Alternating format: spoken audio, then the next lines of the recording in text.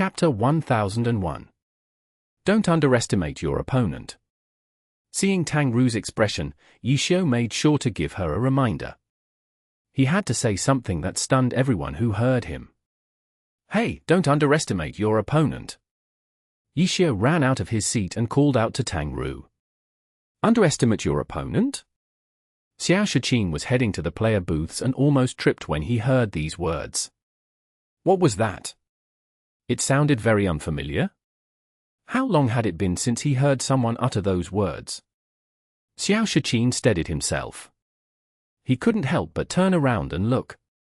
After all, he didn't really have a good understanding of Tang Ru's personality. From her performance on stage, Xiao Shiqin couldn't see any reason for Tang Ru to underestimate him. Could it be that after a year away from the alliance, he had already been ignored to such an extent? Don't underestimate your enemy. Xiao Shiqin stared blankly for a long while until he saw Tang Ru reach her player booth. Only then did he continue walking. When he got into his player booth, he had adjusted his mentality. He was an all-star player who had seen all sorts of storms and waves after all. Something like that wouldn't drive him to his wits' end. However, he didn't lose his vigilance. He had a good grasp of Tang Ru's skill level from her match recordings, but perhaps she was hiding her strength? Or perhaps she had a mysterious trick up her sleeve that she had prepared specifically for him. Xiao Shiqin carefully pondered over every possibility. It was this mentality that allowed him to become a master tactician who cared deeply about the small things. Yishio warned Tang Ru not to be careless, but it resulted in Xiao Shiqin putting up his guard. The match began. The map was Dockside Town. When the offline tournament kicked off, the maps chosen for the finals had been announced beforehand. A team like Excellent Era would certainly research these maps thoroughly. They had no doubts that they'd reach the finals. As for Happy, just in the match against Jade Dynasty, Qiao Yifan had fully utilized the map to his advantage. Just from this alone, it could be seen that Happy didn't dare to be negligent in studying the maps for every match. Thus, their focus naturally wasn't as concentrated as Excellent Era's. Even though the map was new, Excellent Era's understanding of it was most likely deeper than Happy's. The esports home issue released on this day had mentioned this point in the pre-match analysis. In addition to this, throughout the broadcast, the commentator hastily did some analysis during the map loading screen. The Challenger League Finals was a very important match. Even the broadcasting side wouldn't slack off. The previous broadcasts were all commentated solo, but for this match, the golden casting duo of the Glory League, Pan Lin and Linibor, were both assigned. After Pan Lin quickly introduced the advantages and disadvantages each side had for this map, Linibor lost no time and commented on how the map could be utilized. This Dockside Town carries the tradition of maps chosen by the Alliance. The style is all around. Fighting in the water, streets, indoors, and so on can all be taken advantage of on this map. But then again, I feel like calling this map Alley Town would be more appropriate. Li Ibor commented. Ha, Coach Li, you're right. This map really should be called Alley Town. Okay, everyone can see that the two characters have loaded in. The one on the upper left corner of the map is Team Happy's Tang Ru. Her character is Soft Mist. The one in the lower right corner is Team Excellent Era's Xiao Shiqin.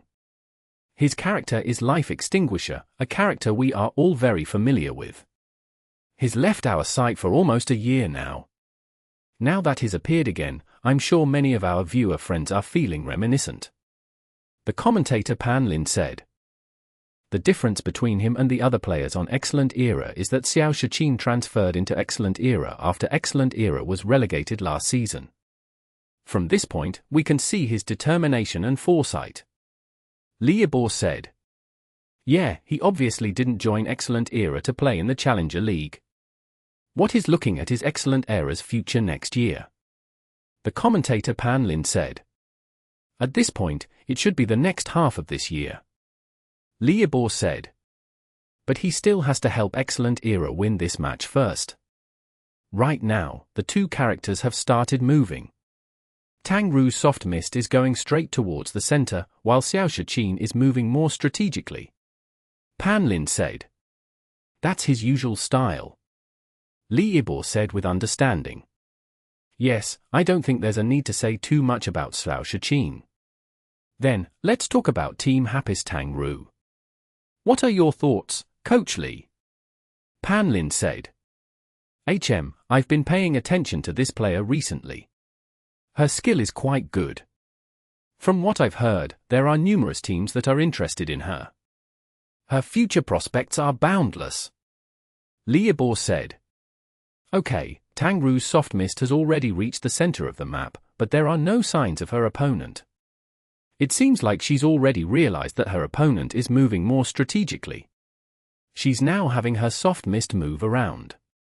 Pan Lin continued to speak as he watched the match. As a master tactician, Substitution's playstyle is not limited to only one style. His style is dynamic. For a rookie like Tang Ru, who hasn't played Glory for very long, this could be quite fatal. Liebor added in a comment. From his omniscient view, he could see that Substitution had already located soft mist and was currently circling around her.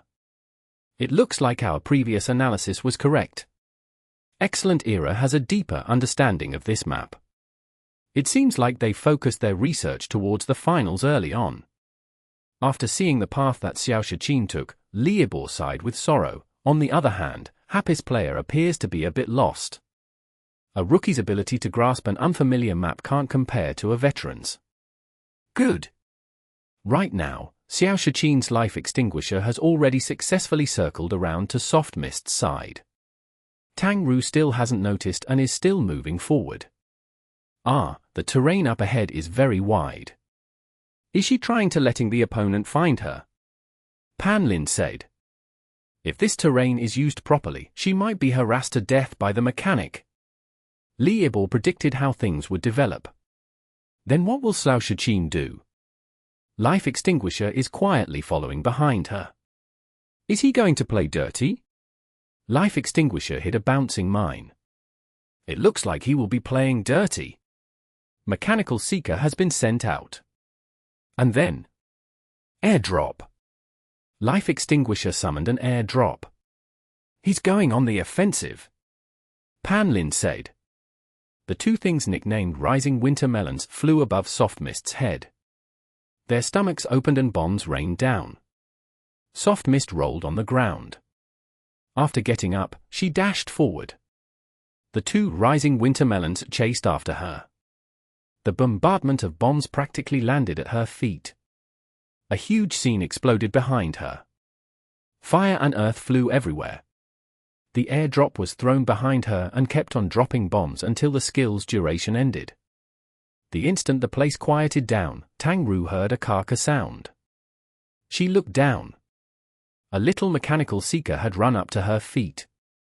Soft Mist hastily jumped up and her spear leapt at the small robot, creating a huge explosion. Tang Ru's reaction speed is very fast, but it's not over yet. Pan Lin wasn't able to finish his words when he saw the airborne Soft Mist suddenly move towards the side. She dodged it. Pan Lin cried out in astonishment. From his omniscient view, he obviously saw it very clearly. After the airdrop and mechanical seeker, Substitution had thrown out an air compressor. This gadget used air pressure to attack the target. When it was initiated, it didn't release any light effects. The only clear warning was a bang, similar to when a champagne bottle was opened.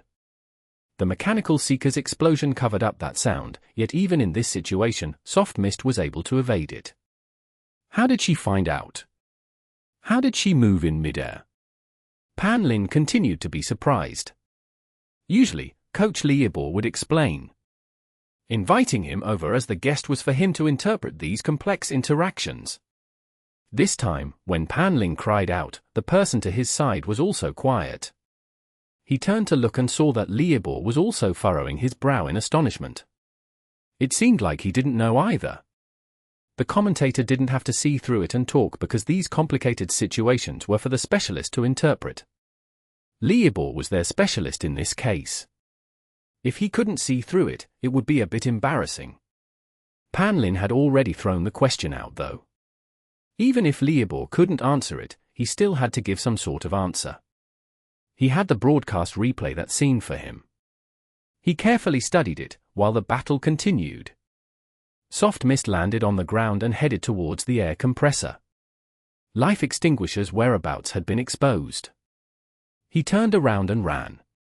Soft Mist chased after him. Her foot landed on the bouncing mine that Xiao Shichin had buried earlier. The bouncing mine exploded. Soft Mist rolled, negating the knockback from the explosion. Soft Mist got up and continued to chase after Life Extinguisher, ignoring the scraps from the bouncing mine flying at her. The broadcast seized the moment to play a quick cut of when Soft Mist leaped to avoid the mechanical seeker and her dodged the air compressor. The camera focused, zooming in on the instant Soft Mist's spear hit the mechanical seeker. Then, the replay went into slow-mo. Everyone saw it clearly. After the mechanical seeker blew up, the spear that should have been retracted suddenly moved sideways and stabbed into the ground. Soft Mist used this as leverage to quickly move through the air, allowing her to avoid that air compressor. In this instant, it wasn't possible for Tang Ru to have seen that air compressor, so there's only one possibility. When the mechanical seeker exploded, she heard the sound of the air compressor starting up. Liebor explained. Is that possible? Pan Lin asked. Very experienced players might be able to differentiate between the sounds. Liebor said. But Tang Ru is only a rookie. Pan Lin exclaimed. It looks like this rookie has extraordinary talent. Liebor could only explain, but this explanation was actually correct. Tang Ru really did have incredible hearing. Chapter 1002. Night Blooming Cereus. The battle was still ongoing. After taking the chance to broadcast a slow-motion replay, the camera quickly returned to the match. Pan Lin and Liebor hastily turned their attention to the match after analyzing that quick exchange. Against the damage from the bouncing mine's fragments, Soft Mist chased after Life Extinguisher's disappearing figure as the latter turned the corner. For Tang Ru, what was around that corner was unknown, but the audience had an omniscient viewpoint and could clearly see what was lying in wait. When Xiao Shichin's Life Extinguisher turned the corner, he immediately threw down an electromagnetic coil. Electromagnetic coil wasn't a trap which only triggered when stepped on. The effects of this skill were similar to a Ghost Blade's Ghost Boundary, having an area of effect. It was just that compared to the flashy effects that a Ghost Boundary unleashed, the electromagnetic coil's power was much more discreet. The clueless Tang Ru only cared about catching up as soon as possible with Soft Mist, eliciting a round of discussion from the spectating Pan Lin and Liebor. Tang Ru seems a little too hasty.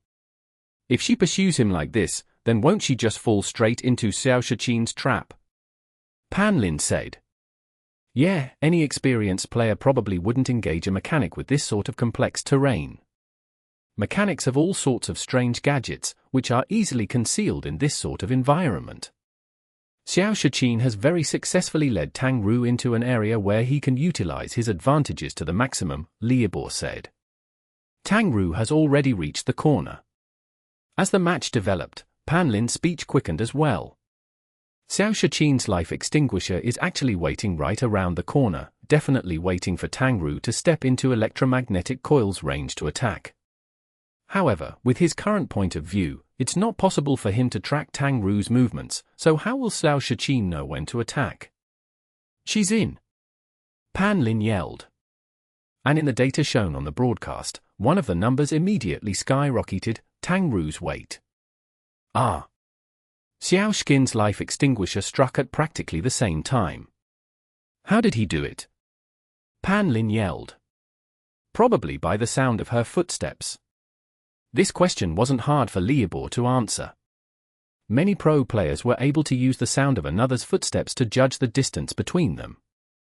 Rocket punch! A rocket punch flew out. Under the effects of the increased weight, Soft Mist's movements are slower, making it harder for her to dodge. She's... Dragon breaks the ranks. Tang Ru resolutely activated Dragon breaks the ranks as soon as Soft Mist stepped into the electromagnetic coil's range. She didn't even bother to dodge the rocket punch sent out by Life Extinguisher. Soft Mist charged at Life Extinguisher with her spear raised to cast Dragon breaks the ranks. Because of the effects of the electromagnetic coil, Dragon Breaks the Ranks didn't have the usual amount of overwhelming speed, but they were at such close range already. How many steps did it take to turn a corner, after all? Dragon Breaks the Ranks might be slower than normal, but it still arrived at Life Extinguisher's side in the blink of an eye. The rocket punch did hit Soft Mist, but Dragon Breaks the Ranks had a higher priority than many grabs. Rocket Punch's impact couldn't do anything to stop its momentum. Xiao Shiqin couldn't continue his offense, hurriedly making Life Extinguisher dodge, avoiding the Dragon Breaks the Ranks. As for Soft Mist, she had used the charge to force herself out of the range of the electromagnetic coil through pure brute force. Without hesitation, she followed up by stabbing a dragon tooth at Life Extinguisher. Life Extinguisher rolled to avoid it, and quickly opened up his rotor wings upon getting back to his feet. With a single rise and fall, he flew over the wall. During his descent, he even turned around to toss a grenade back. Who would have expected that? With just this glance, Xiao Shiqin got a glimpse of Soft Mist's right elbow twisting back, her spear dragging along, as a magical pulse began to swirl over the spear and shoot towards the tip. The grenade landed and the spear stabbed forth, the magical pulse turning into a massive dragon. All that was blocking its way was a wall, so it smashed right through. With an immense boom, the fierce rising dragon soars the sky tore through the wall. The skill ended there, but Soft Mist had already charged through the hole in the wall, the spear in her hand pointed at Life Extinguisher. Wasting a powerful move just to break a wall? And before, preferring to use a Dragon Breaks the Ranks to push through the electromagnetic field instead of just stepping back a bit. Xiao Shiqin's Life Extinguisher had activated an accelerator to hurry the hell out of there because the situation had spiraled out of his control a little. Tang Ru's extremely straightforward way of dealing with things had destroyed his rhythm completely. As for Pan Lin and Liebor, they weren't able to say a single word about Tang Ru's choice of action. It was only until this cat and mouse situation that didn't have much to it that they realized that they had to continue commentating. This Tang Ru, Pan Lin tried to formulate a response. It's crude, Liebor then said with confidence, but she managed to succeed. Now Xiao Shiqin needs to adjust his rhythm. I trust that what happened just now will make him rethink his judgment of his current opponent. The way to deal with this participant, Tang Ru, how would you put this? It's not something on a technical level. Xiao Shiqin needs to get a better understanding of his opponent. Pan Lin said. Yes. Liebor nodded continuously from beside him. Taking such a choice of action in this situation requires extreme courage, and Xiao Shiqin wasn't completely prepared for that. However, the match has only just begun, let's wait and see what happens next. Life Extinguisher's accelerator has ended, but Life Extinguisher managed to gain a safe distance, using the speed advantage given by the skill. Soft Mist hasn't had much of a chance to use any of her chasers, so she has no buffs at the moment. I believe that Xiao Shiqin won't give her the opportunity in the future either, Pan Lin said. Yes, after seeing the headstrong attitude of participant Tang Ru, I feel that Xiao Shiqin will avoid facing Tang Ru head-on, continuing to use a more strategic playstyle, Liebor said. Yes, now he's beginning to move strategically again. Let's see what sorts of arrangements Xiao Shiqin has in mind this time. Pan Lin said. Offstage, at Happy's bench, Chen Gui had thought that Tang Ru had this match in the bag. If it were any of their previous opponents, they probably would have been hunted down and crushed in shock by that relentless offense. Yet this match, Tang Ru's opponent was truly worthy of his identity as a top pro player. He didn't panic at all when Tang Ru destroyed his tactical rhythm, decisively retreating and bringing the match back to how it had been in the beginning with ease. He was still running and Tang Ru was still chasing, but in this game of cat and mouse, the initiative had switched hands twice already. At first, Xiao Shiqin was guiding the match, the initiative in his hands, then when Tang Ru mucked up his rhythm with pure brute force, she had snatched the initiative from him. Now, somehow, the initiative was back in Xiao Shiqin's hands. The two characters darted about the dockside town, Xiao Shiqin using his gadgets in a continuous offense that Tang Ru found impossible to guard against. In comparison, she didn't seem to be able to do much of anything. She didn't manage to snatch a single chance to close in on her opponent like before. Who had the advantage was obvious. You could even say that Tang Ru was in the palm of Xiao Shichin's hand. What should we do? Chang Gui, watching offstage, was getting extremely anxious. However, from her point of view, it seemed to be futile. Xiao Shichin's playstyle seemed impossible to beat, and she couldn't think of any way that Tang Ru could turn this around. Beside her, Happy's members were all very solemn, obviously not able to see a way out of this situation either. However, Tang Ru was someone who liked to create miracles. Accomplishing the impossible was her hobby. That's why everyone still held a thread of hope in their hearts, hoping that she would create another miracle to surprise everyone. Yet, it never came. The pace never experienced another change throughout the battle, and, bit by bit, Soft Mist's health was chipped away until she fell. Chenghua couldn't believe her eyes. It wasn't like she had thought it was impossible for Tang Ru to lose.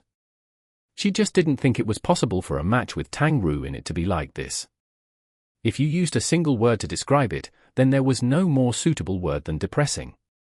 The pleasant surprise that had erupted at the beginning didn't change the mood of the match at all. Chen Guo watched as Tang Ru walked out from the player booth and off stage towards Happy's bench. Booze accompanied her all the way over, and Excellent Era's fans didn't show any sort of mercy for a beautiful lady like Tang Ru. When Happy first appeared, Soft Mist was the core reason for the defeat of the face-slapping challengers. For these people, their hatred of Tang Ru was only second to Yi Xiao. Seeing Tang Ru lose in such a helpless way, the stadium was filled with cheer, and Excellent Era's fans were reveling in her misfortune. This is only the beginning. Who's next? Now that's what disparity means. Excellent Era fans yelled aggressively, putting all their effort into making a ruckus, especially those in the section of the audience closest to Happy, doing their utmost to boo Happy. Excellent Era's win in the first round had lit a flame in these repressed fans' hearts. All this time, they had been waiting for Happy to be humiliated, yet that had come back to slap them in the face repeatedly. Now, their team had personally come to punish Happy. How could they not be excited? And Wenyi and Luo Ji both looked around in surprise, obviously not prepared for this sort of situation. Never mind those two, even Wei Chen looked a little pale. Back when he was in the Pro League, it wasn't nearly as impressive. The Challenger League didn't have any away or home game differences, but with the influence they had as a powerhouse, Excellent Era managed to turn Lulisong Sports Arena into something like their home turf. It's so bloody loud. How come it feels like we're in Excellent Dynasty Convention Center? In the audience, a person seemed to be very annoyed by the cheering of the Excellent Era fans beside him, complaining as he pulled his hat lower. The so-called Excellent Dynasty Convention Center was the stadium that Excellent Era played in for their home games. This person didn't seem to be a stranger to this sort of cheer. There's nothing we can do about it. Happy is losing rather terrifically, after all. Another person said before tilting his head to the side. What are you thinking, little Gao? Ah. Probably. The one who was referred to as Little Gao also had his hat on very low, just like the rest of his companions, gazing at the familiar figure on Happy's bench. Don't give in. Yi Fun. Chapter 1003. Glory really is hard.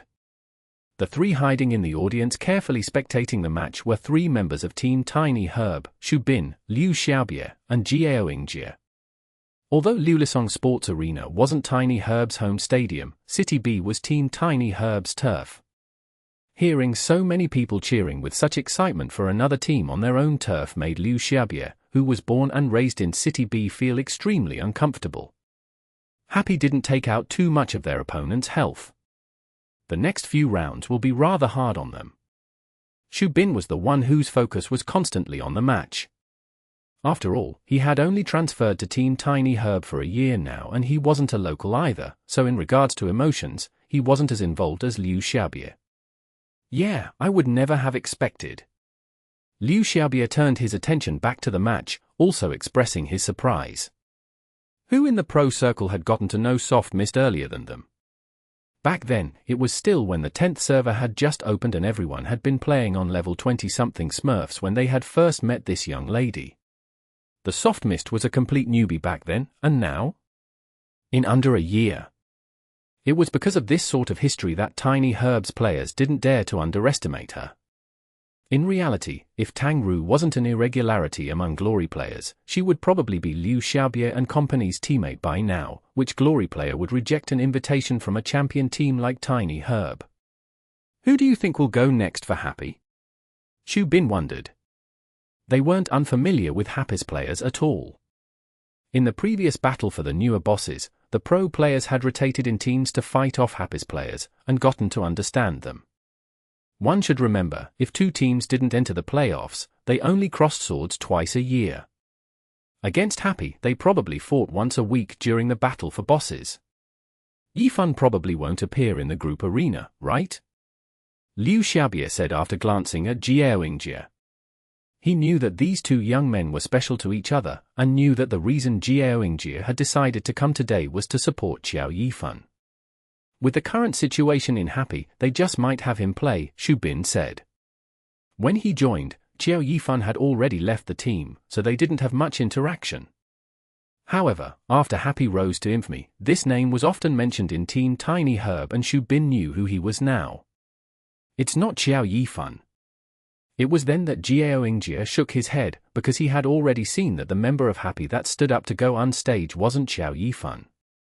Mo Fan after his match against Mysterious Fantasy, this was the second official match of his since coming to Happy. How is it? How do you feel in this sort of competitive atmosphere? Yishio looked at Mo Fan, who stood up in preparation to go on stage. Mo Fan originally planned to ignore everyone and head off to the player booth. Upon hearing Yishio's words, he hesitated, but still stopped. He didn't even turn his head, just standing there and thinking for a good while before replying, noisy. After that, he walked towards the booth. By then, Tang Ru had returned from the booth, and when they brushed past each other, they didn't interact much. Tang Ru said, "Good luck," and Mo Fan simply nodded in response. Tang Ru, having returned to the bench, wore an expression of disappointment. Chen Guo hesitated and didn't manage to say any words of comfort in the end. This match's situation really was rather ugly. Considering Xiao Shiqin's life extinguisher's remaining life, Tang Ru had been crushed. It didn't even count as a morale victory, which made things very hard for Chen Guo. How do you feel? She heard Yishio ask directly and simply as she hesitated. Disappointed, Tang Ru replied. Hey, don't worry about it. No one in the entire pro circle would dare say for certain that they can win against a player of Xiao Shiqin's caliber. You win some, you lose some, Yishio said. I know that. Tang Ru nodded. She wasn't naive enough to believe that there really was such a thing as being invincible. Walking next to the river, whose shoes wouldn't get wet? That was the way competition was. But I was helpless against him, Tang Ru said. This was the point she was truly disappointed about. Throughout the entire match, she couldn't grasp any sort of advantage, being led around by the nose. This sort of helplessness was a terrible feeling. If this was something that could be solved with just a few words, then I would have told you them before you even went up. The person you were up against is one of the best in Glory. If he had any fatal flaws that just anyone could exploit, then he wouldn't be where he is now.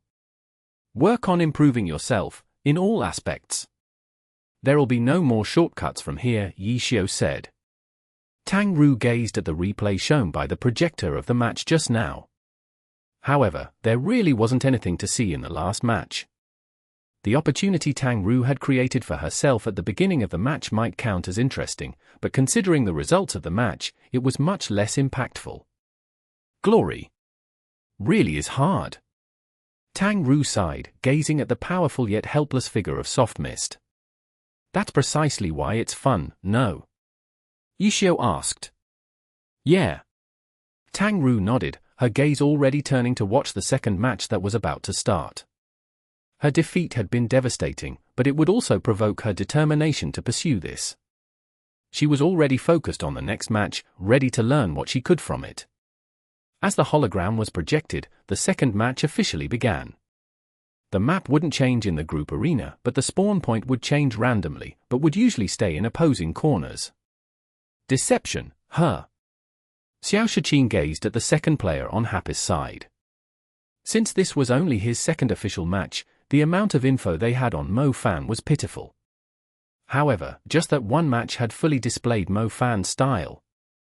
Xiaoxin had studied that match in depth, but he still didn't dare to let his guard down. The last match was against Tang Ru, an opponent that appeared so often that there was a surplus of data for him to research. From Xiao Shiqin's view, Tang Ru's playstyle didn't have any strategic element to it. It used a simple and crude method to destroy an opponent's rhythm and build up a new one herself. In this, if she ever managed to succeed, her opponent would lose the initiative. Speaking mechanically, her ability didn't lose to any pro player. Xiao Shiqin had thought he managed to fully understand Tang Ru's style, but who would have thought that in the match against Tang Ru, his rhythm had still been destroyed by her? That unreasonable and extremely offensive play style displayed a persistence that Xiao Shiqin had not expected at all. It was a good thing that he wasn't some random player, but a veteran. After having his rhythm destroyed by Tang Ru, the one who built a new one up wasn't Tang Ru, but himself. With this prior experience, Xiao Shiqin had to revise his prior judgment. Did he hold back too much on his estimation of Happy's strength?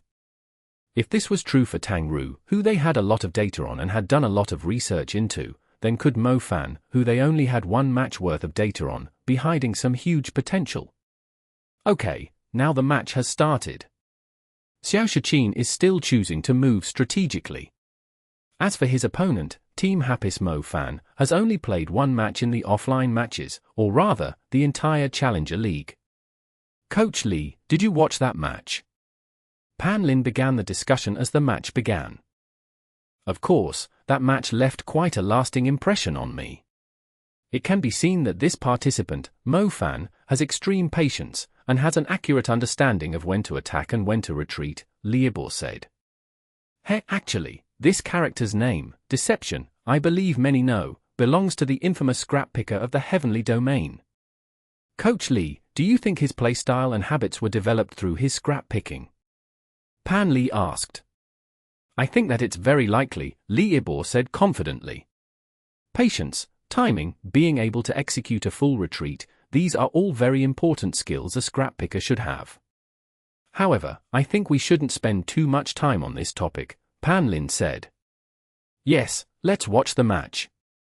Liebor didn't continue to speak about it either. After all, scrap picking wasn't an honorable activity. Talking about the art in scrap picking here wasn't a good idea. Both sides had decided to move strategically, moving in a roundabout method towards the center of the map. The place where the two characters should meet was currently devoid of life. As for Xiao Shiqin's life extinguisher, he had stopped a little ways away from this area. His character didn't reveal himself, but instead sent out an electron eye that drifted along the wall and over. The range view of the electron eye wasn't as wide as the character's. In the limited shot, Xiao Shiqin looked around carefully. Then suddenly, snowflakes appeared in the shot and his view turned back to normal. Electron Eye's view had disappeared. As expected of an observant scrap picker. Pan Ling cried out in astonishment. Yeah, he spotted even such a tiny electron eye. What terrifying observation skills, Liebor agreed. And from such a distance, such a small target, his shuriken was extremely precise. Pan Lin added. This match seems to be a game of cat and mouse, but who the cat is and who the mouse is hasn't been decided just yet. Liebor exclaimed. Chapter 1004. Ninja and Mechanic. Oh? Life Extinguisher has started to move. He had originally thought that the two players would need more time to figure out their opponent's location, but it looked like Xiao Shiqin's Life Extinguisher made the first clear move. Life Extinguisher turned around, went into a secluded alleyway off to the side, and began advancing forward resolutely. Pan Lin saw the alley. The direction that Life Extinguisher was heading towards was very obvious. Pan Lin started getting excited, this direction. Life Extinguisher is trying to circle around Deception. Xiao Shiqin is already aware of Deception's location. He found out after that electron eye. Just what did he see?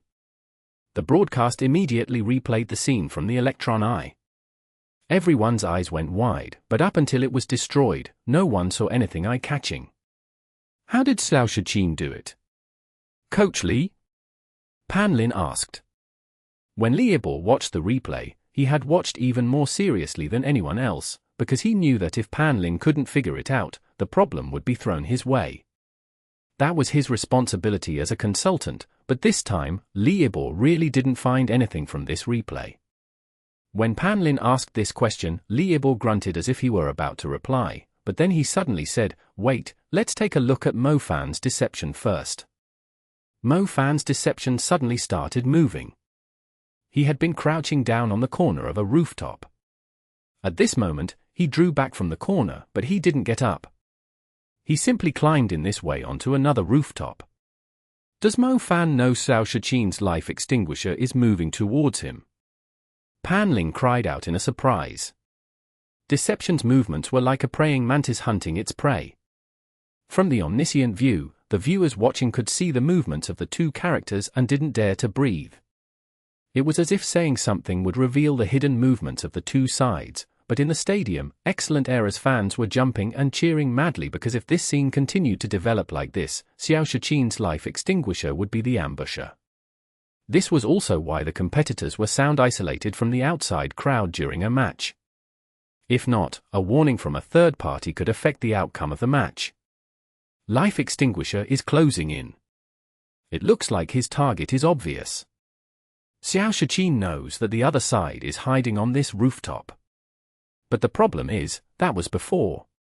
Deception is no longer at that position. Life extinguisher is still moving forward.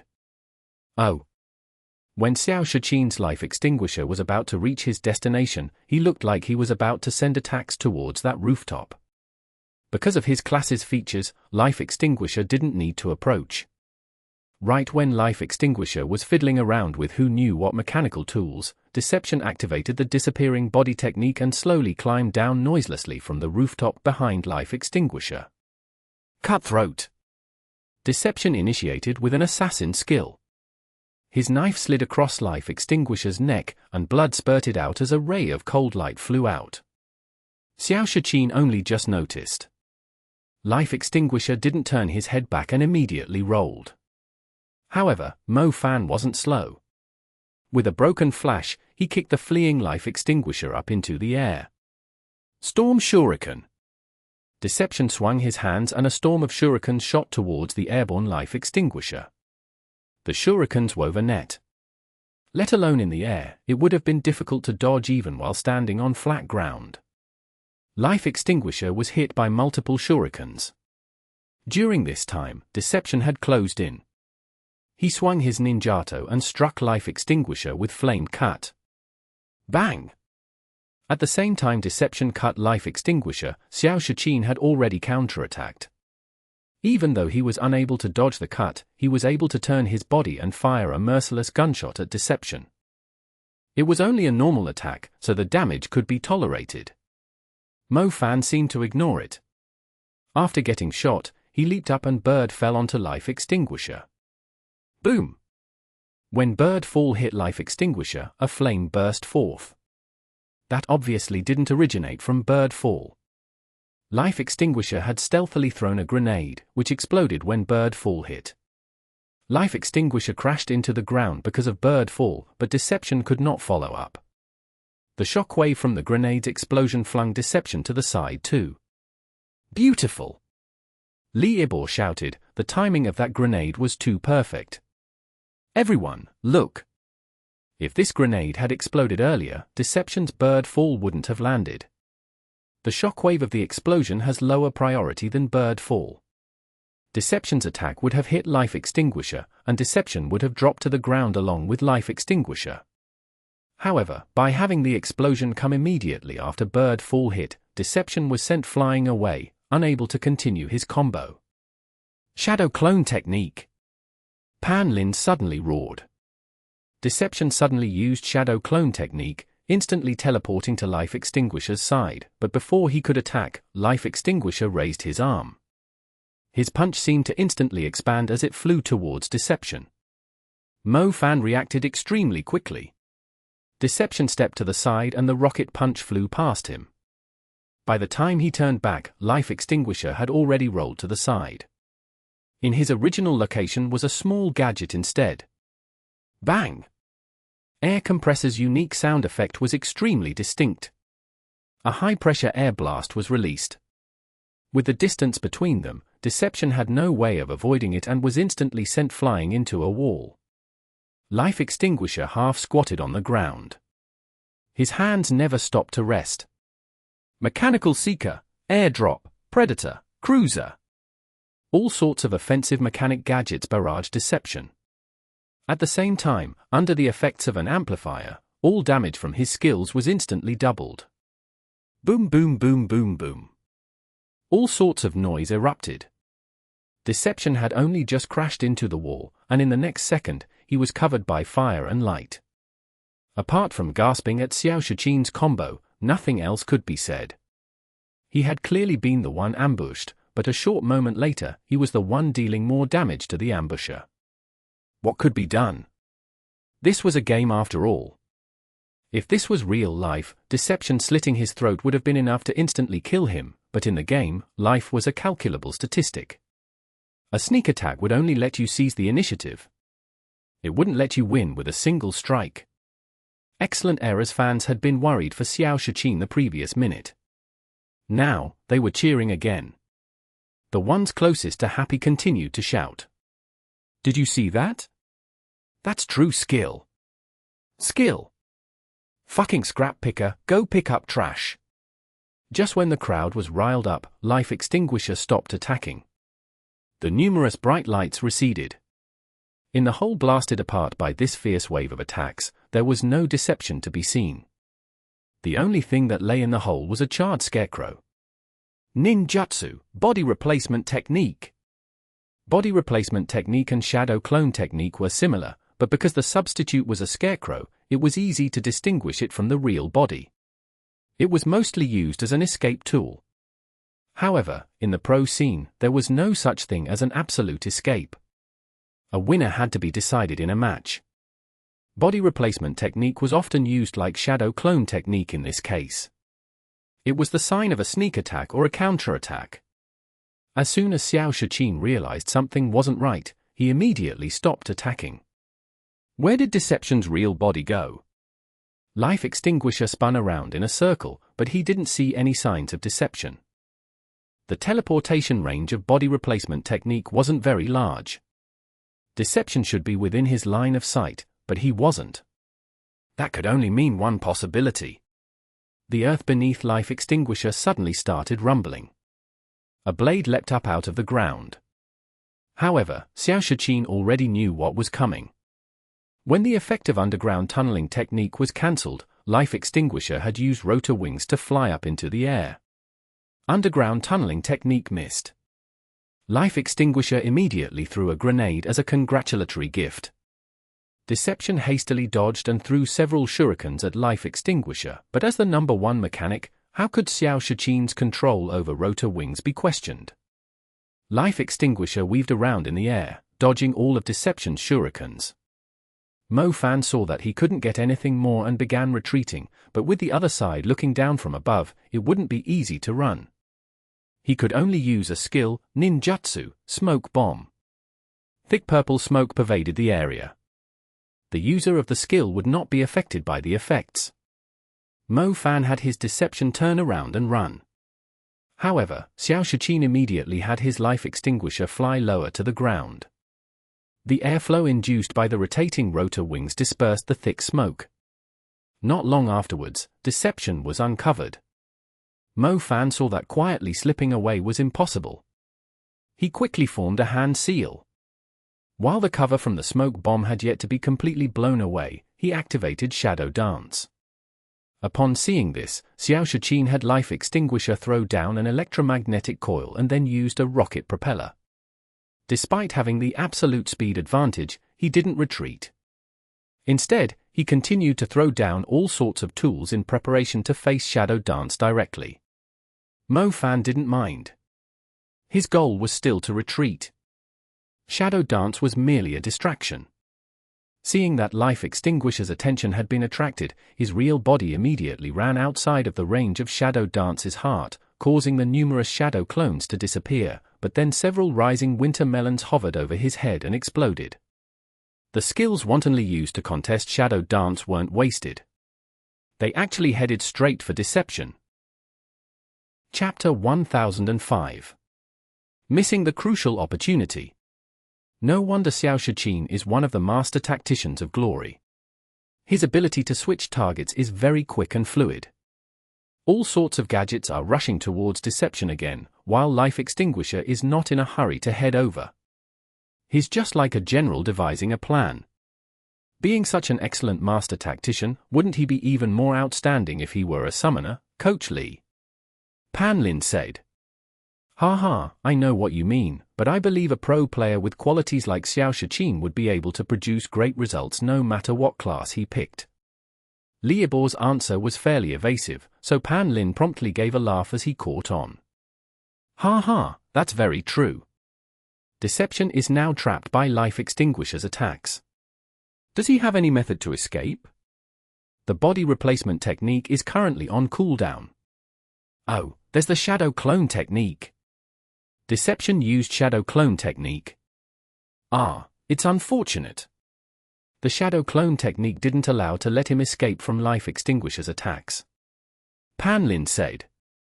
It seems like Xiao Shiqin was ready for all these methods and enlarged the effective area of his attacks. He should be starting to shrink it now. Liabor said. As expected, the attacks are focusing in on the true Deception. If Deception's current body is the substitute, while the substitute is the real him, wouldn't this be an opportunity? Ah!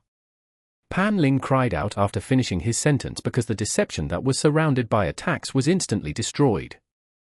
It was impossible for any character to be so weak. Evidently, his theory had been correct.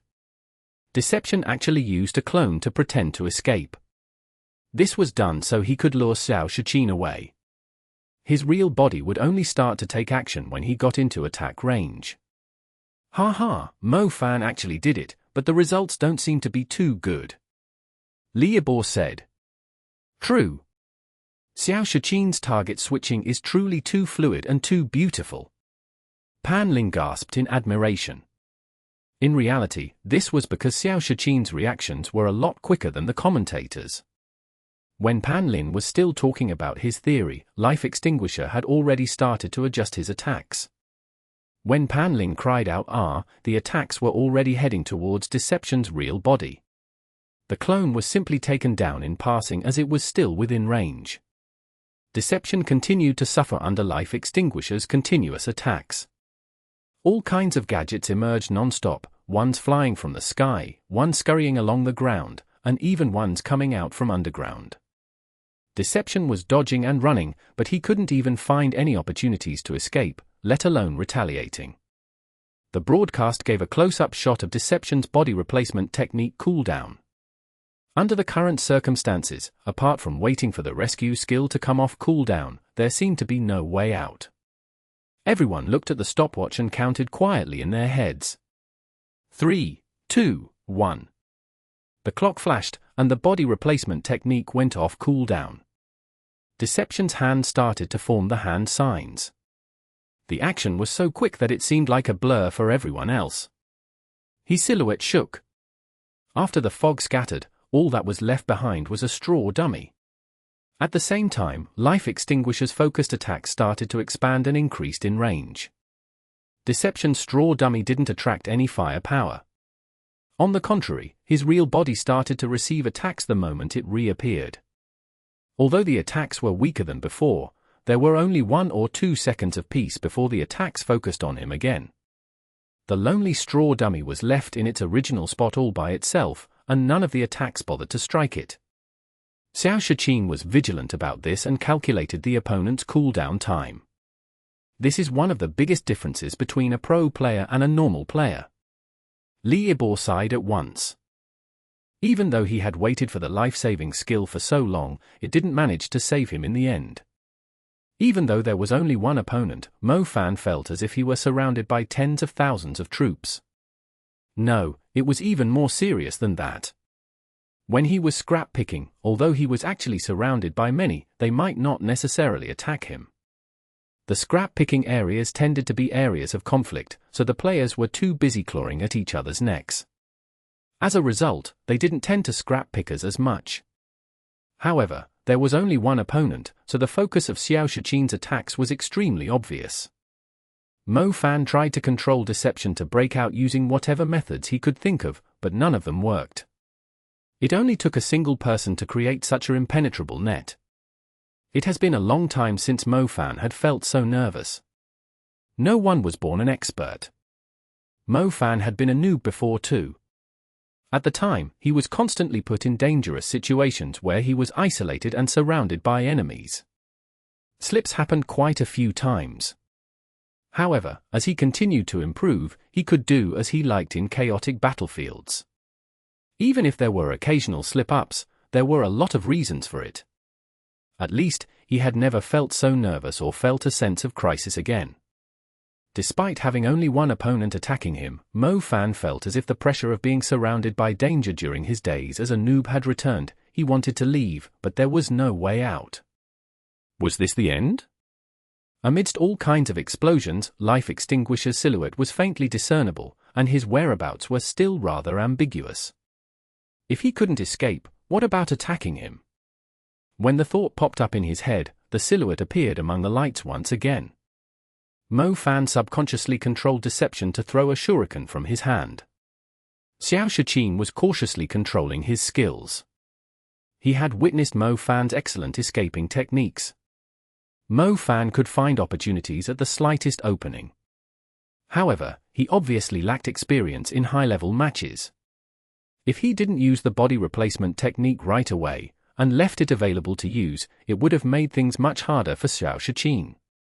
If a skill was used and it failed, it would be useless, but if it stayed unused, it would always stay a threat. The opponent would have one more option to be wary of. Unfortunately, he used it immediately. Next, the cooldown for Shadow Clone technique was almost up. What would he do?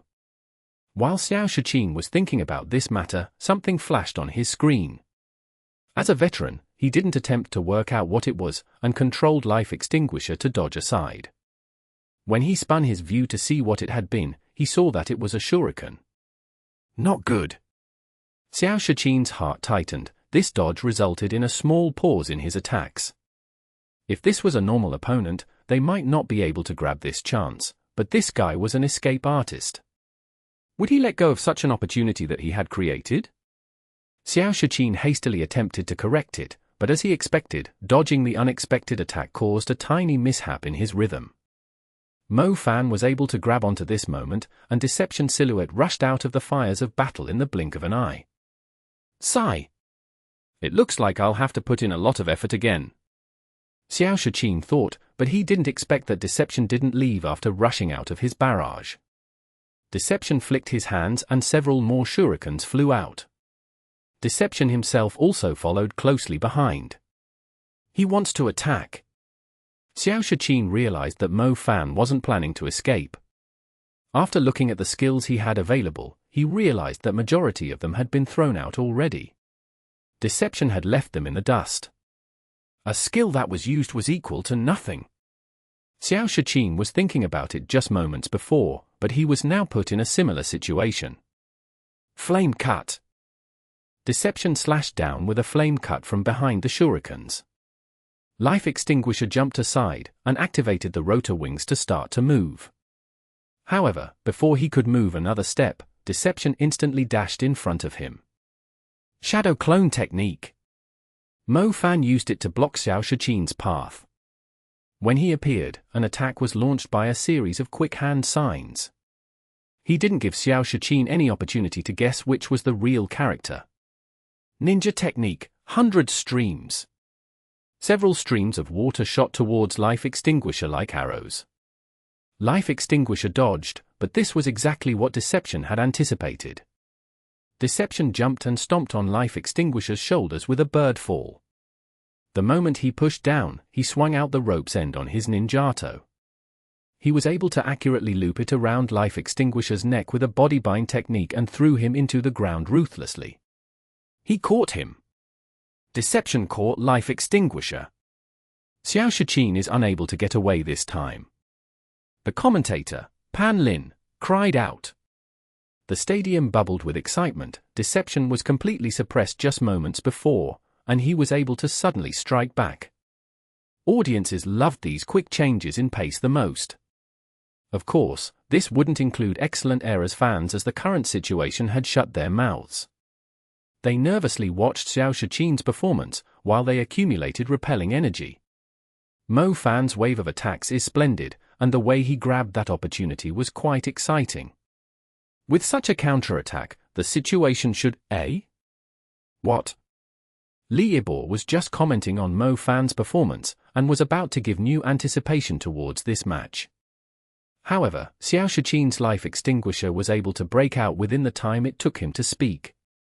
Oh no, Mo Fan made a mistake. How could he let Xiao Shichin break out so easily after spending all the effort to retaliate? Pan Lin sighed. Flying Cicada double sting. Pan Lin suddenly raised his voice. His shout clearly contained anticipation. Unfortunately, all hope was lost in his continuing sentence. The Flying Cicada double sting missed. It's too late. If it had been activated just a little bit earlier, it would have been better. Indeed, there seems to be some minor problems in Mo Fan's linking of his attacks. When fighting against opponents like Xiao Shichin, even the slightest mistake will be punished. Liebor sighed. Mo Fan is still controlling Deception to keep attacking, but the chances are slim. Xiao Shichin has already readjusted. He's just waiting for his skills to come off cooldown. It's begun. He sent a Predator out, followed by an air drop. Mechanical Seeker is blocking the way. Deception has no way of breaking out. He's facing an encirclement once again. Sigh, what a pity. Liebor shook his head continuously. Chapter 1006. Reverse Psychology. If Tang Ru's performance could be likened to a night Cereus in bloom, then Mo Fan's performance was just the same flower blooming a few more times. In the beginning, he had used a shuriken to destroy the mechanic's electron eye, giving everyone a small surprise. Then, he managed to successfully ambush Life Extinguisher, giving everyone a small climax. Then, in a dire moment, he managed to struggle and create an opening, making a beautiful counterattack, and giving everyone an even larger climax. However, no matter if it was a surprise or not, small climax or large climax, they were all extinguished in the blink of an eye. Mo Fan had caused some trouble for Xiao Shichin, but it didn't manage to have any influence on the overall match. In the end, Deception fell in his struggle. Xiao Shichin had managed to successfully win vs 2. Even worse was that he hadn't taken much damage in either round. This round was a little better. After all, Mo Fan had managed to obtain a few chances to attack. However, overall, Life Extinguisher's health had only gone down by a third. Still, having so much health after taking out 2 people in the group arena gave him a terrifyingly huge advantage. Mo Fan has thoroughly shown us his ability, but I think he still doesn't last long enough in those crucial moments. What do you think, Advisor Lee?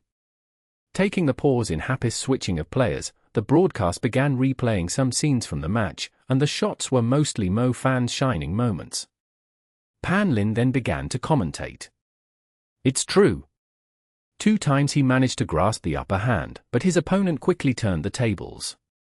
This participant has many problems regarding how he deals with different situations. It's obvious that he is rather inexperienced. Let's hope that this match helps him grow a little. The 2 people commentating seemed to both look at Mo Fan in a favorable light. However, the audience present couldn't hear this. Even if they did, the Excellent Era fans wouldn't care. As Mo Fan walked back to the seats from the booth, he was sent off with boos from all sides. As a scrap picker, most players hated him, so the jeering directed at him was confident and self-righteous. They could even jeer a little about Happy. They even accepted this kind of person into their ranks. Where was their integrity? Mo Fan was emotionless, completely ignoring the noise around him and walking back to Happy's bench. Everyone looked at Yi Xiao, watching how he would communicate with Mo Fan. Yet Yishio didn't approach the other or even turn his head. He simply said, "Sometimes, it's better to save your skills for later." Mo Fan didn't respond, returning to his seat without a word. It was only after a pause that he suddenly made a noise of confirmation. As for the others, they were all solemn. Before, Chen Gui had even been imagining how Happy might be able to crush Excellent Era in an overwhelming victory, but reality was a cruel mistress. After 2 rounds, Happy had already lost 2 heads and only managed to take out a third of their opponent's health. Wei Chen, the third to go up, was uncharacteristically serious, not even saying anything shameless, just nodding his head at everyone before heading off to the booth. The previous 2 matches had been complete defeats, unable to even show the difference between the strength of their accounts. Wei Chen, with his windward formation, heading up now, was the one with the strongest equipment in all of Happy.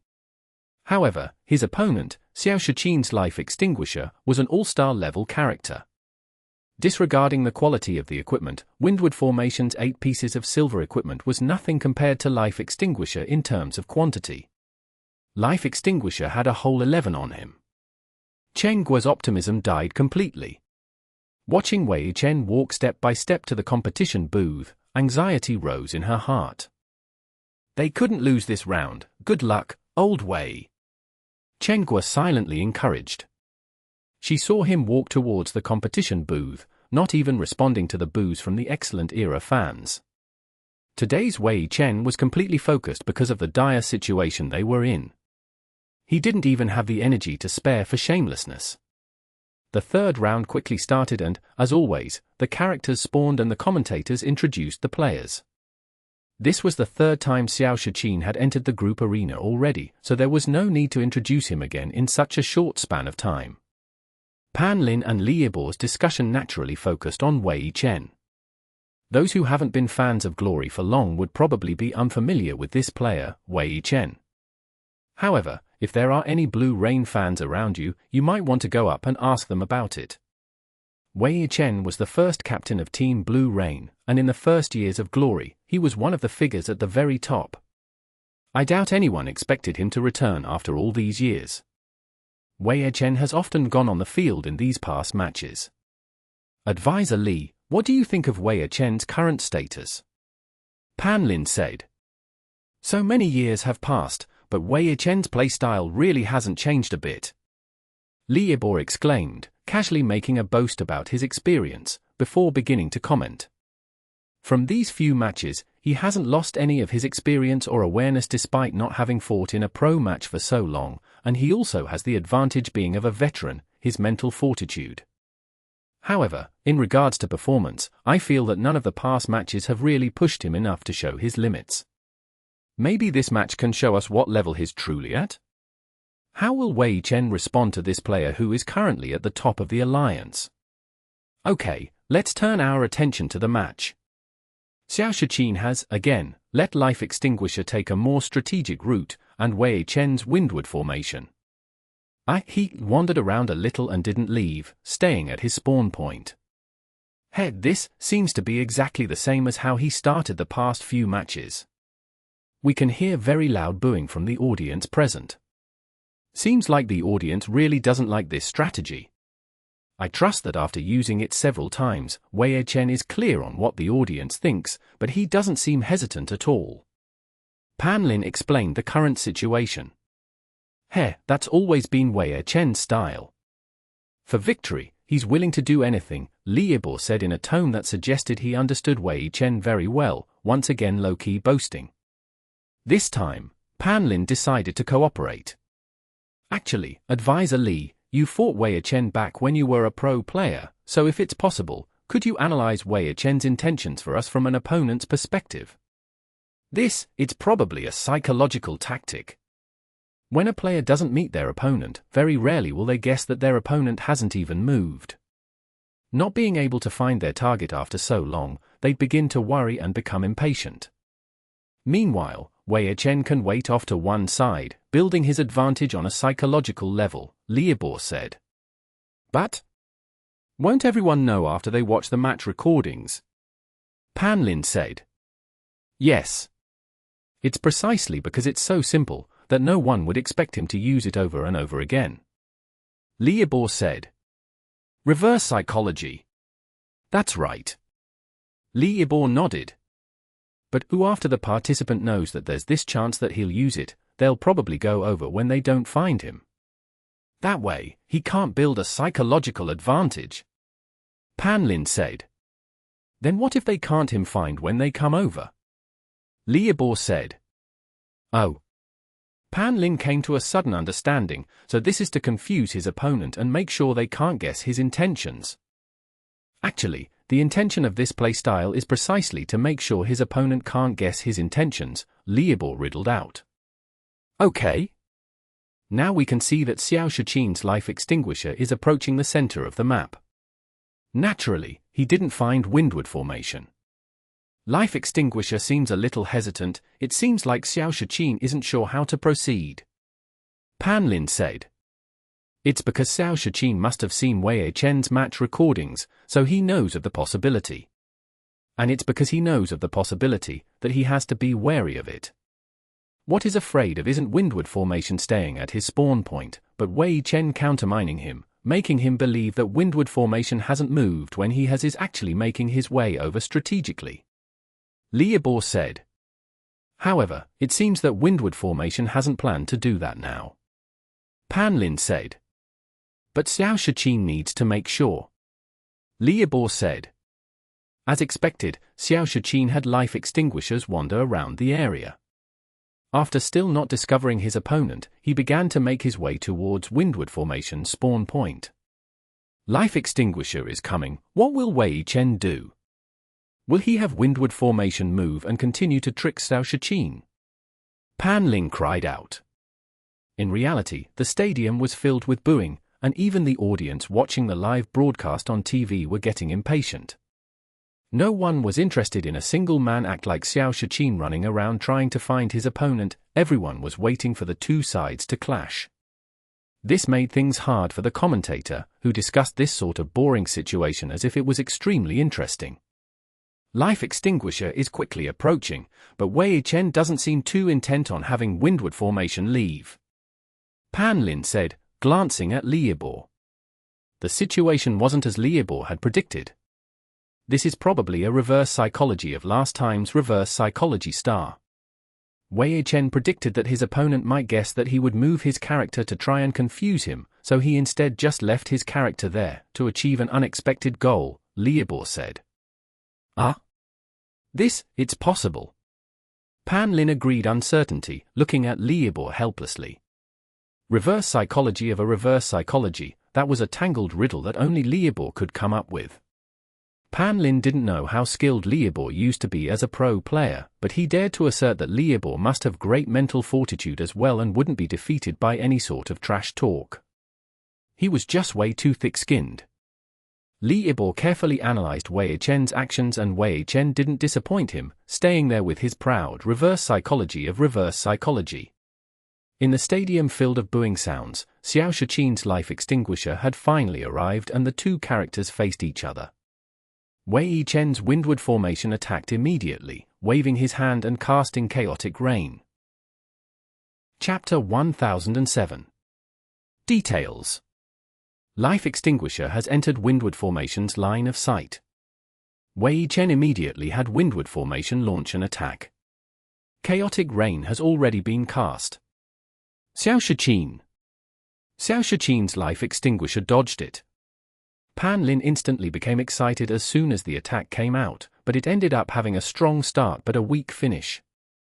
He obviously didn't want that to happen. He had hoped to talk about how Xiao Shiqin was caught off guard and panicked because of Wei Chen's sudden attack. Unfortunately, life extinguisher dashed diagonally, nimbly circling around Chaotic Rain's effective range.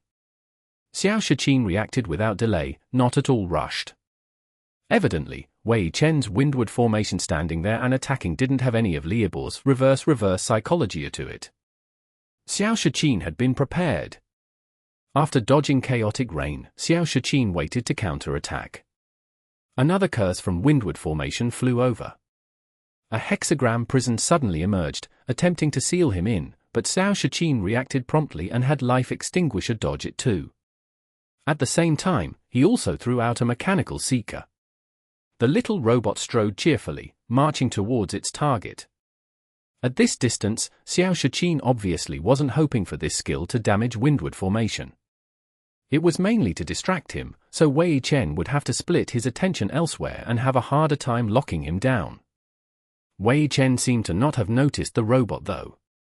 Windward formation waved his death's hand and continued to point it at Life Extinguisher. Curse after curse was cast, up until the little robot was about to reach him. Only then did Death's hand move. A curse arrow shot out. Bang! The little robot was shattered into dust. Windward formation didn't seem to be affected at all and continued throwing out attacks. Xiao Shiqin attempted to use a mechanical seeker to distract Wei Chen, but it failed. Wei Chen deserves to be called an experienced player. This type of method isn't able to phase him. The commentator Pan Lin saw this scene and quickly commented on it. After beating two clearly inexperienced players, Xiao Shiqin will need to make adjustments in this match. He can't keep playing like he did before. Li Yibo sighed. Xiao Shiqin didn't need anyone to remind him. Seeing how his little distraction produced no effect, Xiao Shiqin was deeply moved by his opponent's efficiency. As a player who had joined in Season 4, Xiao Shiqin had never fought against Wei Chen before. In order to prepare for this match, he had looked up recordings from the past. From a tactics perspective, watching those past recordings didn't help much because of Glory's foundation in the game. As the level cap increased, new strategies and tactics would be created. Back then was still the level 50 era. Those past tactics wouldn't work in this day and age. Xiao Shiqin simply wanted to get a feel for his opponent's style from these old matches. He felt like he wasn't getting enough information from the Challenger League. Most of the time, the gap between the opponents was too wide. There was nothing valuable to learn from those matchups. From the match recordings of Team Blue Rain's old captain, Xiao Shiqin's deepest thought was that Huang Xiaoqian had truly inherited Team Blue Rain's glorious tradition of trash talking. At the same time, Xiao Shiqin once again felt gratified at Yu Wenju, whose hand speed was no good. If Team Blue Rain's two ace players had both inherited that non-stop trash-talking tradition, it would have brought disaster upon the entire alliance. How lucky, how lucky! After rejoicing inwardly for a bit, he obviously had some understanding of Wei Chen's style. Wei Chen was an aggressive player. His tricks or his disrespect for his opponents were simply a way to disrupt the opponent's mentality. Because after every little trick came a sharp wave of attacks. Warlocks were proficient at controlling their opponents. His style seemed to be made for this class. As for whether Wei Chen picked this class because of his style or the class made him play in such a way, Xiao Shiqin didn't know.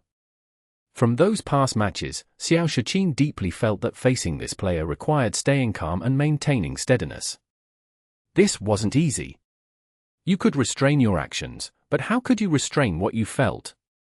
As a result, it could be seen from those past matches that many clearly strong players lost miserably against Wei Chen. The performance that those players displayed wasn't at all what it should be. There were exceptions though. The one that stood out the most was his current teammate, Yi Xiao. In that year's match, Wei Chen wanted to distance himself from Yi Xiao to assail him with trash talk, but Yi Xiao rushed towards him and slapped him relentlessly until there was no future left in Wei Chen because he was already dead. It was like that. Xiao Shiqin had thought up a way to deal with Wei Chen, and the person who gave him the greatest lesson just happened to be Wei Chen's teammate, Yi Xiao. Life Extinguisher, who had been dodging Windward Formation's attacks the entire time, suddenly stopped and was hit by a voodoo curse. It was only a dot skill. Xiao Shiqin smiled. Life Extinguisher didn't dodge the attack and instead launched his own attack. Hunter! This wasn't the same as that mechanical seeker. Hunter was far faster than a mechanical seeker. As soon as the mechanical dog landed, it immediately pounced on Windward Formation. Blood Siphon Curse, Soul Entanglement. Life Extinguisher was hit by two more curses. Xiao Shiqin didn't have any intention of dodging those two, although he did dodge the Binding Curse. While he ate those two curses, Life Extinguisher launched two more of his own attacks. Airdrop, self-propelled artillery. After releasing Hunter, he started an attack from the skies and the ground. Even though Life Extinguisher was suffering from several debuffs, that wouldn't kill him so quickly. He used forceful attacks to destroy the other's control. Warlocks had cast times, so they had no way of casting curses under such concentrated attacks. Windward Formation withdrew and retreated. Windward Formation is falling back. Xiao Shiqin paid the price of 3 debuffs to win this opportunity to launch a dense wave of attacks. Wei Yichen has no choice but to retreat. Windward Formation is starting to move. He's only going to here. Here? The commentator Pan Lin hesitated for an instant. Airdrop surprise attack had arrived. Bombs dropped down from the stomachs of those rising winter melons. Boom, boom, boom, boom. Explosions erupted one after the other. However, these bombs exploded above Windward Formation's head, so the only things that fell were a few effect scraps. Windward Formation had found some cover for his head with just a few steps back. In the end, Airdrop was only able to get him to move to a different platform. Wei Yichen found some good cover. Airdrop is unable to reach Windward Formation, but there's still that self-propelling artillery. The self-propelling artillery can't reach here either. Windward Formation has a cover in front of him. Self-propelling artillery isn't able to get to this height. The machines summoned by mechanics weren't huge fierce metal beasts. The majority of them were small precise gadgets. The rising winter melons from Airdrop were about the size of a watermelon. The self-propelling artillery was even smaller. A wash basin was big enough to hold it. Stopping these attacks wasn't impossible. If Airdrop actually dropped bombs like a real bomber, wouldn't the map just get completely decimated? As a result, Wei Yichen found 2 covers, easily blocking both of these attacks. Behind those high walls, Windward Formation didn't delay and started casting. After reaching this position, he continued his attacks on Life Extinguisher. As for that Hunter, he had trapped it with a hexagram prison long ago. That stupid dog was fearless and tried to escape. It was a challenge of skill priority which ended with the dog being turned itself into a pile of scrap metal. Xiao Shiqin had eaten 3 debuffs to launch those attacks, but all of them were stopped just like that. What stood in his way had just been a platform and a tall wall. Wei Yichen utilized the terrain beautifully, blocking Xiao Shiqin's attacks. We talked about this when the match first started. Team Excellent Era should have a greater understanding of the maps than Team Happy. Xiao Shiqin's performance has confirmed this conjecture. His familiarity with this map is as if this is one of his home maps, but it looks like the 2 details that Wei Yichen used to block his attacks were details that he hadn't studied. Pan Lin said. Xiao Shiqin might have known about them, but he probably didn't think that Wei Yichen would be able to react so quickly. Liebor said. It looks like Xiao Shiqin underestimated Wei Yichen's familiarity with the map. Disregarding everything else, Wei Yichen has never left this part of the map ever since he started. Even if he wasn't familiar with it at the start, he's got to be familiar with it by now. Ha ha? Pan Lin said half-jokingly, but Liebor was surprised. He thought of when this round first started. Wei Yichen's Windward Formation didn't leave and instead strolled around the spawn point. Could it be that this guy really had been studying the map?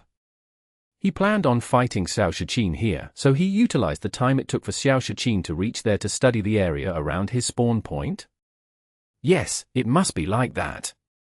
Liebor was certain about his guess because at this moment, Wei Yichen once again utilized the terrain beautifully to negate Xiao Shiqin's attack. Pan Lin was currently in awe. However, this discovery couldn't be talked about. Because previously, he had been certain that Wei Yichen's movements at the start was a part of his reverse psychology. If he said that Wei Yichen was actually utilizing this time to study the terrain, wouldn't that be the same as slapping his own face? Translator's thoughts. Nomiami. Chapters 264, 303, 326, 515, 525, 532, 539, 540, 544, 546, 548, 551, 553, 554, 556, 564 had missing sections on QI, which have now been fixed. 406 and 408 have missing sections too, but I can't edit those two chapters for some reason, so those will have to be fixed at a later date. If you know if there are any other past chapters missing anything, please leave a comment below. Chapter 1008. Focus Playstyle. This wasn't the first time Liebor had dug himself into a hole like this. With the experience he gained in all these years, his mastery of digging out was top-notch. Wei Chen leaving Windward Formation, there wasn't just a psychological battle. He even took that time to familiarize himself with the environment. Now he's able to utilize the environment to his advantage and grasp the upper hand firmly.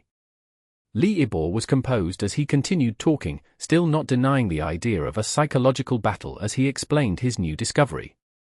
So that's how it is. Pan Lin was enlightened. He hadn't managed to notice that. As for Liebor's thick-skinned eisegesis, he was long since used to it and couldn't be bothered to say anything about it. In fact, from the beginning of their exchange, Xiao Shiqin's life extinguisher has been continuously suppressed. The few times that he attempted to take the initiative back, he was easily thwarted by Wei Chen. These few counterattacks have fully utilized the environment. Life extinguisher has taken yet another blow. Once again, the terrain was fully used to his advantage. The curse arrow struck from a dead angle and a soul slice from the right. Xiao Shiqin made the decision to let life extinguisher take the better of two evils, the curse arrows, but he never noticed that there was a binding curse in the shadows of those curse arrows. Xiao Shiqin is in a very passive situation right now, but he's already understood where the problem lies. Look at his actions. He isn't trying to counterattack anymore, but turn and retreat to regroup, Liebor said. However, he's taken a binding curse, so taking another wave of damage is certain. Death's Door, Wei Chen has directly activated the powerful move Death's Door. He wants to trap life extinguisher in this corner. It seems like he's noticed the change in Xiao Shiqin's intentions and is willing to bet all his chips on this powerful skill, Death's Door. The duration of the binding curse is just enough for Death's Door's chant. Just this skill might not be enough. However, if this Death's Door hits life extinguisher, then he can use a round of attacks to deal massive damage to life extinguisher. Liebor, who was usually composed and talking like a master presiding over the rivers and mountains, had now become excited as well as the match crescendoed. Everyone stared intently at the progress of Windward Formation's cast time. What would happen once this skill was unleashed? Life extinguisher moved first. Pan Lin suddenly yelled. He's managed to struggle out of the binding curse early. Windward Formation's chant seems a step too slow. This is simply a character advantage. This is an all-star level character's advantage. Usually, the duration of a binding curse is more than enough time to cast a Death's Door, but Life Extinguisher's spirit resistance has allowed him to escape the binding curse earlier. Windward Formation's Death's Door. Hey, this Death's Door.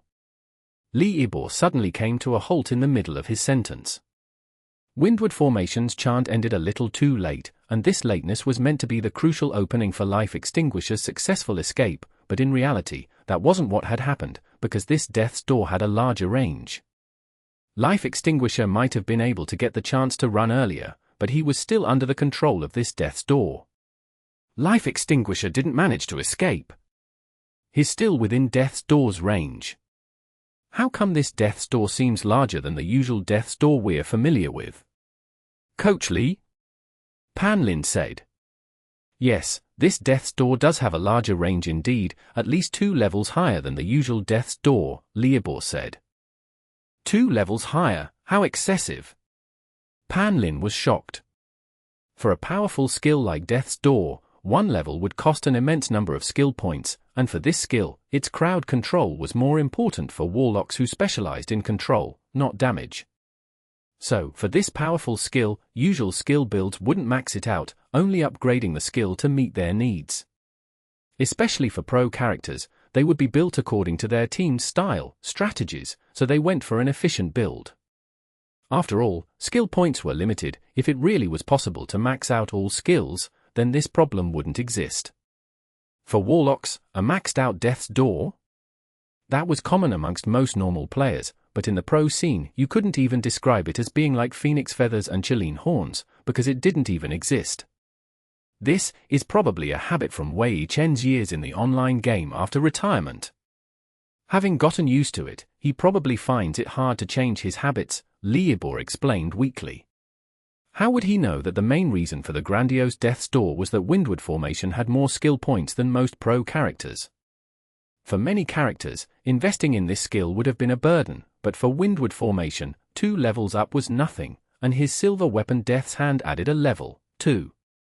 For other Warlocks it may be excessive, but for Windward Formation, this was an economic build for him. Okay, though Life Extinguisher used his higher spirit to get out of the binding curse earlier, Windward Formation used his higher level Death's Door to keep him within the area of control. Windward Formation is now on the offense again, and Life Extinguisher. Life Extinguisher is continuously using gadgets, but within the range of Death's Door, this is simply a waste. Life Extinguisher hasn't just gotten on the field, this is already his 3rd battle. Why would Xiao Shiqin waste so much mana? Pan Lin was dumbstruck, staring at the match. Originally, there was only one target in Death's Door, but Xiao Shiqin's continuous release of mechanical tools caused more and more miasma to coil out from the Death's Door, dancing across the field. However, these mechanical tools were fragile and couldn't be controlled to dodge like the character itself could, mostly being swiftly caught and destroyed by the miasma. Even so, Xiao Shiqin continued to make Life Extinguisher throw them out relentlessly, and black streams flew all over the area Death's Door covered, explosions everywhere, coming from the gadgets that Life Extinguisher was throwing out. Soon enough, the reason for his actions became crystal clear. Using this chaos, Life Extinguisher somehow managed to escape from Death's Door's range. Life Extinguisher escaped. The attacks Windward Formation sent in combination with the Death's Door didn't manage to hinder him at all. The field was too chaotic, and this was all caused by Xiao Shiqin's willingness to sacrifice his mana to create this opening. Sacrificing mana to keep his health. This is probably the only thing Xiao Shiqin could do. Actually, this isn't the first time he's used this method to escape a Warlock's control, Liebor said. Oh. He's done this in a match against Blue Rain before, Liebor clarified. Oh? Against Yu Wenju Swaksar? Of course.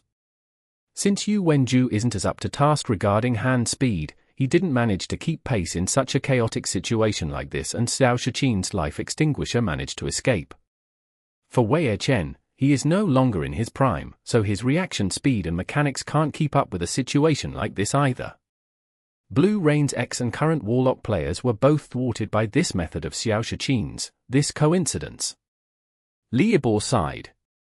However, Xiao Shiqin still isn't a good position. Pan Lin pointed out. That's true. He used a great amount of mana and doesn't have much left. If he can't consume it efficiently, his mana probably wouldn't last for the duration of this match, Liebor agreed. However, this is already his 3rd round. What he's done so far is already enough of a victory. Of course, it's almost a 1 versus 3. Xiao Shiqin has already done his best. The two were analyzing the match, talking one after the other. From their words, it was clear that they didn't think Xiao Shiqin had a chance to win this match anymore. Though he had successfully thwarted Wei Chen's plan to trap him, he had used up too much mana, and next, unless... Xiao Shiqin hasn't left. After a strategic repositioning, he turned around and went on the offensive. Pan Lin yelled in surprise. He and Liebor had both thought that after escaping, Xiao Shiqin would have Life Extinguisher leave the area that had been the target of Wei Chen's thorough research. They never expected him to turn after escaping and mount an offense. It seems like Xiao Shiqin feels that there's no point in stalling any further, hoping to use this wave of attacks to deal as much damage as possible to Windward Formation and pave the way for the next player on his team. Liebor guessed. Airdrop. However, this time Windward Formation has no cover within reach. Just escaping from death's door, Xiao Shiqin has already used up a lot of skills, so most are still on cooldown. However, he's using what he can to initiate attacks. He added a lot of normal shots, making up for the lack of skills to combo. Wei Chen doesn't seem to be dealing with this round of attacks very well. That first airdrop forced him to move and stop his attacks. Self-propelling artillery. This cooldown ended just at the perfect time to be used there. Ooh? There seems to be a cruiser over there. When did he summon that? Windward Formation is retreating, trying to find cover against the self-propelling artillery. Aya, he's been trapped. Windward Formation's path was blocked by that cruiser, so he can't get to the cover he needs and can only face the self-propelling artillery head-on. Io, he's not dealing with those blasts well. The hunter is in pursuit, too. Life Extinguisher's offense is very consistent. He's seen through Wei Chen's use of the environment. Windward Formation retreats. A mechanical seeker darted out from around the corner and he didn't see it either. He didn't see it and was hit. Windward Formation was hit by the mechanical seeker's explosion and the hunter has lunged for him. Coach Li. This? Liebor, who had been making a calculated guess about Xiao Shiqin paving the way for the next player on his team, was stunned by Xiao Shiqin's relentless offense and immediately opened his mouth to express a new opinion. Is Xiao Shiqin planning to wipe Windward Formation out in one wave? Let's see if he can do it.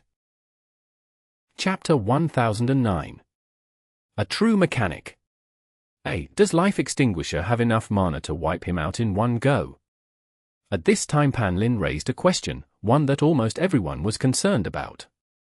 Life Extinguisher's mana was indeed very low, especially after it had been squandered in order to escape from the clutches of death's door. It looked as if it could run out at any moment. Li Ibor didn't immediately reply. After carefully examining the situation for a moment, he finally responded. Xiao Shiqin is currently using many normal attacks to connect his offense and suppress his opponent. He is being extremely careful. From their mana. As Pan Lin looked at Life Extinguisher's mana consumption and Windward Formation's health decrease, he was momentarily stumped. Li Ibor once again didn't reply. However, when he carefully examined the situation again, he too couldn't figure out the problem. From his observations, there was definitely insufficient mana. However, Life Extinguisher's attack rhythm was very steady. At this moment, when his mana had been completely exhausted, he had suddenly started holding his fire. Liebor thought that this kind of thing shouldn't happen when fighting against a peak pro player. Digging himself into a hole was something that Liebor hadn't done infrequently. However, when he could avoid it, he always did. Now, he didn't dare to recklessly come to a conclusion, because he was very aware of the fact that players at Xiao Shiqin's level couldn't be completely understood by him in this day and age. Life Extinguisher's assault continued, yet many of the spectators had already forgotten to watch the battle, instead focusing on Life Extinguisher's mana bar. They wanted to see when the light blue bar, which showed the character's fighting strength, would reach its limit. Still not there, never there. Life Extinguisher miraculously continued his attacks, fighting very conservatively. It wasn't at all like the previous two matches, especially not like the one with Deception, large-scaled and ostentatious. If the match with Deception could be called indiscriminate bombing, then Life Extinguisher's current offensive could be likened to driving a train, car after car cleanly crossing in front of you. Every car accomplished its mission, never failing once. A very efficient offensive. After a long period of silence, Pan Lin finally jumped out with this line. Indeed, Li Ibor nodded. So far, Life Extinguisher had landed every hit without fail. Each blow had managed to achieve its purpose, something that was almost unbelievable on a professional stage. It wasn't as if his opponent was a corpse. Except, at this moment Windward Formation seemed to be a corpse, being rigidly suppressed. Wei Chen has fallen into a trap. Li Ibor suddenly came to this conclusion. What? Xiao Shiqin just reversed the situation, utilizing the terrain. Everything Wei Chen relied on before has suddenly become a trap. See? Just as Liebor said this, the screen showed Windward Formation backed into a corner from trying to evade the attacks. However, just as he turned, a landmine suddenly exploded. Wei Chen had nowhere to hide because he was being attacked from all sides. When was that landmine placed? Pan Lin suddenly yelled out. Since Cao Shiqin began his offensive, Life Extinguisher hasn't had a chance to visit this position. What about before? Liebor asked. Before? Pan Lin suddenly had a vague impression. It appears that he had come over, but at that time he was still being suppressed by Windward Formation's use of the terrain. Liebor continued. Pan Lin was shocked. Absolutely and thoroughly shocked. He even forgot that he was currently providing live commentary. He had no words to describe the amazement he was currently feeling in his heart. Cao Shiqin had actually placed a landmine at this spot at that time. This meant that he had already planned his attack at that moment. Cao Shiqin wasn't at all unaware of Wei Chen's strategy of utilizing the map. He had simply beat Wei Chen at his own game, using himself as an experiment to reveal Wei Chen's plans. In fact, he had already made plans to counterattack at that time. Every move he made now had been precisely calculated. This was how his highly efficient offense had come about. Master Tactician Cao Shiqin. His fundamental grasp of glory had only truly been revealed at this moment. He had this sly old fox in the palm of his hand, completely reversing everything that Wei Chen depended on. The following offensive had pretty much followed a defined sequence of events. Every move pressured Wei Chen, giving him no choice but to respond as expected. And each of these responses unfortunately gave Cao Shiqin more opportunities to make things difficult for him, to the extent that basic attacks became the main method of reducing Windward Formation's health. This could be easily seen in the statistics outputted by the system. In terms of effectively injuring Windward Formation, the percentage of damage done by basic attacks was an astonishing 41.12%. This was indeed an extremely unusual circumstance, and as a result the broadcast specially cut to an image of the statistics to display to the viewers. There wasn't another explosion nor another mistake. Cao Shiqin's movements truly seemed like those of a mechanic, highly efficient and accurate. Excellent Era was victorious. Cao Shiqin had completed a 1v3, bringing Excellent Era a beautiful opening in the group arena, one that couldn't possibly be more perfect. The Excellent Era fans in the stadium couldn't control their excitement. The cheers they made drowned everything else out. Even words said face-to-face needed to be shouted to be heard. In this situation, Wei Chen could only imagine the treatment he would receive.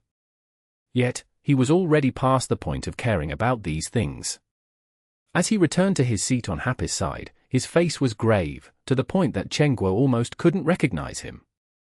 His face was full of disappointment and concern, disappointment about this match, and concern for how the following matches would play out. Where was the shameless Wei Chen that they were all so familiar with? With Cao Shiqin's successful 1v3, we can pretty much guarantee Excellent Era's victory in the group arena. The real question is how many points can they obtain? Under the new system of calculating points based on the number of players, even with this big of a lead, the team in the lead can't relax. Of course, Happy is even less likely to let their guards down.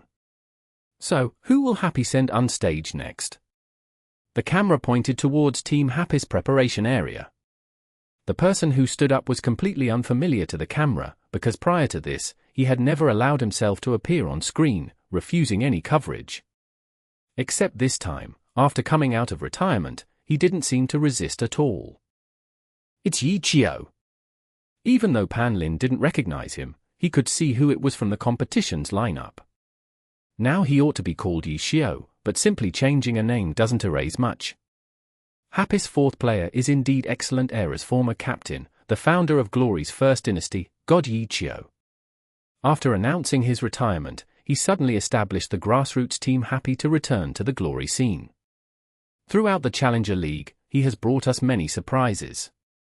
And now, he and his team have reached the Challenger League finals, but blocking their path now is his old mother team, the team with which he won endless glory and countless cheers with. Now, Yi Qiu is representing Team Happy on stage. Team Happy has had a very unfavorable beginning in the group arena, while Excellent Era resolutely sent out their god Substitution, showcasing his might in the group arena. Even though his character's mana is mostly depleted, I can't imagine that he'll back off easily. In the previous round, Substitution also had this minuscule amount of mana, using basic attacks to dish out 50% of his damage and achieving an ultimate victory. How will he perform this round, facing against Yishio? As soon as he saw Yishio on stage, Pan Lin was also excited. Why had this year's Challenger League received so much attention? Wasn't it just for this very moment? Yishio is walking towards the competition area. Communicating in the stadium is very difficult now. If I took off my headphones right now, all I would hear is booing. That's right, sounds of booing. The audience is currently booing Yishio very loudly. The following match is, in reality, one that many are unwilling to watch. Especially the Excellent Era fans, this booing is their protest. Their former hero has now become their enemy. For a long time now, this has been a type of cruelty in the pro scene. Yishio had once borne the weight of far too much of Excellent Era's troubles.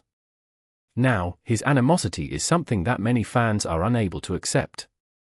This type of attitude is something we can all understand. However, a competition is still a competition. No matter what, we're still hoping to see an exciting round. At present, Yishio has already entered the competition booth, and both characters have already been loaded.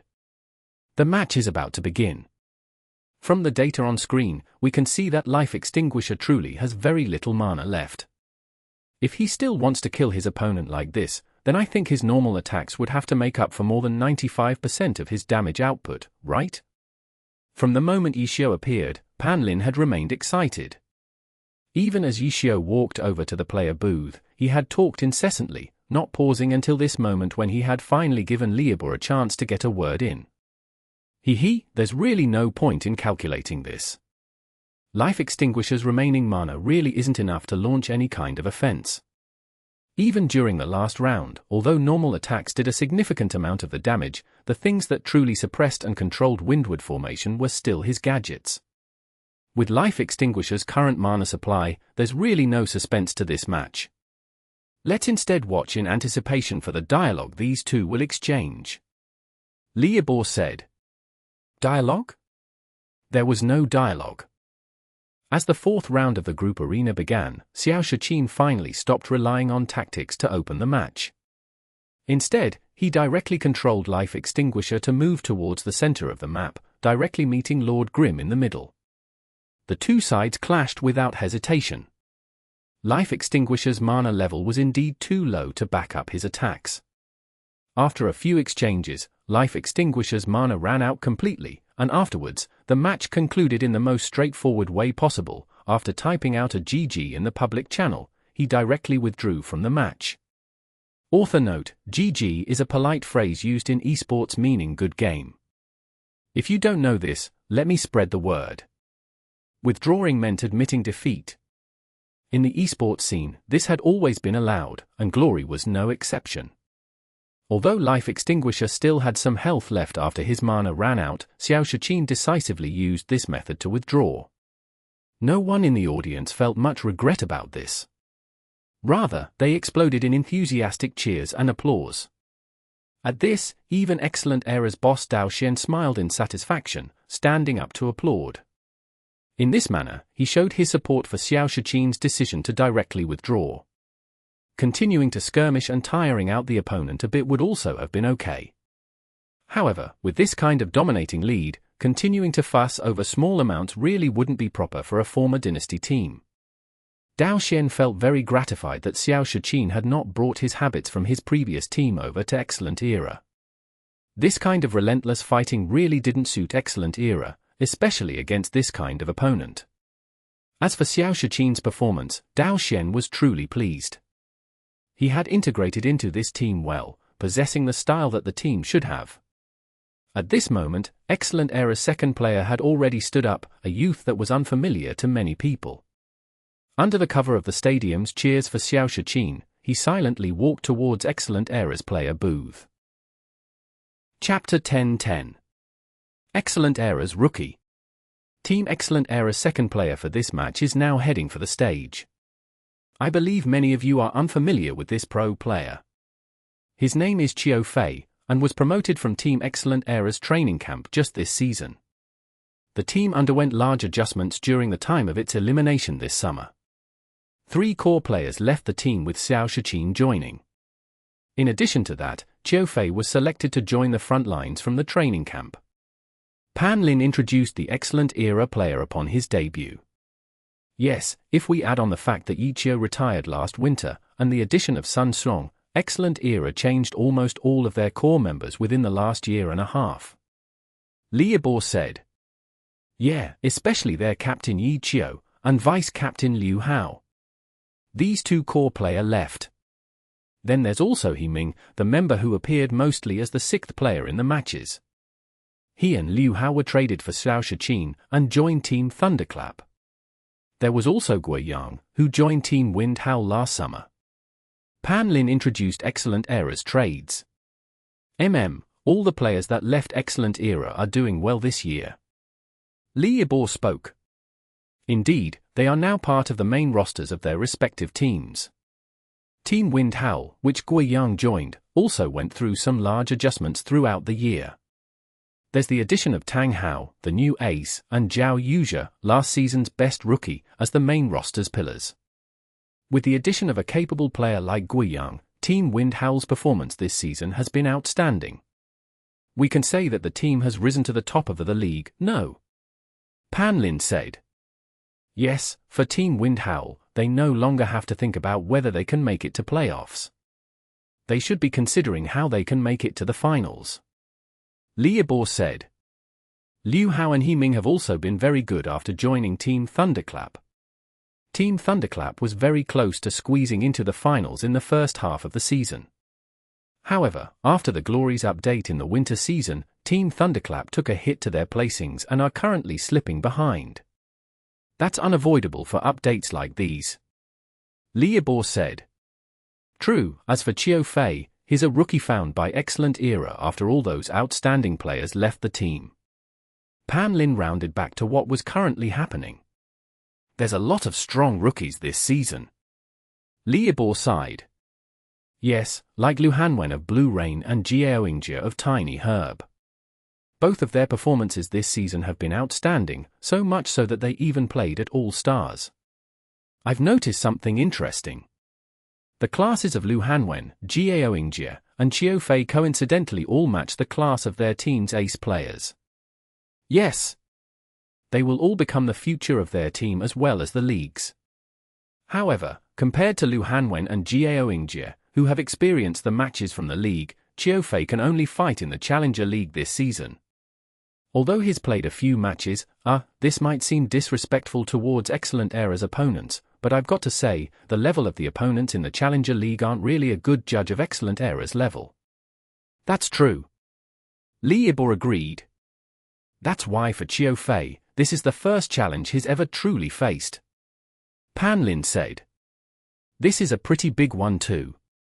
His first opponent is Yi Qiu. Yes, is there anyone else on this planet who knows battle mags better than Yi Qiu? Pan Lin said.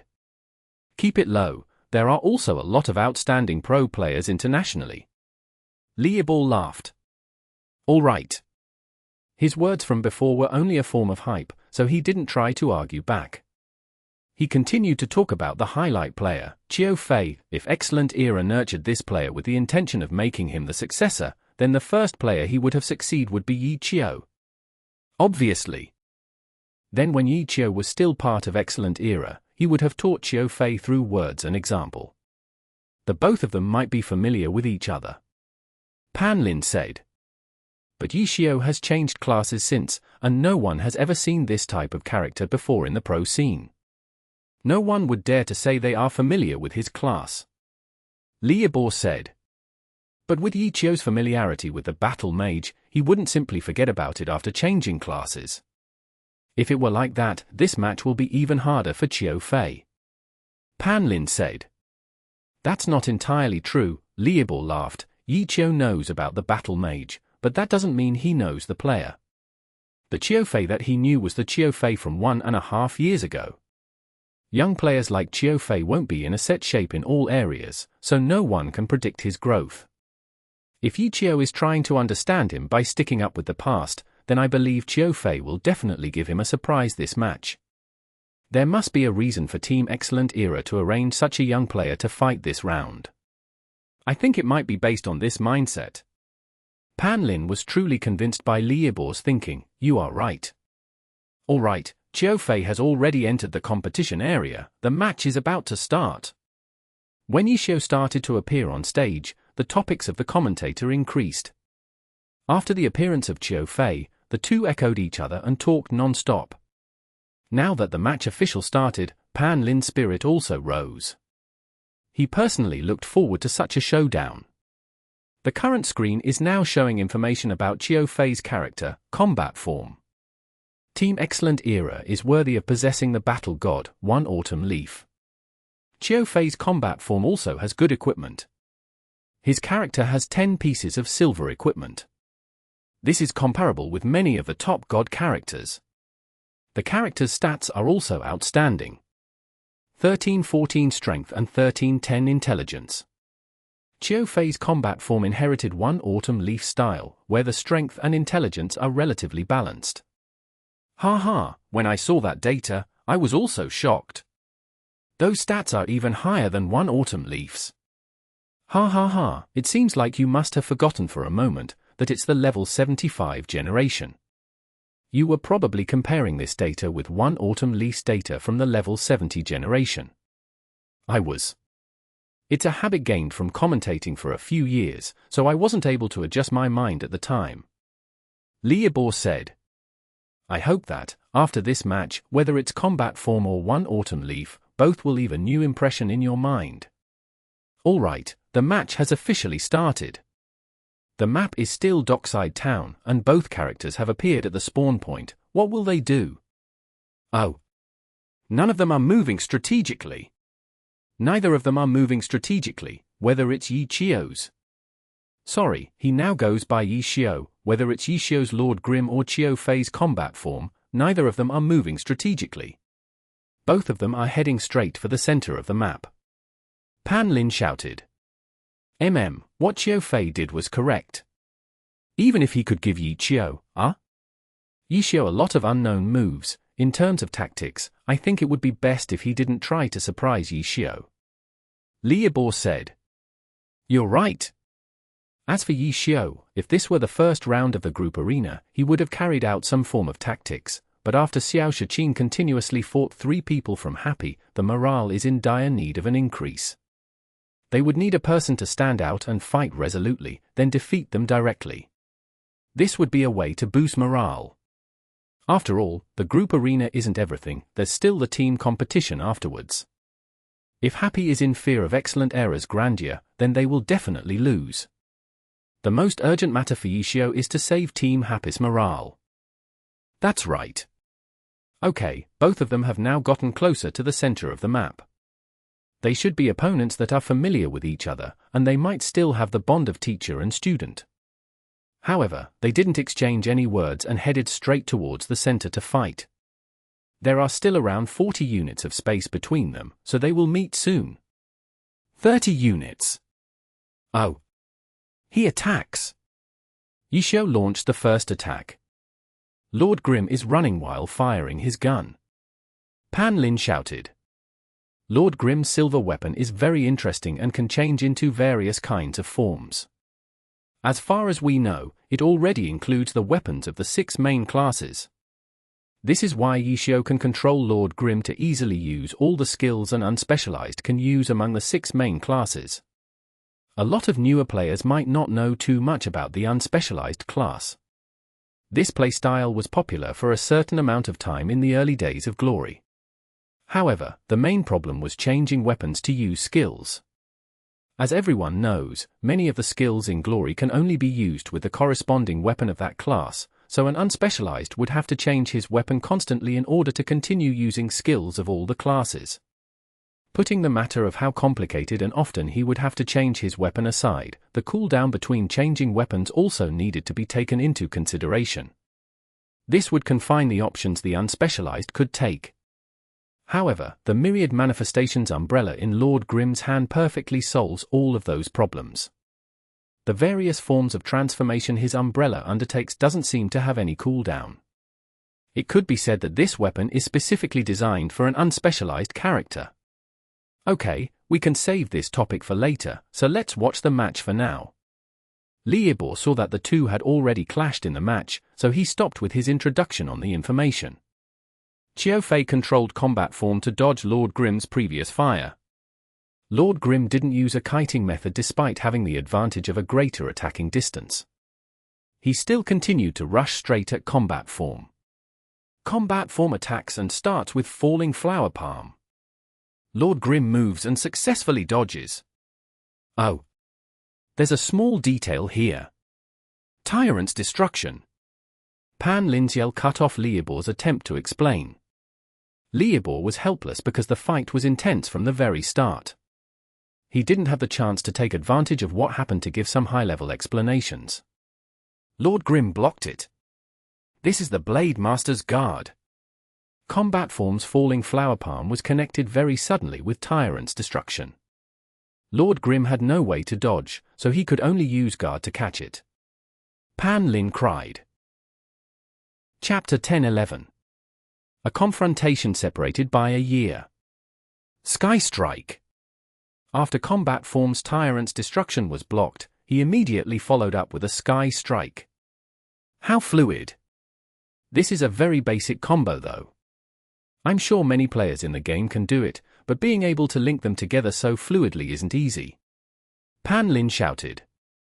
But Lord Grimm was still able to evade it with a leap backwards. Liebor said. This type of basic combo probably won't be any threat to Yishio. Pan Lin said. Yes, Qiufei needs to set his own rhythm and make things difficult for Yishio to grasp. In other words, facing Yishio, such fluidness isn't actually a good thing. Liebor said.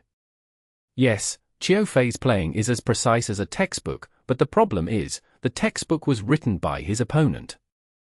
If he continues to fight like this, he won't be a threat. Pan Lin said. His attacks have all been neutralized by Yishio. Even though Qiufei has the initiative and is on the offensive, he hasn't dealt any significant damage to Lord Grimm. He needs to keep a calm mind and not be so anxious. Liebor said. Dragon rises from the sea. Pan Lin suddenly cried out. Qiufei took advantage of an opening and released a high-level skill. It still missed. Liebor continued, there were no problems with the execution of this Dragon Rises from the Sea, but just like what we said before, it definitely matters who you're playing against. Facing Yishio, your perfect execution happens to be the problem. But it seems like Yishio hasn't been able to find any opportunity to counterattack. Pan Lin said. Qiufei is playing perfectly, so he isn't giving Yishio any opportunities. Liebor said. In that case, Qiufei's playstyle isn't bad then.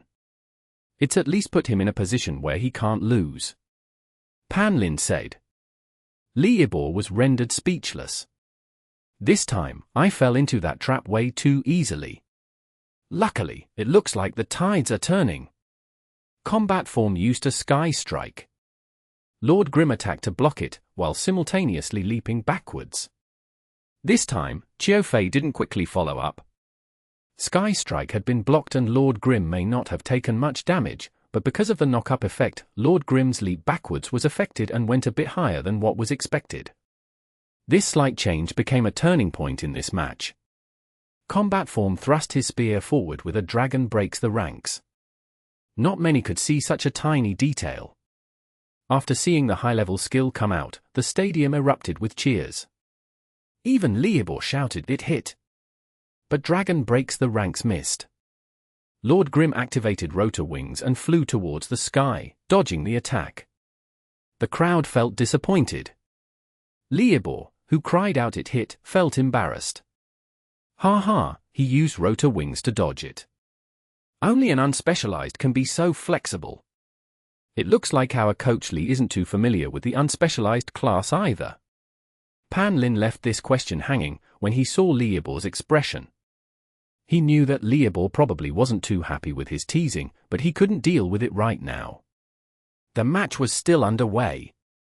Falling Light Blade. Lord Grim uses Falling Light Blade in midair to directly come down. Combat Form turns around and stabs with his spear. Oh, it's a circle swing. Is he going to catch him? No. Lord Grim pulls his blade back to block the spear. His Falling Light Blade turned from an attack into a block. I'm sure everyone knows. Circle swing's grab priority is somewhat different from normal grab skills. The spear has to hit first before the grab priority comes into effect. If not, then the grab is neutralized. Lord Grim lands at the rear diagonally. Combat Form chases after him. Dragon Breaks the Ranks doesn't have any ending lag, so Qiu Fei was able to react extremely quickly. In that previous exchange, even though Dragon Breaks the Ranks doesn't have a dead angle, Lord Grim's Falling Light Blade was a back attack. Who would have imagined such a young player could make such an experienced decision? Could this be the intuition of a genius?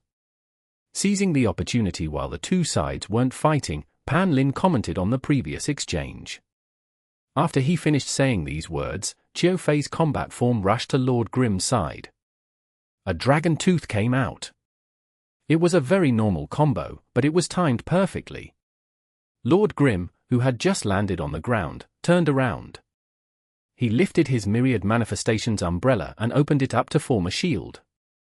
Knight's Blind Shield playstyle? Qiu Fei weighed it in his mind. He didn't doubt that Yi Xiu could use any class's playstyle.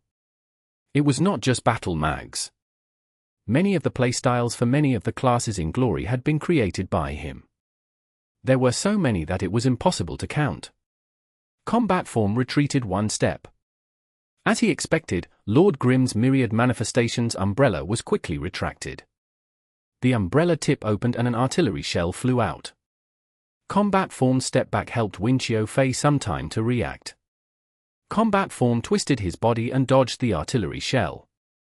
Whoa, Yi Xiu's weapon opened up. It looked like he was going to use a Knight Shield blind play style, but in the end, when he attacked, he didn't hide behind his shield. It was still an unexpected attack. But Qiu Fei was ready. Everyone, look.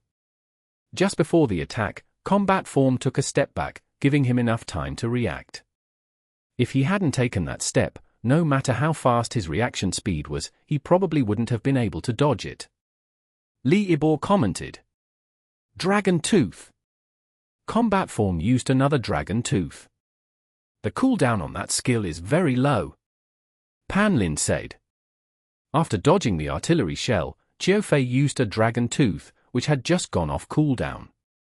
This simple skill was the fastest counterattack that could be made at this moment. The smoke from the tip of the Myriad Manifestations umbrella had yet to dissipate. But the umbrella canopy once again opened up. Again? Qiu Fei didn't dare be careless. He once again chose to retreat one step.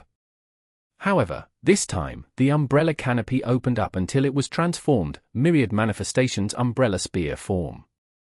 It thrust towards Combat Form from the same angle. Also a Dragon Tooth. It was a clash between the same skills.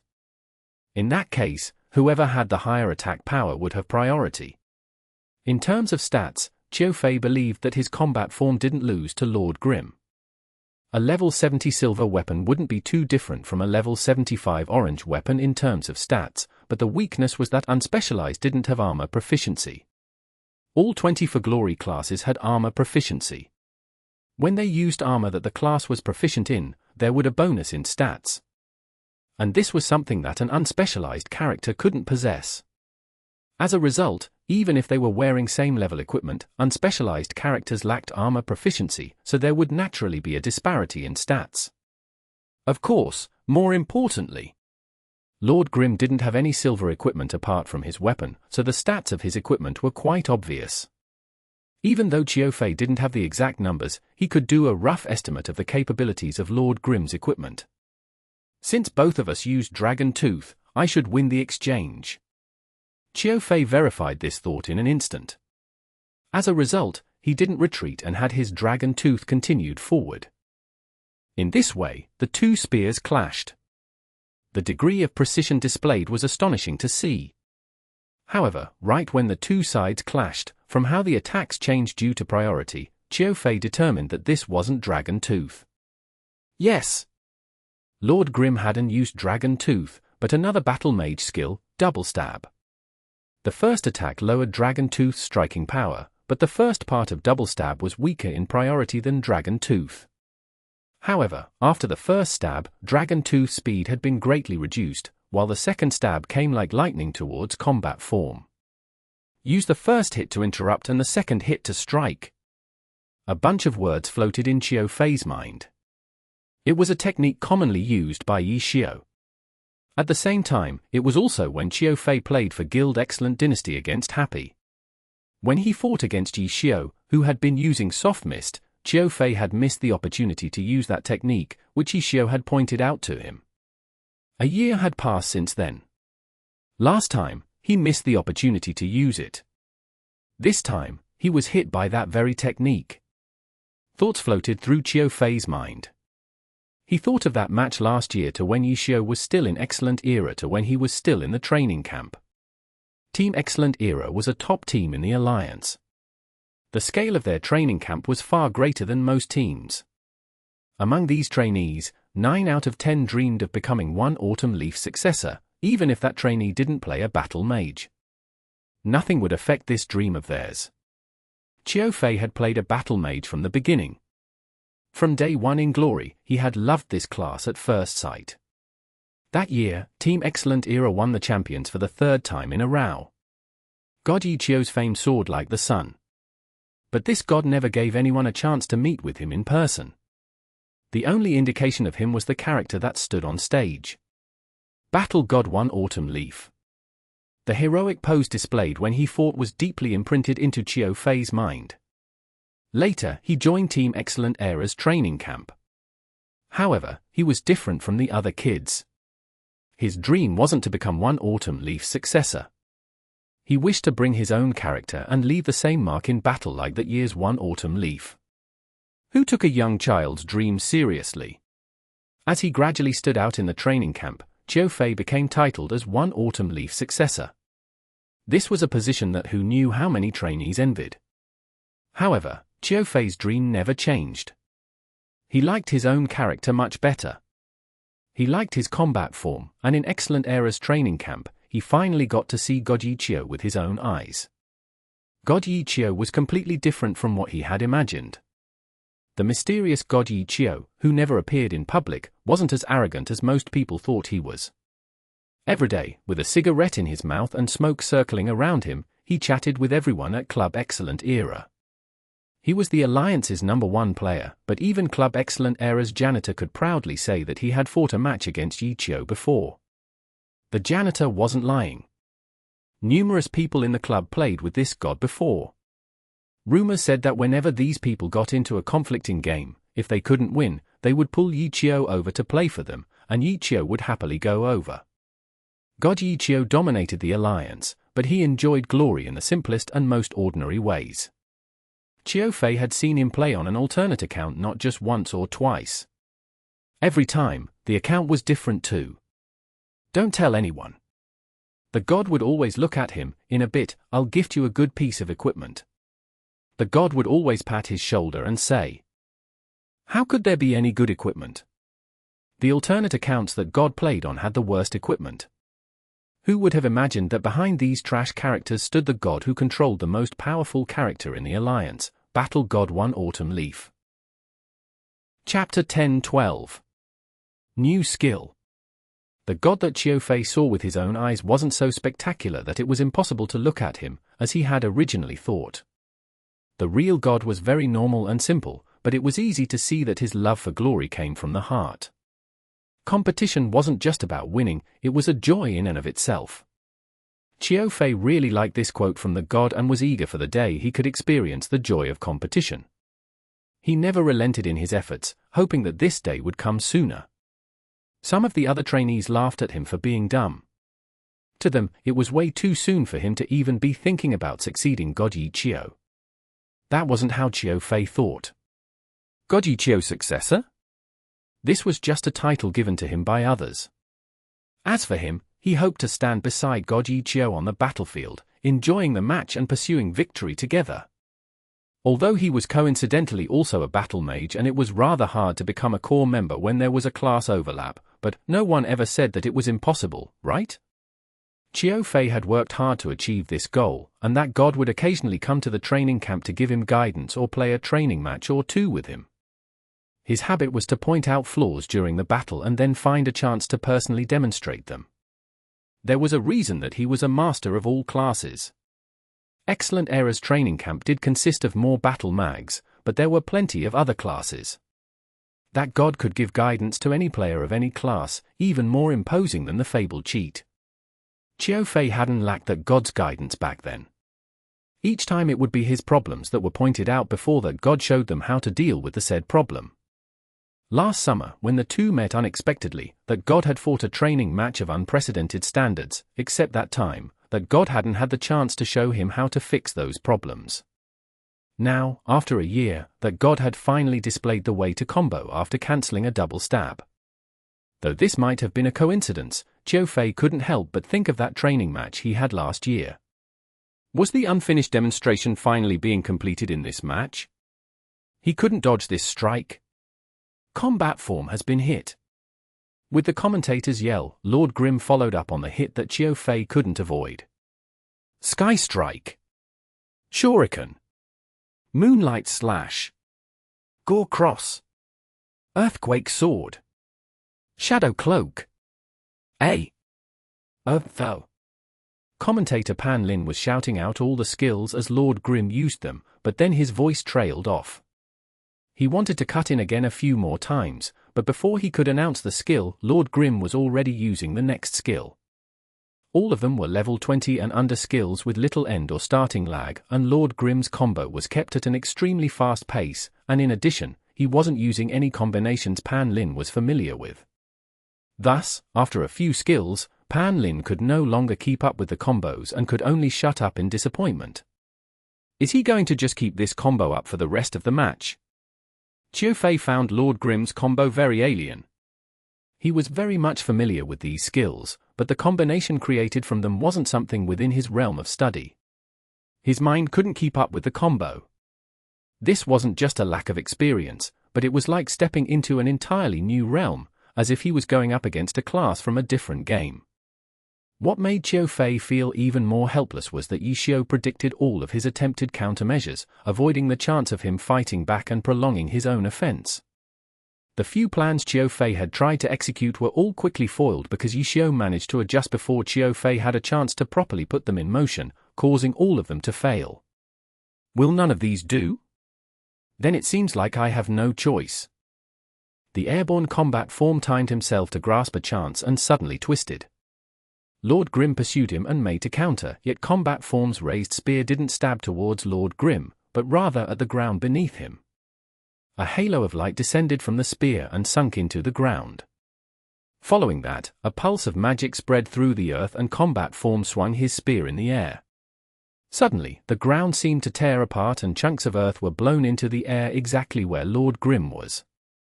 The new level 75 battle mage skill, Shattering the Lands.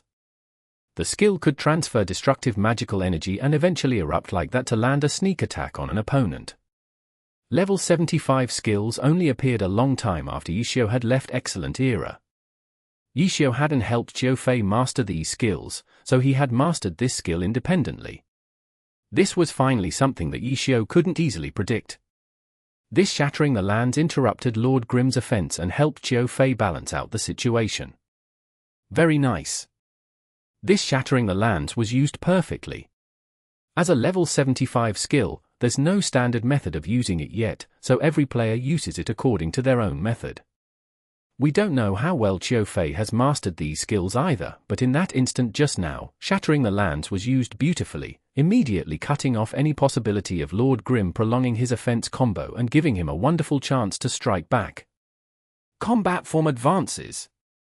Having interrupted Lord Grimm's combo, Qiu Fei immediately had combat form strike back.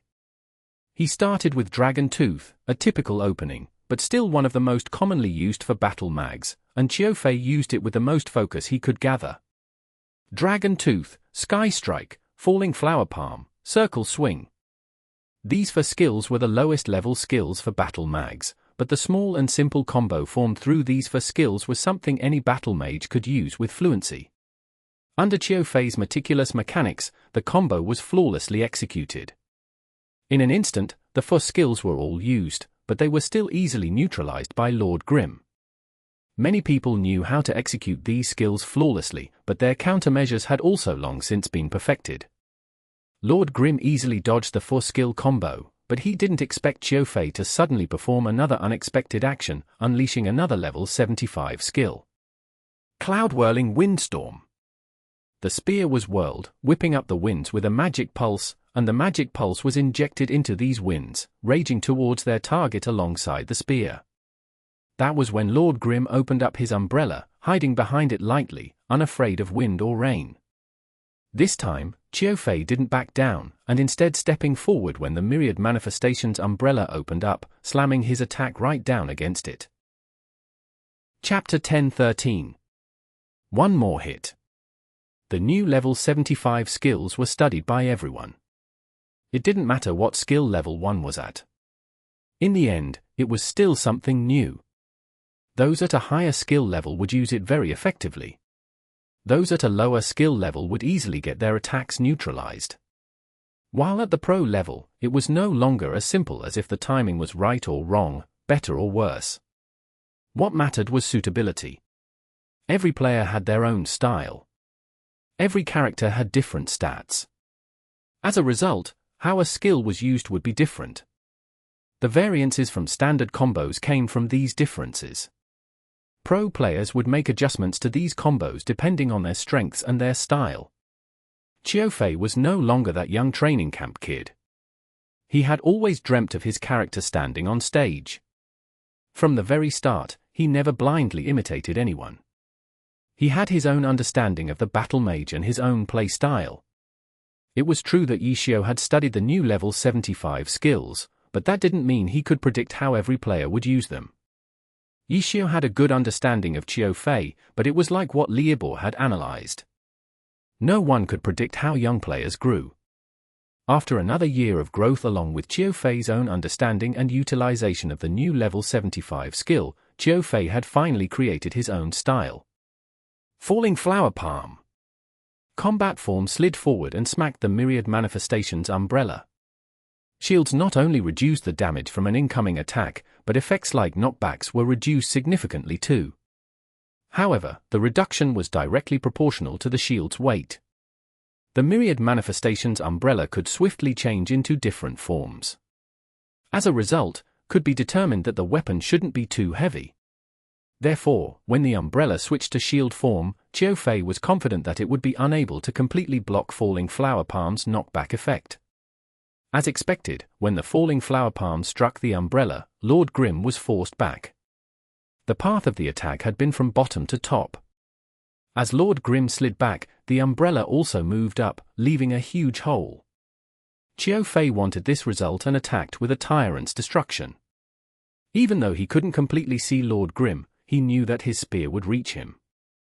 The umbrella suddenly collapsed with a bang. The umbrella tip transformed into a gun and fired a round of bullets.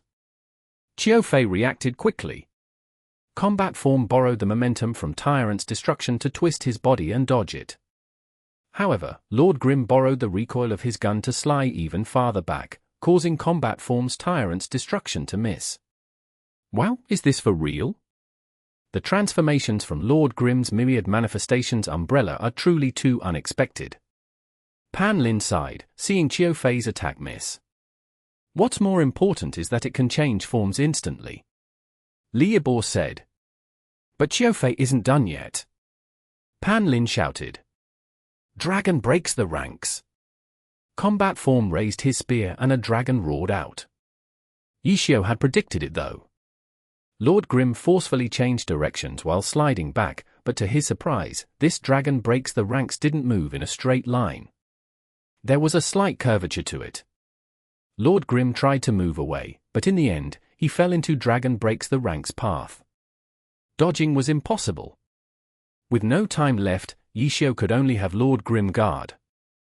This pure defensive skill had been completely maxed. Although it could reduce the damage from the attack, Dragon Breaks the Ranks had a much higher priority. Lord Grim's right hand holding the sword collapsed to the side under the pressure. Lord Grim was knocked back and also stunned by the attack. Beautiful! Pan Ling cried out. He hadn't thought that after Qiu Fei's first attack missed, he would follow up again to quickly make up for it. This attack was very brave. Qiu Fei guessed that Yixiao would have Lord Grim dodge, but would he dodge left or right? I don't think he knew, but he still had Dragon Breaks the Ranks move in an arc. This is like a penalty kick. Left or right? He had to make a gamble. Qiu Fei is playing very decisively. Li Yibo said. If that attack hadn't hit, the big opening would have been patched up. Pan Lin said. Of course. But he made the correct guess and grasped an opportunity. Glory is just this amazing. Li Yibo said in admiration. Yes. Even though Yixiao quickly put up a guard and reduced the damage, he was still stunned by Dragon Breaks the Ranks. Qiu Fei has already started his combo. Pan Lin yelled, Sky Strike into the air and using chasers to keep the target afloat and stunned.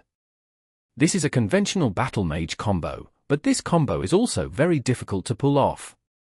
Correct.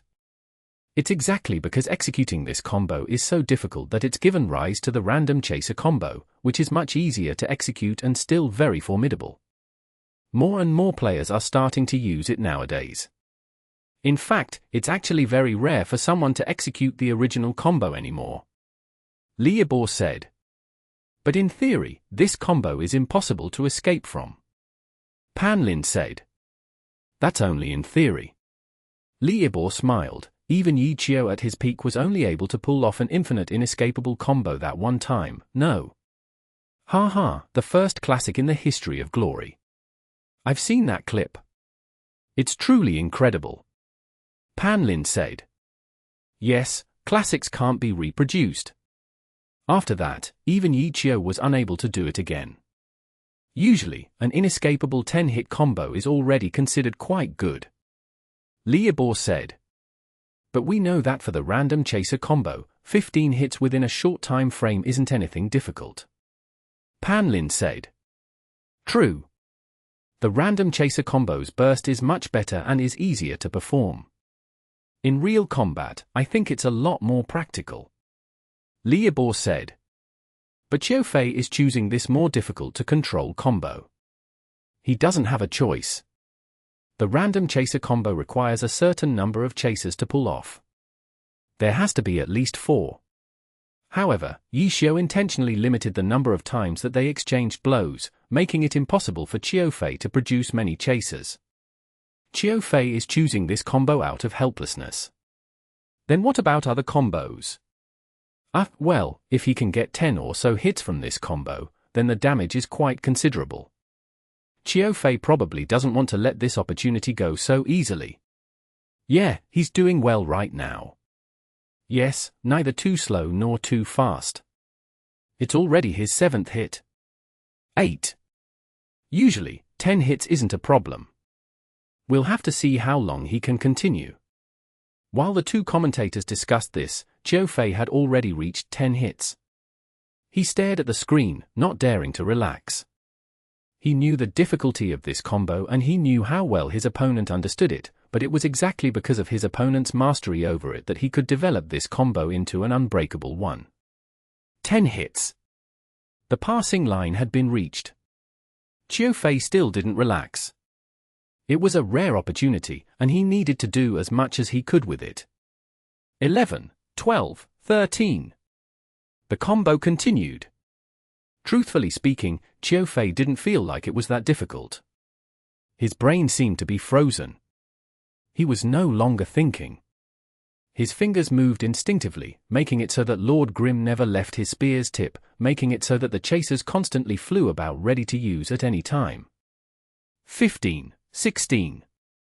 Qiu Fei felt excited. He felt like his condition today was extraordinary.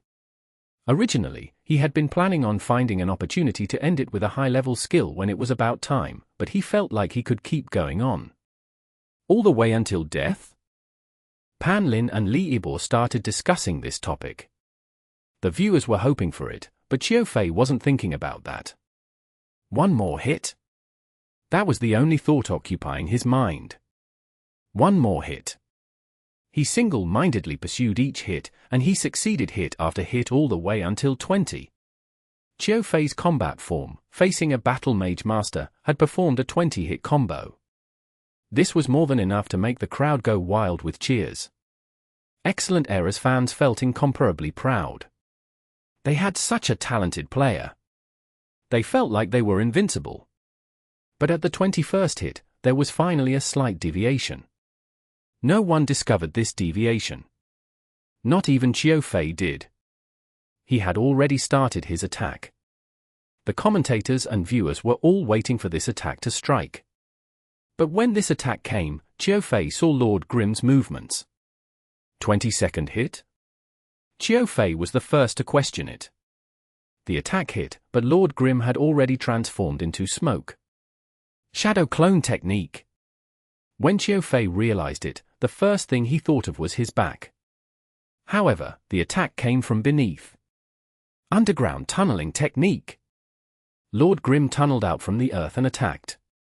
He followed up with a knee strike to send combat form up into the air. The combo started, and in an instant, the comboer and comboed switched positions. Combat form floated in the air as Lord Grimm started his combo performance. The crowd had been counting Qiu Fei's combo. When they were about to shout 22, Lord Grimm's clone was destroyed and the words were stuck in their throat. In an instant, the combo count was reset. It was no longer combat form comboing. What a pity. Pan Lin wasn't worried about Qiu Fei. He was just sad that the brilliant combo had been interrupted. Being able to execute such a combo against Yi Xiu as a battle mage is already very outstanding.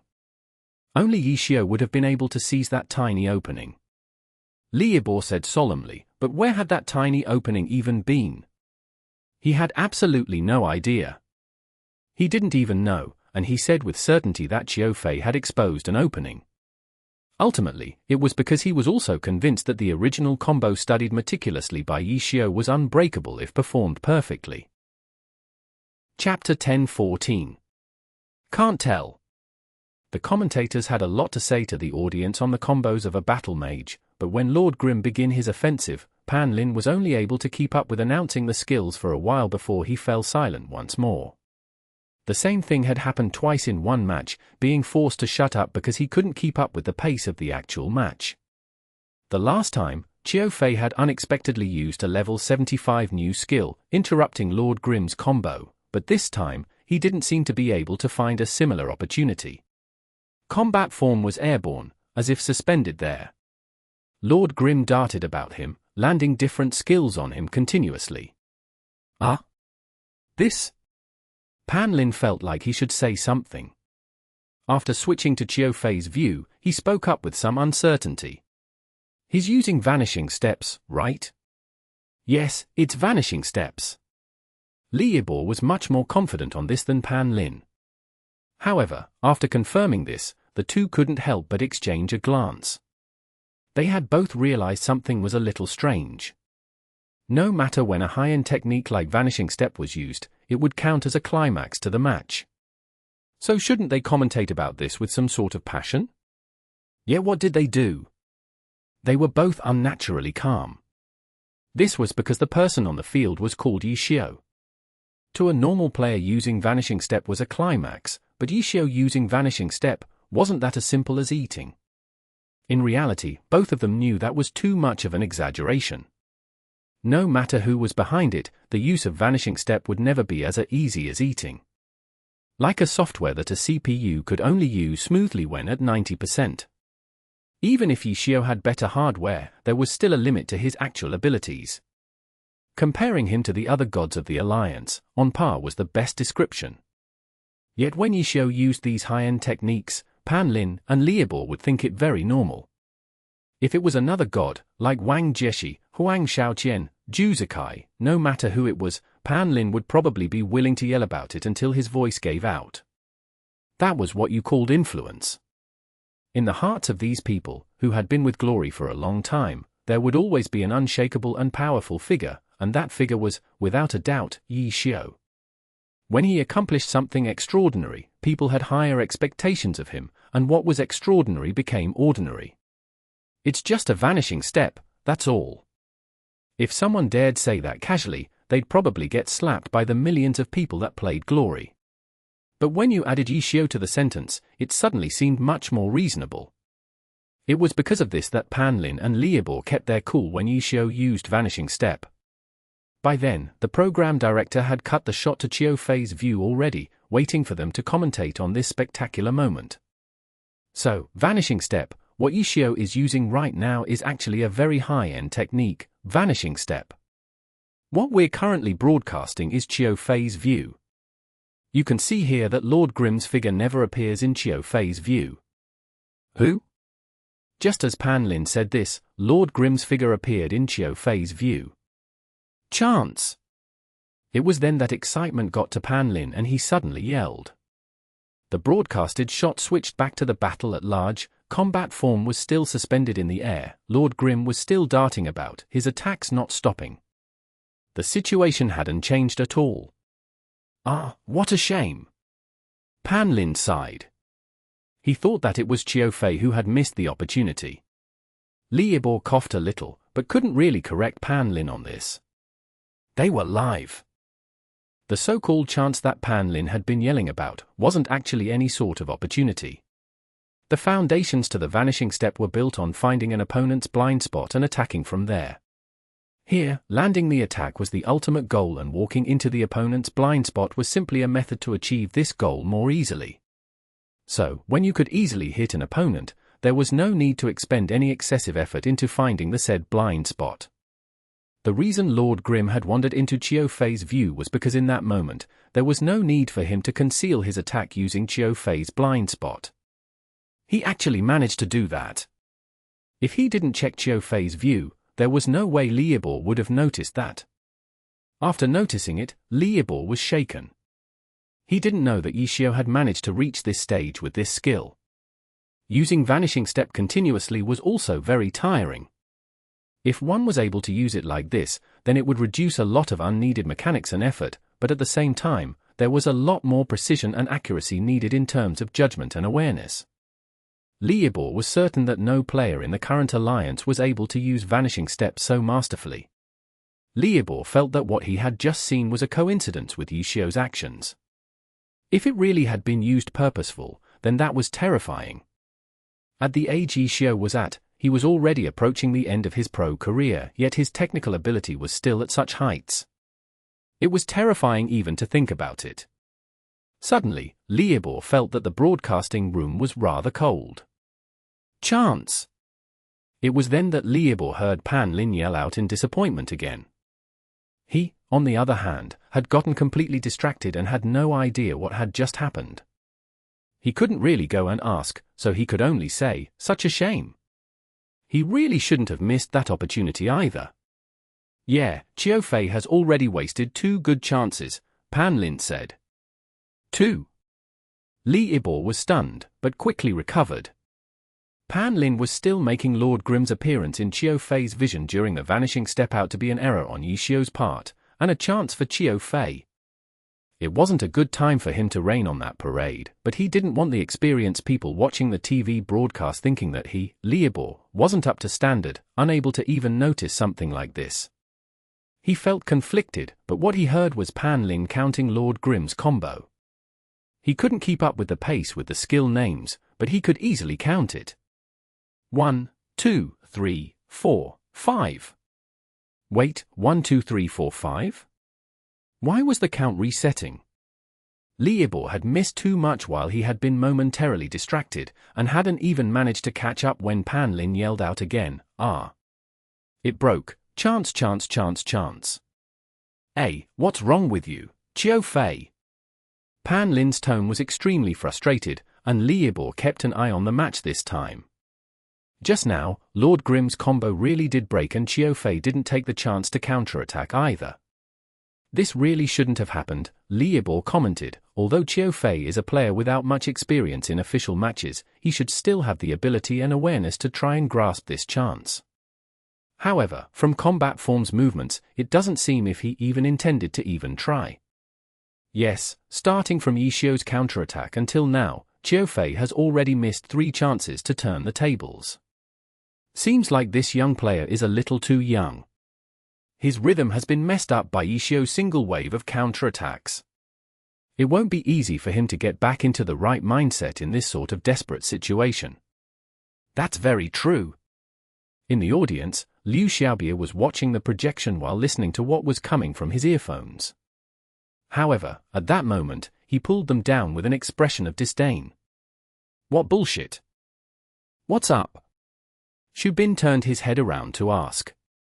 Liu Xiaobie had found the excellent era fans too noisy, so he put his earphones in. He watched the match occurring in stadium, but he was listening to the commentary on his phone. Then he had heard the two analyzing the current situation and didn't know how to react to it. Those two guys. They said Qiu Fei missed 3 chances, Liu Xiaobie said. 3 chances? Which 3? Xu Bin was puzzled. The first time was when Lord Grimm's figure appeared in the shot of Qiu Fei's view. They thought that this was an error in mechanics on Yi Xiu's part, that it was one of the chances, Liu Xiaobie said. Wasn't that because there was no need to use vanishing steps to attack? Right? And the 2 false combos, they thought that the combo had been broken and it was a chance to counterattack, Liu Xiaobie continued. Even Jiao Yingjie stared wide-eyed, obviously finding this unbelievable. Xu Bin, hearing this, just smiled. It's natural that they can't tell with their lack of skill. But that's not what they think, Liu Xiaobie said. Yeah, so why are you listening to live commentary? Isn't it much clearer if you just look yourself? Xu Bin said. These guys are too noisy, though, Liu Xiaobie said. Currently it isn't very noisy, right? Xu Bin smiled. It naturally wouldn't be very noisy right now. Yi Xiu had successfully counterattacked and his offense still hadn't stopped yet. Seeing combat form's life falling continuously, the excellent era fans were extremely anxious. I'm really not sure what they're expecting. Do they really think this rookie can wipe out Yi Xiu? Liu Xiaobie said. So long as it's a match, nothing's impossible. Xu Bin said. But at least don't hold such high hopes. Liu Xiaobie said. I say, you seem to have high hopes for happy defeating excellent era. According to your logic, you shouldn't hold such high hopes either. Xu Bin said. No, I don't. Liu Xiaobie's retort was weak. How about you, little Jiao? What are you trying to make him say? Xu Bin didn't know if he should cry or laugh. This change of topic was a little too random, no? He really is strong. Jiao Yingjie really did say something. Are you talking about that Qiu Fei? Liu Xiaobie said. Do you think it's necessary to point out that God Yi Xiu is strong? Xu Bin mocked. It's Yi Xiu, Liu Xiaobie nitpicked. Xu Bin smiled. Yi Xiu or Yi Xiu, names were just a way to refer to people. They weren't important. He didn't care, so he still used Yi Xiu out of habit. As for this young man, Liu Xiaobie began considering this seriously after hearing Jiao Yingjie's comment. He really is quite strong. He nodded, saying, I think he'll be a strong rival for you in the future. He already is, Jiao Yingjie said. Let's see how he deals with the current situation for now. Liu Xiaobie said. If it was you, what would you do? Xu Bin asked. Liu Xiaobie didn't reply and Xu Bin didn't pry. In reality, all 3 of them were already thinking about what they would do in this situation if they were the ones on the field. Chapter 10-15. All Out. False Combo. This technique wasn't like Vanishing Step. Vanishing Step was a purely high-level technique. It was only possible to perform when the user's experience, awareness, and tech skill reached a certain level. False combos were completely different. It wasn't just pro players that could do them. Even normal players often linked skills with false combos. This technique was similar to the previous Battle Mage combo executed by Qiu Fei. The skill floor was low. Anyone could follow that approach and do a short combo, but making a 20-hit true combo that was impossible to break, even by a godlike Yi Xiu, wasn't so easy to perform. Even Qiu Fei himself probably wouldn't be able to replicate it if he tried again. Back in the old days, Yi Xiu's 0-to-death combo on his opponent had only been performed once. It was because of the endless possibilities that made Glory so fun to watch. False combos had its own unique characteristic. Everyone could use them, but when it was used, even the commentators and analysts might not be able to recognize it. Even the pro players fighting needed to ponder over it. The 3 team Tiny Herb players among the spectating crowd knew that these were false combos. Qiu Fei naturally knew it even better than them. False combos weren't counted by the system, but for a player, false combos were even more difficult to deal with because the theory behind false combos lay in the player being unable to make any sort of counterplay. Along with Vanishing Step, Qiu Fei was in extremely dire straits. The poor crowd was also unaware though. The commentators misled the viewers. They saw that the combo counter had clearly reset, but Qiu Fei failed to counterattack. Yi Xiu would then quickly start his combo count again. Everyone felt sorry for Qiu Fei. How could they know? It was actually the hardest to deal with when the combo count reset. As a result, when this scene happened for the 3rd time, the crowd started letting out sounds of dissatisfaction. Liebor noticed that something wasn't right. After retiring, Liebor didn't study Glory as devotedly as he had before. He was already having trouble keeping up with the times. When he commentated a match, there were often times when he felt like he was inadequate. However, at these times, this guy would reassure himself and activate the plausible explanation high-level skill. When he saw the combo reset again and Qiu Fei still being helpless, Liebor's intuition told him it's time to activate that skill. He carefully studied this combo reset and the 2 previous ones. Liebor had once been a pro player and knew a lot about false combos. After analyzing it for a bit, he finally came to a realization. F***CK. I really do need to activate that skill. Liebor felt somewhat annoyed. Beside him, Pan Lin was still wondering if there was a problem with Qiu Fei. Liebor lightly coughed. Pan Lin's heart suddenly became tense. Mother of God! Liebor is casting his high-level skill. If Liebor was preparing to use his skill, then it meant that they had previously said something wrong. This is... Qiu Fei seems to have been out of form for a while now. Could something have happened to him? In order to be cautious, I think we should do a careful recap. Liebor said. Pan Lin listened and knew that the high-level skill was imminent. As expected, Liebor carefully analyzed the previous sections and came to the conclusion it was because of false combos. So it's like that? Pan Lin could only go along with it. He felt somewhat ashamed for his previously misleading commentary. He didn't have Liebor's thick skin and couldn't calmly say that it was originally like this and that. It was as if their mistakes hadn't been committed by them. False combos aren't counted by the system, but practically speaking, they should also be considered combos. If we count those, then combat form has been struck by a 32-hit combo already. Of course, these 32 hits are just an informal calculation. It won't be listed as a statistic. I just wanted everyone to know about it. Liebor said. How is Qiu Fei going to break out of the 32-hit combo? Pan Lin's focus returned to the match. How is it going to be broken? As soon as these words were said, Lord Grimm's combo count reset. Combat form once again fell into a predicament. This was the 4th false combo. It really is difficult. Qiu Fei wasn't like what the crowd thought. He wasn't doing nothing and standing there taking the beating. He had been trying his best the entire time, trying to think of a way to break free from his predicament. He just hadn't rashly used any skills yet. Mashing random keys when the situation wasn't right was a noob's method.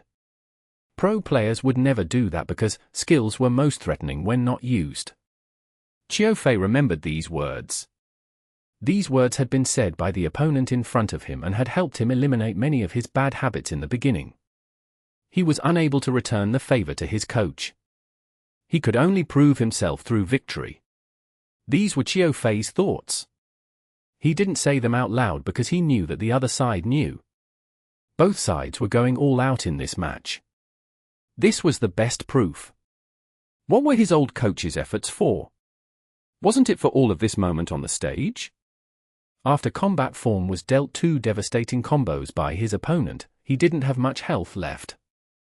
At this moment, other players might have given up already.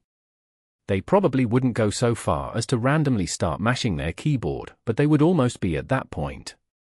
However, Qiu Fei didn't think about it. He hoped to see this match through with a professional attitude. He would clearly be aware of what he was doing at all times. These words were probably also said by Yi Xiu. It just that now, everything he could do had already been completely sealed. This was a true match. It was no longer a coaching one inside the team. The other side wouldn't hold back and give him room to guide him. The other side would do his best not to give him any opportunities. Opportunities were sometimes seized, but opportunities sometimes needed to be created. Dragon rises from the sea. Combat form, who had been taking a beating the entire time, suddenly moved. A spear came downwind and magic undulations spread like waves as the spear stabbed forward. It was just that the direction of this attack was slightly off. Yi Xiu was using Vanishing Step, so Qiu Fei couldn't see him. This attack had been purely a guess. Unfortunately, he guessed incorrectly. Another attack from Lord Grimm fell onto combat form, but at this moment, combat form boldly used Cloud-Whirling Windstorm. A high-level skill was released, but the aim was still off. Quite a few people shook their heads. They felt like Qiu Fei had given up and started testing his luck. To their surprise, Cloud-Whirling Windstorm's magic undulations, along with the waves from Dragon Rises from the Sea, collided. Clouds and mist seemed to form at their intersection. Combat form's figure suddenly became hazy. This is? Everyone was stunned. They had never seen this scene before. New technique? These 2 words popped up in everyone's eyes. Pan Lin had already started yelling. Dragon Rises from the Sea and Cloud Whirlwind Windstorm can produce such an effect. I've never seen this combo before. It's a combination created by Qiu Fei while facing a predicament. The collision between these 2 skills produce an effect that hides the character. This is an opportunity to turn his situation around. Wow! Pan Lin paused halfway through. On stage, Lord Grimm's myriad manifestations umbrella moved and tore through the mist, throwing combat form down from the air with a circle swing. After combat form smashed into the ground, 2 sweeping attacks followed. Combat form was still unable to break out of the combo. His created technique didn't seem to be that worthy of praise. For a moment, Pan Lin was at a loss. Who would have thought that Liebor would pick it up? What a pity. Yi Xiu was still able to catch him. Qiu Fei's usage of these 2 skills was very successful. Against another opponent, he might have been able to turn the situation around. Unfortunately, his opponent is Yi Xiu. Experience helped Yi Xiu accurately catch his opponent in this situation, but we can see that the situation has at least changed. Yi Xiu was forced to stop using Vanishing Step and false combos. After Qiu Fei created this effect, Yi Xiu couldn't continue his previous combo, which was why he used Circle Swing to pull combat form back. This young Qiu Fei has shown us his creative talent. Pan Lin immediately followed. Yes, he has a boundless future ahead of him. Unfortunately, he'll most likely lose this match. However, he fought well against Yi Xiu, even executing a beautiful 20-hit combo and producing an unknown effect with new skills. Many things can be learned from this match. Liebor said. Yes, Qiu Fei is making his final effort. He hasn't given up yet. But it looks like there isn't much of a chance. Yeah. Okay, combat form has fallen. This match has ended with Team Happy's victory. However, besides the deep impression Xiao Fei has given with his performance, he was able to take away about half of Lord Grimm's health. Liebor said. A part of that was from the back and forth in the beginning. In the middle, there was that incredible 20-hit combo and that final struggle at the end. Yes, being able to win an opportunity to attack in the final moment is due to his beautiful combination of the two new skills. In comparison, Coach Li, what do you think of the winner Yi Xiao's performance? Pan Lin asked. An abundance of experience and correct decision-making. Liebor gave 7 words as a comment. This was a comment that applied to any player that wasn't a rookie, but what else could Liebor say? He didn't understand unspecialized characters at all. If he wanted to give a more detailed analysis, he didn't know where to start. He was depressed that Yi Xiao would still be playing in the next round and show off his unspecialized combos. He could only brace himself and continue commentating. This time, he needed to be more careful. He couldn't make a mistake like not seeing a false combo. The commentators treated Yi Xiao's matches as a formidable enemy. As for Team Excellent Era, after Xiao Fei came down, the player who stood up was their ace player and team captain of the new generation, Sun Srong. Chapter 10-16. You're too hard to predict. You played well. Sun Srong actually acted like a captain for once and comforted Xiao Fei, who was returning to the bench. Xiao Fei smiled, but didn't say anything before returning to his seat, but his gaze was aimed at Excellent Era's competition booth. On the field, they didn't have any way to communicate with words. Everything was based on their mechanics, attacks, defense, movement, and dodges. In this match, Xiao Fei had given it his all, but still lost. However, there would always be defeat in competition. He might have lost this time, but next time he'd win for certain, no matter who he was up against. After giving his encouragement to one of their players, he casually glanced towards Happy and suddenly raised his voice. It's just a shame that you left to Yi Xiao with only half his health for me. Even if I win, there will be no honor in it. Well, there's no helping it, seems like all I can do is clear him off quickly. Chenggua's temper flared. If she had something in her hand, she'd have thrown it at him by now. After calling out arrogantly, Sun Srong walked towards the competition booth with his head held high. Pan Lin and Liebor had also begun commentating on the lineups of each team in the television broadcast. Sun Srong is the third to go up. If we consider this, then Excellent Era's plans for the group arena is clear. They want to finish the group arena up in 3 rounds, hoping to earn at least 3 points, Pan Lin said. Yes, considering the new rules, 3 points is an absolute advantage in the group arena. 2 points can be considered being 1 step ahead and 1 point doesn't have much impact. You have to fight with your all in the team competition. If you lose, then the opponent has at least 1 point and the 2 sides will have to play a matchbreaker, Liebor said. If you can have the security that you at least won't lose, that counts as a psychological advantage, doesn't it? Pan Lin said. This sort of psychological advantage will only matter towards the very end, Liebor said. Under the current rules, the team ace should appear 4th or 3rd. Excellent Era has placed Sun Srong as their 3rd player, a very standard offensive arrangement.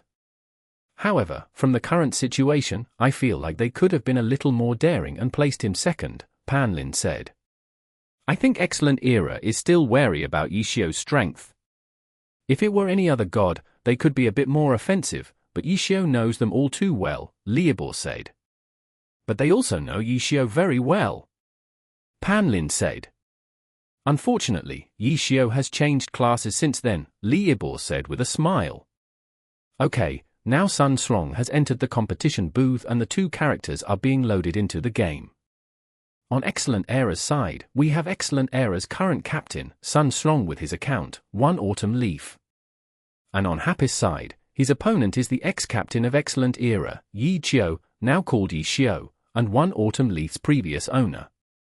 As Sun Srong entered the stage, the match entered the preparation stage and Pan Lin excitedly began to introduce them. His words reflected what angle the audience's anticipation came from.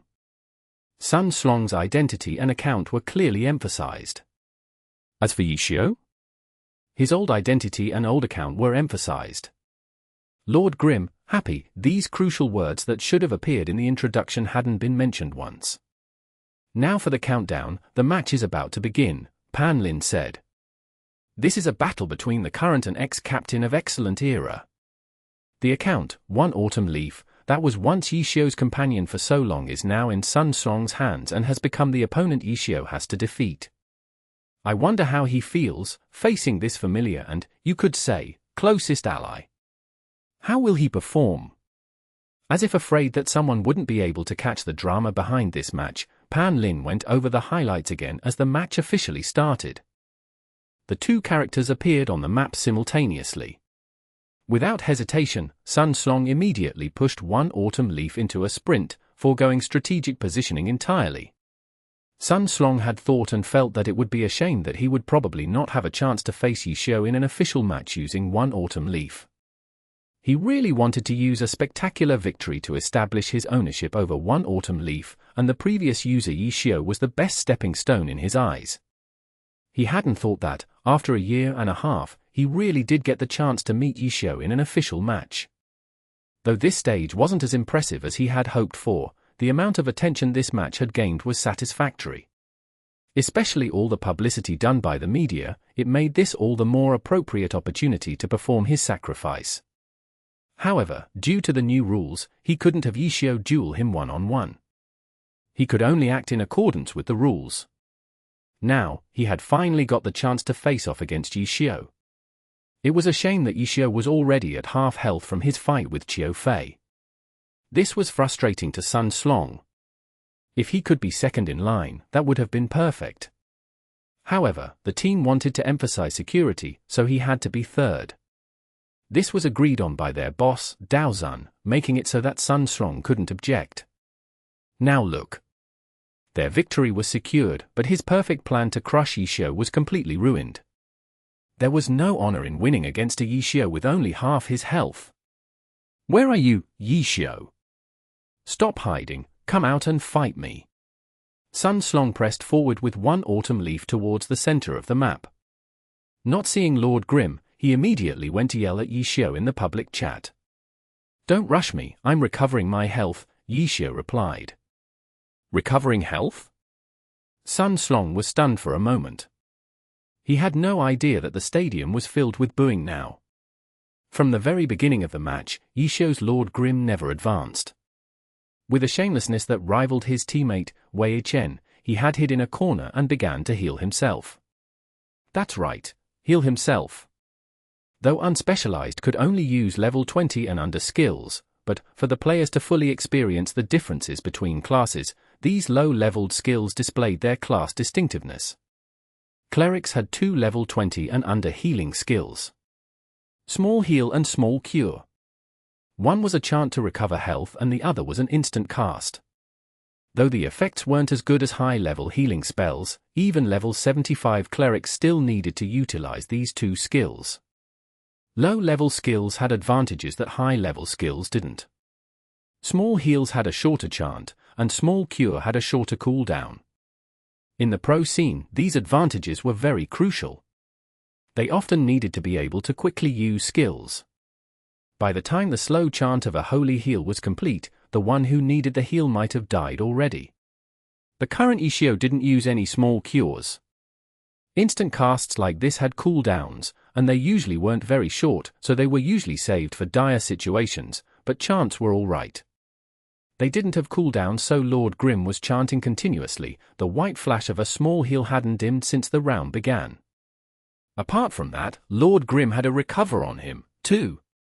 He could use skills from all 24 classes. Amongst the 24 classes, paladins could also heal. Recover was a low-level paladin skill, and was a healing buff, a legendary ability that even clerics were jealous of. While on a character, that character would be healed every 3 seconds for a total of 18 seconds. Currently, Lord Grim's health stayed at a rhythm of jumping up once every 3 seconds. This made it hard to tell what rank his recover was. This guy wasn't stopping with the heals at all. Apart from the boos of the Excellent Era fans, this scene elicited a heartfelt speechlessness from everyone present. Bringing healing to a one-on-one? It wasn't unheard of. While clerics and paladins couldn't really fight one-on-one, but there were still two other classes in the priest class category, knights and exorcists. Level 20 and under skills were usable throughout the same class type, that meant knights and exorcists could also learn and use these healing skills. Did that mean you were invincible if you brought healing to a one-on-one?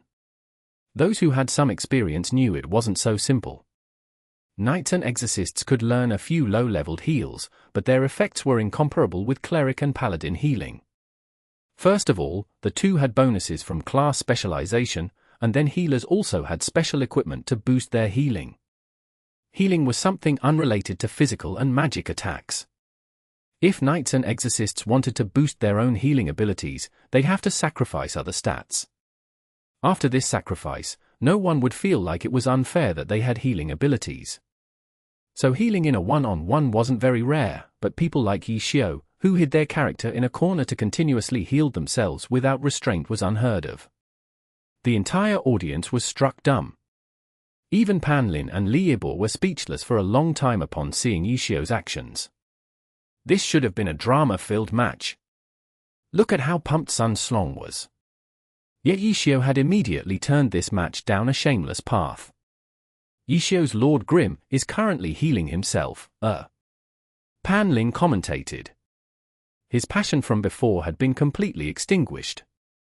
It wasn't like you could expect him to yell out in excitement, "Wow, so awesome." This god immediately hid himself away at the beginning of the match and started chanting heals continuously. The healing isn't stopping. That wasn't something Pan Lin could do. Yeah, he's healing. Liebo's comment was also very weak. The effects aren't as great as that of a cleric or paladin, Pan Lin said. Of course, he has no specialization bonus, Liebo said. He doesn't have any healing equipment either, Pan Lin said. He's relying entirely on his stats to heal. A shame we don't know if his weapon has any healing bonuses or not. The two chatted, had a discussion without any substance. But if he keeps healing, won't that put a huge strain on his mana usage? How is he going to battle after that? Pan Lin finally found a problem to discuss. Just as he said this, a blue light descended on Lord Grimm. This is? Liebo was stunned, and saw Lord Grimm's mana suddenly shoot up. Wish? Prayer? Pan Lin stared in shock. It's wish prayer? Liebo wanted to cry. It was way too hard to commentate for this god's matches. You're too hard to predict. Chapter 10:17. Not that careless. Wish prayer, cleric skill. It recovered 30% of the target's mana over 10 seconds. As the skill level increased, the maximum mana recovery could reach up to 60%. It had a 10-minute cooldown. Lord Grimm was currently casting Wish Prayer. His character's mana was rapidly increasing. Everyone stared with their eyes and jaws wide open. Let alone in the individual competition, Wish Prayer was rarely used, even in team competitions. Even though it had astonishing effects, a 10-second cast time was way too easy to interrupt. As a result, even if it was used in a team competition, it could only be done when an opportunity arrived, allowing for 2 or 3 seconds of recovery at best. But in reality, it was very rare for a team competition to last so long that either side ran out of mana. It was even more rare in the individual competition. Running out of mana was usually only seen in the group arena. However, clerics and paladins didn't play in the group arena. As for knights and exorcists, who would add this skill to their weapons as a skill bonus, no one had ever made such an absurd choice. You're out of mana mid-battle, but you can recover it. And such a substantial one too? It sounded amazing, but in practice, its usage was extremely limited. Setting aside the fact that it was already rare for one to run out of mana, even if it happened, in a 1v1 in the group arena, 10 seconds of standing still would be like treating the opponent like air. If the opponent knew you could do this, it's not like they would just wait for you to recover your mana. Then what about recovering during the start of the match like what Yi Xiu was doing? In that case, there was enough time. However, this scenario required so many prerequisites that the chances of it happening were next to nothing, so the value of this skill was too minuscule. For a pro player, this type of extravagance could be considered a crime. As a result, everyone was staring at Lord Grimm like they had just witnessed a crime. It was like they were at a crime scene. The commentator Pan Lin and honored guest Liebor were also speechless. As for Sun Slong, he had no idea that Yishio had used wish prayer. Yishio had been talking about healing just before. He had been surprised at first and realized that unspecialized characters had the ability to heal themselves, but he wasn't worried. He felt like beating Yishio, who was only at half health, would be winning with an unfair advantage. It's all good now though. He's giving Yishio some time to breath. Wouldn't that make his victory all the more worthwhile? Thus, despite knowing that his opponent was recovering, Sun Slong had one autumn leaf stroll over, letting others know that he wasn't worried one bit. Ha ha! Sun Slong doesn't seem to care about what Yishio is doing. Pan Lin immediately said after seeing it. Yes, he's quite confident. Liebor said. But might he be a bit overconfident? Pan Lin wondered. Are you talking about Yishio or Sun Slong? Liebor asked. Pan Lin looked at Lord Grimm recovering his mana and then at one autumn leaf strolling over, both. They couldn't keep going on like this. Was this really a life and death match between two teams? These two guys weren't being serious at all. This was the Challenger League finals, not two players sparring in-game. Wait a second. Let me recover my health and mana. Sure, take your time. These were words that players would often say to each other when sparring, but the same thing was happening in a serious tournament. How weird. How weird. Ha ha ha ha. Pan Lin could only laugh. He didn't know what to say. At Excellent Era's bench, Boss Dao Xian was personally presiding over the match. His two arms were folded across his chest and his expression was calm. However, if you looked at him closely, you would notice that Dao Xian's two hands were tightly clutching his own arms. If he didn't vent his emotions that way, Dao Xian was truly afraid that he would stomp over in anger. Sun Slong was a player who he generally liked, but his arrogance truly made his head hurt sometimes. It's fine. When Sun Slong faced other opponents with arrogance and stomped on them, Dao Xian felt quite good. During those moments, he was fine with Sun Slong's confidence, even if he did what he was doing now.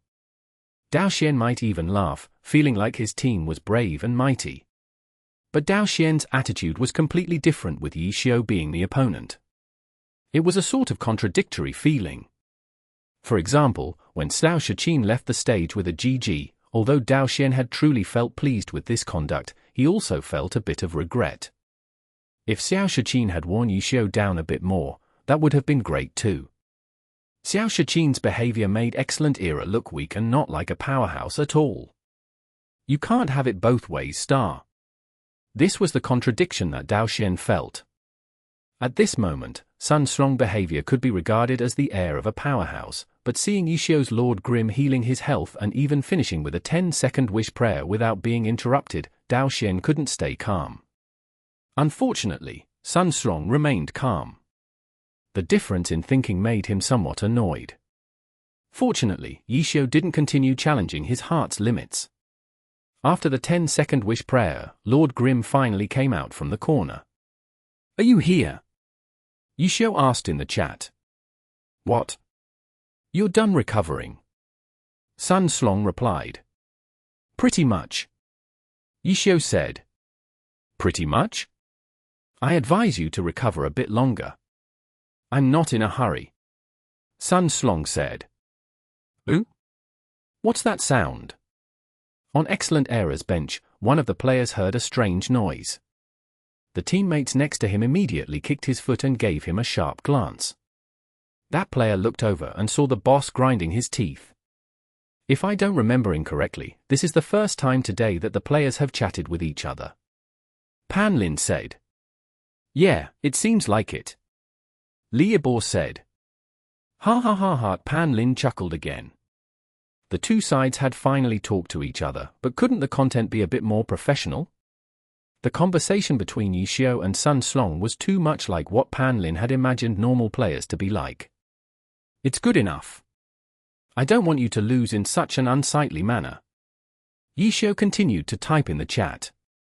Those should be my words to you. Sun Slong fired back. You can keep them. To you. Keep them. To you. Keep them. The crowd was in an uproar. It wasn't because the two were just talking nonsense, but rather during this time, Yishio's Lord Grim quietly circled around to flank one autumn leaf. With just that weird mix and matched gear, you think you can beat me? You've already forgotten one autumn leaf stats? Do you need me to remind you? Sun Slong seemed to be completely engrossed in the chat. His character wasn't moving at all. While Yishio and Sun Slong were talking, Lord Grim circled around to behind one autumn leaf. Sun Xiong doesn't seem to be aware of this either. He's just typing in chat. Could it be that Sun Slong can't touch type and needs to look at his keyboard to type? Pan Lin yelled. Ha ha ha. Liebor laughed while glancing at Pan Lin. However, he noticed that Pan Lin was completely serious. That wasn't a joke? You're being serious? A pro player not being able to touch type? Do you think a pro player looks down at his keyboard when playing? Close, close. Lord Grim is nearby. Pan Lin shouted. The crowd roared even louder as if to warn Sun Slong. At Excellent Error's bench, Dao Xian couldn't bear it anymore. This Sun Slong was too much of a child. Yishio's pathing was successful, but the key point is chatting to divert the enemy's attention. Sun Slong is in range to be attacked. Is he going to choose to attack? Sun Slong doesn't seem to know. Pan Lin shouted. At this moment, Sun Slong typed out a new message in the chat. We've already chatted for so long. What's going on? Could you be behind me? Whoa! Pan Lin cried out in surprise. Then, he saw one autumn leaf turn around directly towards Lord Grim. His spear, annihilating evil, pointed forward. So it turns out Sun Slong wasn't as we had imagined, to be so careless. Pan Lin hesitated. He almost said stupid. Ha, I don't think such a low-level mistake would happen to such a skilled player. Liebor acted as if he knew it all along. Sun Slong turned around and began his offense. Dragon breaks the ranks. One autumn leaf initiated with the move that Tangru liked to use the most, but just from the visual effects, the difference between one autumn leaf and soft mist could be seen. Were there any changes to one autumn leaf's equipment? Yishio could see this instantly. One autumn leaf had changed a lot of his equipment. Some parts had been completely swapped out. Some had slight changes in appearance. The club's R&D team wasn't going to waste material solely to change the appearance of equipment. A change in appearance meant a change in stats. In the eyes of the viewers, one autumn leaf was still one autumn leaf, but for Yishio, who was incomparably familiar with this character, one autumn leaf had been changed beyond recognition. After dodging the dragon breaks the ranks, Lord Grim aerial rifled backwards to pull away from one autumn leaf. Ha, this is you after recovering? It might be too little. Sun Slong looked at Lord Grim's condition and typed a string of words. Lord Grim hadn't advanced classes, nor did he wear any healing equipment, so his healing was rather weak. During this time, he had only recovered to 70% health. Because his heals were weak, his mana consumption was high. Yishio couldn't heal to full health. If he did, a wish prayer might not be enough to recover his mana. For a level 75 character, low-leveled healing skills without a class advancement and without specific healing equipment were very weak. Chapter 10:18. At a standstill. As Sun Slong typed this out, his character never paused. One autumn leaf did a horizontal sweep with his spear after his dragon breaks the ranks, using Tyrant's Destruction. Lord Grim had already been pulling away when he dodged the dragon breaks the ranks, seeming to already be out Tyrant's Destruction's range and in a good position to counterattack. However, Lord Grim didn't stop backing away there. Just as he stepped back, the mud and stone on the ground were swept across. A place where Tyrant's Destruction shouldn't have reached had been affected by the sweeping effect through the force of this attack. Oh, this is Evil Annihilation's bonus effect, Landslide, which increases the range of attacks. However, the opponent is Yishio, who obviously knows this better than anyone. You can see that he even considered the effect of Landslide in his dodge. The chances of these bonus effects on weapons activating isn't actually very high, but in an actual match it's better to prepare for the worst possibility, Tiger-Borne side. Boom! The two were still talking about Tyrant's destruction when an explosion occurred on the field. As he backed away, avoiding the attack, Lord Grim had discreetly thrown out a grenade. Pan Lin and Tiger-Borne hadn't noticed at all. It was only until it exploded that everyone gasped in surprise. The inconspicuous movement had fooled everyone, all except his current opponent, Sun Strong. One Autumn Leaf's immediate pursuit made a sudden halt in the middle, obviously waiting for the grenade to go off. The timing was just right, so it looked like he had somehow ran right through the explosion, but avoided taking any damage whatsoever, Evil Annihilation still closing in on Lord Grim. Sun Strong is eagerly going on the offensive, but it seems like Yishio doesn't intend to face him head-on, Pan Lin cried out. That's for certain. Veterans have an advantage in experience. Against young opponents, especially ace players like Sun Strong, they have to fully utilize this advantage. Facing their opponent head-on would be. Tiger-Borne was unable to continue, because Pan Lin had only said, seems like. This was a guess he had made in accordance with Lord Grim's act of retreat. Yet now, Lord Grim opened up his Myriad Manifestations umbrella and parried one Autumn Leaf's attack, a true act of facing someone head-on. Not bad. In this direct face-off, Sun Strong actually found the time to type a message. One Autumn Leaf stepped diagonally, sending out a sky strike from a side angle. Lord Grim didn't even turn his view, whipping out a sword from the handle of the Myriad Manifestations umbrella as he jumped diagonally backwards and using a collapsing mountain as he avoided sky strike. A collapsing mountain in place. This is a type of technique that uses a backwards jump to cancel out collapsing mountains' forward jump. Yishio is able to perform it with such ease. It's clear to see how familiar he is with the foundations of glory. He truly deserves his title of glory's textbook, Pan Lin called out. One Autumn Leaf turned, continuing his half-finished sky strike and using it to block Lord Grim's collapsing mountain. However, collapsing mountain had far greater priority than sky strike, so it was impossible to complete this block with just sky strike alone. Yet, by then, one Autumn Leaf had already jumped back, avoiding the collapsing mountain entirely. One Autumn Leaf dodged it. But why did he use this sky strike to block, Advisor Lee? Pan Lin asked. There's no particular reason. It's just a habit of pro players to help them get into the rhythm of battle quicker, Tiger-Borne explained. I can't stand it anymore. In the audience, Tiny Herb player Liu Xiaobie had been listening to the commentary on his phone as he watched the match again, but then yanked out his earphones once more. What is it this time? Xu Bin asked. They said that there was no reason to one Autumn Leaf sky strike just now, Liu Xiaobie said. Oh? That's not right.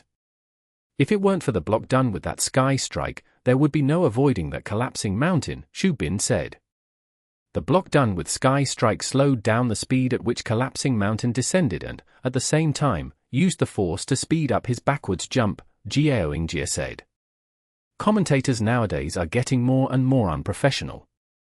Liu Xiaobie put the earphones back in even as he said this and shook his head, making Xu Bin and Jiao Yingjie rather speechless. The battle raged on. Neither of them managed to gain the advantage.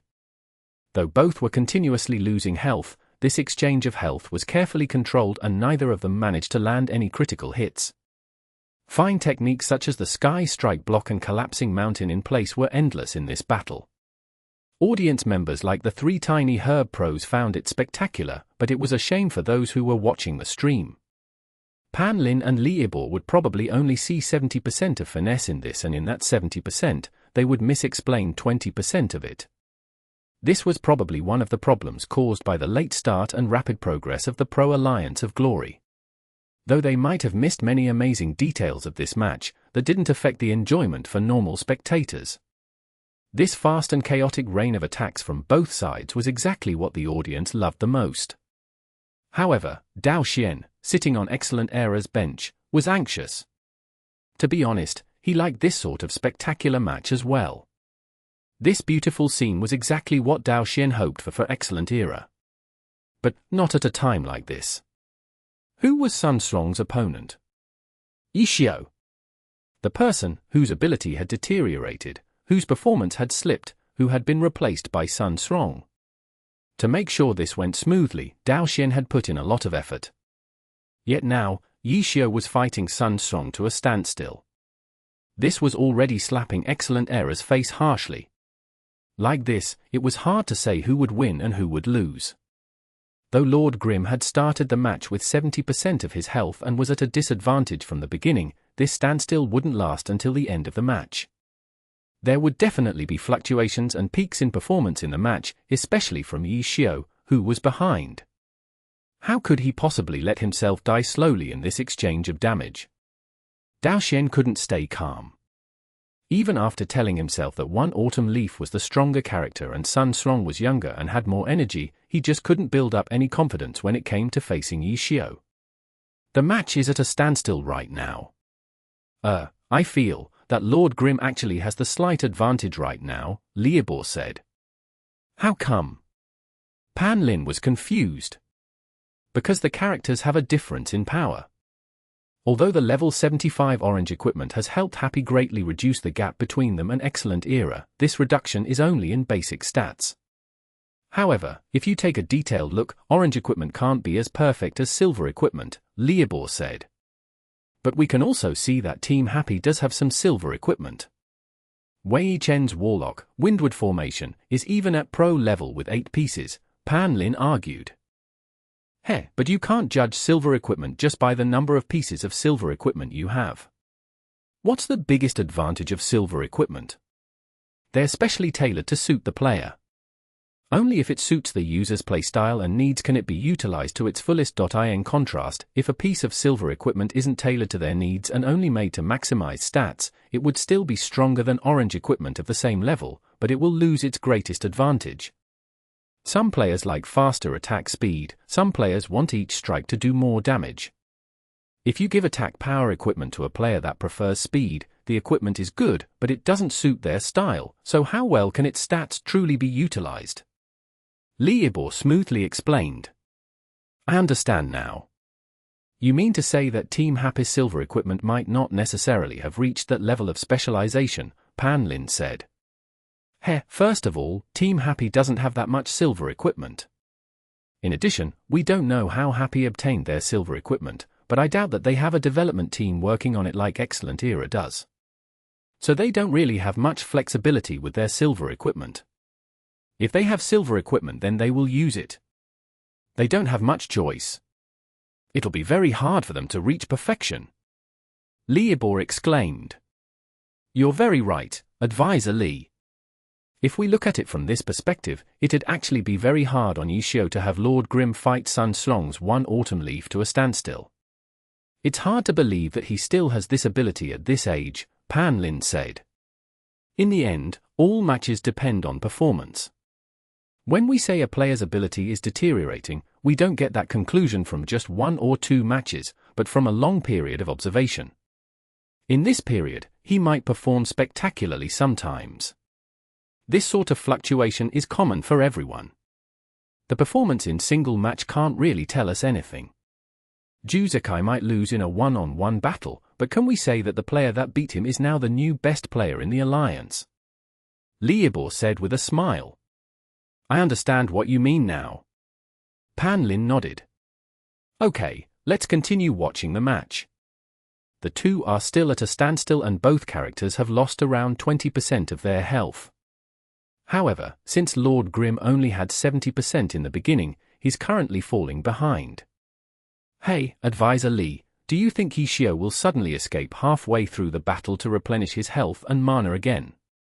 Pan Lin suddenly asked. I doubt Sun Strong will give him the opportunity to do that.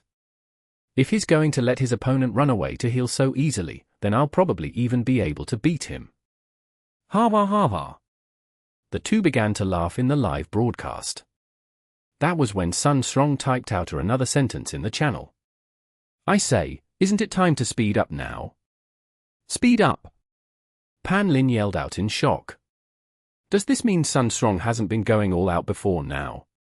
This is probably a purposeful suppression of the rhythm so he can suddenly speed up and throw his opponent into chaos. Liebor said. Speaking of, the two sides seem to be doing a lot of communicating in this match. Pan Lin said. Yeah, Sun Strong usually doesn't say much in matches. This is surprising. Seems like Yi Xiu is a very different kind of opponent for Excellent Era. From the conversation between the captains of New and Old, Sun Strong probably hopes to prove he can do better than Yi Xiu with a victory here. Liebor guessed. So, is he going to speed up? Pan Lin asked in excited hope. Chapter 10-19. Wound. Shattering the Land. The level 75 Battle Mage skill was heroically used by One Autumn Leaf, clashing against Lord Grimm's attack. One Autumn Leaf's powerful equipment was displayed. Lord Grimm's attack should have possessed a short hit stun effect, but the hit stun couldn't even be seen. Even though it hurt One Autumn Leaf, it didn't stop the skill from coming out. He already has a clear grasp of my character's stats. Yi Xiu thought to himself. Due to Lord Grimm's full set of orange equipment, Lord Grimm's stats weren't a secret. The only variable was the Myriad Manifestations umbrella. If this were a normal weapon, Sun Strong would have most likely grasped the weapon stats much faster, but because the Myriad Manifestations umbrella had many forms each with different stats, more effort was needed. However, daring to take the attack while using Shattering the Land meant that Sun Strong had a solid understanding of Lord Grimm's stats. Sun Strong knew that his attack would be unable to interrupt One Autumn Leaf's skill. Sure enough, despite Lord Grimm's attack dealing damage, One Autumn Leaf remained unmoved. Shattering the Lands came out. One Autumn Leaf thrust his spear into the ground and then pulled it back. A wave spread out in a circle around One Autumn Leaf. Compared to Qiu Fei's combat form, the power was one step higher. The battle god One Autumn Leaf's might truly began to show. Sun Strong's timing was on point. His luck burst forth too. His spear, Evil Annihilation, triggered Landslide, increasing Shattering the Land's attack range. For a high-level skill that already possessed high killing power, the addition of the Landslide effect only made it more obvious. Lord Grimm was unable to escape from the skill's wide range and was sent flying into the air along with dirt and stone. This was just Sun Strong's opening move too. One Autumn Leaf ran behind Lord Grimm and stabbed towards Lord Grimm's heart from the back with a Furious Dragon Strikes the Heart. Getting behind the opponent was a move that pro players always did when comboing. First, it increased the damage due to it being a back attack. Second, it was harder to defend strikes from behind. These types of movements could be considered as a beginner-level Vanishing Step. The difference was that the goal of Vanishing Step was to combo the opponent without the opponent knowing the user's location, so it wasn't as simple as a back attack. This Furious Dragon Strikes the Heart was extremely sharp. A sneak attack from the back might have been impossible for anyone else to defend against, but Yi Xiu was too familiar with battle mags. He didn't even need to look. He could just listen to know that it was a Furious Dragon Strikes the Heart coming from behind him. He had distinguished it even amidst the quaking noise caused by Shattering the Lands. Without turning around, Lord Grimm put his umbrella on his shoulder. With a whoosh, the umbrella canopy opened up into its shield form to block the attack. Yi Xiu didn't have any other options available. Sun Strong was too fast, and One Autumn Leaf's attack was also ferocious. Yi Xiu didn't have time to do any complicated motions. The shield form was the lightest of the shields. Even though its ability to reduce damage wasn't bad, its priority was simply too low. After taking this Furious Dragon Strikes the Heart, Lord Grimm was launched even higher into the air. Sun Strong targeted where Lord Grimm would fall and had One Autumn Leaf wait over there, but then he saw Lord Grimm retract the canopy of the umbrella on his shoulder and saw the umbrella rib start to spin into a rotor wing. Sun Strong wasn't going to let him go. Even though One Autumn Leaf couldn't fly, Lord Grimm couldn't fly forever. Rotor wings had a limited skill duration. The flight speed wasn't fast either. One Autumn Leaf firmly chased after Lord Grimm. Who would have imagined that Lord Grimm was only faking it? After tricking Sun Strong to take a few steps forward, he quietly dropped a grenade without warning. Ha ha! Sun Strong even type a sneering emoji. One autumn leaf turned around. Evil Annihilation swung up and moved along a beautiful arc, directly striking the grenade mid-air. Amidst the cover of the explosion, Lord Grimm disappeared without a trace. Not good. Sun Strong's heart tensed. He didn't dare be negligent and hastily moved to pull away. 3 anti-tank missiles fell from the sky. Using the cover of the explosion, Lord Grimm shot them in a triangle, trapping one autumn leaf in the middle. Sun Strong's frightening mechanics were displayed at this moment. The 3 anti-tank missiles were shot in a tight formation, yet this guy was actually able to get one autumn leaf to slip through the tiniest gap between 2 of them to dodge the missiles. Beautiful! However, no applause came. With their omniscient view, they could already see it clearly. Lord Grimm had used shadow clone technique to return to the ground. As for one autumn leaf, he was looking up in the air, attacking the clone. Blood splattered. When an assassin or a ninja approached an unsuspecting target, even a god couldn't escape from the sneak attack because the attack came without any warning. Only then did Sun Strong realize he had fallen for it. One autumn leaf rushed forward, while turning around and slashing with his spear. He first had to get away from his opponent before doing anything else, but when he turned around, there was no sign of Lord Grimm. There were only so many skills that could make a character disappear. However, with 24 classes, there were too many skills to search through. Sun Strong already reacted quite quickly, but it was still too late. By the time one autumn leaf jumped up and stabbed down with his spear, Lord Grimm had already tunneled out from the ground. Underground tunneling technique! Yishio had used this move against Qiu Fei. Through his memory of that, Sun Strong was able to make an accurate decision. Unfortunately, he was slightly too slow. Yishio struck first. Lord Grimm came out of the ground, dodged Evil Annihilation, and once again slashed at one autumn leaf's neck. Then, a falling flower palm. Yishio didn't use the same moveset as he did against Qiu Fei. Instead, he used a falling flower palm to throw one autumn leaf backwards. Sun Strong had grasped Lord Grimm's stats. How could Yishio not also grasp the completely reworked one autumn leaf? Were all of these changes to fit to Sun Strong's style? It didn't seem like it in Yishio's eyes. Sun Strong's battle mage playstyle wasn't anything original. From how Sun Strong played, Yishio could even see images of himself. And for that type of playstyle, one autumn leaf's original set of silver equipment had been the most optimal. The new level cap didn't revolutionize any sort of new playstyle, so the equipment configuration didn't need to be altered at all. The only thing that needed to be done was upgrade the level and stats of the silver equipment. However, Yishio noticed that one autumn leaf avoided this approach. If it was just to fit Sun Strong's playstyle, then there didn't need to make such drastic changes. Then why did they do it? Yishio had a good guess. Excellent Era wanted Yishio to face an unfamiliar one autumn leaf. They didn't want Yishio to have the advantage of being too familiar with the character. They succeeded. Yishio was very unfamiliar with this one autumn leaf. As for Sun Strong, even though he had enough time to familiarize himself with it, that didn't mean it was completely suitable for him either.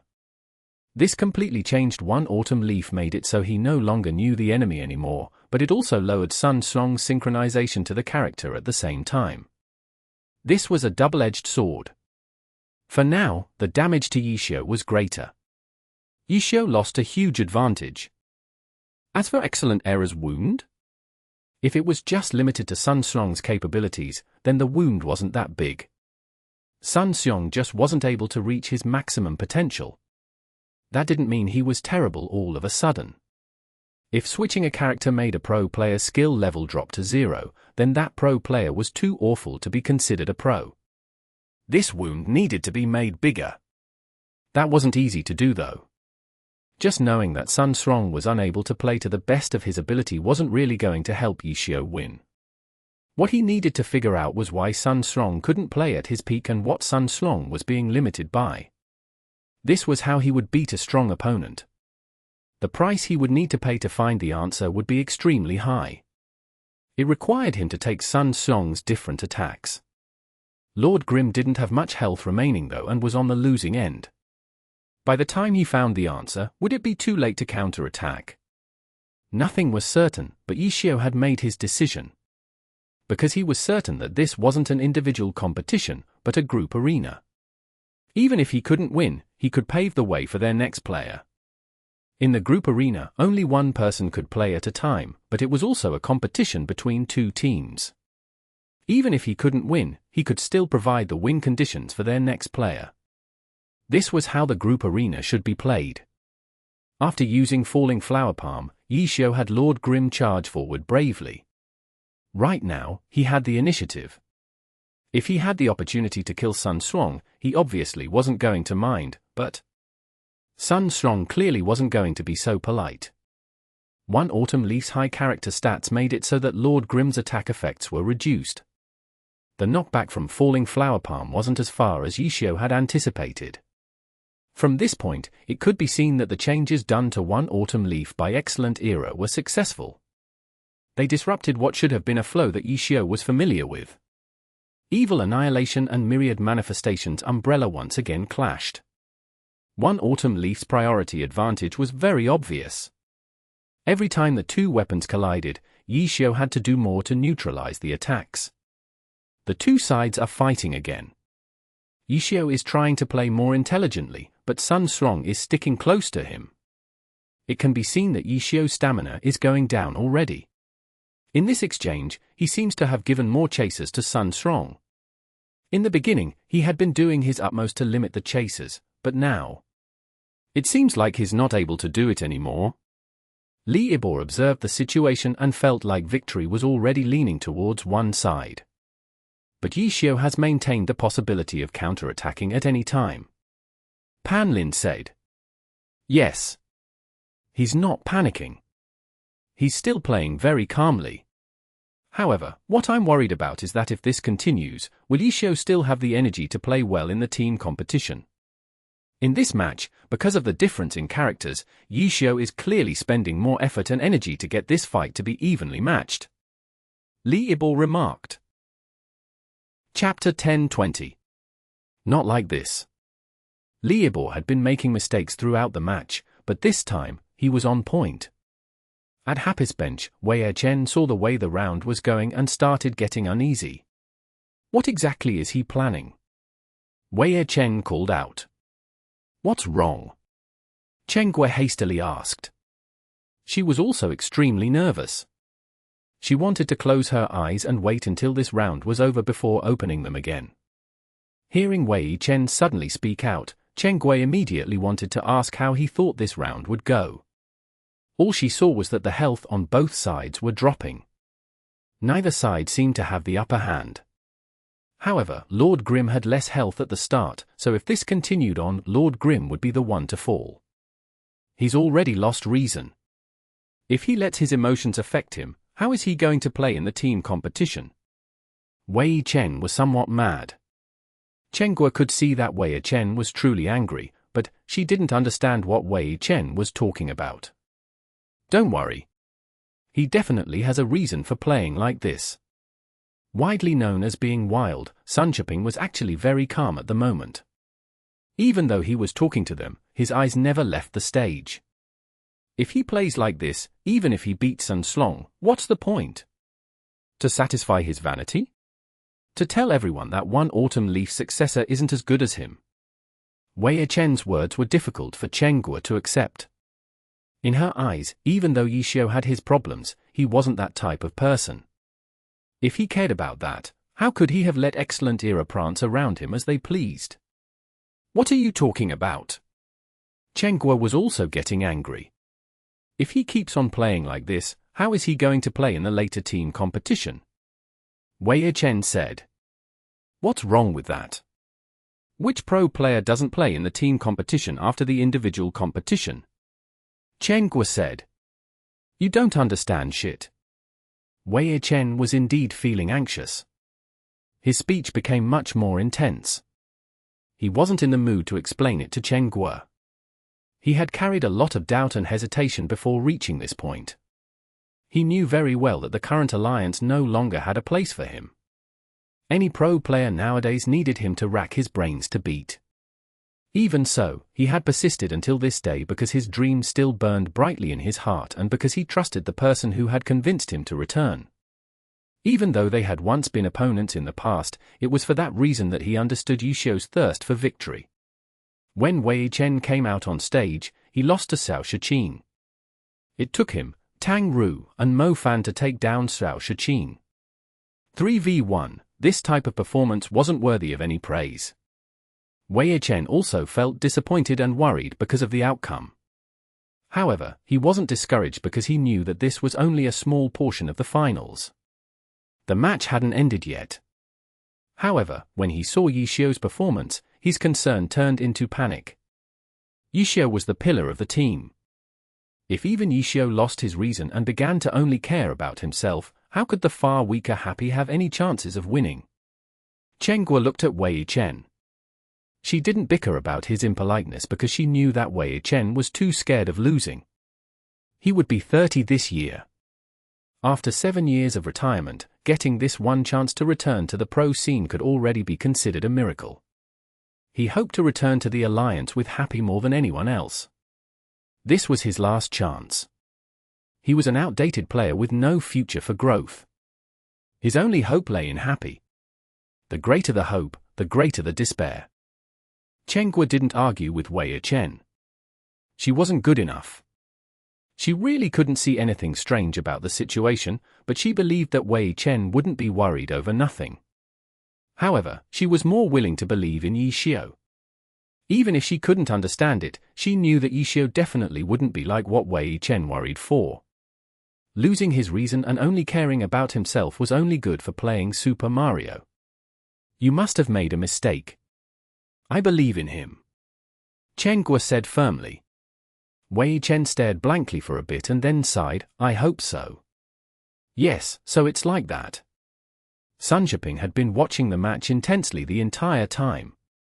At this moment, he suddenly spoke out, Old Wei, look carefully. Oh. Wei Chen stared blankly again. This guy is looking to give me trouble. Sun Zhiping unexpectedly smiled. You guys? What are you guys talking about? What did you see? Chen Guo was puzzled. A chance. Sun Zhiping said. What? A chance to win. Sun Zhiping said. He can win this round. Chen Guo was wild with joy. It's hard to say if he can win this round, but Sun Strong will definitely go down. Sun Zhiping said. What do you mean? Chen Guo didn't understand. You just wait for the show to start. Sun Zhiping said as he continued to stare at the match. Chen Guo wanted to go crazy. She really hadn't noticed anything wrong. She looked to her left and right. Wei Chen and Sun Zhiping were watching the match intently. On the other side, she saw Tang Ru's puzzled look. She also didn't understand what Sun Zhiping was talking about. The anxiety in Chen Guo's heart burned. Suddenly, she thought of a bright idea and took out her cell phone. This match was being broadcasted. She didn't understand, but the broadcast had a commentator and expert discussing the match. She wanted to see what their thoughts were. Chen Guo used her cell phone to listen to the broadcast, but it would have been better if she hadn't.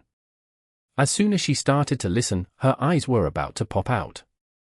The commentators were saying that Yishio was in an unfavorable position. Correct. Correct, unfavorable. Chen Guo could also see it. Lord Grimm was losing health faster than one autumn leaf. His health already wasn't as high to begin with. If he was bleeding faster than his opponent, the disparity between one autumn leaf and Lord Grimm would only widen. What's going on? Chen Guo really didn't understand. Neither Tiger-Borne nor Panlin could give a good answer either. From Sun Zhiping and Wei Chen, she could only see them focused on the match. What's going on, senior? It looks like you're looking weak. Sun Strong suddenly said in the chat. If this keeps up, How are you going to make me lose? I really don't understand. Sun Strong continued. I'm afraid that if this continues, you won't understand how you died. Could you be an NPC? When your health reaches 10%, you'll suddenly go berserk. Sun Strong chattered incessantly. Today's Sun Strong is really, talkative. Pan Lin sighed. Yishio didn't respond though. There wasn't any conversation. Sun Strong seized the opportunity to talk trash. Why aren't you talking? Is the pace too fast? There's no time for you to type. After Sun Strong taunted, he typed a bunch of emojis, showing that he had energy to spare. It's about right. Yishio Xiu suddenly replied and added a sunglasses emoji. What? Sun Strong was still asking. You said it. When my health reaches 10%, I'll go berserk. It's such a rare opportunity to meet. I can't leave you disappointed. Yishio said. Is that so? I'm looking forward to it. But it looks like your health has already reached 10%. Where is it? Sun Strong said. He even had one autumn leaf look left and right as if he were looking for the berserk. I'm coming. Yishio typed.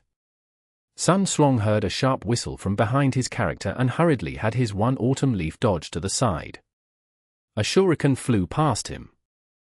Lord Grimm was standing in front of him, but the shuriken had actually come from behind. Boomerang shuriken? Boomerang shuriken wasn't a skill name, but rather a technique. When using a ninja shuriken, throw in a curve such that the shuriken would return like a boomerang.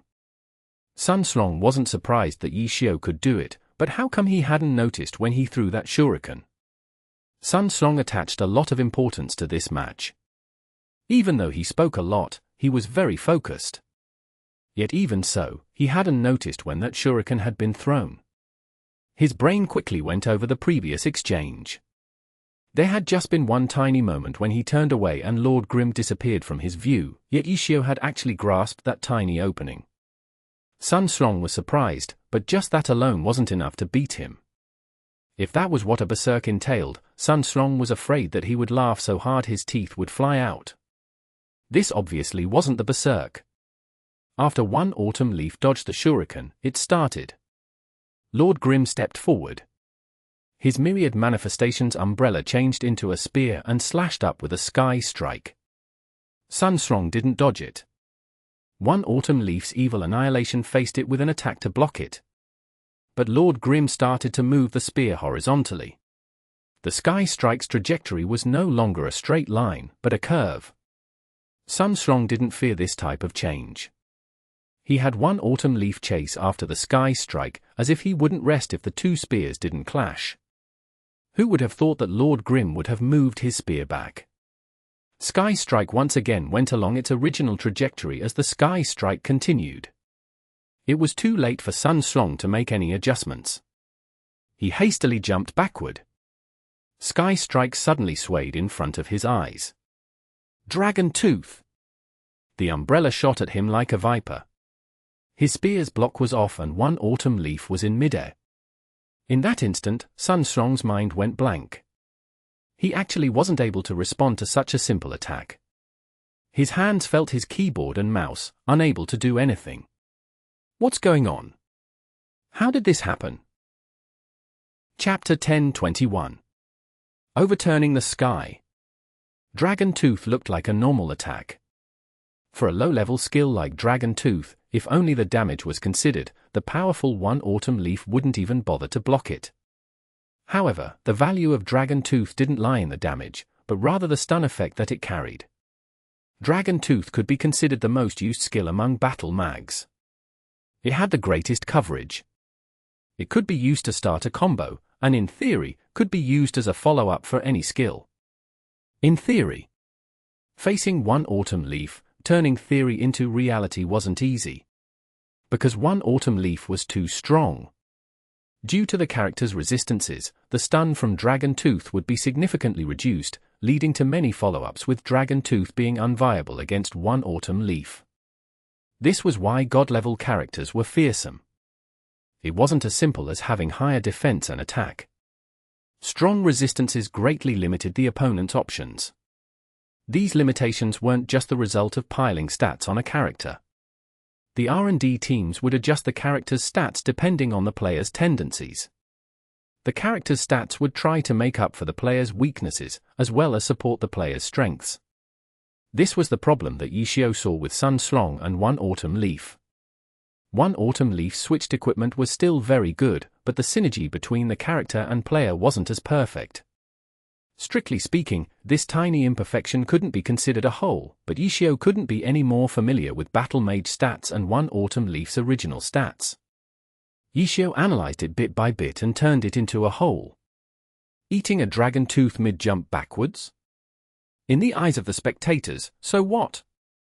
With One Autumn Leaf stats, the stun effect would disappear in a flash. One Autumn Leaf happened to be jumping backwards too.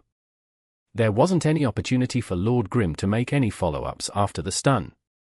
That jump looked like a beautiful and successful dodge. That's what everyone thought. No one thought that this stun effect wasn't the important point. It was the attack itself that was important. Because before this, Sun Slong had been stunned, which allowed the dragon tooth to hit.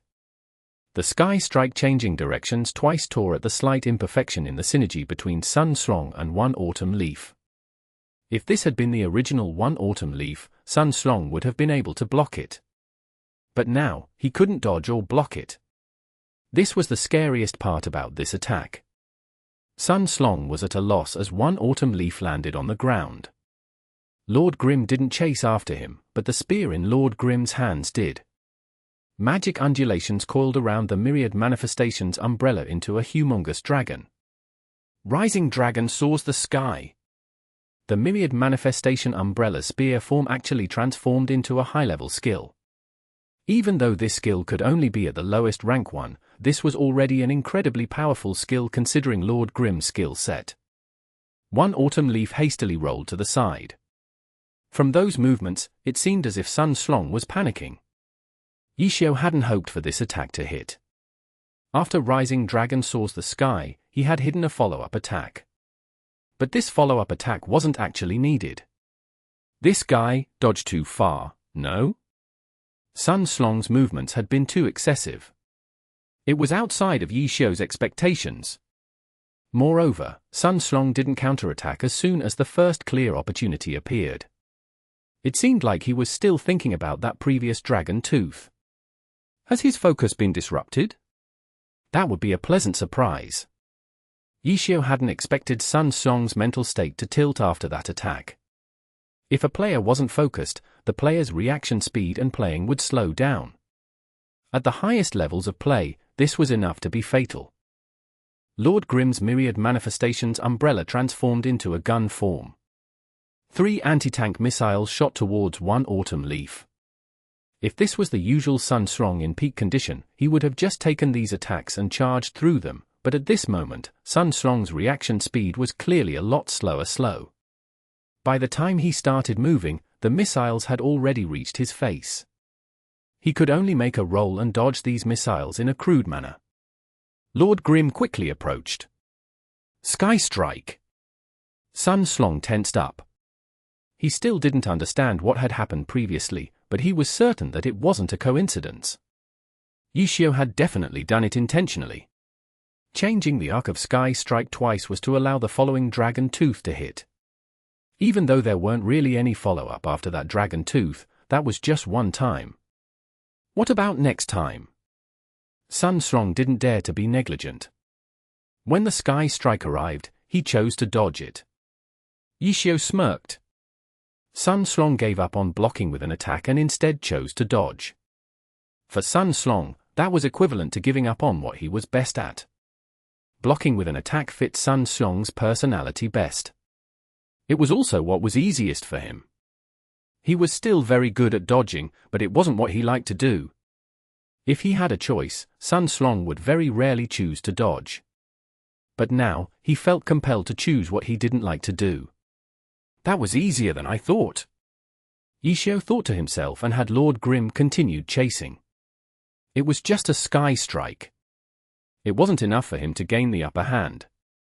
Yishio had many more things for Sun Slong to enjoy, all of which happened after Lord Grimm's health dropped to 10%. Sun Strong was in a daze. Yishio's attacks weren't sharp, but they were very precise. Every attack targeted a vital point. He hit where it hurt. Sun Xian felt uncomfortable. In his 3 years as a pro player, he had never felt so uncomfortable before. It wasn't like he had never fought against Yishio before. When he had been part of Team Conquering Clouds, he had fought against Team Excellent Era 3 times. And in 2 of those, Sun Strong and Yishio had faced each other in the individual competition. Even though he lost both times, Yishio had been using the Battle God One Autumn Leaf. On the other hand, Sun Strong was using a SOSO Pro character from a mid to low tier team. Although he lost, the fights had been very close. Sun Strong had had a good chance of winning. If he, too, had a character like One Autumn Leaf, perhaps the results would have been different. That was what many people said after those matches. That season, Sun Strong had been a spectacular rookie. Using a normal character, he challenged Yishio and the Battle God One Autumn Leaf. Losing by only a sliver of health, even in defeat, Sun Strong basked in glory. If I had One Autumn Leaf, I definitely would have won. It wasn't just others who thought that. Sun Strong thought that as well. Later on, he came to possess of One Autumn Leaf. Because of him, Yishio was forced to leave the team and announce his retirement. This made Sun Strong truly feel like the winner. He looked forward to the future awaiting him. And then under his lead, Excellent Era was like a wild horse out of control and was relegated. This was an embarrassment. It hadn't been easy for Sun Strong to accept. He wanted to prove himself. But the Challenger League? Lead Excellent Era back into the Alliance through the Challenger League. How could that be considered proof? For Excellent Era, this should be as easy as eating food. What's more, after getting relegated, they even got Xiao Shiqin to come over. It looked like he could only endure for this upcoming year. That was what Sun Strong originally thought. However, then there were rumors of Yishio forming his own team and joining the Challenger League. This piece of news was like a stimulant for Sun Strong. After switching ace players, Team Excellent Era's placings improved slightly before directly falling into relegations. The controversy over Sun Strong was quite big. Comparing him to the former captain Yishio was very normal. The club firmly stood by his side the entire time, but in reality, Sun Strong needed to prove himself. The Challenger League wasn't enough for him to prove himself. Sun Strong could only impatiently wait for the next year so he could shut up those who said he was worse than Yishio. Who would have thought that an opportunity would arrive in the Challenger League? This instantly made the Challenger League interesting. For him, this was a stage meant for the two of them. How well would Team Happy perform? How would he lead Team Excellent Era? The finale would only happen when the two sides clashed. It was a finale that he and the media would look forward to. That year, he lost because his character wasn't as good as One Autumn Leaf. And now, he possessed One Autumn Leaf. He would let Yishio witness just how powerful his battle god was. At this moment, Sun Strong didn't hurry to beat Yishio.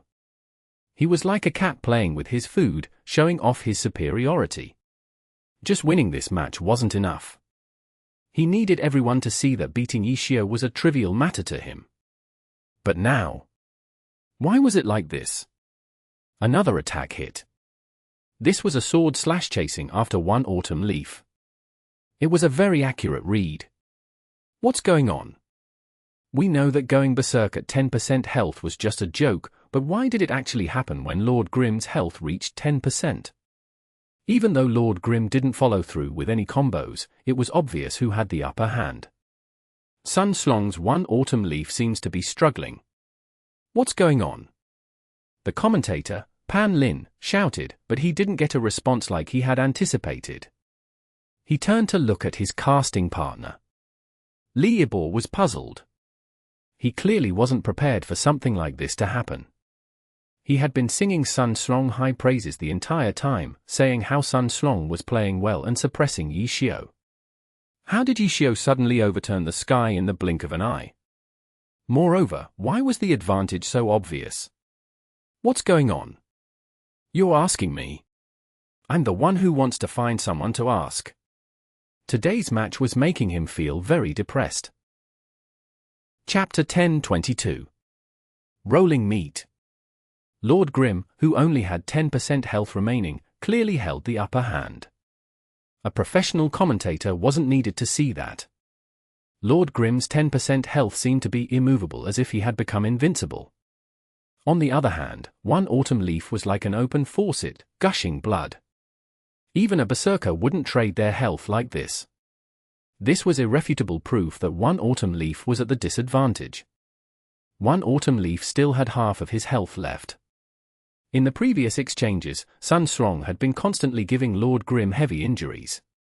He had felt the thrill of a predator playing with its food. He had felt like the fight was under his complete control. Yishio seemed to be struggling, trying to hang on to his life. It's useless. Your time is already over? Sun Strong had been preparing to say these words the moment he won, but at this moment, the situation had flipped. No, to be more accurate, who had the upper hand was even more clear now. Before, Sun Strong could feel his opponent struggle, but now? Sun Strong couldn't even struggle. Every attack from Lord Grim would make his head go blank as he failed to come up with any sort of counterplay. Where did I go wrong? Sun Strong was feeling fretful. He watched as his health slowly bled away. He originally had 50% of his health left. In the blink of an eye, it turned to 30%. When his health reached 20%, he thought to himself, what had he done so far? He couldn't even struggle. He had been waiting for this opportunity to come for so long, and this was going to be the outcome? In this match, the wide disparity between both sides could be easily seen. He was young and brimming with talent. He was destined to leave his mark on the Glory Alliance in the near future. On the other hand, his opponent had been in retirement for a year. His most resplendent achievements had been made 6 years ago. He possessed the Battle God One Autumn Leaf. If the Battle God claimed second, no character would dare to claim first. On the other hand, his opponent had only just started leveling his character when the 10th server opened. It was a small character with a name that even begged to be laughed at. TL, a more accurate translation for Lord Grim would be please don't laugh. He had gone into the fight at full health, while his opponent had just finished an intense match and only had half of his health left. Even though Lord Grim was given time to recover, it was only until 70% health. The two sides hadn't started from the same line. For this match, let alone losing, Sun Strong wouldn't even accept an even match.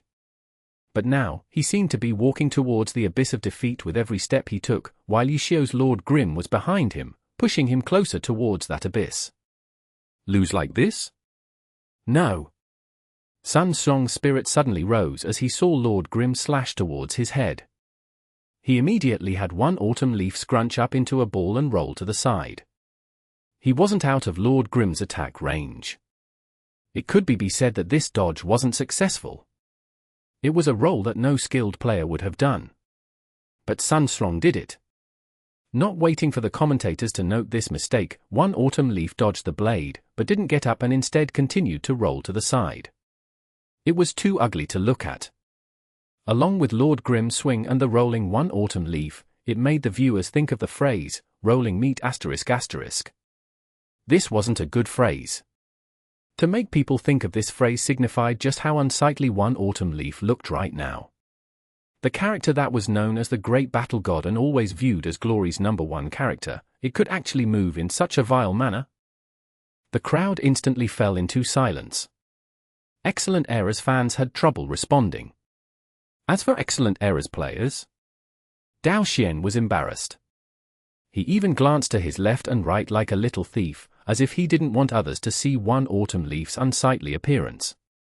Unfortunately, his hopes wouldn't come true. It wasn't just the crowd that saw this, but also the millions of people watching the broadcast. The entire Glory world might have frozen at this moment. One autumn leaf actually rolled several times in a row to get away from Lord Grim's combo. Would Yishio be startled by this ugly move? Of course not.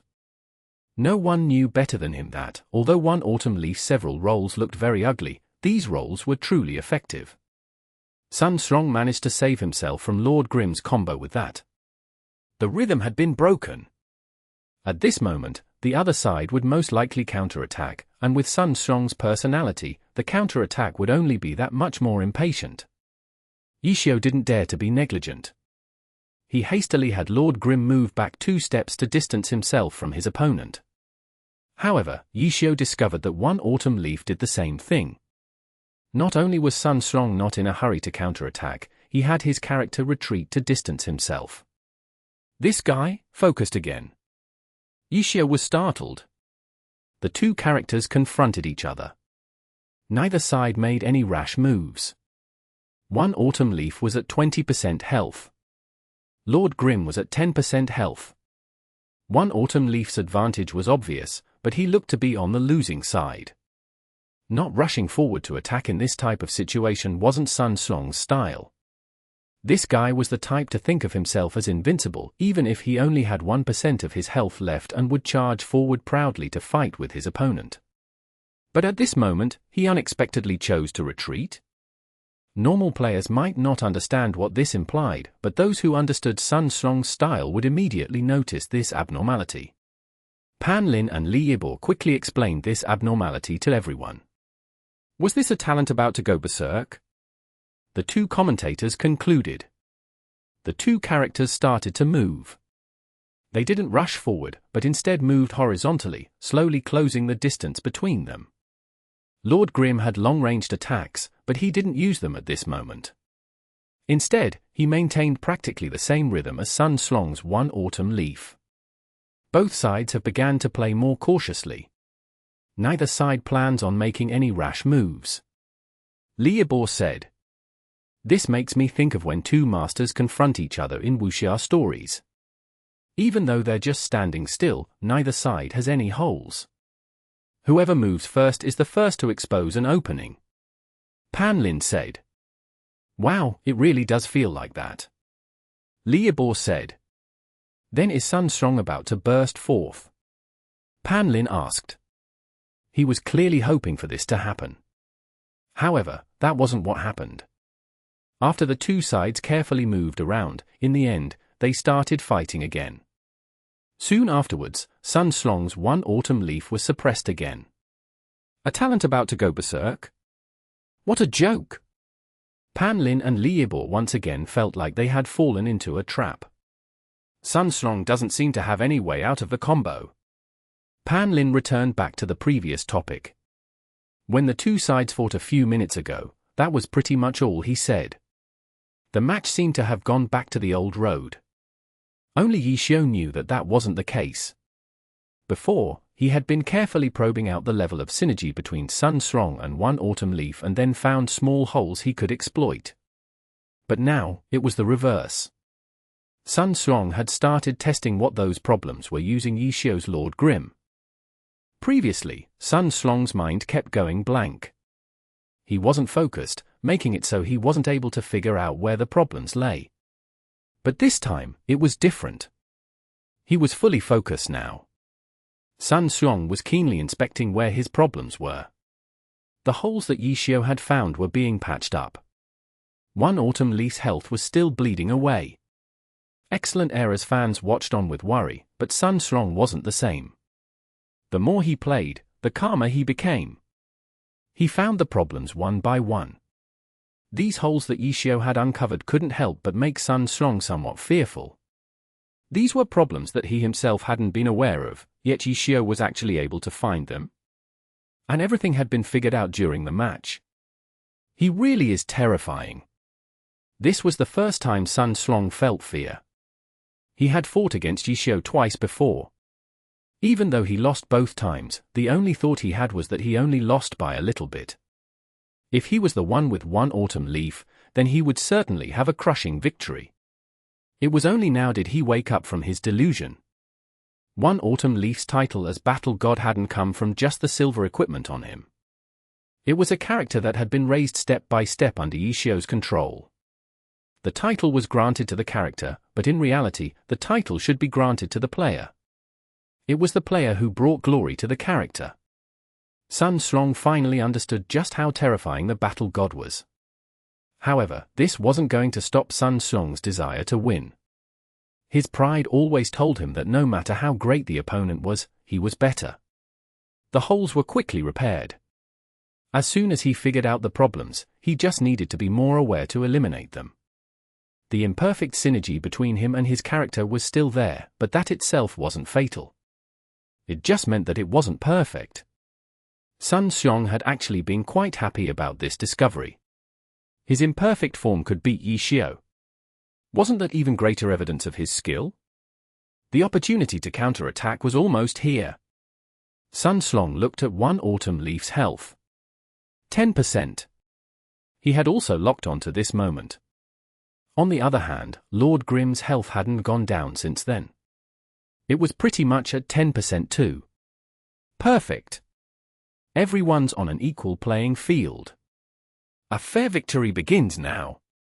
When one autumn leaf's health dropped to 10%, Sun Xiong finally sounded the horn to counterattack. Chapter 10:23. The classic 0.03% kill. Dragon Tooth. Sun Xiong didn't do any theatrics. He used the simplest of initiations for battle mage combos.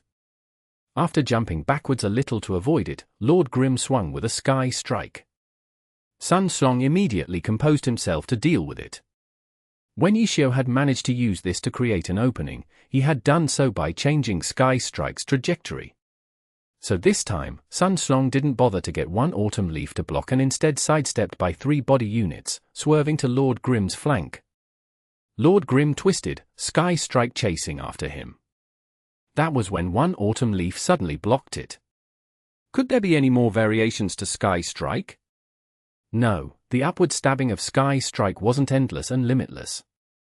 If you kept stabbing up, then wouldn't you just end up throwing your weapon away? One autumn leaf's 3 body unit sidestep had pulled this Sky Strike far enough so that it couldn't be modified any further.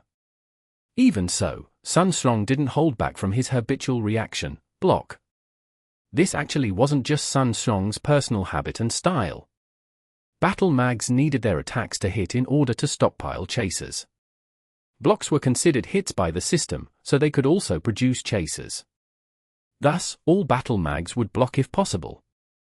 The current Sun Xiong didn't deviate from this, and neither did the past Yi Xiao.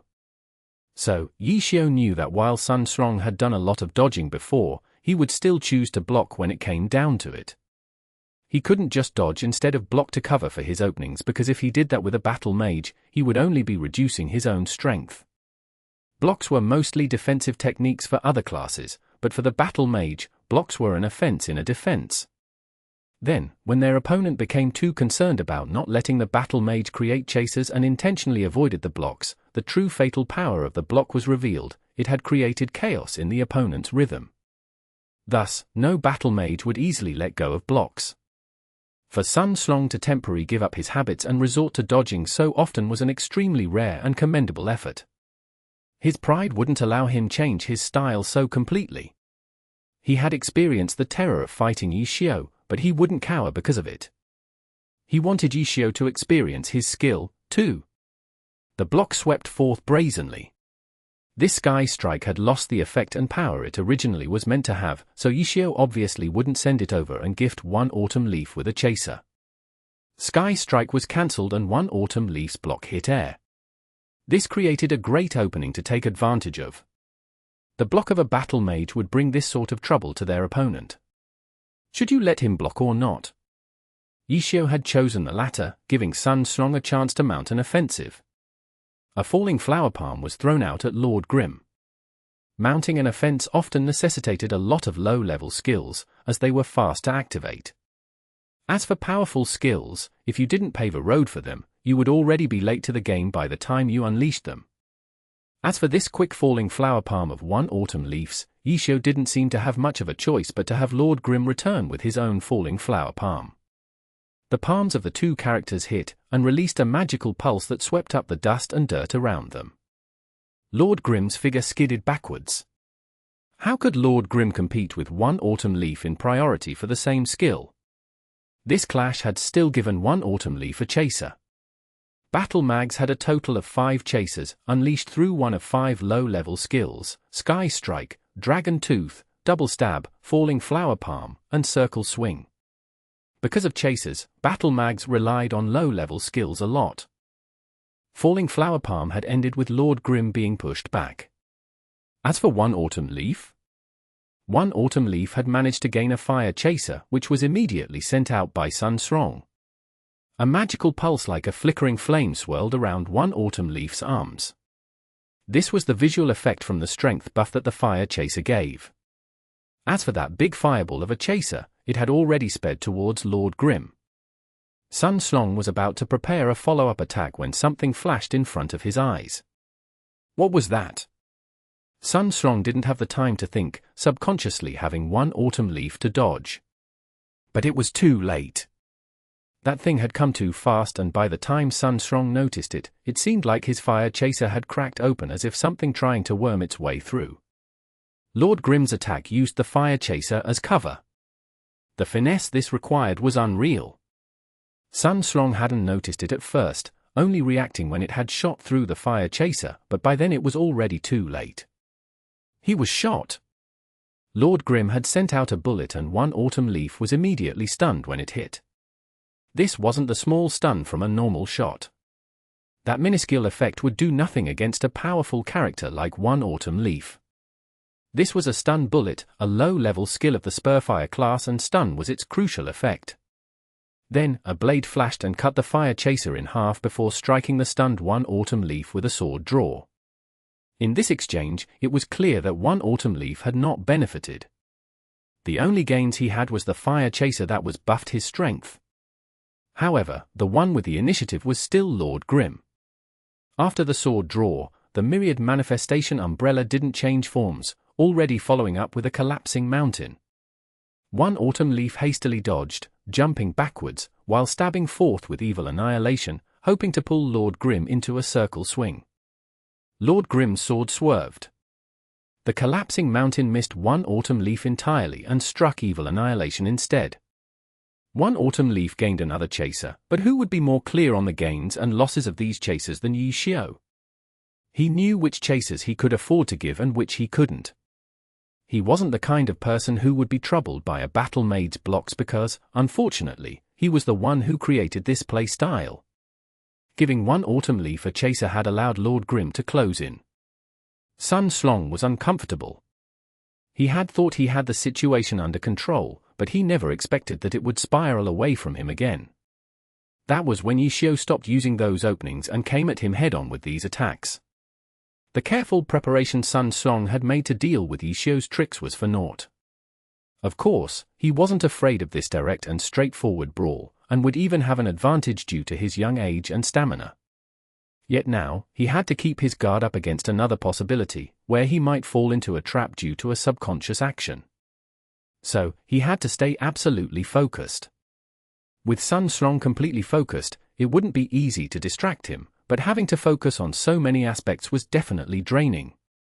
It was good that Sun Strong was young so he could endure. Let's see who'll make it to the end. Sun Strong gritted his teeth, advancing and having one autumn leaf meet Lord Grim blow for blow, while also paying attention to the modifications each of Lord Grim's strikes could go through, determined to not fall into that real-life stun again. The overall situation resulted in a deadlock. The health of both sides dropped, 9%, 7%, 6%. Who would reach 0 first? No one could guess. In this moment, either side could be the victor. However, looking at the big picture, Yi Xiu had been at a disadvantage when the match began, so he had already won by being able to reach this point, fighting Sun Strong. Unfortunately, that wasn't how matches were judged. The true victor was the one who was left standing. Who would it be? Many people in the audience stood up, as if they wouldn't be able to see clearly otherwise. However, after they did that, the people sitting behind them really couldn't see. Some people began to argue and others just stood up as well, thus, the majority of the present audience had come to their feet to continue watching the match. The excellent era fans had already forgotten to cheer. This crucial moment made them just as tense as the players on the field. Curse arrows. That was when Lord Grim summoned several small black arrows with curse arrows while dodging one autumn leaf's attack, hoping to slow down one autumn leaf's momentum. However, when victory was in grasp, curse arrows? That wouldn't be able to kill him, so there was no way he was letting this chance go. One autumn leaf advanced in spite of the damage. Stronger characters held an advantage in situations like this. Often, they could afford to be more aggressive than other characters, because in situations where other characters couldn't hold on, they could. Slide kick. Seeing one autumn leaf charge forth, Lord Grim didn't retreat and charged as well. One autumn leaf jumped up, spear stabbing down at the slide-kicking Lord Grim with a circle swing. Lord Grim rolled to avoid it and knelt on one knee, swinging open the Myriad Manifestations umbrella and shooting furiously with Gatling gun. Sun Xiong was even more direct. One autumn leaf, falling from his jump, shook his spear and suddenly, a tumultuous magical pulse exploded out from evil annihilation. He had somehow managed to unleash a rising dragon source the sky in the time it took for Lord Grim to roll. Gatling gun's bullets came in a flood, but compared to rising dragon source the sky, who would die? Sun Xiong smirked. Unspecialized was something no one had much experience dealing with. However, since it had popped up, and they knew there was a possibility of facing it, why wouldn't Excellent Era put effort into researching it? The only thing Excellent Era lacked was the Myriad Manifestations umbrella. As for unspecialized accounts, they had began leveling several of them up after realizing they might meet Yishio and Lord Grim in the Challenger League. Excellent Era had spent no expense to deal with Yishio. They had tried to research the Myriad Manifestations umbrella, but in the end they had gotten nowhere. However, if Excellent Era didn't look into the possibilities one could achieve with an unspecialized and such a weapon, then they didn't deserve to be called a pro team. There was no contest in who would benefit in an exchange between Gatling gun and Rising Dragon soars the sky. Yishio obviously couldn't just let this exchange happen and hastily had Lord Grim dodge. Want to escape? It's too late. Rising Dragon soars the sky's dragon head swerved towards Lord Grim. Rising Dragon soars the sky, dragon raises its head. The audience exploded into cheers. From their perspective, this was the deciding strike in the match. However, it wasn't. Lord Grim's movements were extremely precise. He seemed to have calculated Rising Dragon soars the sky's pathing and, with a single step, was already behind the dragon's head. That was when everyone saw that the dragon head, which had already swerved to the side, twisted even further, almost in the completely opposite direction. Ah! Pan Lin screamed in excitement in the live broadcast. Dragon raises its head? No, this isn't it. This is no long dragon raises its head, it's already a dragon looks back. The new technique for Rising Dragon soars the sky had been christened by Pan Lin. Spectacular! This is probably a technical modification made possible after the level 75 update. Even Liebor, who was usually rather calm and tried to appear omniscient, couldn't hold back his excitement anymore. Rising Dragon soars the sky hits. This is a new technique, Dragon looks back. As expected of a team with the Battle God. They are a representation of the greatest skill level a battle mage can reach. In this match alone, we've witnessed two new battle mage techniques. Pan Lin yelled. He was about to announce victory, but then suddenly saw that, while Lord Grim had been hit by the Rising Dragon soars the sky, he hadn't died. He had managed to perform a guard behind his back, managing to catch this attack. However, the amount of damage guard could reduce was limited and Rising Dragon soars the sky wasn't something it could neutralize. Lord Grim, a guard at his back, was thrown forward by this attack, skidding all the way in front of one autumn leaf. However, his health wasn't completely gone. The broadcast immediately switched to a close-up. 0.03%. Lord Grim's health had fallen to the point where they needed 2 digits after the decimal point to express it. This was probably an amount that one autumn leaf could destroy with a punch, even after throwing away evil annihilation. Yet, the current one autumn leaf was still trapped in the ending lag of Rising Dragon soars the sky. No matter how amazing Sun Xiong's mechanics were, it was impossible for him to do anything right now. Lord Grim had been pushed directly in front of Sun Slong's one autumn leaf by one autumn leaf. He only had 0.03% of his health left, but he struck the true deciding blow. The entire stadium had gone silent and the commentator Pan Lin gaped. In this moment, he couldn't think of anything to describe the scene before him.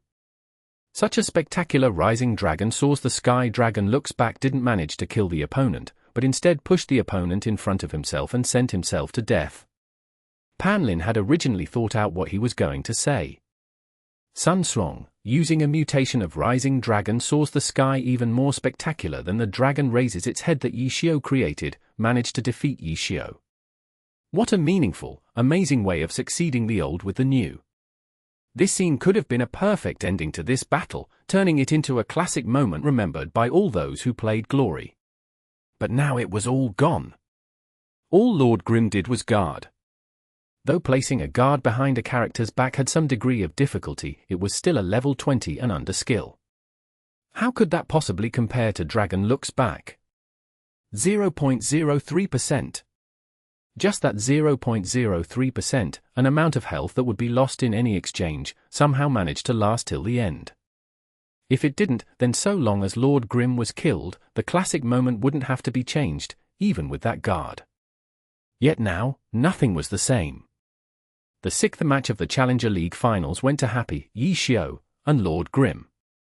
That's right, Lord Grim. Chapter 10:24. That also counts as a 1v3. On stage, the last one standing was Lord Grim. One autumn leaf lay at his feet. One autumn leaf had once brought Yi Xiu boundless glory. This time, it was his opponent, and it fell by his hand. The crowd was silent. Team Happy's few fans had also forgotten to cheer. He won?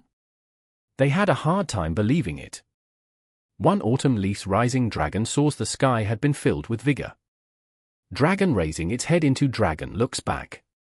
Such a crazy technique made them believe that Lord Grim had fallen. But the last one standing on stage was Lord Grim. What exactly happened in that moment? The broadcast took great pains to replay that moment. In comparison, Yi Xiu's final blow to one autumn leaf wasn't anything special. He just took advantage of the ending lag from one autumn leaf's high-level move and did a quick combo. Neither side had much health left, so a quick combo was enough to finish off one autumn leaf. The broadcast replayed the clip. It followed Lord Grim and showed the moment he blocked the Dragon Looks Back from behind. 0.03% health. The clip intentionally zoomed in on Lord Grim's health. What a spectacular block. However, it was extremely risky. That final 0.03% health left is evidence of that. If that block had been off in the slightest, it would have been a different result. Pan Lin came out of his disappointment and commented on the replay. For him personally, he had no bias towards Yi Xiu or Sun Slong. He just wanted more to talk about. Sun Slong's Dragon Looks Back giving the final blow to Yi Xiu would definitely have been much more exciting. Pan Lin looked at things from the media's point of view. He had hoped for more flashy performances. The outcome made him a bit disappointed, but he had to admit that this fight had been a brilliant one. Coach Lee, 0.03% health. Do you think that Yi Xiu actually planned for that to happen, or was it just luck? Pan Lin asked. Li Yibor was annoyed. Can you not ask me to guess what Yi Xiu was thinking? Pan Lin saw Li Yibor furrow his brows without saying anything. He immediately feigned as if those words were just a sigh and switched topics. In the crowd, Team Tiny Herb's 3 players were discussing this question. Probably luck? 0.03% health? That number is too precise. I think it's luck. Liu Xiaobi expressed. As a blade master, he naturally had a deep understanding of blocking and knew the difficulty of executing such a block. Under normal situations, it'd be nearly impossible to calculate, but Yi Xiu should have a very good understanding of his opponent's character, no? So it's possible that he could have such a precise calculation.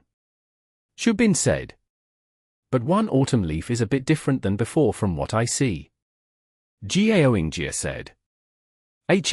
That's true. Xu Bin nodded his head. So it's luck. Liu Xiaobie said. It's hard to say. In any case, you can't be careless when facing him. Xu Bin said. Will he be our opponent in the future? Liu Xiaobie mumbled softly. Yishou's victory had completely changed the atmosphere in the stadium, but the problem was that Happy was still on the losing side. Team Excellent Era still has 2 players left. As for Happy? Lord Grimm only has 0.03% health. He pretty much doesn't count. Even if he tried to hide and recover his health, his opponent probably wouldn't give him enough time. Moreover, Wish Prayer was still on cooldown. In the group arena, there was no recovery after a round was complete. Whatever state you are in when the round ends will be the same at the start of the next round. Happy was still in a disadvantageous position. Excellent Era was a pro team that had experienced hundreds of matches. They wouldn't be shaken by a single loss even if it was their ace player. Liu Xiaobie wasn't wrong. However, he neglected the relationship between Yishou and Excellent Era. If it were any other player that took Sun Strong down, Excellent Era could regain their calm and continue with their advantage, but it was Yishou who took down Sun Strong, the one who was supposed to be his successor. However, Sun Strong lost. The implications of this loss were simply too great. The instant one autumn leaf fell, Team Excellent Era's boss Dao Xian almost went insane. The importance of this confrontation was as important as the entire finals, yet they lost in such a manner. Lord Grimm only had 0.03% health left. People might not stress this small detail. Yishou won. Sun Strong lost. That was the result. In view of this result, people might talk more about how Lord Grimm wasn't at full health from the beginning. Dao Xian could imagine how the media would ask sharp questions about this fight. How would he explain it when the time came? Dao Xian's expression was incomparably ugly. Excellent Era's other players subconsciously kept their distance from their boss.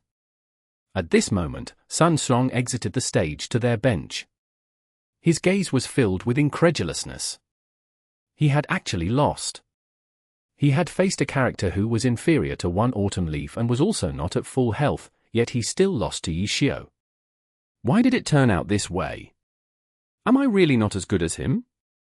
This was the first time Sun Xiong doubted himself because this time, he couldn't find any excuse.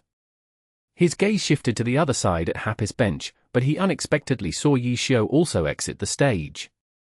Sun Strong stared blankly. Why did Yishou come out? Players were not allowed to leave the stage in the middle of a match. Doing that was equivalent to forfeiting. At this moment, the referee jogged over to Happy's seats. What are you doing? You don't know that players are not allowed to leave the stage mid-match? The referee asked. Leaving was absolutely not permitted, but special circumstances needed to be treated appropriately. For example, if something happened to a player's health or condition. As a result, the referee still asked. I know, but I only have so little health remaining. Is there any point in continuing? Yishou said. Can't you do that something? The referee was reserved. He felt too embarrassed to say heal himself. Ha ha, it's fine. I did a 1v3. I should give the other players a chance. Yishou said and continued to walk down from the stage. This move could only be deemed as a forfeit. There weren't any other penalizations. The referee stood there in a daze. 1v3? When did he 1v3? Did he accidentally miscount? How puzzling. The screen in the stadium showed the scoreboard for the group arena. The referee took a glance and nearly coughed blood. From this meticulous scoreboard, it could clearly be seen that Lord Grimm had won against Life Extinguisher. As a result, in theory, Yishou did a 1v3. That was certainly true. Xiao Shiqin had left the stage in that confrontation. But who didn't know the circumstances? Xiao Shiqin had used up all his mana. The two hadn't done anything to each other. Xiao Shiqin just typed GG and left. This type of victory counted as a statistic, but how could the player be so bold as to actually count it as one? 1v3? That counts as a 1v3? Chapter 10:25. Unexpected. After completing a 1v3, Yishio came off stage. Fortunately, these words had only been spoken to the referee. If the whole stadium had heard him, the wind from the boos could probably directly blow Yishio out of the building. Yishio and Sun Slong left the player booths at almost exactly the same time. Naturally, they also reached their seats in their respective team areas at around the same time. Those on Happy's side naturally showed Yishio a level of respect normally reserved for heroes, but what about Excellent Era? Dao Xian was extremely gloomy. Yet, he still had to pat Sun Strong on the back and console him. Not bad. You were only off by a tiny bit. Indeed. 0.03%. Wasn't that just a tiny bit? Yet, this small bit had been the difference between heaven and hell. Sun Slong felt infinitely conflicted and could only stare at Team Happy's side. In regards to the boss's words of comfort, he said nothing, only nodding his head before sitting alone to the side. We have to win the next round. At this moment, Dao Xian gave a desperate command. Even though they were a well-known and experienced team with all kinds of knowledge in coping with difficult situations, Sun Strong had been defeated by Yishio. This wasn't as simple as an ace player losing a match. Yishio had always had an unusual effect on Excellent Era. Although Excellent Era was still clearly in the lead, the entire atmosphere of the stadium had changed after Yishio's victory. All the Excellent Era fans had become uncharacteristically silent, as had the previously prideful and arrogant Sun Strong.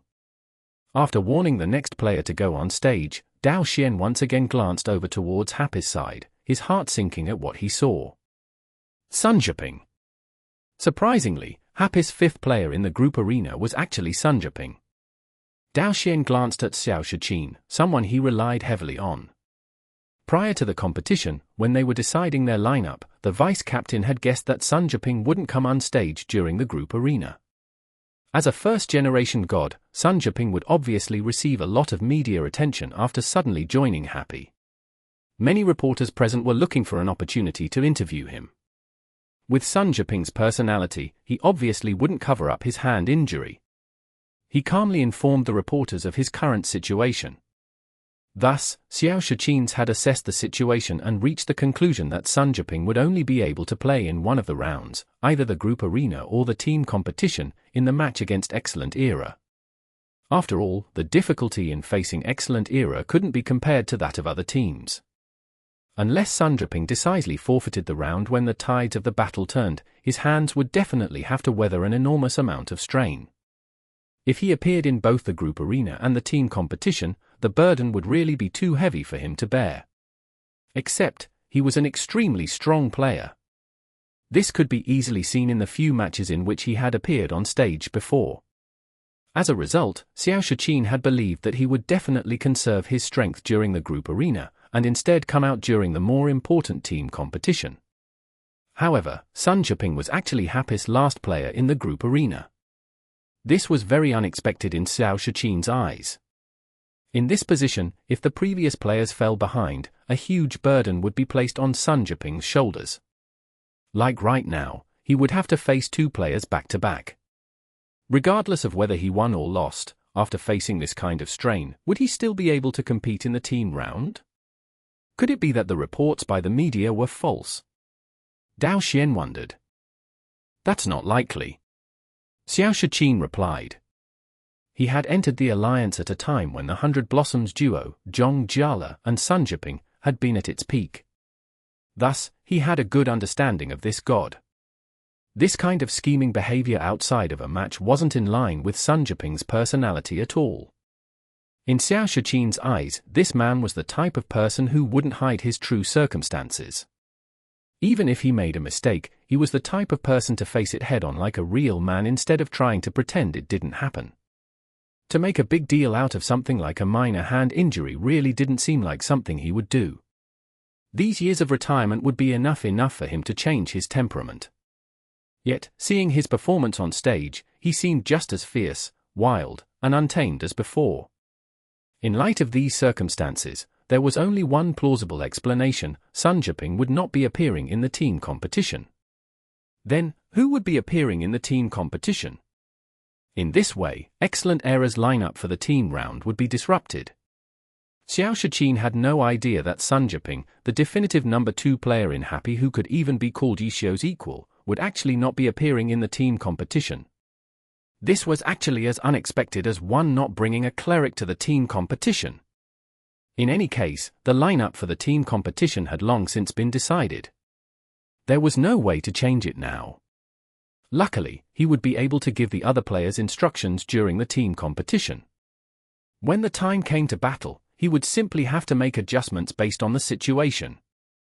Xiao Shiqin took a deep breath, stopping his train of analyses and conjectures. He turned back to calmly watch the match. From Team Happy, Sunjaping stepped onto stage. Excellent Era sent out Shenjian, a striker player. This was likely the only group arena match today in which Happy appeared to be the stronger contender on paper. Sunjaping was a former god.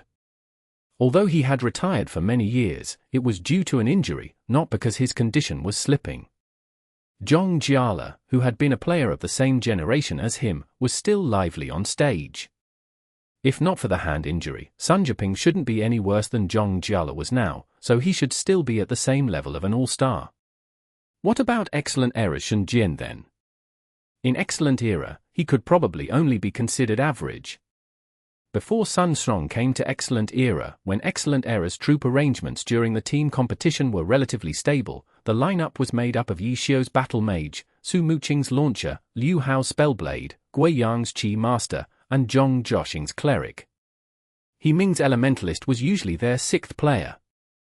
Shenjian could be considered their substitute player. Depending on who their opponents were, he would sometimes have a chance to go on stage. After Yishio left, Excellent Era was relegated. Right afterwards, both Liu Hao and He Ming were traded for Xiao Shiqin, and Gui Yang left soon after. Of Excellent Era's original lineup, only Su Muqing and Zhong Zhaoxing remained. As a player with a decent amount of strength and battle experience, Shenjian also naturally rose in the food chain, joining the main roster. Excellent Era was a powerhouse team.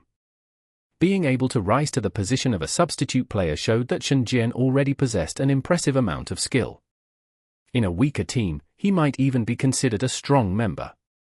However, in the face of Sunjaping, this kind of player was evidently still not enough. Right now, the only thing that made people worry was that Sunjaping had retired due to an injury, before suddenly appearing in the scene once more after so many years. It was said that he still hadn't entirely recovered. Then, when all was said and done, how much strength did this player truly have left? His previous performances could be considered powerful, but Excellent Era's level was not the same as those other teams. Shenjian was previously only a sub for the team, and even now, he was just a normal player on the main roster. If he was tossed in a team like Mysterious Fantasy or Jade Dynasty, he might even become their core player. In the face of this kind of player, would Sunjaping still be able to showcase the same kind of overpowering performances he had before? This competition left the audience in this kind of suspense. In this match, the attention wouldn't be focused on Excellent Era's player. In the spotlight was Sunjaping, the former number 1 berserker. Yes, the topic had once again become focused on Sunjaping. Team Happy, why were they always casually tossed to the side? Chapter 10:26. Meeting Force with Force. The audience still hadn't recovered from the spectacular fight between Yishio and Sun Song. The next round had begun, but the stadium was still silent. However, this wouldn't affect the players on stage. When they entered the player booths, the players and characters became one. This was the mindset that they currently put themselves in. Shenjian's character was a striker, which was a purely offensive type character similar to Sunjaping's berserker. The striker's weapon was their body, so it had the shortest attack range of the 24 classes. However, this class represented the principle that a shorter weapon was more dangerous. When fighting in close quarters combat, their attack speed was ranked the fastest among the 24 classes. Strikers, assassins, and grapplers were known as the Nightmare Trio when it came to close combat. When the match started, both sides showcased the straightforwardness of their respective classes. They didn't move strategically, but headed straight for the center of the map to fight. Speaking of character strength, Excellent Era held a clear advantage. Sun Jiping's Another Summer of Sleep didn't have any silver equipment at all of his equipment was orange.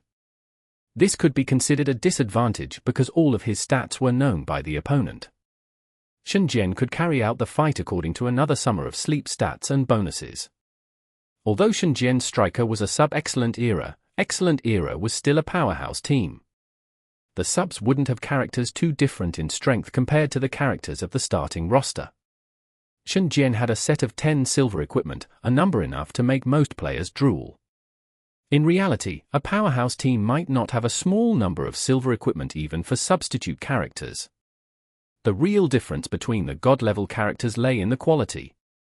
This was clearly related to the distribution of a team's resources. It went without saying that the ace and core characters would get prioritized when it came to using these resources, and naturally, the equipment given to these core characters were much more suited to the players' playstyles. Shen Jian was promoted to a starter in this season, so his character also received more attention. Since he was better than he was last season, he couldn't wait to use his upgraded character to show a brilliant performance. However, this could only happen after they cleared the Challenger League. There was a wide gap between the characters' stats, but Sun Jiping showed no trace of being courteous. When the two met, he immediately made the first move. Another Summer of Sleep swung the great sword in his hand and launched a collapsing mountain. Due to a striker's limited attack range, they often failed to attack first. However, this didn't mean that they would be stuck in a passive state. Shen Jian's response was very tough. He activated Reinforced Iron Bones and rushed towards Another Summer of Sleep's collapsing mountain with swinging fists. Sun Jiping? He was famous, but this did not mean Shen Jian would be afraid of him. They were both pro players, so even if his opponent was a god, his opponent's strength wouldn't in another league. If he turned soft every time he faced someone of a higher level, how could he even participate in a match? As a new main roster player, Shen Jian didn't have many chances to show himself. Since he got to meet a figure like Sun Jiping in the match against Happy, it seemed like a good opportunity to reveal himself. The number 1 berserker? Very well, I'll use an even more fierce and crazy way to beat you. Shen Jian thought to himself and then controlled his character to charge forward. Reinforced Iron Bones increased his character's physical defense, but more importantly, it also granted super armor. Super armor made the character immune to all forms of CC apart from grabs. In this way, although he faced a cut from the opponent, it didn't affect his striker's advance at all. He only lost a bit of health from this attack, but his attack continued as normal. Shen Jian neither avoided nor blocked the incoming attacks, and pushed forward with Reinforced Iron Bones. This revealed his intention to fight straightforwardly. Sun Jiping unexpectedly reacted extremely fast. He leapt up and cancelled Collapsing Mountain in midair. Another Summer of Sleep then swung his sword. It seemed like an upward slash, but this blow from upward slash seemed to release magical waves as if ripping apart the air. This was a low-level Spellblade skill, Wave Wheel Slasher, which used a magic boundary to seal a target before spinning and slicing the target. All for swordsman classes typically put at least 1 point into it. They wanted it for its super armor-piercing effects. Shen Jian saw this, but didn't have any other options available. He could only choose to retreat. However, Sun Jiping had reason to not let him escape. After Another Summer of Sleep's jump, he landed and reached out to grab Shen Jian's fighter. This was a berserker grab soul-devouring Crimson Grip.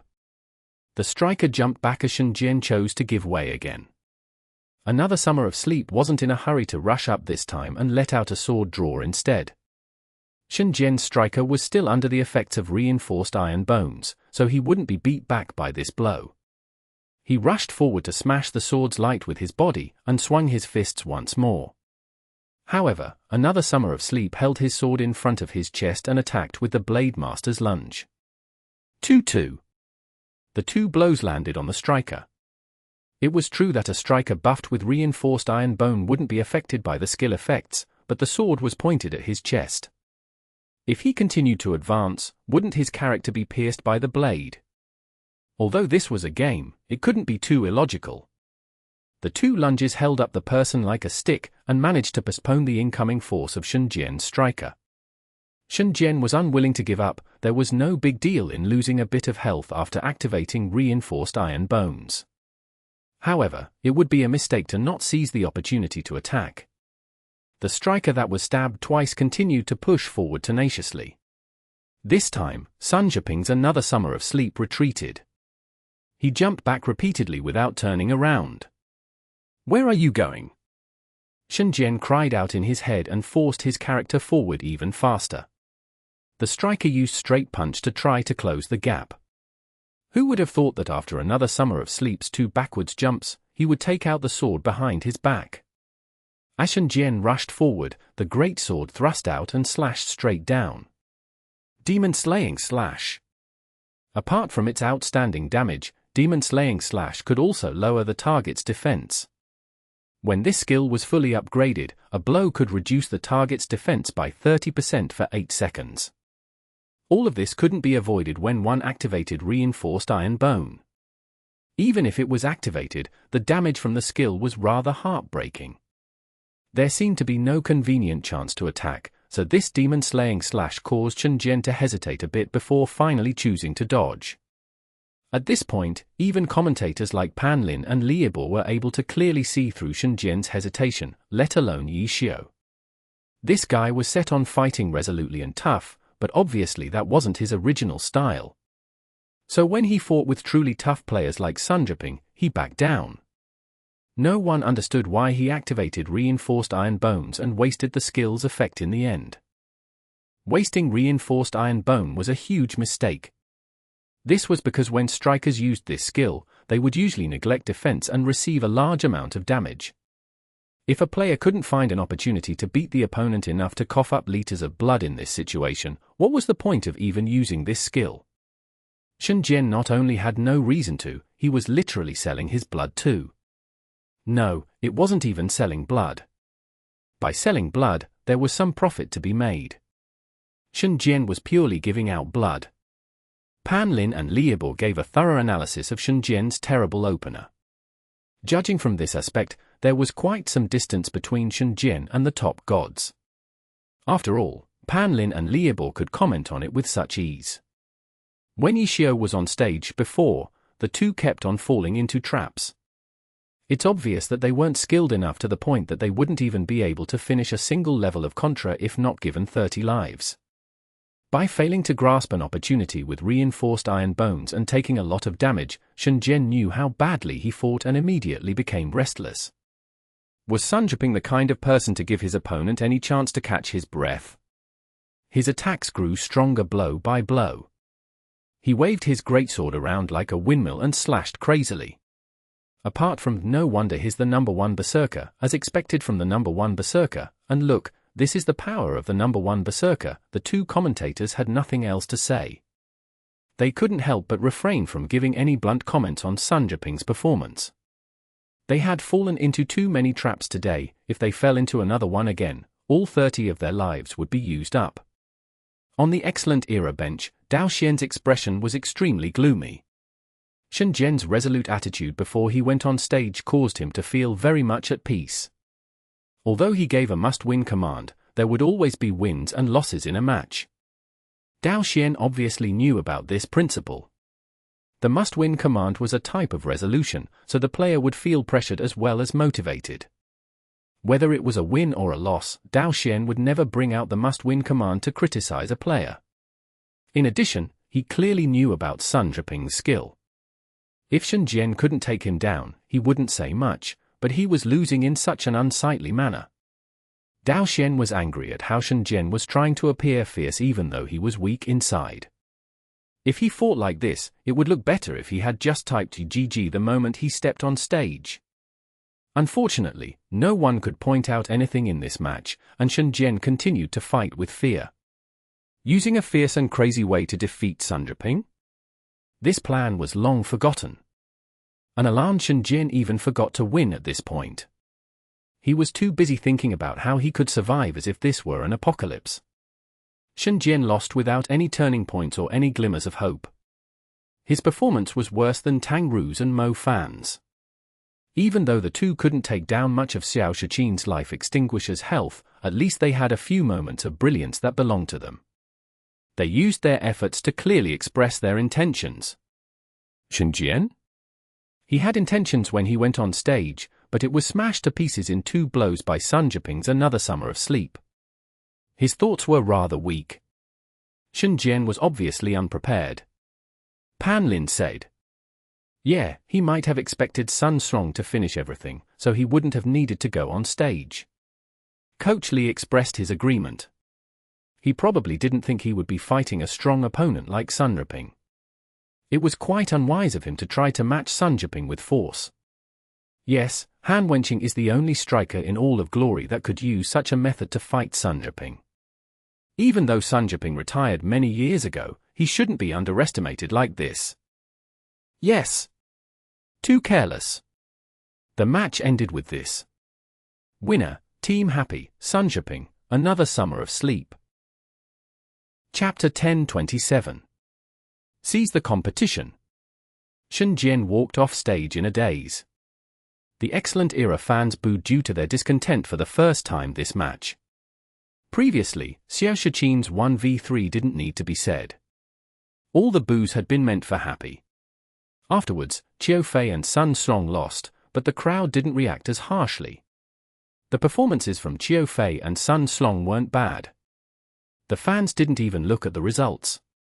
They also cared about the process. Shen Jian's performance clearly didn't make them feel satisfied. It was just that compared to the boos towards Happy, the boos from the Excellent EA fans were still much more polite. Amidst these boos, there was even some applause to encourage their team's players. Shen Jian returned to the bench with his head drooped down. Dao Xian patted his back and said a few consoling words before telling him to go rest. Dao Xian was still the boss of a veteran team. He naturally wouldn't be so childish as to lose his temper like Jade Dynasty Shou Jie. Excellent Era's final player was about to come on stage. Everyone stretched their necks waiting for this person to go up. Whether it was intentional or not, Dao Xian stole a glance at Happy. On Excellent Era's side, Su Muqing stood up. As expected. Chengguo thought to herself. No one mentioned the possible conflict. Would Su Muqing represent Excellent Era today? And now the truth had finally been revealed. Su Muqing glanced at Happy's side. Her gaze didn't expose too many things. She turned around and walked towards the player booth. On the other hand, Dao Xian suddenly turned his head to look at Happy. No, to be more accurate, he looked at Yi Xiu. His eyes seemed to be filled with delight as if he were making fun of him. What's that supposed to mean? Chengguo didn't understand. She turned her head to look at Yi Xiu and saw an expression she had never seen before on his face. Is that anger? Yes, anger. Even after Yi Xiu was kicked out and painted black by Excellent Era, he had always stayed calm. He's angry? Why? Because Su Muqing was sent out? Chengguo felt like that wasn't the reason. Dao Xian's expression when Su Muqing went out was probably why Yi Xiu was angry. Chengguo was still pondering over it when she saw Yi Xiu stand up and walk over to Excellent Era's bench, to Dao Xian. Dao Xian was still sitting down. He didn't move and simply raised his head slightly. He looked at Team Excellent Era's former captain. They were once good friends, who got to know each other in game. At that time, they were like brothers that had gone to hell and back together. Afterwards, he raised enough money to form a team and he pulled over his brother to become his team's captain. The two gradually stopped calling each other brothers and now, the two had become enemies. What's the meaning of this? Yi Xiu had restrained his anger. He looked at Dao Xian as calm as ever. I hope she'll give a good performance. Dao Xian smiled, while giving an irrelevant answer. So it's like that. Yi Xiu seemed to have gotten the answer he wanted and returned to his seat. Chengguo really wanted to ask, but she was too afraid to. Yi Xiu no longer showed any anger like before, but his expression was gloomy. This was also an expression that she had never seen on him before. Calm down. Wei Chen suddenly said. Yishio nodded his head. He didn't argue back or question him. He simply nodded his head, saying that the current him wasn't calm at all. Yishio wasn't calm? Chengguo felt like something must have happened. But what? Chengguo looked at Wei Chen. She knew that he should know the answer. She used her eyes to tell Wei Chen he could either die or explain the situation to her. Ahem. Wei Chen was attacked by her glance. He gave a cough and then scooted over. Do you know why Su Muqing was put last? Wei Chen said. Sure enough, it had to do with Su Muqing. Chengguo thought to herself, but was there some sort of special meaning in it? Excellent Era is doubtful of Su Muqing, but that they can't openly say that. After all, Su Muqing is very popular. Just look at the crowd's reaction. Wei Chen said. Yes, the stadium was already cheering. Shen Jian's embarrassing performance didn't wipe out their passionate cheers for Su Muqing. She was only walking on stage and the crowd was going wild. So she's been placed last. Wei Chen said. Why? Chengguo still didn't understand. For one, this is their treat to the fans. If you look at how Excellent Era ordered their lineup for the group arena, they plan to finish the group arena with 3 players, so the chances of Su Muqing coming out is very small. However, she's at least a part of the lineup, showing that they trust her. As for placing her last, that could be explained as a safeguard. This is completely reasonable. Wei Chen said. Chengguo nodded her head in understanding. But if the situation arises and Su Muqing needs to come out on stage, what then? She carries the burden of Excellent Era winning the group arena. Each and every move of hers will be watched with rapt attention. If she truly has ideas of sandbagging, I'm saying if. Wei Chen said sandbag, Chengguo's expression changed, so he immediately stressed the word if, then if anyone notices it, her reputation will be completely destroyed. F***CK.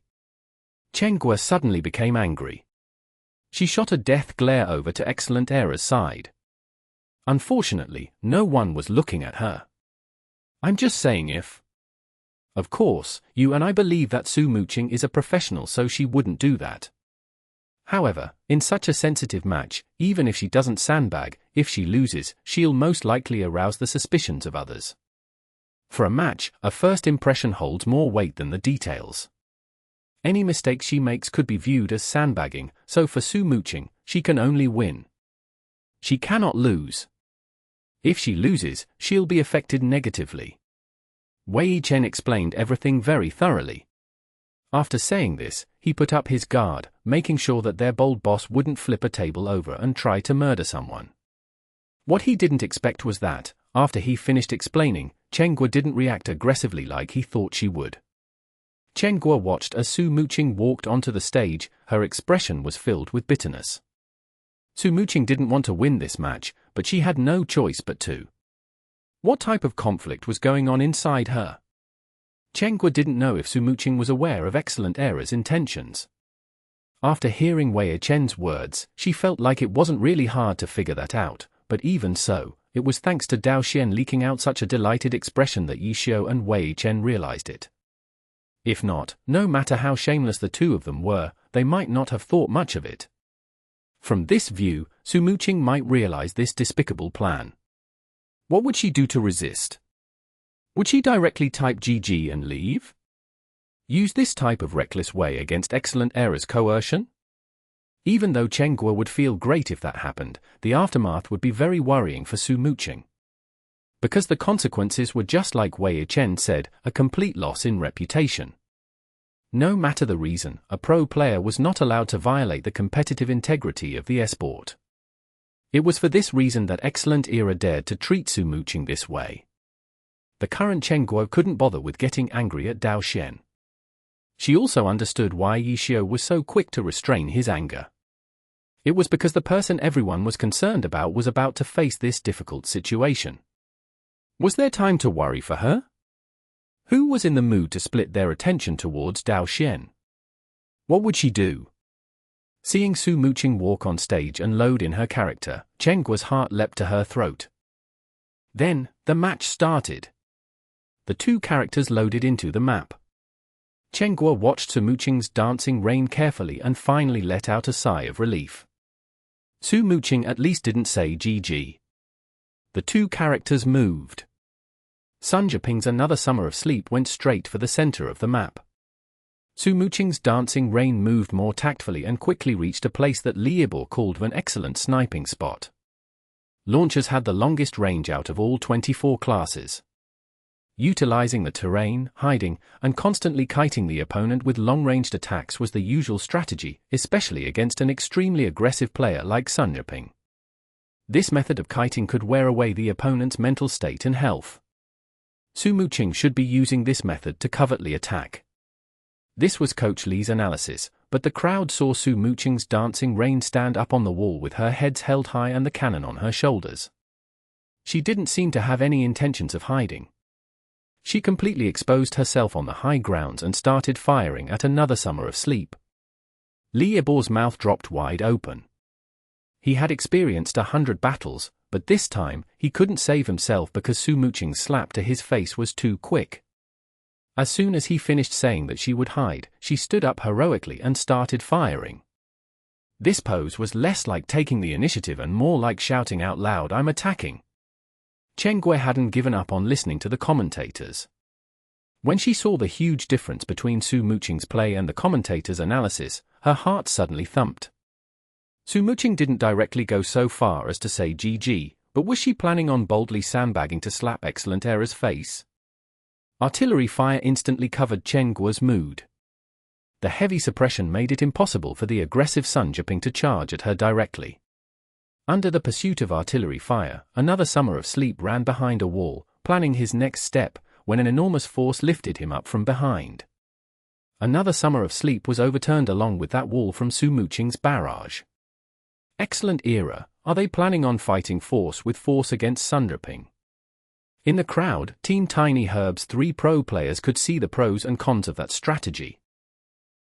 Chapter 1028. It ends here. Su Muqing's performance caused many of her die-hard Excellent Era fans forget to cheer because this kind of strategy was indeed very different from her usual style.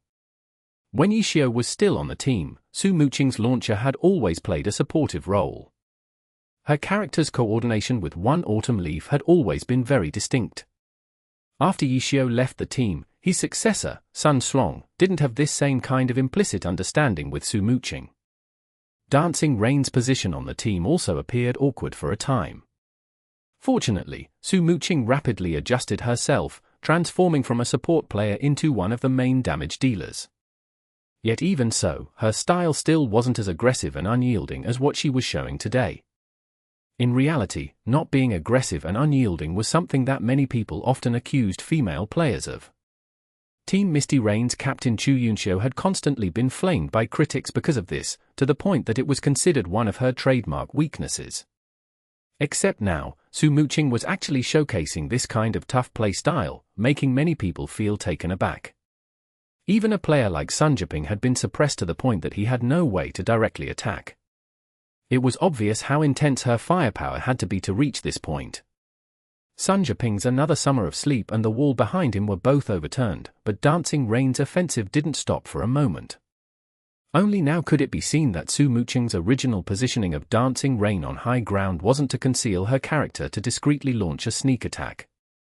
Instead, it was done in order to obtain a wider field of view so as to allow her launcher's attacks to cover a larger area. Attacking from afar allowed her to utilize her strength to the maximum. Another Summer of Sleep still hadn't climbed out of the pile of rubble from the broken wall. A stinger had long since been launched and had split in midair, the fragments raining downwards. This skill shot out at an arc. Although the distance the projectile could travel wasn't actually that long, Dancing Rain was currently towering above all on the high ground. The range of this skill had been increased a lot because of this. The stinger exploded above the ruins, turning the area into a sea of fire in the blink of an eye. Another Summer of Sleep suddenly rose, sweeping off the fragments of stone on his body. Looking at him, it really felt like a dramatic change. However, Sumuching didn't let up at all. Dancing Rain had long since finished charging up a laser rifle. In the instant that another summer of sleep burst forth, the laser beam was also released. Another summer of sleep's awe-inspiring pose didn't last even a second before he was pushed back by the laser rifle, sliding quite a distance.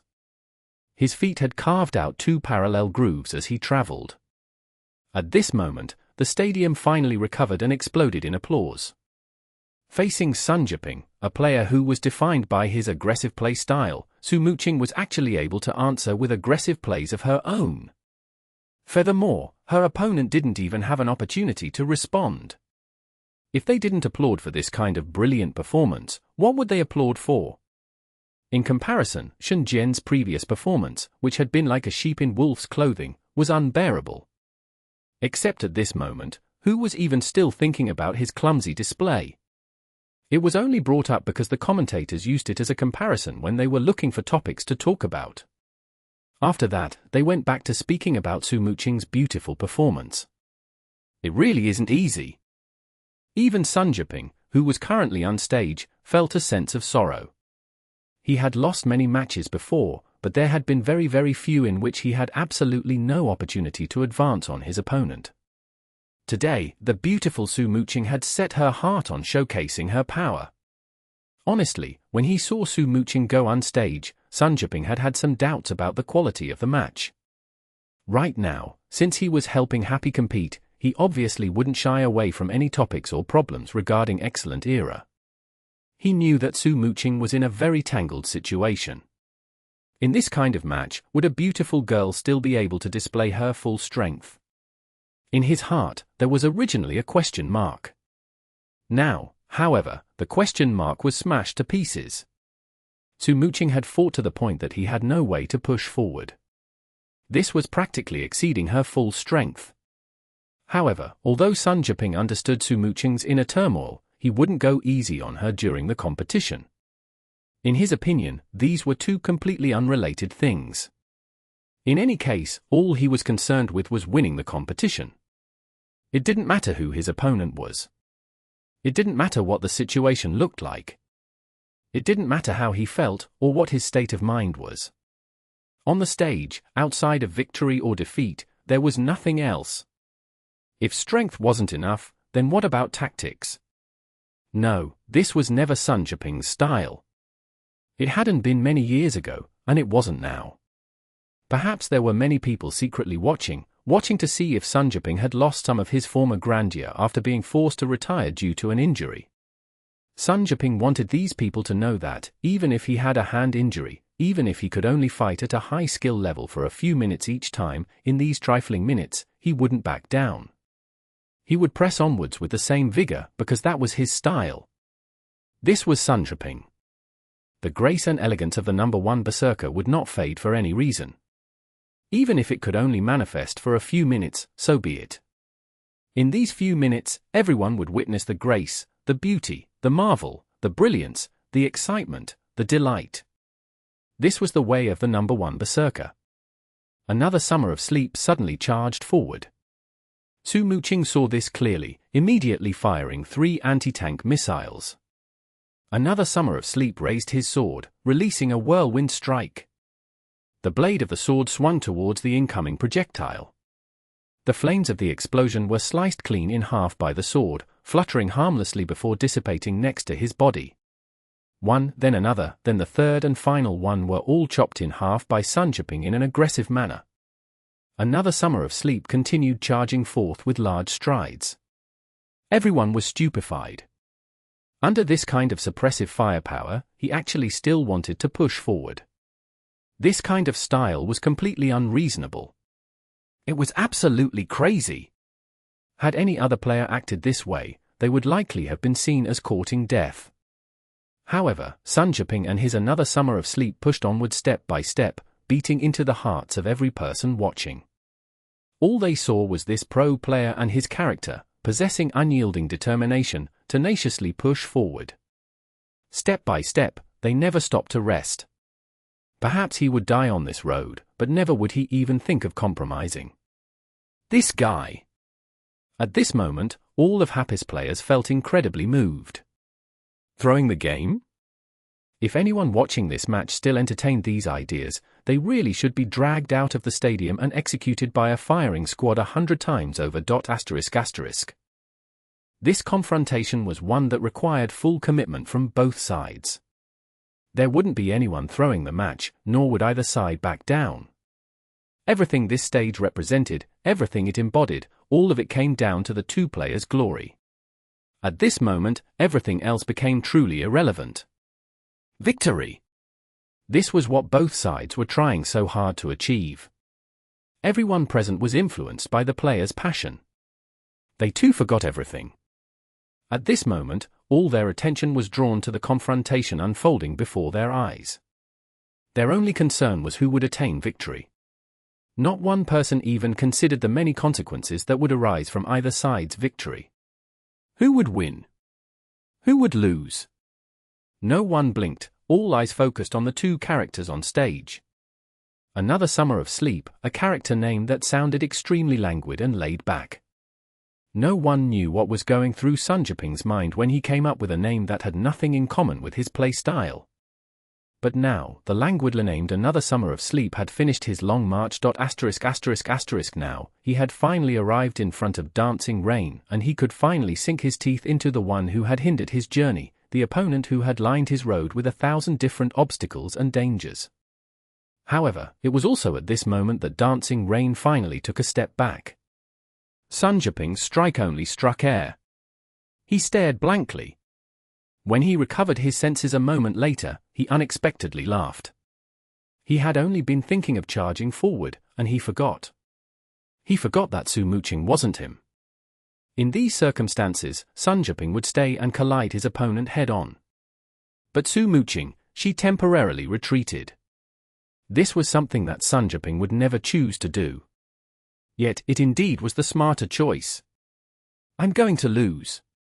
Sunjaping knew this in the bottom of his heart. His opponent had fought more intelligently, whereas he had perhaps only been recklessly acting without thought all along. It really was a pity because he wouldn't have many more opportunities to play so recklessly, without a regard for the rules. He really missed the old days, when he so recklessly fight on stage however much he wanted. Dancing Rain retreated, and in the blink of an eye a satellite beam descended from the sky. Another Summer of Sleep had finally reached the last thread of his life, collapsing onto the ground. He brought with him Sunjaping's profound regret, not only for this match, but for his entire glory career. Even when he could only compete for a few minutes, he still was that Sunjaping. Yet, such a short amount of time truly couldn't satisfy him. The group arena had finally concluded. Sumuching was victorious. Excellent Era finally won 1 point. Sunjaping walked out of the player booth first. The entire stadium was silent. Gradually, however, sounds of applause rang out, eventually spreading to the entire stadium. In the past, Team Happy had only received booing and derision. Now, they were suddenly being applauded? Of course not. At this moment, they were applauding was for Sunjaping. Although he had lost, through this one match, every person had experienced and appreciated his unyielding fortitude. Why did this kind of player have to suffer the misfortune of a hand injury, which was deadly to pro players? No one could voice the regret they felt. The audience could only send their respect and blessings through applause. Afterwards, the applause was directed towards Sumuching, who had obtained victory for the team. The audience waited for Sumuching to exit the player booth. However, they discovered that Dancing Rain hadn't immediately logged off after winning.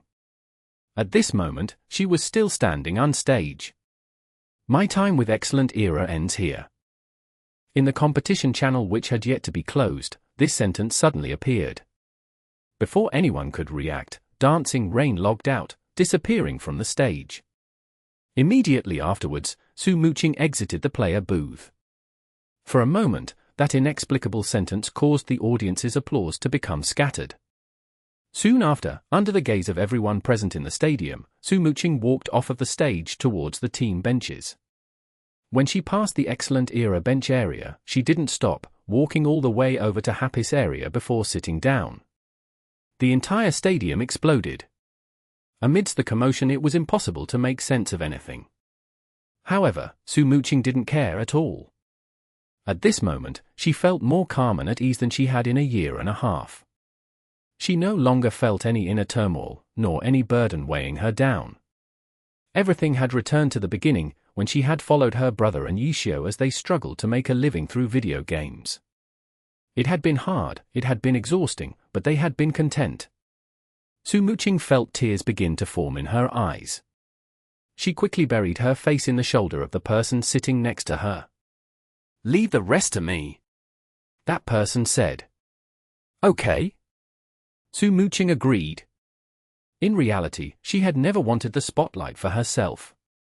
Translator's thoughts. Nomiami nomiami. ***, this is the literal translation of. The translators do not condone violence in any form. **** refers to the long march that the Communist Party of China took from October 1934 to October 1935 in order to escape from the Chinese Nationalist Party. Literally, it can be translated as 1,000-mile expedition, although the Long March reportedly spanned over 5,600 miles. This event would eventually cement Mao Zedong's ascent to power. Veriquity. Chapter 1029. Starting lineup. The crowd couldn't calm down. How deep was the friendship between Yishio and Su Muqing? Because Yishio had always kept a low profile, his fans didn't know. As a result, Su Muqing publicly announcing her split with Excellent Era right after the group arena ended and then sitting at Happy's bench was simply too astonishing. Why? The crowd clamored noisily, but no one could answer the question. Pan Lin and Liebo were also dumbstruck by this outrageous conduct. For a moment, they didn't know what to say. Su Muqing. Su Muqing. Pan Lin was the first to regain his composure. He wanted to explain this crazy action, but when the words reached his mouth, he couldn't find the right words to describe his thoughts. He had never encountered such a situation before. No matter how experienced he may be as a commentator, he was no better than anyone else at the moment. Does the Alliance have any rules regarding this? After stumbling on his words for a while, he suddenly asked a question. What do you mean? Liebo asked. The Pan Lin wanted to say the rule not permitting players to sit at another team's bench, but he had second thoughts. Su Muqing publicly announcing her split and defecting to the enemy side had never happened before, but if you said sitting at another team's bench, that wasn't anything new. Sometimes, the players on the two teams were good friends off stage, so they went over to each other's bench to make some small talk. However, doing that was a somewhat sensitive subject, so there was usually a special precondition required for it to happen. Su Muqing was definitely an exception though. She was touching on the sensitive subject that everyone was worried about. She displayed this sensitive subject for everyone to see. What should be said for this conduct? Pan Lin was unable to say what he wanted to say. His co-caster, Liebo, racked his brains and finally squeezed out a few words. In any case, Su Muqing's conduct is inappropriate. No matter what the reason is, such an action is a heavy blow to her team and her fans. It doesn't matter if there's some sort of conflict between her and Excellent Era, this definitely isn't the way to resolve it. Liebo was clearly saying empty words. For Su Muqing to act in such a way, who would believe she had a good relationship with her team? Su Muqing and Excellent Era definitely had some sort of conflict and it clearly wasn't a small one. The two of them weren't needed to analyze something so obvious. Everyone in the crowd knew. They were wondering what the conflict was to make Su Muqing defect to Team Happy. Was it related to Yishio? Many people thought that was the reason. After all, Yishio had the closest relationship with Su Muqing among those in Team Happy. Opinions differed. The crowd discussed with each other. The reporters were also looking at their data and racked their brains to analyze the reasons. However, the match was still going to continue. The team competition came after the group arena. The break time was a bit longer than usual. The employees nervously prepped the player booths. The 6 players participating in the team competition might be different than the 5 players participating in the group arena, so adjustments needed to be made to the setups in the player booths. The players competing in the match also had some free time during their rest time. They could go to the restroom and so on. However, no one left. On Excellent Era's side, the color of Dao Xian's face had already turned purple. He hadn't expected Su Muqing to actually do something like that. Her way of splitting with the team was too crazy. There was no precedent. The media must be very interested in digging deeper. Once they started digging, they might find a lot of problems, which had been covered up by Dao Xian the entire time. Because once this fuse was set, it might explode in front of the public. How could Dao Xian be calm? As for Su Muqing defecting to Happy, he wasn't concerned about that issue because he knew long ago that this would happen. When Su Muqing firmly refused to renew or extend her contract, he already knew it was inevitable. Unlike the public, he had a clear understanding of the relationship between Su Muqing and Yi Xiu. When he renounced Yi Xiu, he had already been prepared to let go of Su Muqing. Her departure wasn't unexpected, but her way of doing so was. Dao Xian had no idea how to handle the situation in front of him. Su Muqing's actions affected the team. They still needed to play in the team competition. Their hearts couldn't waver right now. Dao Xian was busy trying to stabilize the team, while Happy was jubilant. If one only looked at the atmosphere surrounding the two teams, no one would believe that Excellent Era had just won the group arena by 1 point. It looked like Excellent Era was losing by a lot. The crowd clamored noisily for however long the break time was. Everyone was concerned about the issue of Su Muqing from start to finish. They practically forgot about the following team competition. They still hadn't figured it out when it was announced that the team competition would be starting soon. On Excellent Era's side, with Dao Xian personally stabilizing the situation, the team had calmed down. As teammates, they also knew that Su Muqing would leave at the end of the season. As a result, they were similar to Dao Xian. They were mainly surprised by her way of doing so. In this team competition, don't give them any opportunities. Good luck, everyone. Dao Xian clapped his hands in encouragement. The other worries in his heart had been buried for now. In any case, winning this match was what was most important. Okay, let's go. Sun Slong had lost to Yi Xiu in the group arena, but it looked like he had readjusted his mindset. As the team captain, he walked at the front, leading their team competition players to the player booths. Sun Slong, Xiao Shiqin, Qiu Fei, Shen Jian, Zhong Jiaxin. 6th player, Wang Ziyi. The lineups for the team competition had been fixed ahead of time, so they couldn't be changed at the last moment. From this, it could be seen that Excellent Era's number 3 all-star player, Su Muqing, hadn't been a part of the team competition lineup. It could be seen how doubtful Dao Xian was of Su Muqing. In the team competition, he didn't have any method of forcing Su Muqing to play seriously, so he might as well just kick her to the side. Are you ready? On Happy's side, Yi Xiu asked. His words weren't aimed at the entire team, but at a certain someone.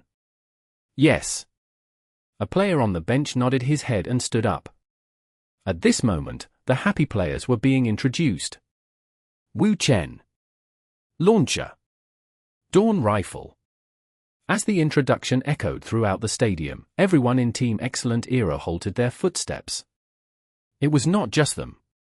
When the crowd heard this name, they were also stunned. Whether it was Excellent Era or Happy, those who had been following the matches closely were all familiar with this name. But Wu Chen, this person was undoubtedly a part of Team Happy's registered players, but in the offline tournament, he had never made an appearance. And now in such a crucial match like the finals, he would be making his first appearance. There was no applause from the crowd. He was a player that had never gone on stage, and he wasn't a player that everyone had been looking forward to seeing. His sudden appearance made everyone puzzled rather than expectant. Even the commentators, Pan Lin and Linibor, were crazily ridiculing Happy. It could be considered as them venting their emotions from not knowing what to do about Su Muqing's actions. They did all sorts of analyses on Wu Chen, and most of their conclusions were unfavorable. Happy is in a difficult position against Excellent Era, so they thought of putting out a surprise player. However, this player has no experience of what it's like on stage. Suddenly throwing him out in the finals is too rash.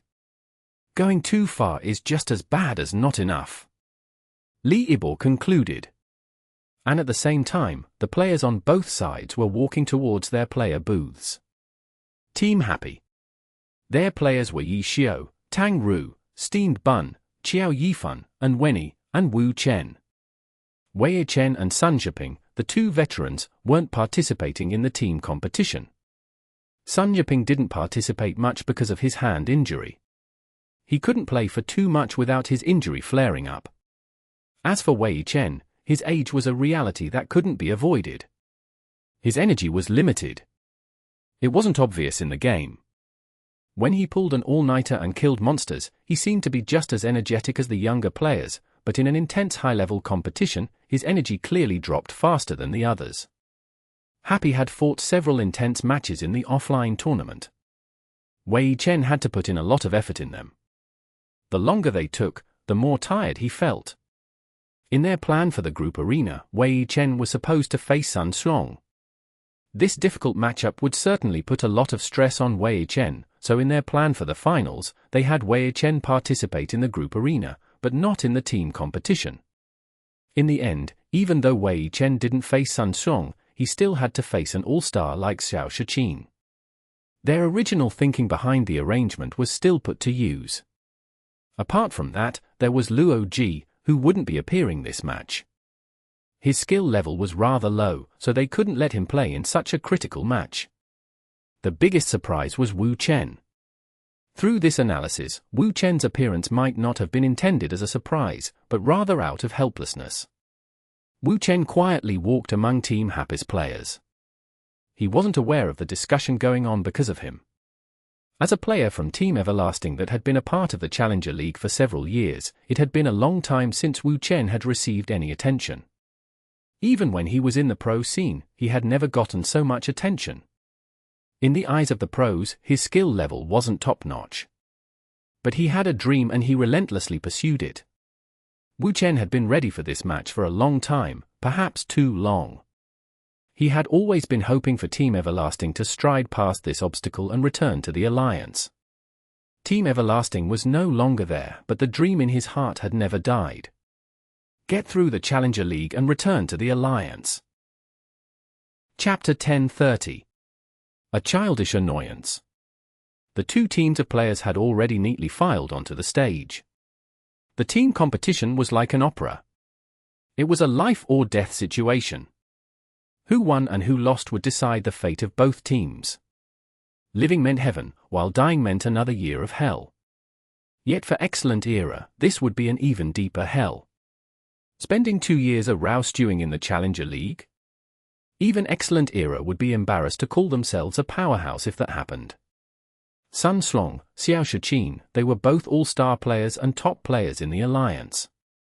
Both of them had sacrificed a year because they had been looking towards Excellent Era's future, but if the future was another year in the Challenger League, it was hard to say if either of them would be patient. We have to win.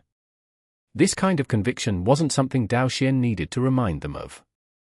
They would certainly have it themselves. The future was what they were all looking towards, yet it was also something that they had to grasp and create for themselves. What about Happy then? They had no way of sustaining for a year. As far as the outside world had been concerned, every step they advanced signified their limit, but now, they had reached the final stage of the Challenger League.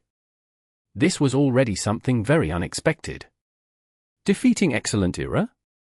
In the eyes of many, this was something entirely inconceivable. Even those who wanted this to happen didn't think it could. The disparity in strength was too great. Many people knew this very well. Even Happy themselves were well aware. But the fact that no one knew the final result was what made competitions interesting.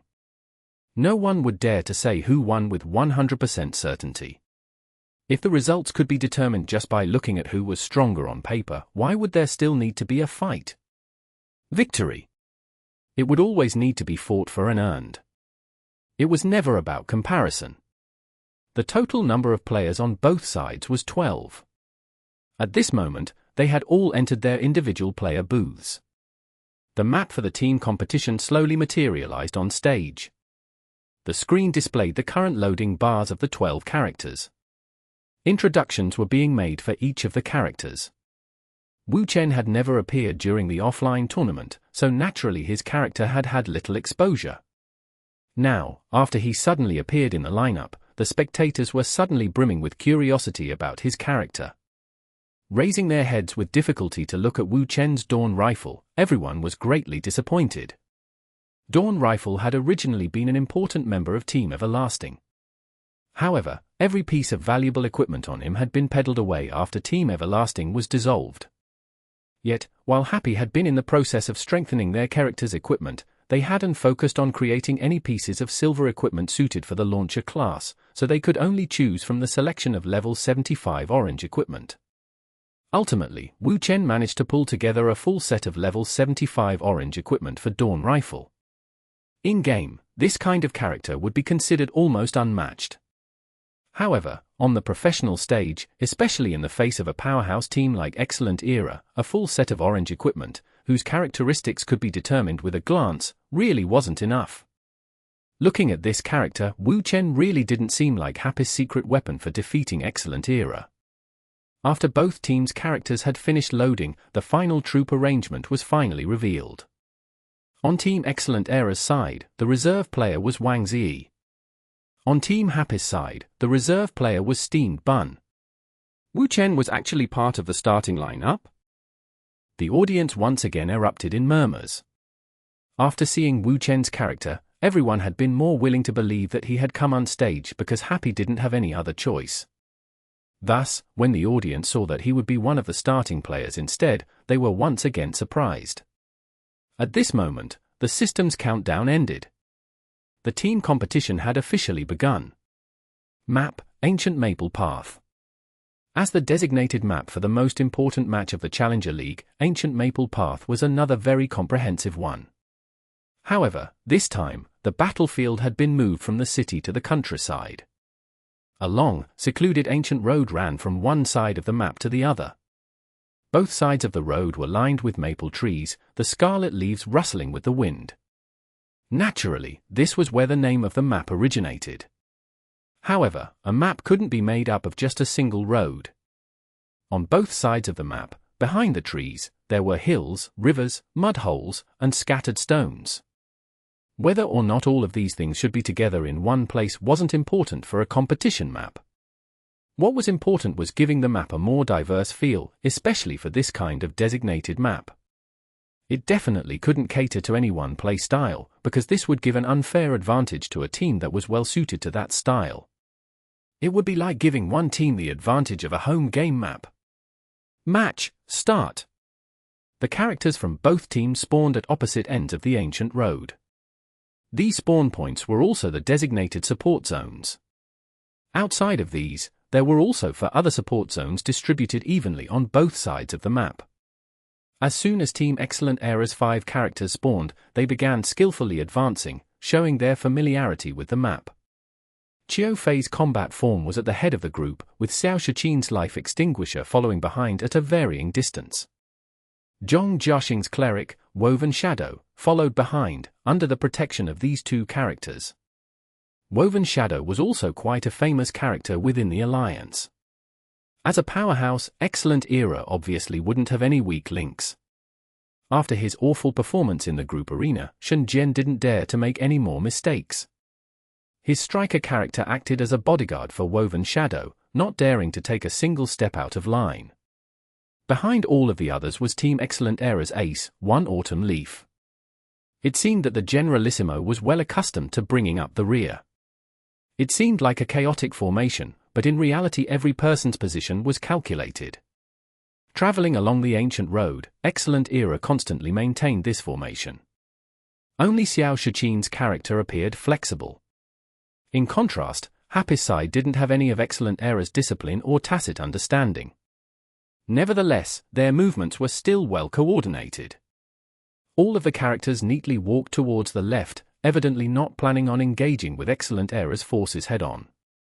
How will the 2 sides perform? At this time, Panlin clearly couldn't wait. From before the contest began until the official start of the match, he had already asked this question 4 times. Happy has elected to take a more tactical approach, which isn't unexpected. The two sides clearly differ greatly in strength, so they will have to employ flexible tactics if they want to win. Tiger-Borne said. But Excellent Era also has a master tactician, and furthermore he appears to be performing at his peak today. Will Happy's tactics be of any use? Pan Lin wondered. Let's take a look at Happy's formation first. Tiger-Borne pointed out. Happy's 5 players all took a detour along the left side of the ancient road. Their sense of direction was very clear. It was obvious that they had come up with this strategy after carefully researching the map. However, Team Excellent Era's footsteps had already come to a stop. Those who studied the map had a clear understanding of where their opponents would enter their field of view if they had gone straight down the road. At this moment, Excellent Era had already reached this spot. Since they hadn't seen anyone from the opposing team, they obviously knew that Happy wouldn't be facing them in a direct confrontation. This point obviously wasn't a surprise to Excellent Era. The team immediately changed directions, heading towards one side of the road. Seeing this, Pan Lin immediately grew excited because the direction that Excellent Era had chosen led straight towards Happy. At this rate, the two sides would meet in the northwest part of the map. The broadcast also cut to display an image of the map, revealing the intricacies of the terrain. Since battle had yet to break out, they had time to let everyone familiarize themselves with the map first. At this moment, the spectators present became even more nervous. On the projection, both sides' characters were currently tiny dots, hurrying towards their destinations. Excellent Era's 5 characters still maintained their previous formation, whereas Happy's 5 people still seemed disorderly. As the gap between the two sides closed, the projection also zoomed in. The terrain and the characters also became more and more focused. Soon, just as this thought crossed everyone's minds, a gunshot rang out. From Happy's side, the one who had caused everyone's surprise, Wu Chen, fired the first shot of the battle. Dawn Rifle's projectile flew out, but it didn't seem to have any sort of purpose. It randomly exploded somewhere on the ground. It appeared as if this shot had been some sort of misclick. Except, Team Excellent Era clearly made immediate adjustments. The distance between the two sides had already reached the point at which artillery fire could be heard. Their sense of direction is very clear. Pan Lin, seeing Excellent Era's adjustments, shouted. Just from hearing this noise, Excellent Era had made adjustments and now charged very clearly in Team Happy's direction. Is Happy planning on setting up an ambush? Tiger-Borne, seeing Happy's action, didn't dare come to a hasty conclusion. In a 5v5 match, the power of an ambush wasn't as powerful as many expected it to be. It was mainly used to grasp an opportunity by catching the opponents off guard, but in a match in which the gap in strength was wide, it only gave initiative. It wasn't enough to win a competition in one fell swoop. Excellent Era definitely had the strength to control the aftermath and take back the initiative. It seems that this isn't the case.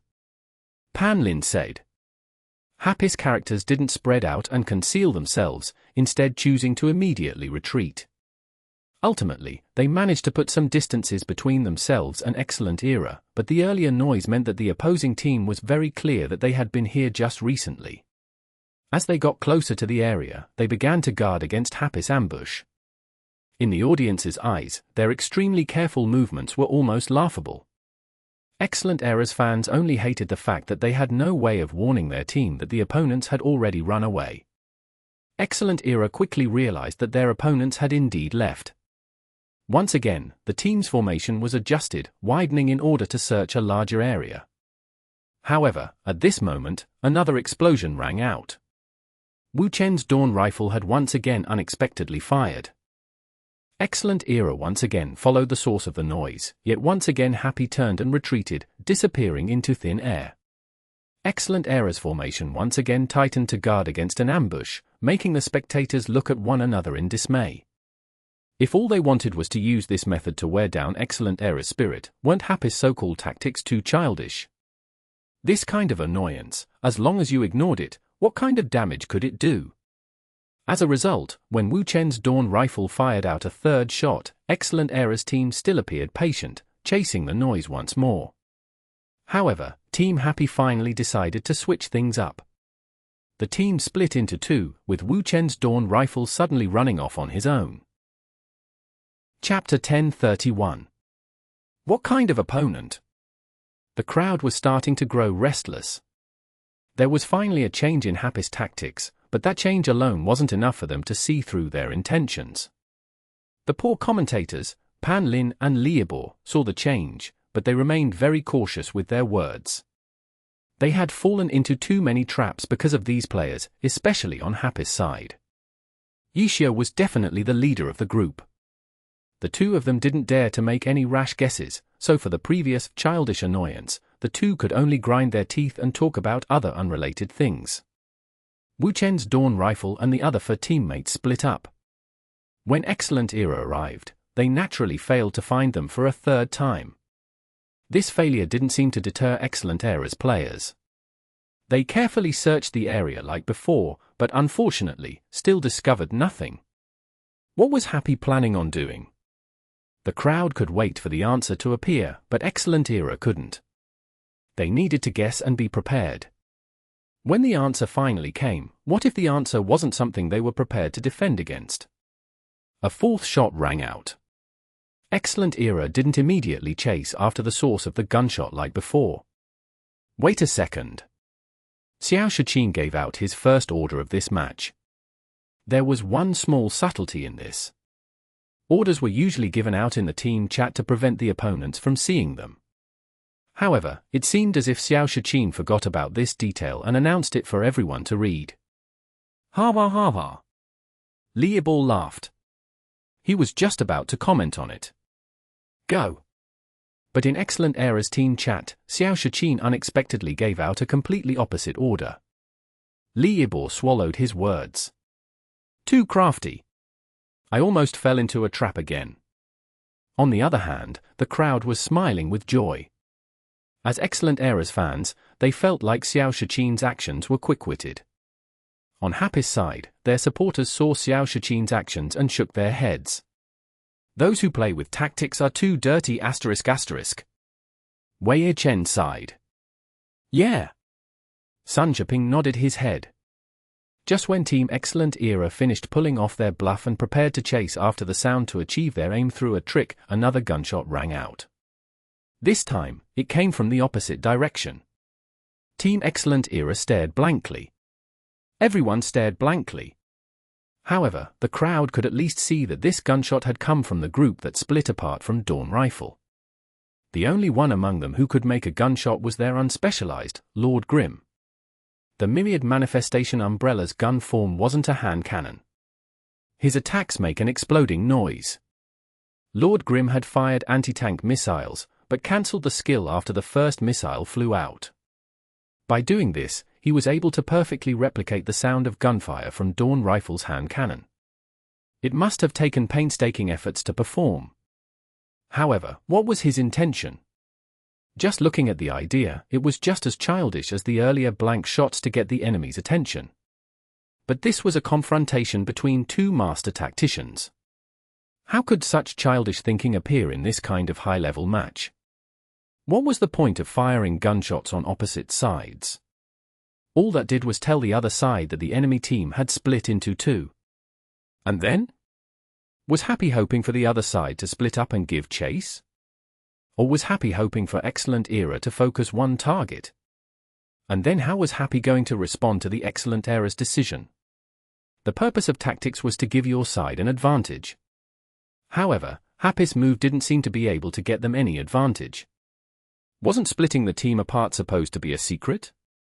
Wasn't announcing it to the enemy team the same as giving away your advantage? I don't understand. I just don't understand. Pan Lin and Liebor had their brows furrowed in deep thought. After a long time, they turned their heads and saw the same puzzled look on each other's face before dumbly turning their heads back to the match. They obviously couldn't explain things that they didn't understand. Deliberately mystifying things? Apart from calling it childish, this was the only other possibility that Liebor could think of. However, the problem was that even if Happy was deliberately mystifying things, there had to be some sort of goal in mind. So what if Happy confused Excellent Era with their actions? Team Excellent Era merely hesitated a bit when they heard 2 gunshots from 2 different locations. Soon afterwards, Xiao Shichin's life extinguisher resolutely headed towards their original target. The other 4 characters followed him, maintaining their formation as they continued to move in perfect sync. The 5 players had chosen to bite Wu Chen. Let alone him just being a player from a relegated team, even a top god from the Alliance would be at an absolute disadvantage. What was Yishio thinking? Everyone was puzzled. This time, it wasn't just Pan Lin and Li Ibor who weren't skilled enough to understand what was going on. The 3 Team Tiny Herb players were also confused, unable to see through Yishio's intentions. If they couldn't guess, they could only keep watching and wait for the answer to come to them. Team Excellent Era moved swiftly, an advantage of having powerful characters. Strong characters were strong in all aspects. Attack and defense were just one part of the equation. As a team, equipping a character might not simply be for the sole purpose of improving one's own individual strength, but rather for the purpose of synergizing with the other characters in the team. For example, take movement speed. Every character had their own movement speed. The entire team's movement speed depended on the slowest team member. Perhaps this character didn't need high movement speed, but sometimes, in order to increase the speed of the entire team, this character would need to wear equipment that was pointless alone. However, for the team, it was a very meaningful upgrade. And this was another layer to research into silver equipment. It wasn't just about higher stats, but rather how silver equipment interacted with each other in a team. Happy clearly weren't at that level yet. Even in the Alliance, only a few powerhouses had reached this step. Team Excellent Era had a new addition, Life Extinguisher. Just like how the player needed to meld into the team, the character needed to as well. And now it looked like Excellent Era had done a good job. Whether it was Xiao Shichin or Life Extinguisher, Team Excellent Era was already a single entity. Their movements didn't seem to be crude in the slightest. Their advantage in movement speed allowed Team Excellent Era to get closer to Team Happy bit by bit. Happy's equipment was simple and crude. The vast majority of their equipment was orange, so their stats were known, giving Excellent Era a rough estimate of the strength of Happy's characters. The movement speed of Happy's character was one of these estimates. After missing 3 times, Excellent Era wasn't shaken because they knew that as long as they kept on chasing, they would soon find the other side. 4th time. Judging by the difference between our movement speeds, we definitely won't miss a 4th time. Xiao Shichin had calculated it. However, this time, when they chased after their target, they still missed. Xiao Shichin obviously wasn't hoping for Happy to just sit there waiting. When he was certain that they wouldn't miss, he meant that they should see signs of Happy within their field of view. However, when they gave chase for the 4th time, they still didn't see any signs of their target. Bang! At this moment, a new gunshot rang, clearly from up ahead. Hurry up and give chase. A godlike Sun Swong obviously had very good judgment. He also had a good idea of their movement speed advantage. He felt like their miss this time was probably because they slowed down a bit every time they reached their target location. If they hurried, they would certain catch the other side the next time. We won't be able to catch them. Xiao Shichin suddenly typed. It's only one person here. His movement speed is above our team's. Xiao Shichin said. Wu Chen's Dawn rifle wore a full set of orange equipment, so Xiao Shichin naturally had a very strong grasp of Dawn rifle's movement speed. Why did Happy split up? Hints for why could finally be seen. It was a very precise tactical change. Xiao Shichin had been certain that they would catch their target the 4th time. As a result, Happy split up before this. Happy couldn't compare to Excellent Era in terms of their overall team movement speed, but Wu Chen's Dawn rifle on his own was faster than Excellent Era. What had Happy gained from this minute change? Was it just to continue with their childish annoyance? The crowd members could finally see glimmers of the thinking, but it came with new questions. Neither side had yet to fight yet. They were just running around, baffling everyone. Many people had already gotten impatient.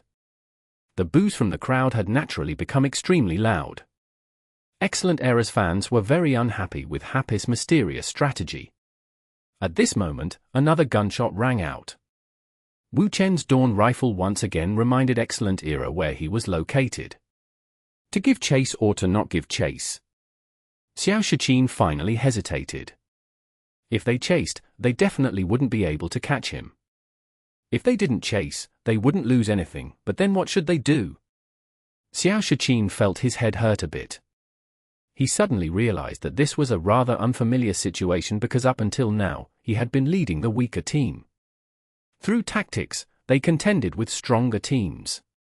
Overwhelming strength? Team Thunderclap had never possessed that. But now? Xiao Shiqin realized that if he had been in Yixiu's position, perhaps he would have had an easier time because beating the strong as the weak was his strength. The strong beating the weak? He had started experiencing that this season, but the opponents that they encountered were too weak. So weak that he couldn't get any experience from it. In the blink of an eye, it was the finals. Now, they had encountered a weak team, but not strong enough to pose a threat. And his opponent was another master tactician, Yixiu. To Xiao Shiqin, his generation had been hugely affected by this god. Their glory knowledge had more or less come from this god. Why else was he called the glory textbook? Quite a few of Xiao Shiqin's tactics and strategies had been learned from Yixiu's matches. His tactical ability wasn't any better than the opposing god. Xiao Shiqin suddenly became aware that the opponents he had to beat this match were similar to the former Team Thunderclap that he had once led. Chapter 1032. Attempted Exchange. The current situation made Xiao Shiqin feel somewhat embarrassed. Besides Xiao Shiqin, even his teammates might not notice this small detail. Although Team Excellent Era's captain was Sun Sluang, the commanding position had been transferred to him when he joined the team as vice-captain. At this moment Xiao Shiqin suddenly became silent. In a situation like this, which required the team to choose, they had come to a sudden halt, almost as if a fire had been extinguished. Xiao Shiqin immediately recovered his senses. Coming to a stop like this could be fatal on stage. He needed to quickly adjust himself instead of getting distracted, so he could grasp their current situation.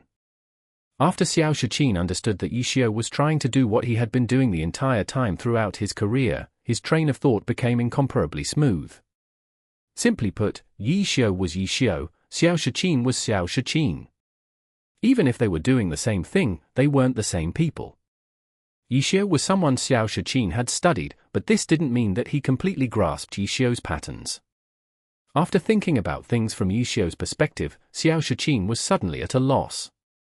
From Yixiu, he had learned tactics to fight the strong with the weak, and for the most part, it involved deducing many things from what he already knew.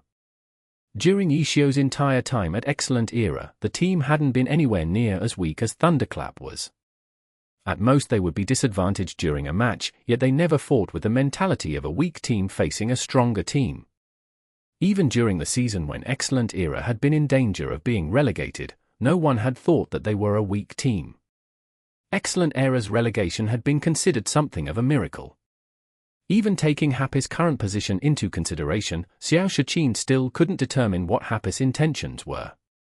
At the very least, if he were the one playing the Happy card, he wouldn't have brought it to this kind of situation. Should they keep chasing, or should they stop? To be honest, in the current situation, Excellent Era really didn't need to be so vigorous in taking the initiative. Because they had won the group arena, they were currently in the lead. They could simply sit and wait for Happy to come knocking at their door.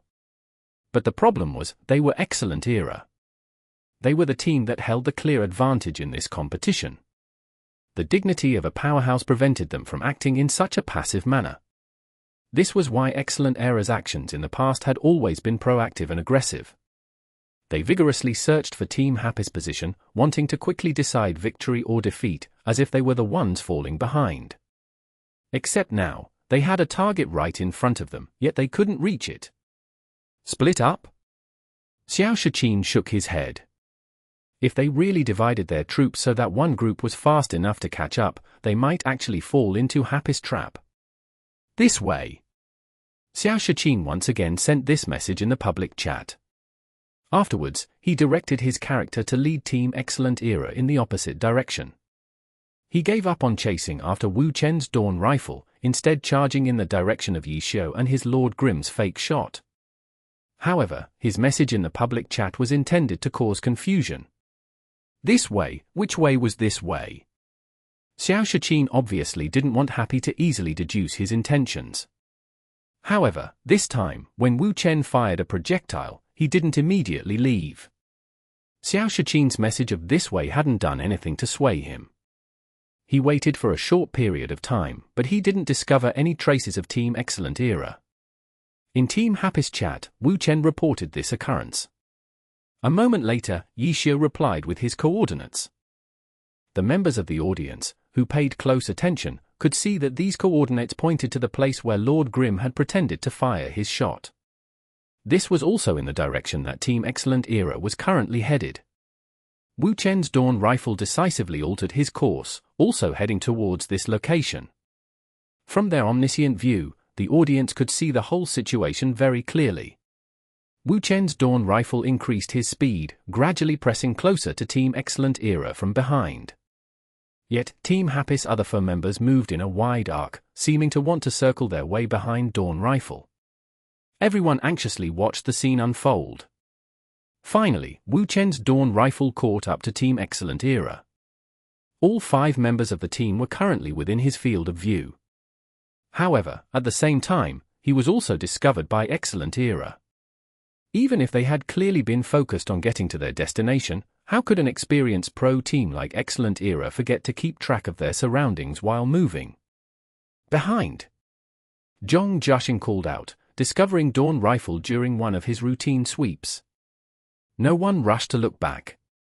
In a flash, the other 4 members had already created a protective encirclement around Zhong Jiaxing's cleric. The entire team turned around as one. Immediately afterwards, artillery fire rained down. Excellent Era's 5 members easily dodged, but they had no way of returning fire. At this distance, only launchers had the range to fight back. Team Excellent Era's current team composition consisted of 2 battle mags, a striker, a mechanic, and a cleric. Mechanic Life Extinguisher was without a doubt their number 1 long-range attacker. However, compared to Wu Chen's Dawn Rifle, his range was insufficient. After releasing his first attack, Dawn Rifle had already begun charging up a second attack, then a third. Everyone was struck dumb. Dawn Rifle seemed inclined to challenge Excellent Era's entire team alone. Was this really Team Happy's secret weapon? Team Excellent Era obviously wouldn't sit passively or be thrown into disorder by Wu Chen's long-ranged attacks. The team rapidly flew towards Wu Chen, quickly closing the distance. However, Wu Chen wasn't greedy at all. As soon as he saw Team Excellent Era charging towards him, he immediately retreated. He moved even faster than he had previously, even utilizing aerial fire. Team Excellent Era could only watch helplessly. Dawn Rifle's movement speed was indeed above their team's. This had already been previously confirmed. However, as soon as they stopped, Wu Chen's Dawn Rifle once again happily rained skills down onto them. Was this e-kiting? Once again, everyone stared blankly. Wu Chen, a completely unknown player, was actually single-handedly kiting Excellent Era? In reality, this kind of max-range offensive couldn't effectively hurt Excellent Era's players because their characters were simply too strong. However, this kind of endless harassment made them unable to just sit still and let it happen. In fact, the reason the team's speed was slower than Dawn Rifle was because they were being held back by the slowest member. If we were only considering each individual's, any member of Excellent Era outside of Zhong Jiaxing's cleric could surpass Dawn Rifle in terms of speed. Leave the cleric behind and kill Dawn Rifle first? Just as Xiao Shiqin had this thought, his entire body suddenly broke out in a cold sweat. If they really did this, they would be abandoning their cleric. Wouldn't this be just the opportunity Team Happy was looking for? Even if Wu Chen's Dawn Rifle was caught and killed this way, to trade his life for Excellent Era's cleric would definitely be worth it. So treacherous, so despicable. Was the initial wild goose chase a ploy to make Excellent Era drop their guard? So they could quickly pick off our cleric? Xiao Shichin's life extinguisher looked around, sweeping the surrounding terrain. As a master tactician, he had an experienced eye, quickly locating a location extremely suited to this kind of sneak attack. Go! This time, the order was only sent in the team chat. Team Excellent Era suddenly changed directions, charging towards the optimal attack location that Xiao Shichin had calculated. Translator's thoughts. Nomiumi. **TL note, literally means that a barrel's capacity is limited by the length of the shortest plank. In economics, this is known as Liebig's law of the minimum. https://en.wikipedia.org wiki Liebig%27s_law_of_the_minimum #Liebig's_barrel. It essentially states that maximum potential is limited by the resource is scarcest, instead of by the sum of all resources. The concept itself is pretty straightforward, although it can be applied to a lot of situations outside of economics, as seen here. Veriquity. Chapter 1033. Heading for Tiger-Borne Mountains. Xiao Shichin gave the signal to attack and the team immediately obeyed. One autumn leaf, who had been at the back of their formation, charged to the front and dashed in the direction Xiao Shichin had pointed out to them along with Chiu Fei's combat form. Now knowing that all that was behind them was a far-off dawn rifle, there was no need for Excellent Era to be so cautious about their backs. The two battle mags advanced together, swiftly arriving at the place Xiao Shichin had pointed out to them. A miss! They had missed again. The place Xiao Shichin had predicted would be the best spot for Happy to ambush them was devoid of people. Could it be that Yi Xiu had predicted I would realize this and didn't choose this position on purpose? Xiao Shichin unavoidably began to do another mental multiple choice with himself. That's how Team Excellent Era was sent into uncertainty once more. Wu Chen's dawn rifle courageously moved forward a few steps and fired wildly at them. Though it wasn't any serious threat, Excellent Era's players still had to dodge it, so it still caused them trouble, no? Xiao Shichin might have been considering their strategy, he also managed to react swiftly.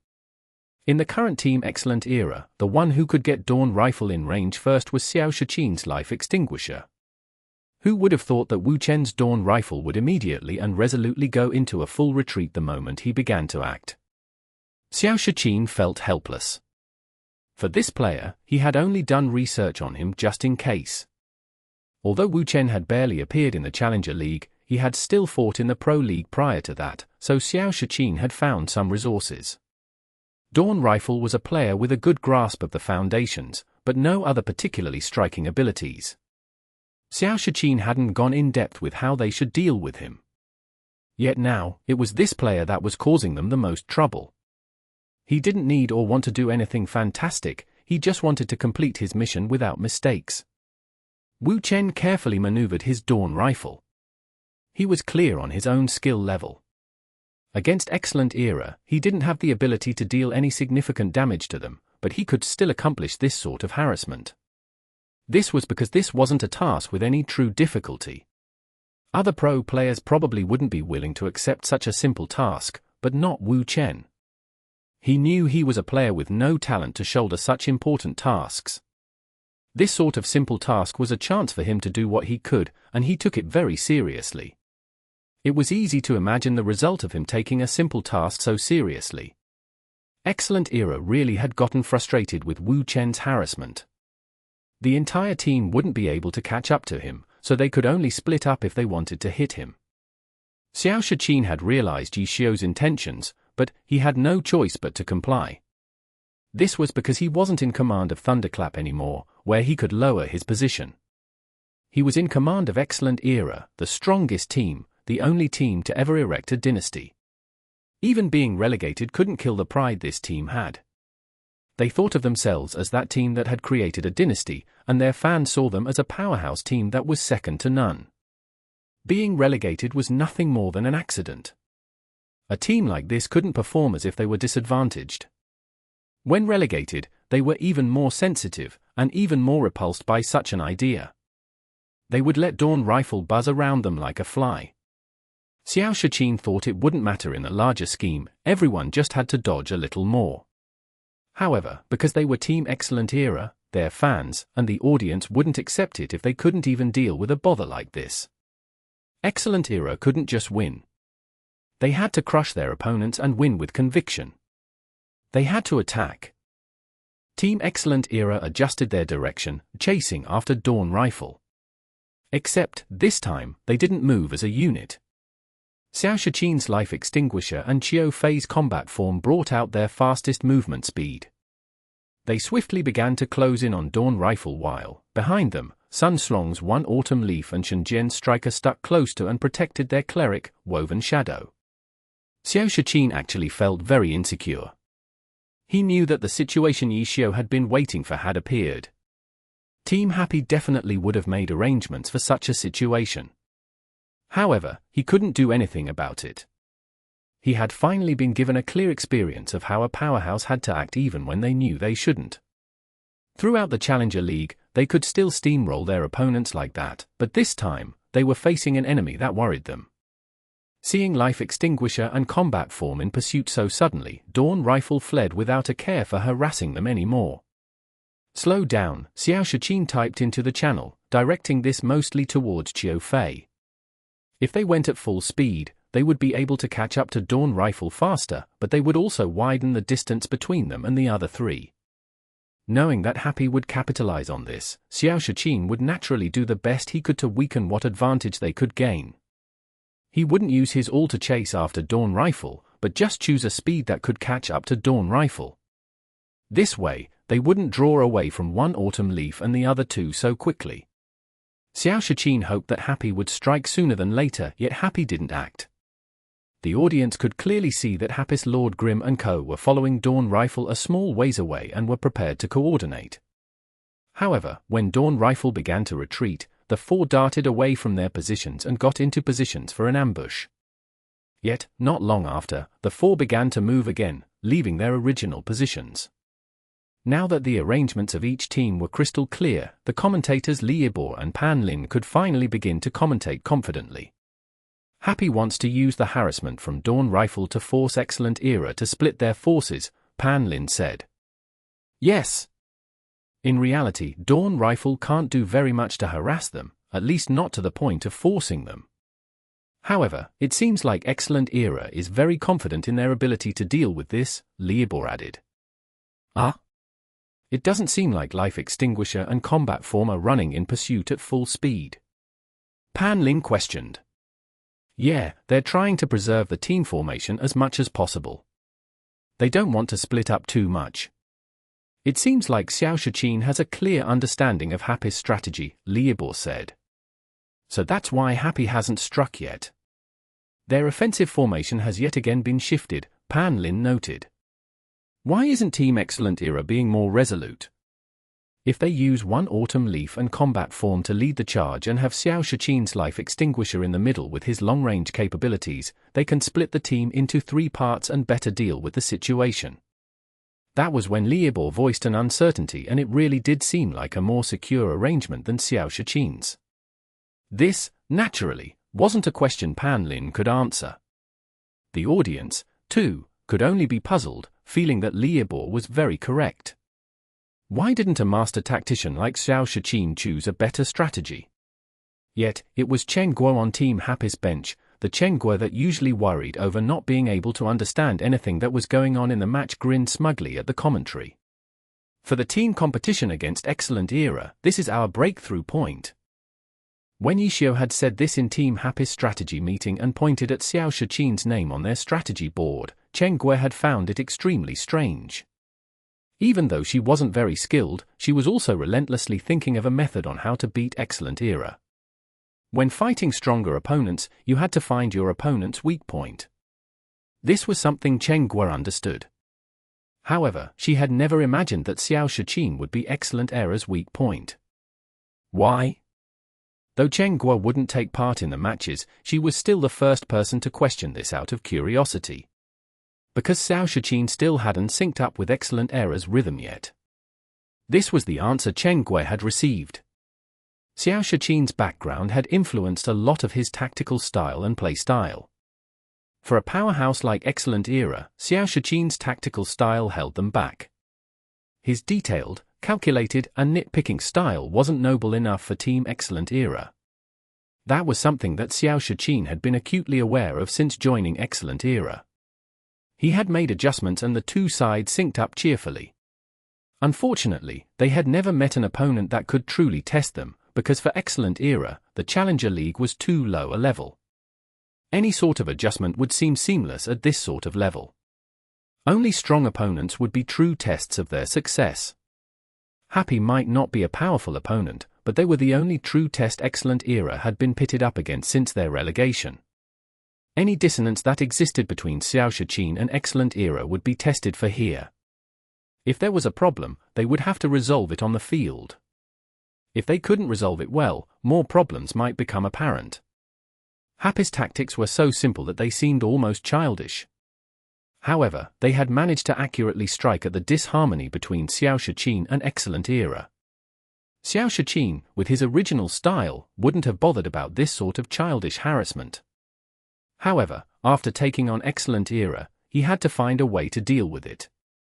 Knowing that a mountain hid tigers, yet heading for those Tiger-Borne mountains anyways. This wasn't Xiao Shichin's preferred style at all, but he had to deal with these problems in such a way. He could only face this with care, but the arrangements he made weren't nearly as proactive and daring as Liabor's ideas. This was because Xiao Shichin still subconsciously displayed the style he is most comfortable with in uncertain situations. He didn't want Excellent Era to seem cautious and nervous like a mid to low tier team. Thus, he had used a different method to avoid executing his original cautious method. Team Excellent Era, having split into two, continued to pursue Dawn Rifle, but Dawn Rifle was running for his life and Happy's other members were retreating for their lives. Xiao Shichin might have suppressed his speed, but Happy drew out the duration. In the end, the two groups still managed to pull apart to a distance that Xiao Shichin was reluctant to have. Even Pan Lin couldn't help but sigh in disappointment for Excellent Era. If they had known sooner, Life Extinguisher and Combat Form might as well have sped up. That way, they would at least be able to attack Dawn Rifle a couple times. Isn't Excellent Era being a little too cautious? They're so much stronger than Happy, after all. They can totally afford to be a little more headstrong, Liabor commented. This time, he really hadn't gotten anything wrong. Xiao Shichin, struggling to make a decision, had reverted to what he was most comfortable with. Team Excellent Era was forced to exercise excessive caution under this style. Chapter 1034 1v2, Xiao Shichin and Qiu Fei accelerated in pursuit of Dawn Rifle, but they weren't thorough enough. In the end, they still pulled a certain amount of distance away from Sun Slong's group. Even worse, not only were they not getting closer to Dawn Rifle, the two saw signs of the other Happy members. Not good. When Xiao Shichin saw the other members of Happy in that direction, his heart skipped a beat. He thought Happy would disengage and then regroup to ambush their cleric, but judging from their current position, it was obvious that they didn't have such intentions. Their true targets were the players pursuing Dawn Rifle. Stop! After realizing that they had fallen into a trap, Xiao Shichin subconsciously made adjustments, gesturing to Qiu Fei to stop his pursuit. He then spun his view to look at the distance between them and the three characters behind him. Retreat! The distance caused Xiao Shichin to feel a lack of security, so he had Life Extinguisher retreat. Qiu Fei's combat form visibly hesitated for a moment, but obeyed the order nonetheless. However, the members of Happy had already appeared. How could they let them escape so easily? Dawn Rifle stopped retreating while the other silhouettes quickly grew clearer. They carried out a fan formation and moved to encircle Life Extinguisher and combat form. This was indeed a trap. Xiao Shichin felt fortunate for being able to react quickly, so he could retreat in time. The loss shouldn't be too great, right? The loss was indeed insignificant. Even though Happy pressed them fiercely, the other three members of Excellent Era weren't so far behind that they couldn't be seen. Reinforcements arrived in the blink of an eye. Happy only advanced on them, attacking only for a moment, and then retreated before the members of Excellent Era finished grouping up. Xiao Shiqin let out a long sigh of relief. He was pretty satisfied with his response towards the situation. However, it was unknown if the commentators, viewers, and other pro players understood his reasoning. Everyone apart from him felt that his choice of action meant an opportunity wasted. Why did he retreat? Pan Lin was very puzzled. Excellent Era is fighting very hesitantly. Since they've already given chase, why did they choose to retreat? Even though Excellent Era had been outnumbered, from the strengths of their pro players and characters, they shouldn't need to escape. Reinforcements would have arrived if they held out a bit longer, so Happy wouldn't have attacked too rashly. By retreating, Happy could attack fiercely without needing to heed the consequences. Excellent Era is currently retreating very quickly. They have no continuity in their attacks at all. Liebor spoke. Excellent Era's performance is quite abnormal today. Pan Lin said. Is it because the group arena didn't meet their expectations? Or is it because they've never met a troublesome opponent like Happy in the Challenger League? No matter what the reason may be, Excellent Era shouldn't fight with such a lack of confidence. Liebor only mentioned the problem, but was still thinking about the specific reason. Even though he roughly knew what it was, what was it specifically? Xiao Shiqin is treating Excellent Era like Thunderclap. In the end, it was a pro player from Tiny Herb who discovered the exact problem. He lacked comprehensive and high-level practice this season, so he wasn't able to judge thoroughly enough. In stressful situations, he subconsciously responds with the play style he used to lead Team Thunderclap. Shubin said. Shubin had the right to talk about Xiao Shiqin. This is because his former team, 301 Degrees, was a mid-tier one along with Xiao Shiqin's Thunderclap. The two were direct rivals, so they always fought to the death with each other in order to vie for the spot in the finals. Their matches would greatly impact their final rankings, so they always had to thoroughly investigate each other. Yes. He is now leading Team Excellent Era. With fierce players like Sun Strong, there's no need for him to fight like that. I'd say, if he let Sun Strong's one Autumn Leaf rush to the front, he might have been able to neutralize Happy's ambush. Liu Xiaobia said. Whatever was said could only remain as words, the match didn't progress like they thought. At this time, Xiao Shiqin started to realize that something was wrong. This was thanks to their cleric, Zhong Zhaxing, one of the three members who had caught up to him. Aren't we fighting a bit too passively? I think we can be more proactive.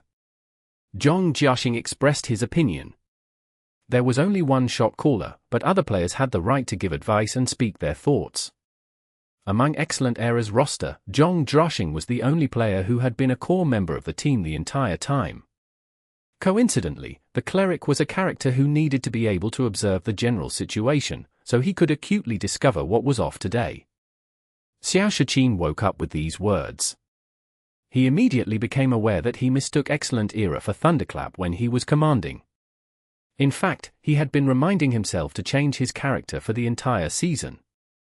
However, he was still unable to take on his new role with familiarity during crucial moments in the match. The tactical habits he had developed from Thunderclap were still deeply rooted in him. He needed time and matches to erase it. Although he had ample time this year, he didn't have enough matches. The level of the opponents in the Challenger League weren't adequate enough. You're right, we need to be more proactive. Xiao Shiqin was not the type to save his face when the problem was found. Saving face was mostly found in powerhouses, so players from medium to small teams wouldn't have this shortcoming even for an all-star. Xiao Shiqin immediately made adjustments after noticing the problem. Excellent Era's ace, one Autumn Leaf, finally pushed towards the peak of the formation. Combat Form and one Autumn Leaf immediately accelerated in pursuit, while Xiao Shiqin's Life Extinguisher acted as a support in the middle. Shen Jian's striker took the responsibility of protecting the team's cleric. Yes, it seems like Excellent Era has finally discovered the problem and is quickly making adjustments. Liebor spoke happily. It was not because he felt happy for Excellent Era, but because their adjustments followed the format he thought was best before. He was able to show his skills as a commentator through the comments today, so Liebor was rather pleased with himself. Sun Slong's One Autumn Leaf and Chiao Fei's combat form no longer held any reservations. They attacked with full power while moving swiftly. Soon, the retreating characters of Team Happy appeared in the two's field of view. Lord Grim. The one they were able to catch up to was coincidentally Yi Xiao, who had defeated Chiao Fei and Sun Slong in the group arena. They were able to meet in the team competition again. Dragon breaks the ranks. Dragon breaks the ranks. The two battle mags of Excellent Era, One Autumn Leaf and Combat Form, suddenly used this high-level move. The two characters raced out in sync. Yet after dashing out, they immediately pulled a distance between them. It wasn't a coincidence. This was obviously a combination that the Battle Mage duo were trained to do. The opponent they teamed up in challenging was the person who had brought Battle Mags to the pinnacle. Boom boom boom. Lord Grim swept the Myriad Manifestations umbrella, and 3 artillery shells were sent towards the two challengers from the umbrella's tip. This attack couldn't stop Dragon Breaks the Ranks' momentum at all, but Lord Grim was able to fly a great distance backwards using anti-tank missiles recoil. He then swung the Myriad Manifestations umbrella up over his head and a rotor wing twirled above his head as he flew up into the sky. The moment his feet left the ground, Sun Slong's One Autumn Leaf arrived. When he saw Lord Grim flying up, he readjusted Evil Annihilation's trajectory, but he was too late. One Autumn Leaf speedily swept across, but hit nothing. Combat Form, who was a step slower, naturally ended up in a similar situation. However, the two Dragon Breaks the Ranks still came out from below, causing him to sway to and fro due to the strong winds from the attacks. The force from their attacks could clearly be seen. While rocking in midair, Lord Grim retracted the rotor wing and unsheathed his tachi. He tilted his body in midair and used a sword draw towards the two, who had just used a high-level skill. Dragon Breaks the Ranks could be quickly cancelled with no ending lag, and Sun Slong and Chiao Fei's reactions were very quick. One Autumn Leaf and Combat Form jumped to the left and right respectively, dodging the sword slash from sword draw. Falling Light Blade. Lord Grim used this skill afterwards, aiming for the space between the two characters. The skill had a small attack range, but it was just enough to reach the two. But because it was only just enough to reach them, One Autumn Leaf and Combat Form only had to take a step back in order to escape from the attack range. Two spears glinted as they crossed at an angle towards Lord Grim. Slide Kick. Lord Grim didn't pause after Falling Light Blade and slipped away with a slide kick. By matching skills across different classes, he used the most prominent feature of an Unspecialized. When Excellent Era learned they were going against Yi Xiao's Unspecialized, they trained specifically for him. The players in Team Excellent Era were all familiar with what skills an Unspecialized could use. This was done by interpreting the Unspecialized as the 25th class. Even though they were familiar with the possible skills available to an Unspecialized, Excellent Era, the team who was most familiar with Yi Xiao was unable to predict how Yi Xiao would use the skills. When Yi Xiao was in the team, he focused his efforts on battle mags. However, this was only 1/24 of his battle capabilities when applying their prior knowledge to his Unspecialized. By changing his class, Excellent Era's familiarity towards Yi Xiao became extremely limited. A slide kick after Falling Light Blade? Sun Slong and Chiao Fei's reactions were relatively quick, but still a beat too slow. The spears the two characters held weren't able to catch Lord Grim. After Lord Grim dashed away with a slide kick, he threw a grenade behind him. One Autumn Leaf and Combat Form leapt aside once again, and the explosion's flames flashed between the two characters. One Autumn Leaf and Combat Form turned around to chase him, but a purple fog rose up after they took 2 steps. They happened to step onto a poison gas trap. The two were completely unaware when Lord Grim had planted this trap. The stadium bubbled with excitement. Everyone thought Yi Xiao's Lord Grim would immediately find a chance to break away and leave, but from what they were seeing, this guy was carrying out a 1v2. The audience had an omniscient view, so they also knew that the other members of Happy were pushing towards Excellent Era to ambush their cleric. Translator's thoughts. Nomiumi. There'll be 2 more chapters tonight. Chapter 10:35. Cut off from the team. the team competition between Happy and Excellent Era had completely unfolded.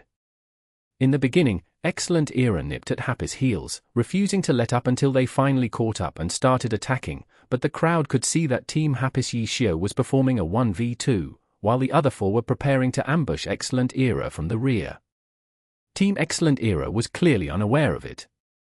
Xiao Shiqin had just realized that he wasn't being daring enough, so he adopted a more proactive attitude. On the other hand, Team Happy had already changed their strategy. The commentators Pan Lin and Liebor saw these changes, but restrained themselves from making any early conclusions. It was only when the movements of Team Happy's Soft Mist, Dawn Rifle, 1-inch Ash, and Little Cold Hands became very obvious did they dare to comment on it. How unexpected! It's simply too unexpected. Liebor sighed, we were just talking about how Team Excellent Era was playing a bit too conservatively, unlike a strong team. In the blink of an eye, it's Happy that's moving out in an imposing manner. Happy's ace player is pinning down Excellent Era's main force, while the others are preparing for a sneak attack from the rear. This is a standard strategy for a powerhouse team with a top-tier ace player. Liebor's statement woke up many people. Indeed, Happy's current strategy was a standard powerhouse strategy. By using a top player, a character to pin down as many opponents as possible, would allow for more openings to attack. This principle was applicable to many sports. For example, in basketball, a skilled player might have 2 or 3 defenders on him, giving his other teammates more openings and opportunities to score. But the problem was that the powerhouse should be Team Excellent Era. But in this match, it was Happy employing this strategy. Wasn't that kind of weird? For this strategy to work, the ace player's performance is crucial. Yi Xiao probably isn't a stranger towards this strategy, but the problem is that the current him is no longer the battle god Yi Xiao from before. Right now, he's facing a pincer attack from Sun Slong and Qiu Fei. One autumn leaf doesn't need to be mentioned. Even Qiu Fei's combat form is a formidable character. Can Yi Xiao hold on? Pan Lin spoke swiftly. Can he hold on? The answer didn't matter. Team Excellent Era's rear had already caught on fire. Team Happy's timing had been perfectly executed, they didn't let Yi Xiao take too pressure alone. His main purpose was to draw the attention of Team Excellent Era and have them pull away from each other. Now, Happy's group of 4 got into position and charged forward without any hesitation. Dragon breaks the ranks. By the time Shen Jian noticed the ambush, Soft Mist's spear had already arrived. Excellent Era thought that Dawn Rifle and 1-inch Ash were ahead of them, but those two had now suddenly appeared at their flank within attack range. Shen Jian's responsibility was to defend their healer, so he naturally stepped forward and acted as a meat shield. He had his striker step forward and shield Zhong Jusin's cleric with his body. Soft Mist's dragon breaks the ranks hit him square in the stomach, but it failed to send him flying. The instant that Shen Jian stepped forward, he immediately activated reinforced iron bones. Under this skill's effect, his striker wouldn't be pushed back by the knockback. Immediately afterwards, he made his counterattack towards Soft Mist. Suddenly, a satellite beam descended from the sky, completely enveloping him. Wu Chen's Dawn Rifle had shot out a high-level skill in coordination with Soft Mist's attack. Tang Ru didn't fight with Shen Jian. She had Soft Mist circle around and attack Zhong Jusin's cleric, Woven Shadow. Zhong Jusin deserved to be the healer for a powerhouse like Team Excellent Era. He didn't panic. In the team competition, the healer was often a priority target. Staying calm in these situations was a fundamental trait that every healer needed. As someone qualified to be part of a powerhouse's starting lineup, he obviously wouldn't be lacking in this regard. The instant Shen Jian did his job, Zhong Jusin had his cleric retreat. In these situations, the healer needed to win as much time as possible because no team would let their healer die so easily. When a healer was attacked, the team would immediately come to save him, so the healer needed to minimize the losses they would take during this period of time and coordinate with his teammates coming to the rescue. As Zhong Jusin had Woven Shadow retreat, he grasped his current situation. Excellent Era's formation was still intact. As soon as Happy launched their ambush, Life Extinguisher changed directions and went back to assist his team's cleric. This was already enough to make Jong Jusin feel at peace. 3v4, with excellent Era's strength, Jong Jusin felt like there shouldn't be any problem. With this support, Jong Jusin became even more calm. When he saw Soft Mist charge directly towards him, he had his Woven Shadow retreat even faster. Kiting Tangru for some time was doable for Jong Jusin, but doing that wasn't smart. Jong Jusin grasped Happy's formation. Tangru's Soft Mist was at the very front and, from what he understood, despite this player being very pretty, her aggressiveness on stage didn't lose out to any male player. Jong Jusin had his Woven Shadow continue to retreat. He wanted to lure Soft Mist in further to pull her away from her team. That way, when excellent Era counterattacked, she would become Happy's burden. In this short instant, being able to come up with this kind of plan was enough to show his worth as an experienced player, but when he saw the way Soft Mist was holding her spear, Jong Jusin suddenly felt like something wasn't right. "Behind you!" Before Jong Jusin could yell out his warning, Soft Mist already turned around 180 degrees and thrust forward with her spear. Magic waves surged forth. It was a rising dragon soars the sky. At this distance, it would be a back attack. Hit! Shen Jian had been struggling due to the combo from Dawn Rifle's satellite beam. At the same time, he had to pay attention to all of the other members of Happy. Soft Mist didn't attack him and instead circled around, so he naturally thought that she was going for their cleric. As a result, he didn't even think that Soft Mist would be circling around to attack him from behind. It was an extremely powerful attack too. After being hit, he was sent flying away. By activating reinforced iron bones, he could resist the effects of most attacks, but a high-level skill like Rising Dragon Soars the Sky had grabbed priority, the one flaw of reinforced iron bones. He was sent flying. As a result, it wasn't Soft Mist splitting apart from the team, but him. He landed in a location where Qiao Yifan had set up numerous ghost boundaries. From this, it could be seen that Happy had been plotting a one-wave offense the entire time. Chapter 1036. Bypass. Poor Jong Jusin played a cleric. In this situation, he could only support Shen Jian and help him endure, but couldn't turn the tides. If he wasn't careful, he might even get caught up in it himself. The hesitant Jong Jusin didn't dare have his cleric, Woven Shadow, get any closer. Right now, all he wanted was for Xiao Shiqin's life extinguisher to hurry back over. However, considering Happy's detailed strategic arrangements, there was little chance that they would have neglected to think of such a situation. Although Yishio wasn't here, Tang Ru and the other three still fought methodically. After Shen Jian's striker was sent into one of 1-inch Ash Ghost boundaries, Qiao Yifan didn't hesitate to send a relentless barrage of attacks. In an instant, Qiao Yifan's 1-incher shot up on the DPS charts to first place. Somehow, the one who headed Happy's offensive as the main DPS was a phantom demon.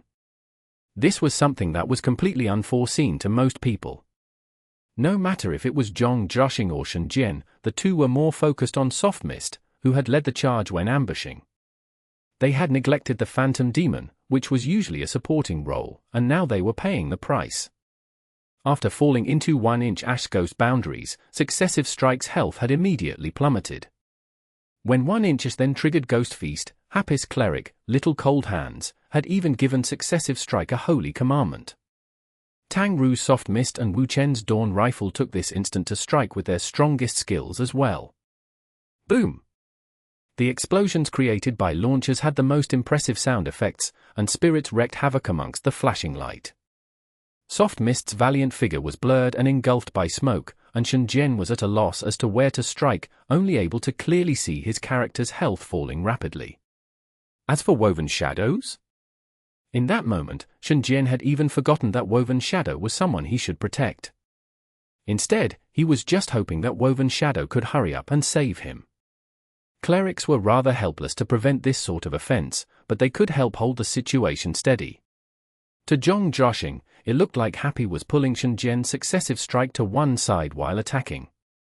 It looked a little like a street brawl, where you first pulled your victim into an alleyway to beat up. The reason for pulling a victim into an alleyway was to avoid witnesses. Happy's current actions were, naturally, to get for as much time as possible before Life Extinguisher came to support. Taking a careful look, Zhong Zhaoxing realized that if he just let Shen Jian endure on his own, he'd probably get killed.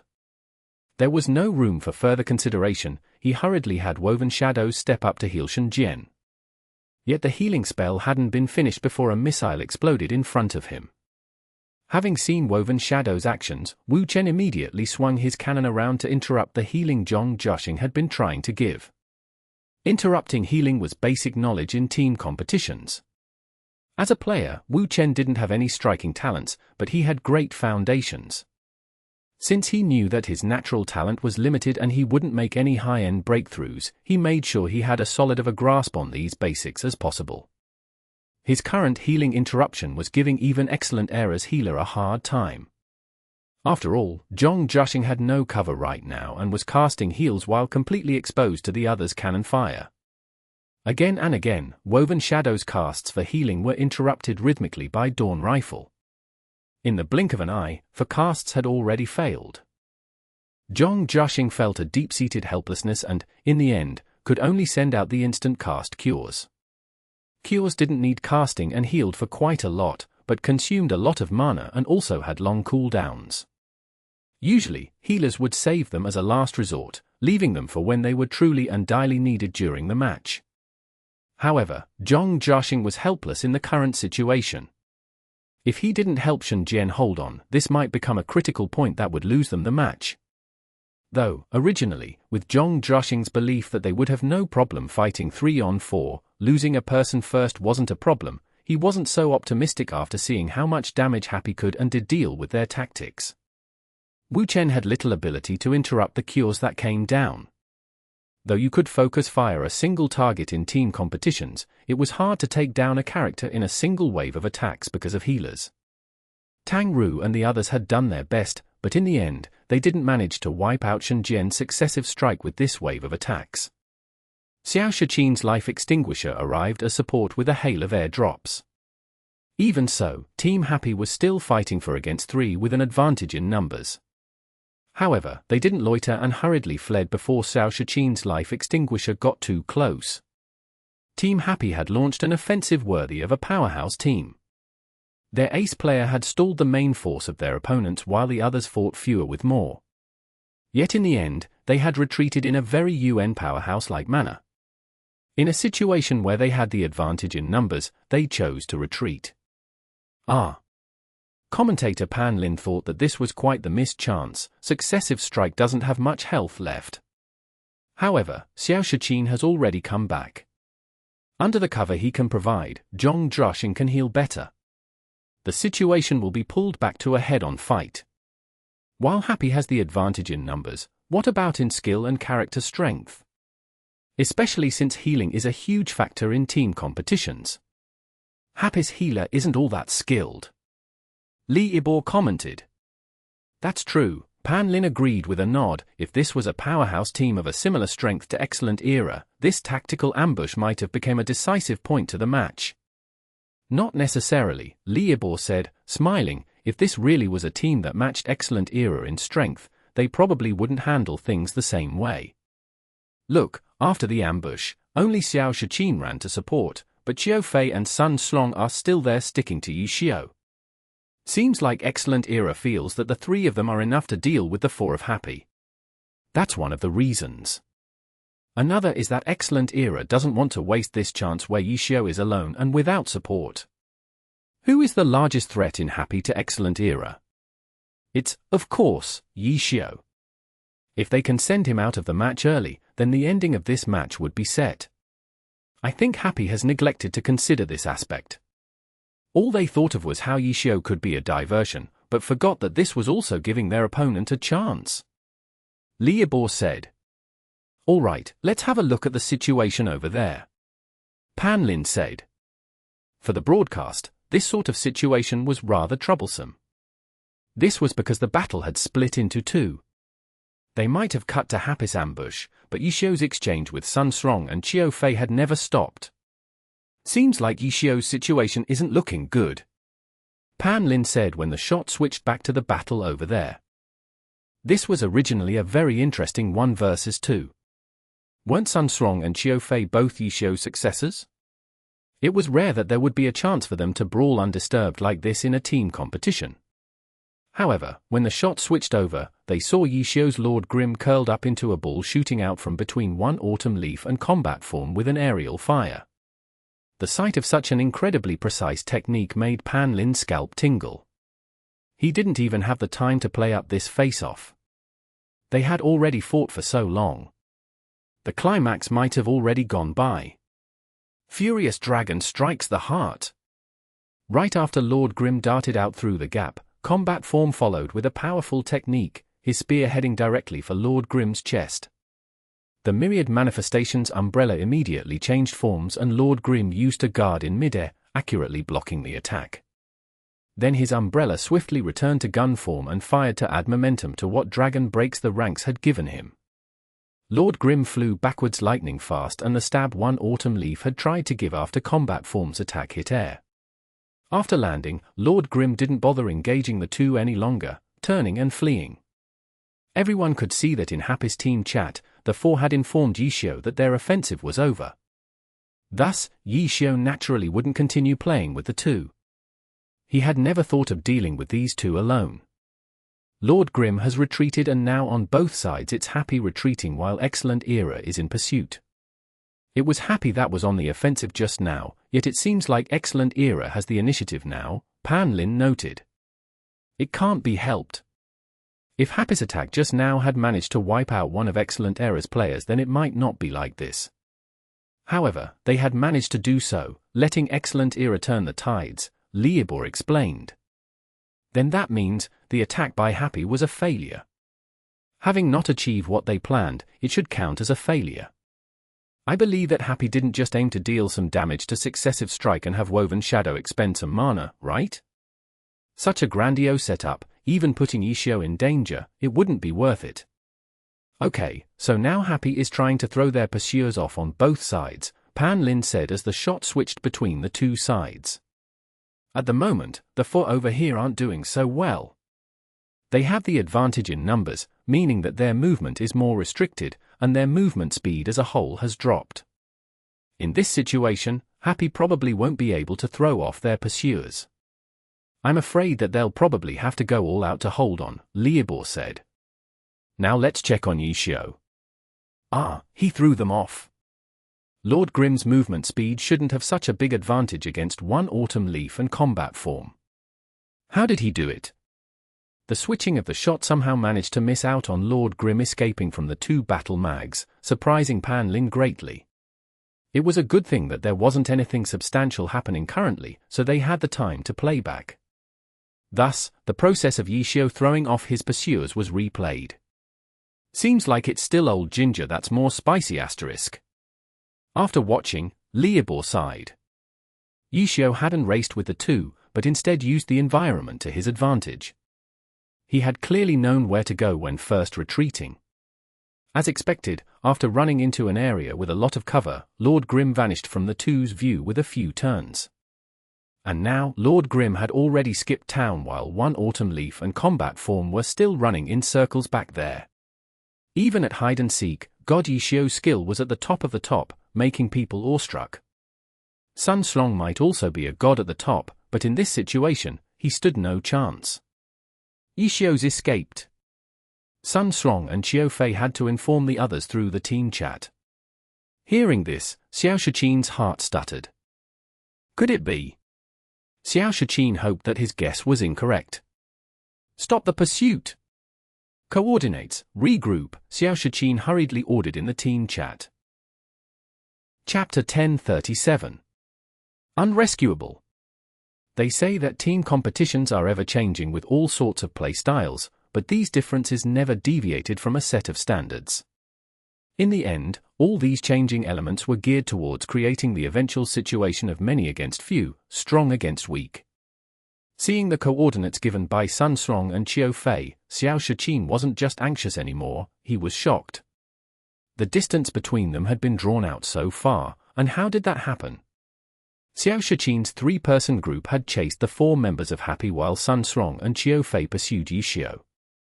That's right. This happened through their chase of Happy.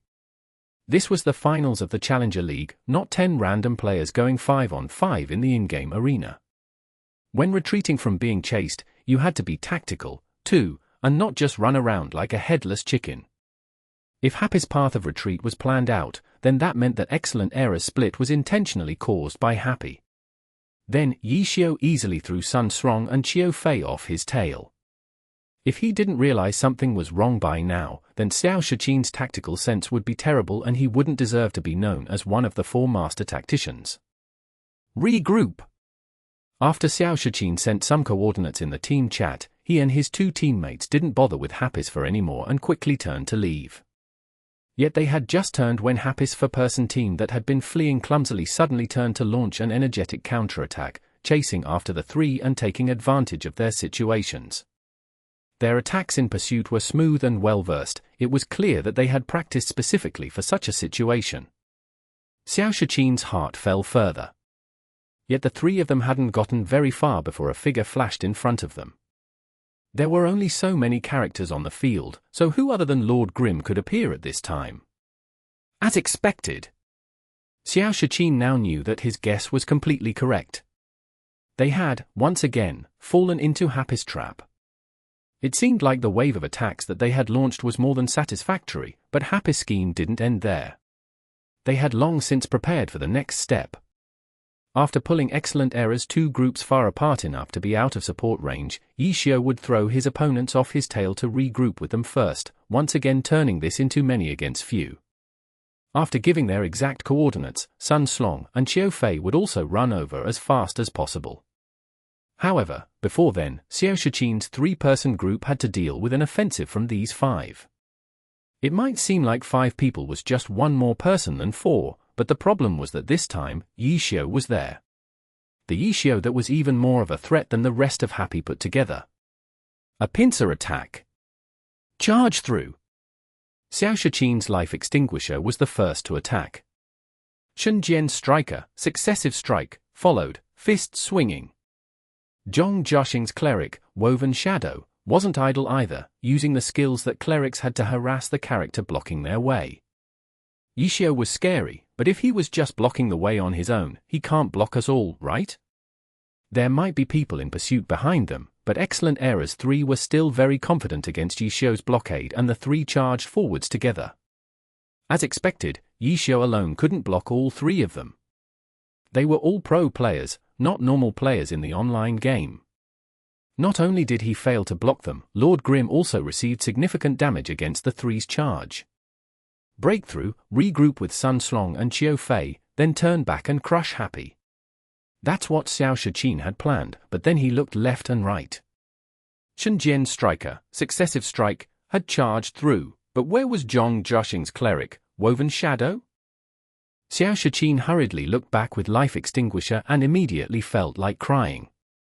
As expected, Yi Xiao didn't have the power to block all 3 of them, so he hadn't bothered trying. He only wanted to block one of them. Life extinguisher and successive strike had broken through, but Zhong Jiaxing's Woven Shadow had been blocked by Lord Grimm. It was totally worth the damage that he had taken. Dragon Tooth, Sky Strike, Falling Flower Palm. Turning his view, Xiao Shiqin saw Lord Grimm smoothly execute the simple 3-hit Battle Mage combo. After Woven Shadow was hit by Falling Flower Palm, he was immediately blown far away. Happy's other 4 had managed to catch up by then. Soft Mist jumped, spear in hand, and used a circle swing to catch the airborne Woven Shadow, swinging him in a circle before smashing him to the ground. On the ground, Qiao Yifan's 1-inchish had already managed to lay down several ghost boundaries. They were like several large pots, emitting the aroma of the phantom ghost's power and awaiting ingredients to complete this dish. Zhong Jiaxing's Woven Shadow was, without a doubt, the long-awaited ingredients. After being thrown into the pot by Soft Mist's circle swing, they immediately began cooking. Little Cold Hand's Sacred Fire came down as the spices, then Dawn Rifle blasted attacks at him. The flames were rising. Woven Shadow was cooked immediately.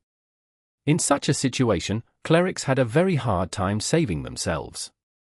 As a magic class, most of his skills had to be casted. Thus, when he was being attacked continuously like this, he couldn't use any of those casts. He could only hope for outside help. Xiao Shiqin was extremely frustrated with his own carelessness. Though it would be hard with their disadvantage in numbers, but they couldn't just leave their healer to die. Life Extinguisher and Successive Strike simultaneously turned to charge back into the fray, but found their way blocked by Lord Grim again. Xiao Shiqin didn't have time to deal with Yi Xiao.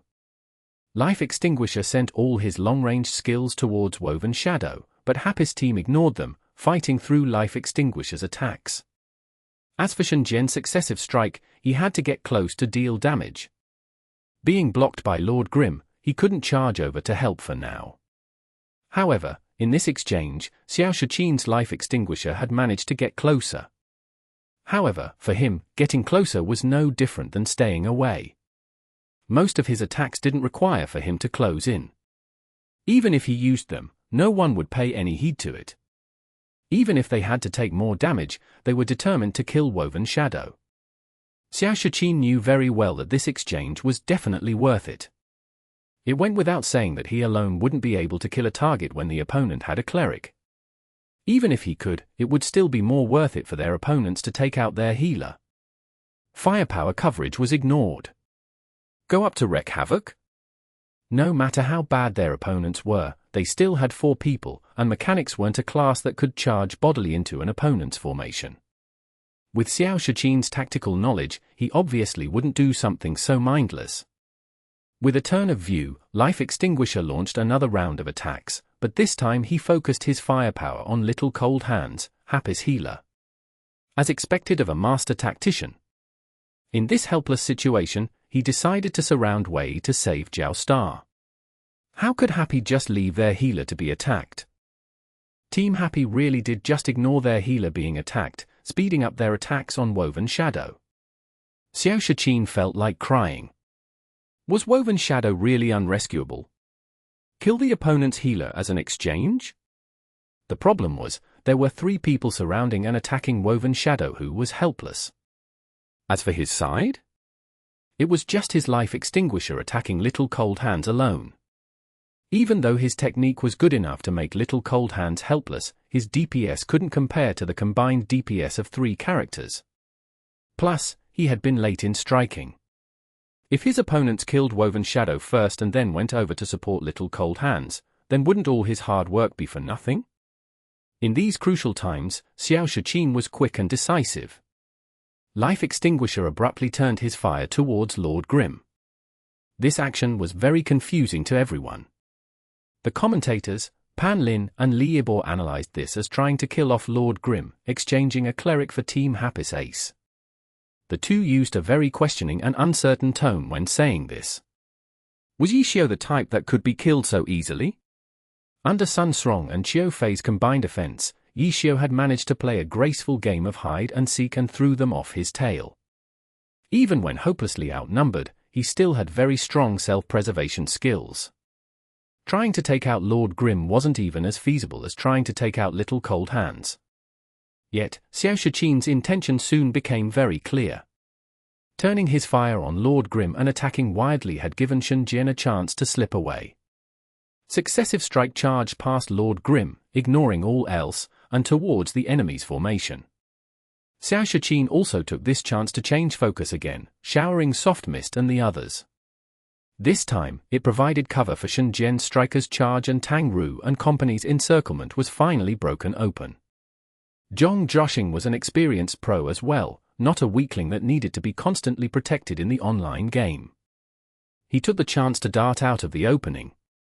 Xiao Shiqin was delighted and hurried to provide suppressing fire. Woven Shadow was like a little lamb that had finally found its way home, stumbling and tripping as he shot towards Life Extinguisher. The two regrouped and immediately turned to flee. They hadn't taken 2 steps when Xiao Shiqin suddenly realized something was missing. Turning his view to look, he was close to bursting into tears. They might have pulled Zhong Zhashing's Woven Shadow out, but Shen Jian's striker, Successive Strike, had been trapped in. The audience was stunned. This was Xiao Shiqin. Because of him and him alone, an ordinary team like Thunderclap had become a regular visitor of the playoffs. This team had managed to continuously cause trouble for the powerhouses. They could cause a headache for any team. Yet now they were so careless when playing now. They had lost their cleric a moment ago. Now that they had picked their cleric back up, they lost their striker. Normal characters weren't as valuable as healers, but they couldn't just leave him there either, right? There was a total headcount of 6 on each side. Losing one meant losing a portion of their strength. Many team competitions had ended with one team losing one member and then spiraling downhill, unable to hold on. Xiao Shiqin helplessly had life extinguisher turned back and Zhong Joshing couldn't ignore this either. He wasn't a helpless rescued princess, he was here to help out on the field. Rescuing Shenzhen's striker would be easier than rescuing a healer. After all, strikers had great offensive capabilities and could easily find an opening with assistance from outside.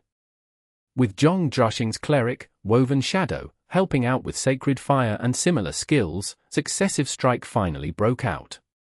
Like Woven Shadow before, he hurried towards the warm embrace of his team. Careful! Xiao Shiqin hurriedly typed out that message, but didn't manage to help Shenzhen. Lord Grimm suddenly came in from an angle and used a circle swing with his myriad manifestations umbrella to impale successive strike and, running and swinging him about, threw successive strike back into the encirclement. After going in this massive circle, would the first to die in the team competition still be successive strike? Keep up his health. Xiao Shiqin was like a commander in a dungeon, yelling at the healer to keep his health stable. Translator's thoughts. Nomiumi. TN, surrounding Wei to save Zhao comes from an event in the Warring States where the army laid siege to Wei to force their troops to retreat from Zhao, thus saving Zhao. Jouissance. Chapter 1038. Emergency Substitution. Everyone was struck dumb. In the group arena, Excellent Era had only won 1 point. This was already inconsistent with the expectations of many people, but what about now? Unexpectedly, Team Happy continuously held the initiative, dominating the whole way, whereas Excellent Era was forced to constantly run for their lives. Just looking at the current situation, just who was the powerhouse here? Who was the grassroots team? Many in the audience had wanted to see Happy emerge victorious, because it would be an exciting upset. However, seeing the scene before them, it really did seem inconceivable.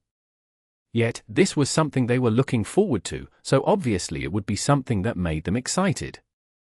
The stadium wasn't only made up of Excellent Era fans, this wasn't Team Excellent Era's home ground. Only, these audience members, who wanted to see Happy succeed, couldn't really be called Happy's fans. Truthfully, they only wanted to see a major upset. Thus, they wouldn't act like Happy's true fans and recklessly cheer for the team. Since Happy's chances really weren't optimistic, this kind of cheering could easily end with them getting their faces slapped. False fans would obviously be willing to risk this. Except now, Happy had actually grasped an advantage during the team competition. These spectators, who were only looking for an upset, were also beginning to stir. Those who were more hot-blooded had already started cheering. Gradually, the others followed suit, expressing what they truly wished in their hearts. They too began loudly shouting encouragement. On the flip side, Excellent Era's fans, seeing their team's passive movements, could only sit stupidly. Originally, they had been prepared to cheer to add to Excellent Era's beautiful performance. Now, with the team acting so passively, it would be more like sending help at the darkest hour. They weren't mentally prepared for this. Thus, in that instant, the stadium was suddenly filled with loud voices cheering for Happy, drowning out the voices of Excellent Era fans who had been distracted. It seemed like ages before they reacted, desperately raising their voices to cheer for Excellent Era. Often, cheers from fans in the stadium would be a sort of catalyst for the players on stage. However, Glory was an exception to this, because the players would be completely sealed within their player booths. They weren't able to hear anything going on in the stadium. Although the reasoning behind this was simple, the fans' wishful thinking still caused them to believe that their cheers would somehow transfer strength to their players. At the same time, the pro players didn't do anything to deny this. Even if they couldn't hear any of this support, it wouldn't do them any good to betray their fans' good intentions. At this very moment, the stadium echoed with two equally powerful cheers, yet on stage the situation didn't really change. Heal! Heal! Truthfully, Xiao Shichin's directions were a bit redundant. At times like this, it wasn't as if Zhong Zhaoxing could still just sit and watch. He had long since controlled his cleric Woven Shadow to heal successive strike. Unfortunately, he was a bit late because Happy's side also wasn't just sitting back and doing nothing. Besides Wu Chen's Dawn Rifle, Yishou's Lord Grim was also harassing him non-stop. Zhong Zhaoxing had already expended the cooldowns of all of his instantaneous skills. While his chanting skills were off cooldown, the problem was he couldn't find any opportunities to use them. He was constantly interrupted, as if he was dancing from excitement. Protect! Protect! Zhong Zhaoxing also yelled out in the chat. However, this reminder was just like Xiao Shichin's earlier reminder to heal. How could Xiao Shichin not know to shield the cleric? Of course he knew, but he couldn't do anything. This was because they were currently faced with the existence of an uncontrollable factor. Team Happy had more people. Yes, more people. This advantage had been personally cultivated by Yishou from the start, until it reached an utterly heartless degree. Zhong Zhaoxing's heals weren't enough.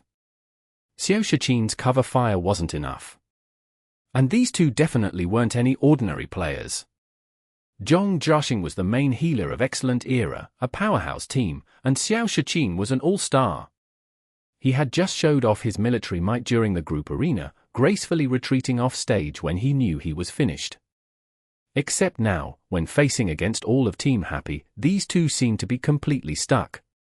But even in a situation like this, as long the two persevered, it wouldn't all be for nothing. Every so often one of Woven Shadow's skills would find an opening and heal a little. Furthermore, Shen Jian was still doing his best to struggle and break free. Although everyone was on edge, at least they still had hope. Yet Xiao Shichin and Zhong Zhaoxing were constantly sending each other warnings in the team channel. The true use of the channel was seen here.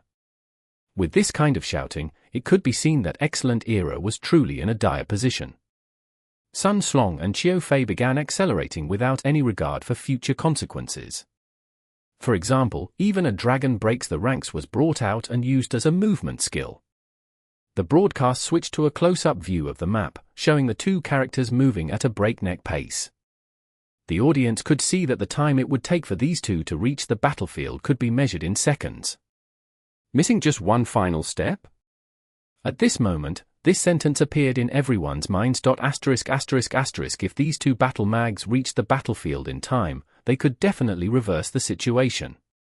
Team Happy's characters were really a bit disappointing. At a crucial moment like this, their damage output was really too low. If these characters could stand shoulder to shoulder with the ones from a powerhouse like Excellent Era, perhaps Shen Jian would have been killed already. Beautiful tactics. Beautiful execution. But in the end, would they lose it all because of useless characters? At this moment, the silhouettes of one autumn leaf and combat form could be seen on the horizon. Looking at successive strikes' health and doing a few quick calculations, Xiao Shichin quietly let out the breath he had been holding. At the same time, he felt ashamed. Just a while ago, when he was still in Team Thunderclap, he had lost many matches because of this kind disparity in character strength. Back then, he had often fantasized about having a powerhouse character within his grasp. But now, he finally achieved that dream, and he was instead relying on the brute force of the characters. It looked like Happy's beautiful display would soon be thwarted, but right now Xiao Shichin felt disgusted. This kind of brute force was what he had admired for so long before. But now that he was truly winning only because of this, he couldn't feel any joy. Happy's characters.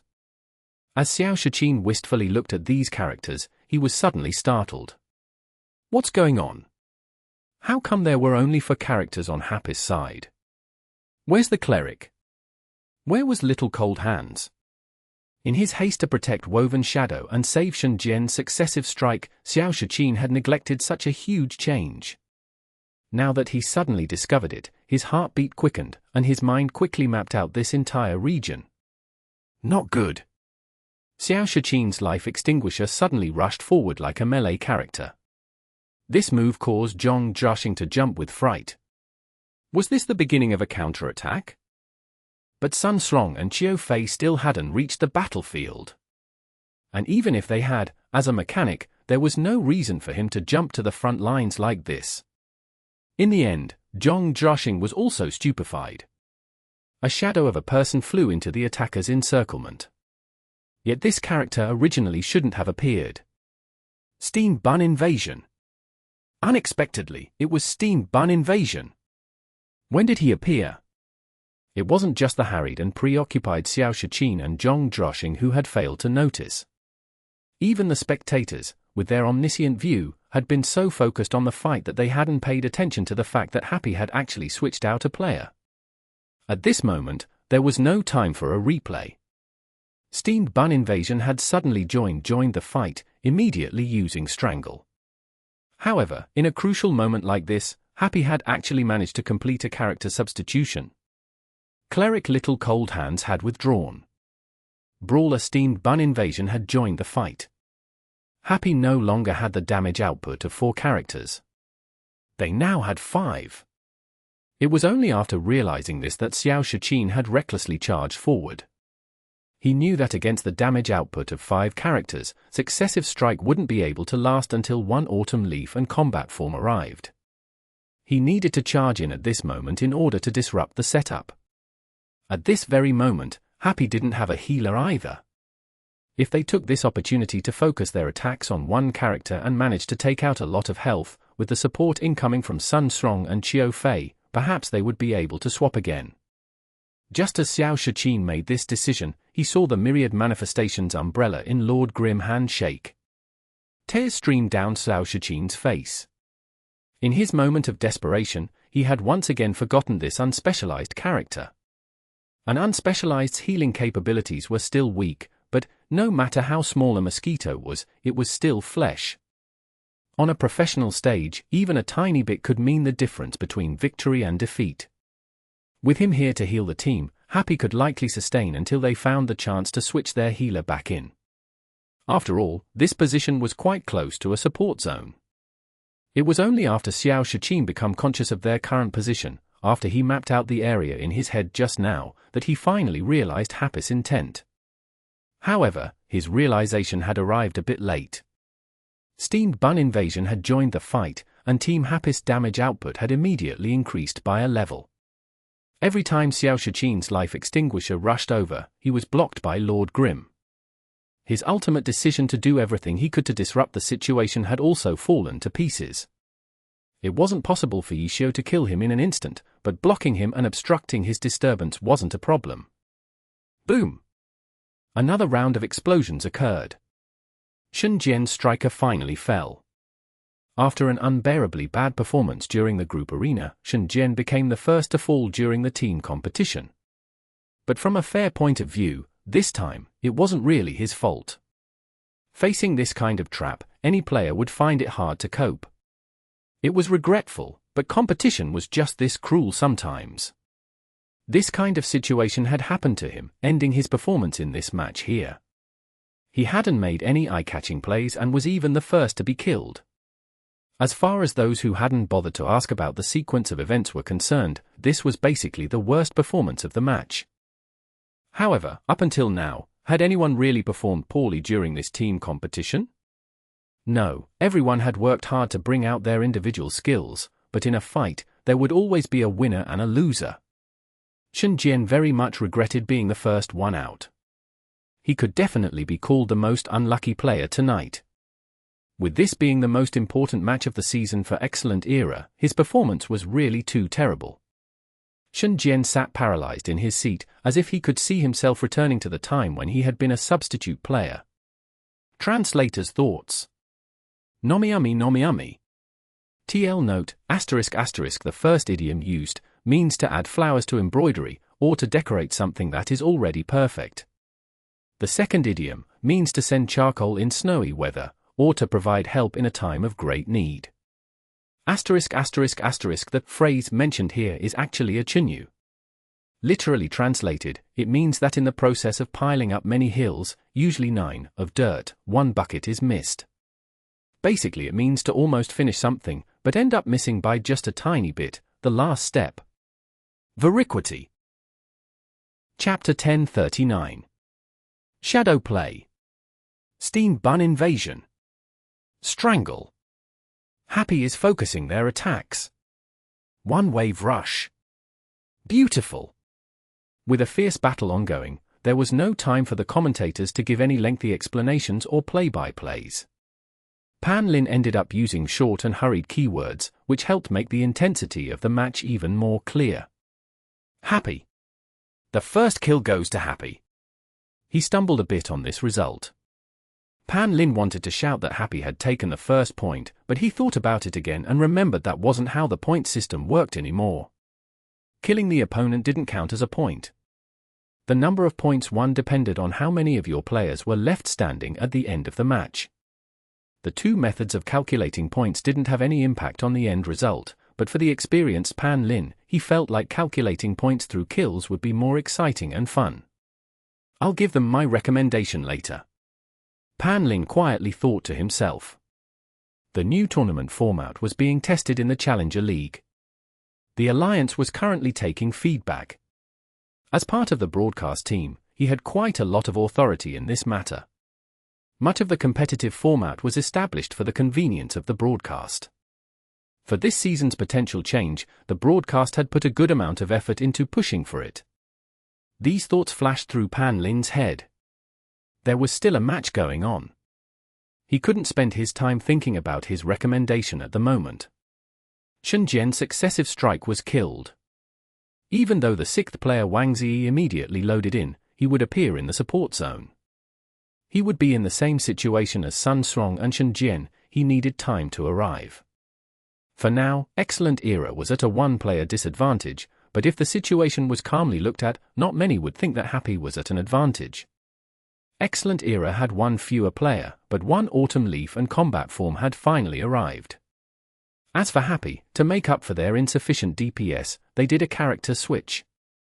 While they had killed Successive Strike, they left behind a hidden danger. Happy didn't have a healer right now.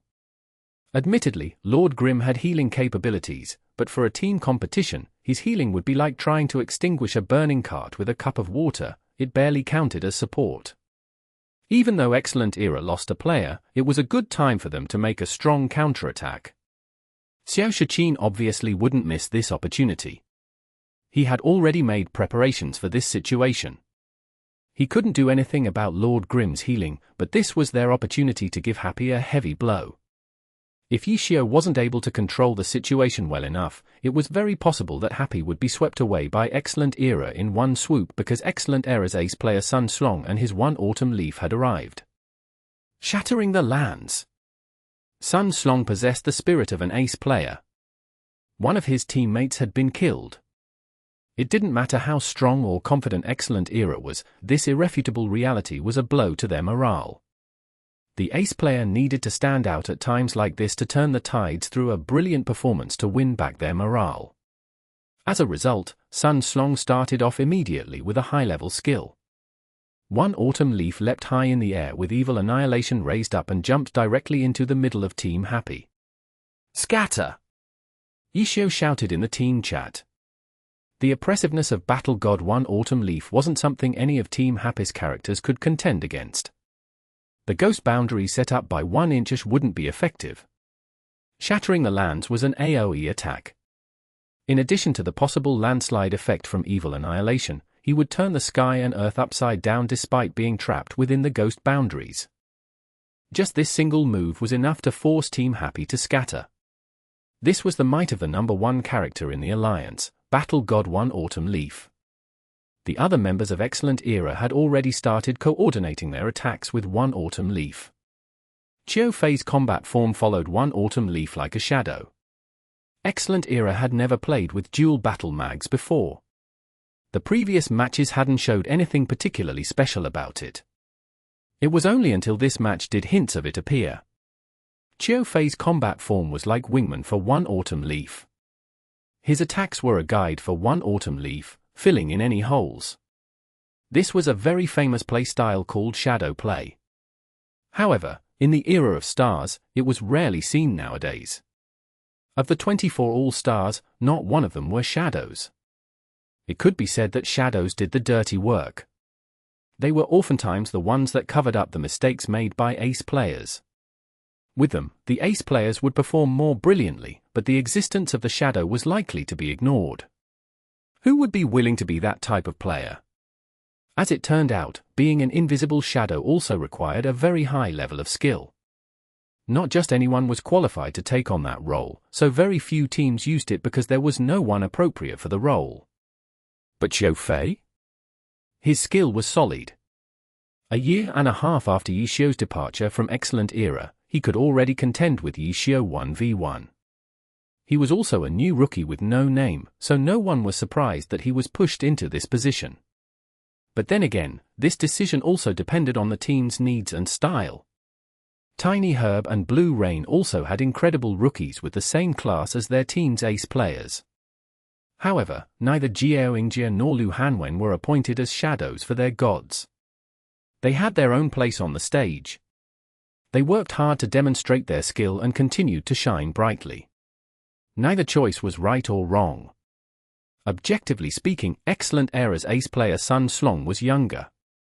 Sun Slong wasn't like Tiny Herb's Wang Jieshi or Blue Rain's Huang Xiaoqian, who needed to train a successor soon. Sun Slong was still rising, so a shadow by his side was a very good push forward. The advantages of having a better ace player didn't need to be mentioned. Compared to Tiny Herb and Blue Rain, Excellent Era was very suitable for a shadow play. It was just that using Xiao Fei as a stepping stone for Sun Xiong was a bit regrettable. Then again, gold always shines. Shadows were easily ignored by the general crowd, but they wouldn't escape the eyes of professionals. This was also why the shadow play was difficult to maintain. Outstanding shadows were too easily recruited. Just the promise of no longer having to be a shadow was more than enough.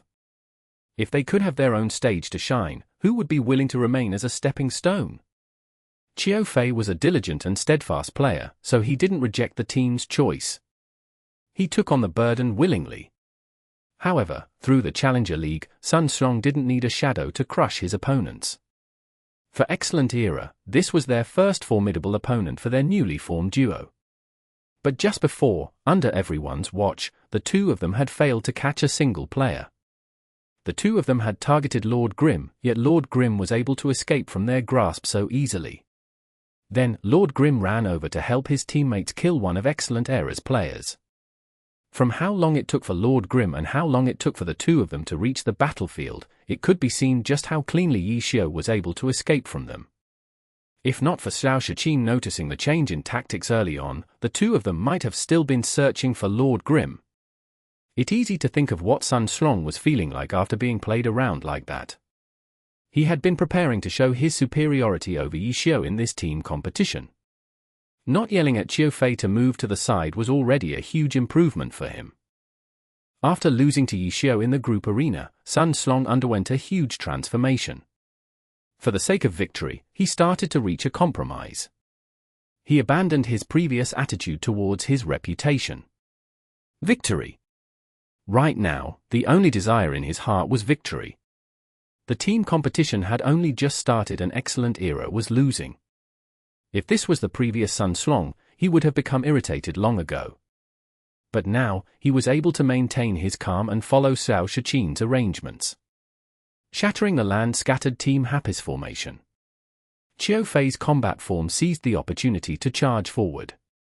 Shattering the Land didn't have that aspect to it, so it was up to him to make up for it.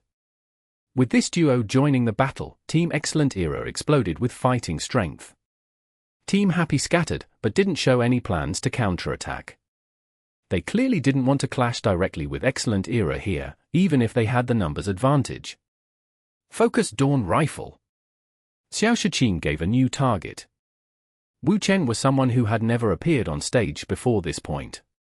Xiao Shiqin picked him not because he was underestimating Wu Chen or because Wu Chen was the most convenient target, it was because he recognized that this person was biggest hidden danger to Excellent Era. Launcher. He had noticed it earlier. Was there any class more fitting to partner with Yi Xiu? His Battle Mage and Su Muqing's launcher were titled best partners every year in the alliance before his retirement. Wu Chen couldn't compare to Su Muqing whether it was in individual skill or character strength, but with Yi Xiao by his side, his fighting strength was vastly improved. In the entire glory scene, no one understood how to coordinate with launchers better than Yi Xiao. Even though right now, Wu Chen's Dawn rifle was mainly just being guided around, Xiao Shiqin didn't think his value stopped there. From Wu Chen's careful harassment to his solid fundamentals that he showed when interrupting their cleric, Xiao Shiqin was certain that under Yi Xiao's lead, Wu Chen would show even greater potential. And this had never been seen before this match. This sort of unknown variable made Xiao Shiqin feel uneasy. He decided that it would be best to hurry up and get rid of him before his potential erupted. Sun Strong had originally planned on targeting Lord Grimm, but then he saw Xiao Shiqin's orders. Victory! For the sake of victory! Sun Xiong grinded his teeth as he went against his wishes. When Shattering the Lands ended, he immediately had one autumn leaf rush towards Dawn Rifle. Xiao Shiqin wasn't just someone who ordered people around. All sorts of gadgets poured out from his life extinguisher and marched towards Dawn Rifle like an army. Translator's thoughts. Nomiami Nomiami. TKA's number 2. If we can get to number 1 this week or next week, I'll post a special video when the EEVS happy match ends, smiley face. Chapter 1040. This again. How fast? Seeing one autumn leaf suddenly turn around and then the famed spear evil annihilation flash in front of his eyes, Wu Chen only had this single thought in his mind. He was just an average player. He didn't have crazy reaction speeds nor insane hand speed. This type of attack was truly hard for him to defend against. He had been carefully maintaining his distance the entire time, but at this moment, one autumn leaf was too close. He leaped back in panic while simultaneously preparing to use aerial fire, but he felt like it was already too late. Ding! A clinging noise sounded. The sounds of two weapons clashing felt so real. A scarlet spear stabbed forward and blocked the black evil annihilation. So he's here. The instant he blocked, Sun Strong unconsciously thought that he was facing Yi Xiao. The only player in Team Happy that he had his eyes on was Yi Xiao. In his eyes, Yi Xiao was the only one qualified to block his attacks. But unfortunately, in the next second, Sun Strong saw his opponent clearly, soft mist. Sun Strong felt somewhat annoyed. If it were Yi Xiao's Lord Grimm, he might have stopped for a bit to fight him, but seeing that it was soft mist, he resolved himself to carry out Xiao Shiqin's orders and take Dawn Rifle out of the match. At this moment, a stream of fire flowed out from Soft Mist's scarlet spear towards one autumn leaf. Flowing flame. Sun Strong recognized this effect and knew it was a special effect from a weapon. The probability of triggering the effect usually wasn't high, but it looked like the other side was lucky. To think she was able to trigger it with just a single block. But so what? Sun Strong ignored the flaming attack. It was just a weapon effect. Was it necessary for the battle god one autumn leaf to dodge it? One autumn leaf didn't retreat and instead advanced. Under Sun Strong's control, one autumn leaf was going to force his way through Soft Mist's interception. Suddenly, Soft Mist's spear pierced through the flames? Dragon Tooth? No. Double stab? No. Circle swing? Definitely not. Furious Dragon strikes the heart. This spear aimed for one autumn leaf's heart. It was the level 60 battle mage skill, Furious Dragon strikes the heart. It was best described as a simple stab, but its might was far greater than a dragon tooth. How could a normal attack be enough to defend against a high-level skill? It definitely couldn't be blocked with just one's body. In the end, Sun Strong was forced to retreat and leapt backwards twice to just barely dodge the attack. However, Soft Mist wasn't done yet. She was just about to execute her next attack. However, Qiu Fei's combat style attacked from the flank, stopping Soft Mist from continuing her assault. From an outsider's point of view, it was a very normal assistance from a teammate, but in Sun Strong's eyes, it was disgraceful. Just Soft Mist alone had forced him to require Qiu Fei's assistance? Sun Strong was angry. One autumn leaf stepped forward one step. Tooth for tooth. He unleashed his own furious dragon strikes the heart, except compared to Soft Mist's, it was more crafty and fast. Qiu Fei's combat form had been at the front, but when he saw Sun Slong's one autumn leaf return to attack, he immediately opened up space for him. He followed Xiao Shiqin's orders and thrust his spear at Dawn Rifle. But with Tang Ru's interception, Wu Chen had seized the opportunity to use aerial fire to escape. The army of machines created by Xiao Shiqin's life extinguisher rushed forward, but they were stopped by Qiao Yifan's ghost boundaries. The gadgets from mechanics were far weaker than the summons from summoners. Many of them were one-time use tools. In addition, ghost boundaries could injure mechanic gadgets and summoner summons. As soon as the weak gadgets entered the boundary, there was almost no chance of them leaving. Xiao Shiqin hastily made adjustments. He couldn't let all of these skills go to waste. In the end, he also lost his opportunity to catch Dawn Rifle. Xiao Shiqin was extremely annoyed. He knew that Yixiao had once again been one step ahead of him. Soft Mist's interception, 1-inch ash trap. Both of them were to protect Dawn Rifle. Happy had guessed that Excellent Era would target him. He really is so troublesome. Xiao Shiqin sighed. He wasn't as single-minded as Sun Xuang, but Yixiao was undoubtedly the biggest threat in Happy. He didn't lack experience fighting with Yixiao. In short, he had lost more times than he won, but back then, Yixiao's Excellent Era was much more powerful than his Thunderclap. Xiao Shiqin had been at a clear disadvantage in all of those matches, so even though he lost more times, he was still confident in his ability. But now, the two had switched positions. He was the one with Excellent Era. As for Yixiao, his team was a grassroots team even weaker than Thunderclap, but how was the match going? It was beyond anyone's expectations. God of Glory. Thinking of Yixiao's most spectacular title, Xiao Shiqin didn't need to ascertain Yixiao's skill. Yixiao had always been a part of a powerhouse like Excellent Era. A powerful team would often cover up how much an individual shined. For example, when Xiao Shiqin lost to Yixiao before, he didn't think that it was because he was worse than Yixiao. The difference lay in the team's overall strength. But now, the positions had switched. Why was Excellent Era in such dire straits? This time, there was no excuse. Dawn Rifle had already escaped. What next? Xiao Shiqin observed their situation. Mindlessly attacking wasn't a thing. He needed to find a breakthrough point and deal a damaging blow towards Happy. Bang!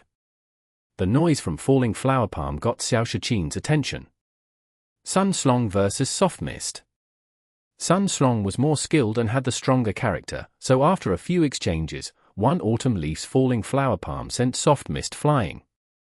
He and combat form rushed forward after her.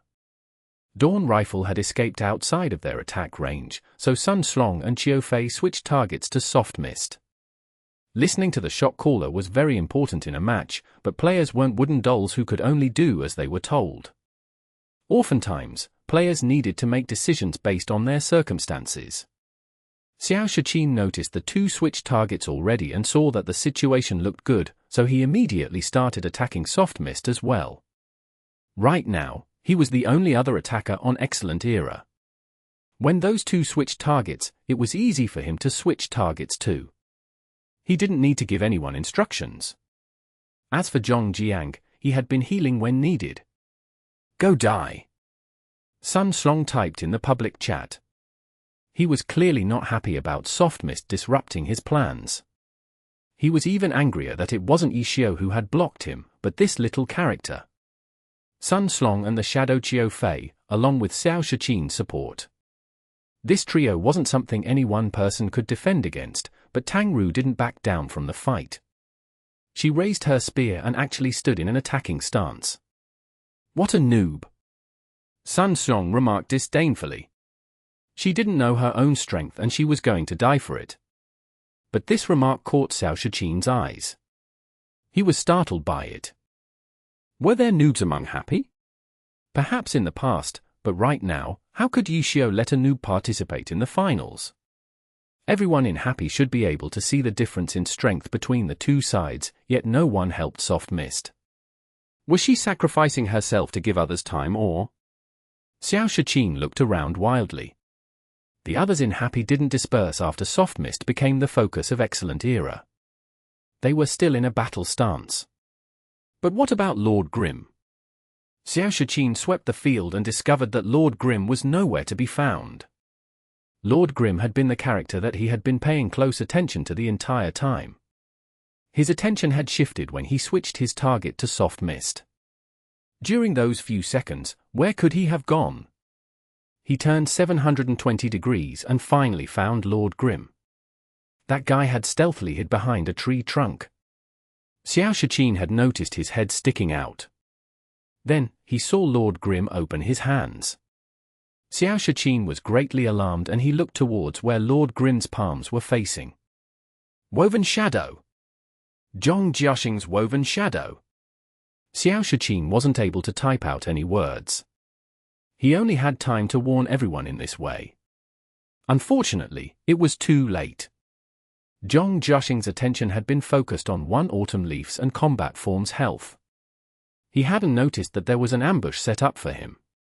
The instant that Xiao Shiqin typed out the warning, Woven Shadow flew out. Cloud Grasping Fist. The Myriad Manifestations umbrella opened up. It was a low-level grappler skill. Yishio had used this method in the match against Team Jade Dynasty to grab the opponent from afar, and his target had been Team Jade Dynasty's cleric. And this time, Team Excellent Era had actually fallen for this move too. It was the same technique, but used differently. With Jade Dynasty, no one had expected that an unspecialized could do this, so Lord Grimm had been very brazen. His teammates just needed to get the opposing side's attention for him to use it. Facing Excellent Era, Yishio had thought about what the opposing side might do and waited patiently until an opportunity arose. Tang Ru's Soft Mist do a 1v3? This wasn't a noob acting rashly. This was bait to attract Excellent Era's attention. With such an advantage, who wouldn't want to take it? Just when they thought that they had an opportunity to kill Soft Mist, their healer was snatched away. Was this a trade? No.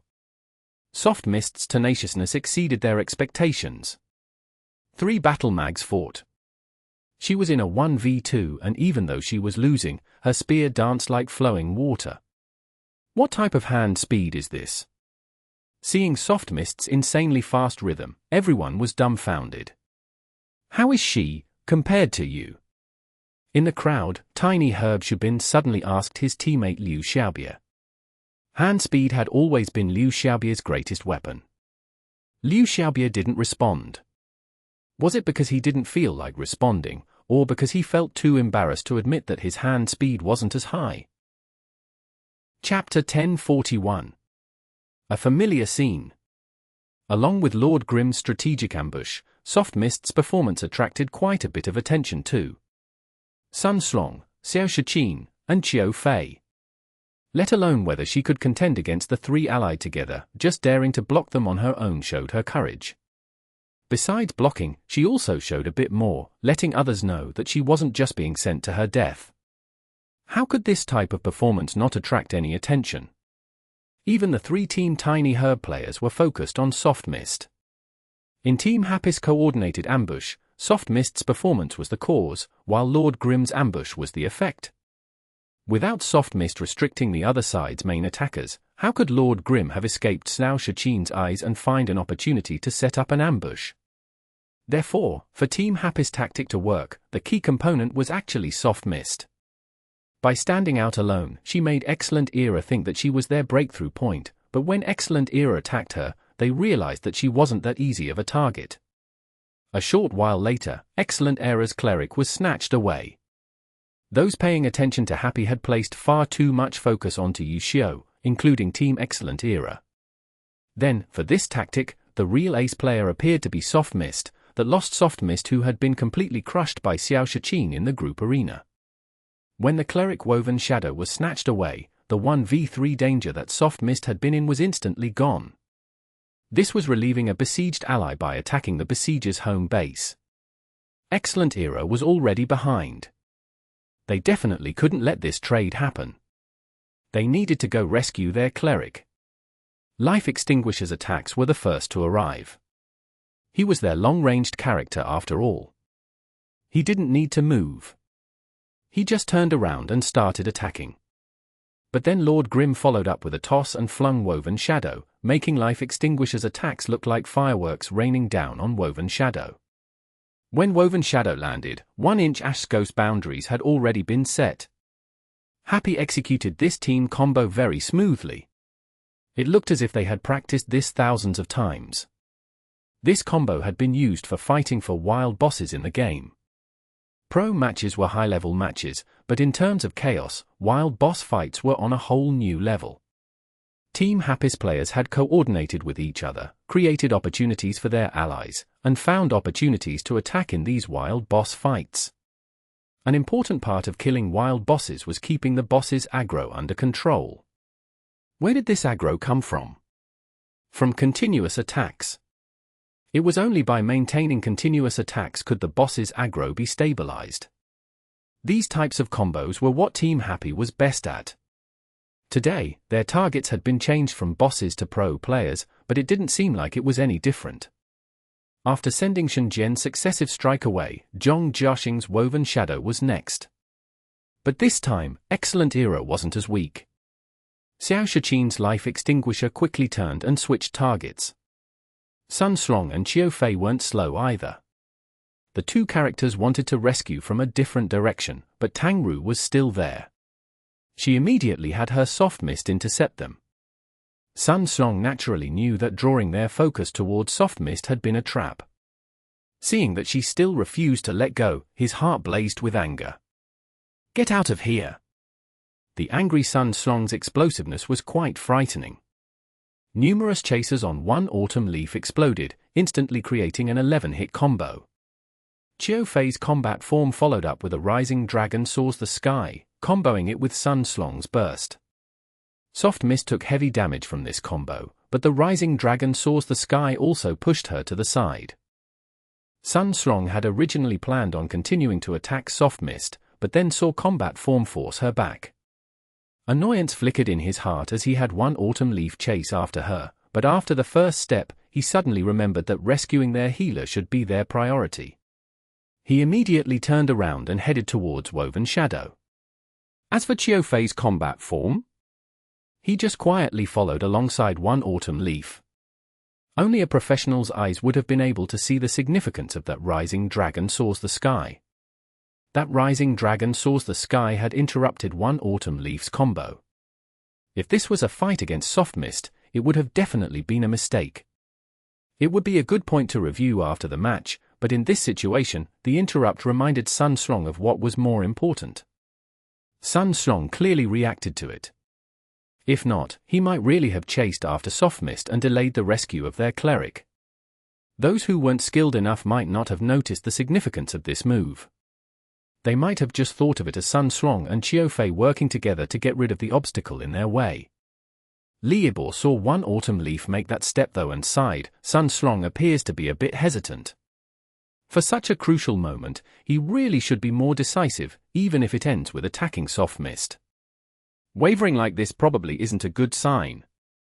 It was hard to say if Liebor saw through Qiu Fei's move, but the point he made on his hesitation was a good point. Hesitation would affect the players and waste time. When they started rescuing their healer, if they thought if we had gotten rid of Soft Mist before, it would just be a distraction. If a player wasn't fully focused, a player might only be able to perform at 70 to 80%. The player might miss small details and openings. They might make more mistakes too. Liebor's words were frightening to hear. Luckily, Excellent Era was using a shadow. Sun Slong would always have a Qiu Fei alongside him. In terms of age, Sun Slong wasn't actually much older than Qiu Fei. But in terms of stability, the young Qiu Fei was much more steady than Sun Slong. This was also why Excellent Era chose to employ a shadow style. From a tactical perspective, making up for each other's weaknesses was very powerful. Lord Grim snatched Woven Shadow with cloud-grasping fist and then tossed him. Although he was able to fling Woven Shadow a certain distance away, there was a limit to what he could do. In the match against Team Jade Dynasty, this move had allowed them to kill off their opponent's healer. But today, the opponent was Team Excellent Era. Once their healer was grabbed, they immediately switched targets. Previously, Happy had stopped Jade Dynasty's rescue attempts, but they had no way of stopping Excellent Era. After sending Soft Mist flying away, Sun Strong and Xiao Fei reached Happy's cooking pot. Xiao Yifan's 1-inch Ash and Steamed Bun invasion were currently beating up Woven Shadow. Bullying a healer was something every Glory player was good at. When 1 Autumn Leaf and Combat Form arrived, 1-inch Ash and Steamed Bun invasion completely ignored them. You want to kill him before you die? It won't be that easy. Sun Strong glanced at Woven Shadow's health. It wasn't that low. Zhong Jiaxing wasn't an ordinary healer. Even without any protection, he wouldn't be bullied so easily. If he had been against 2 normal players in the game, it would be hard to say who would be bullying who. Zhong Jiaxing was doing his best dodging and attacking, keeping up his health.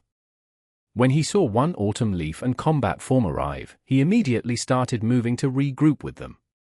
Suddenly, he was grabbed from behind and tossed back with a back throw. Zhong Jiaxing turned and saw Lord Grimm. His mix and match equipment was always funny to look at. But in this instant, he saw this figure rush towards 1 Autumn Leaf and Combat Form. When he saw him fighting with his 2 allies, he went into a bit of a daze. It wasn't until Steamed Bun Invasion punched him did he wake up. Not anymore. This figure was no longer the one helping defend him. Zhong Jiaxing was Excellent Era's healer. When Yishio was in the team, how could there not have been many times when Yishio had come to rescue him? Even though the character was different and the equipment was different, Lord Grimm charging forward bravely reminded Zhong Jiaxing of when Yishio had been on the team and led them in battle. He had been protected by this very person. But now, this person, who he had once hoped would never fall, had become the sign of his death. Die or not die? For a moment, Zhong Jiaxing truly was in a daze. Then, he saw a field of light engulf Lord Grimm. Life extinguisher? It clearly wasn't. Excellent Era's goal was to rescue the cleric. If Life Extinguisher was going to attack, the attacks would be focused on covering up Woven Shadow. From where the light came from, it was long-range support from Dawn Rifle. At the same time, Xiao Yifan's 1-inch laid down a ghost boundary, not for Woven Shadow, but to help Lord Grimm. Can I escape? Seeing 1-inch split his attention over there, Zhong Jiaxing looked for an opening. But then Steamed Bun Invasion came out of nowhere and pinned him to the ground with a tyrannical chain punch. It looks like 1 Autumn Leaf and Combat Form aren't going to be able to get here. What about Life Extinguisher? Zhong Jiaxing struggled as he looked over. Life Extinguisher was on his way, but he was blocked midway. It was Soft Mist. After being sent flying away by 1 Autumn Leaf and Combat Form, she quickly got up. Instead of looking for revenge, she switched targets to Life Extinguisher. When Xiao Shiqin saw that it was Soft Mist, his head started hurting. In the group arena, he had easily beaten Tang Ru, but he couldn't use the same strategy in the team competition. If he took Soft Mist away and kited around her, by the time he got back, there would only be a corpse left. Life Extinguisher wasn't able to reach Woven Shadow. Dawn Rifle would sometimes assist Lord Grimm, sometimes take care of Life Extinguisher, and even help out Zhong Jiaxing's Woven Shadow. This strategy. Zhong Jiaxing stared blankly. This is too familiar. Screen Cannon. The Screen Cannon was Team Excellent Era's most used tactic. It revolved around the launcher, who provided large-scale support. To break this tactic, restricting the launcher was crucial. However, the launcher attacked from afar. It was difficult for melee classes to go over and suppress him. And with Excellent Era's situation? Woven Shadow wouldn't be able to hold on much longer. There was no time to break through the Screen Cannon through traditionally methods. Breakthrough. Hurry up. Zhong Jiaxing started to panic. Translator's thoughts. Nomiumi. If we get first, Duisance will be able to do 12 chaps per week for the following week, but only if we are still first at the end of the week, for the next few months. Unfortunately, I can only contribute 5 chaps per week, and I won't be able to do any more than that unless I can find something to do over the upcoming summer. TLDR, TKA number 1-17 chapters the next week. Chapter 1042. Box Tactics. They're actually using screen cannon. Leobor's words rushed out in a breath of surprise upon realizing what Team Happy was doing, but then wasn't sure what else to say. He had a strange feeling. From the performance the two teams had displayed today, overall, Happy was more like Excellent Era while Excellent Era didn't really seem like much of anything. That's right. The current Excellent Era wasn't the same Excellent Era that it used to be anymore. In the current team, only the ace character One Autumn Leaf and Cleric Woven Shadows were from the original roster. The rest of the characters had all been switched out. Originally, everyone saw Excellent Era as a team with 3 all-star players. However, from the current team build, it was clear that Su Muqing's launcher had lost her place on the team.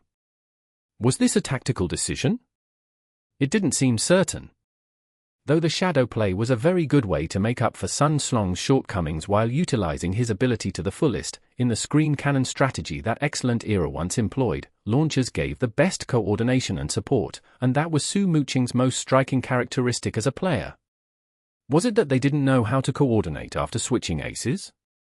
Pro players weren't dumb. They had to determine if that strategy would still be employed and if the team still needed her support and coordination. Starting from the latter half of the last season, it was clear that Su Muqing and Dancing Rain's role in the team had clearly changed. She and Sun Slong's One Autumn Leaf never gained the title of best partner that they had always received before. She had become an independent offensive player. As for this season, since there were no pro matches to play, what little that made up the Challenger League wasn't enough to make Excellent Era's new methods apparent. With Xiao Shiqin's mechanic and Shen Jian's striker, the Excellent Era of today held no trace of the original Team Excellent Era. On the contrary, it was Happy, despite having completely different classes from the original Excellent Era, whose performance elicited a warm familiarity in the hearts of many Excellent Era fans with this strategy they were using. Leobor had no words. Excellent Era's fans were at a loss, too. A team rebuilding their style from scratch wasn't enough to scare their fans away. However, when they realized that their opponent was so similar to the original team they were loyal to, the fans couldn't help but feel quite uncertain. Now, the two were personally strangling each other to death. Seeing the tactics that were most familiar to them suppressing the very team that they supported, the feelings Excellent Era's fans were in turmoil.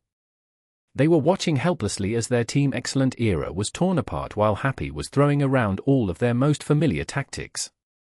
Screen cannon, Anusio stalling Qiu Fei and Sun Slong. This ace player-oriented style that belongs to powerhouses. Pan Lin was detailing the tactics and strategies used by Happy. You've missed one, Tang Ru is stalling Xiao Shiqin, Leobor brought up. Ah. This is... Pan Lin hesitated for a moment. Box of 1.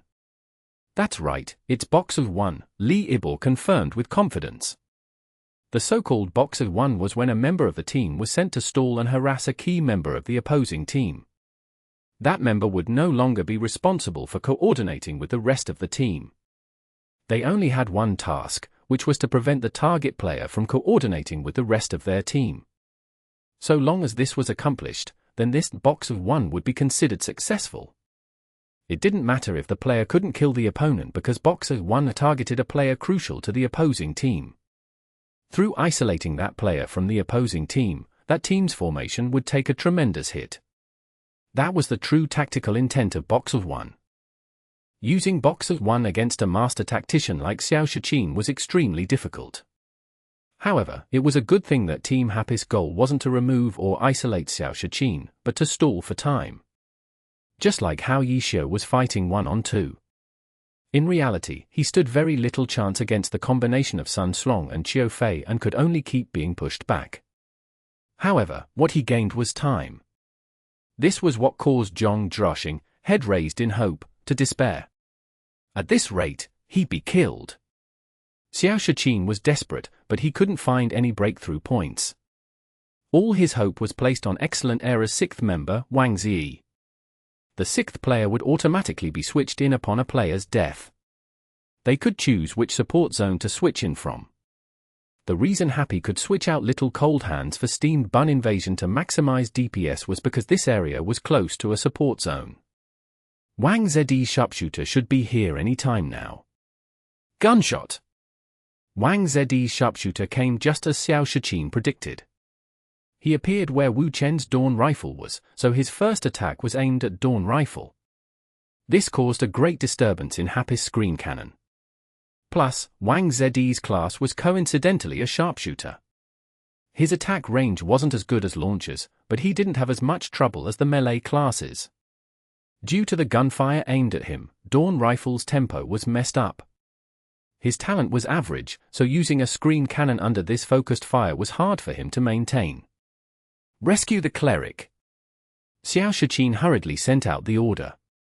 Even without the screen cannon in the way, Sun Song and Qiu Fei couldn't get past Yi Xiu so easily, and nor could Xiao Shiqin throw Tang Ru off. After so long, the healing skills Zhong Zhaoxing's Woven Shadows could use were all on cooldown, and he couldn't really do anything. He was too busy dodging attacks. All he could do was await support. Out of the three sides on Excellent Era, if any one side could break through, then the situation could be salvaged. Right now, it seemed that the newcomer Wang Ziyi was their best chance. The sixth member couldn't watch the match from an omniscient point of view, so in reality, he was the most confused person. His only knowledge of the situation came from what he could glean from the messages in the chat. The players on the field didn't really have any time to communicate the situation to the sixth player, who would appear on the field at an uncertain time. Usually, the first order given to the sixth player was to tell them which support zone they should switch in from upon a player's death. Entering the match then rushing over from the support zone, the first of Happy's characters Wang Ziyi saw was Dawn Rifle, so he quickly began to attack as he looked over the situation.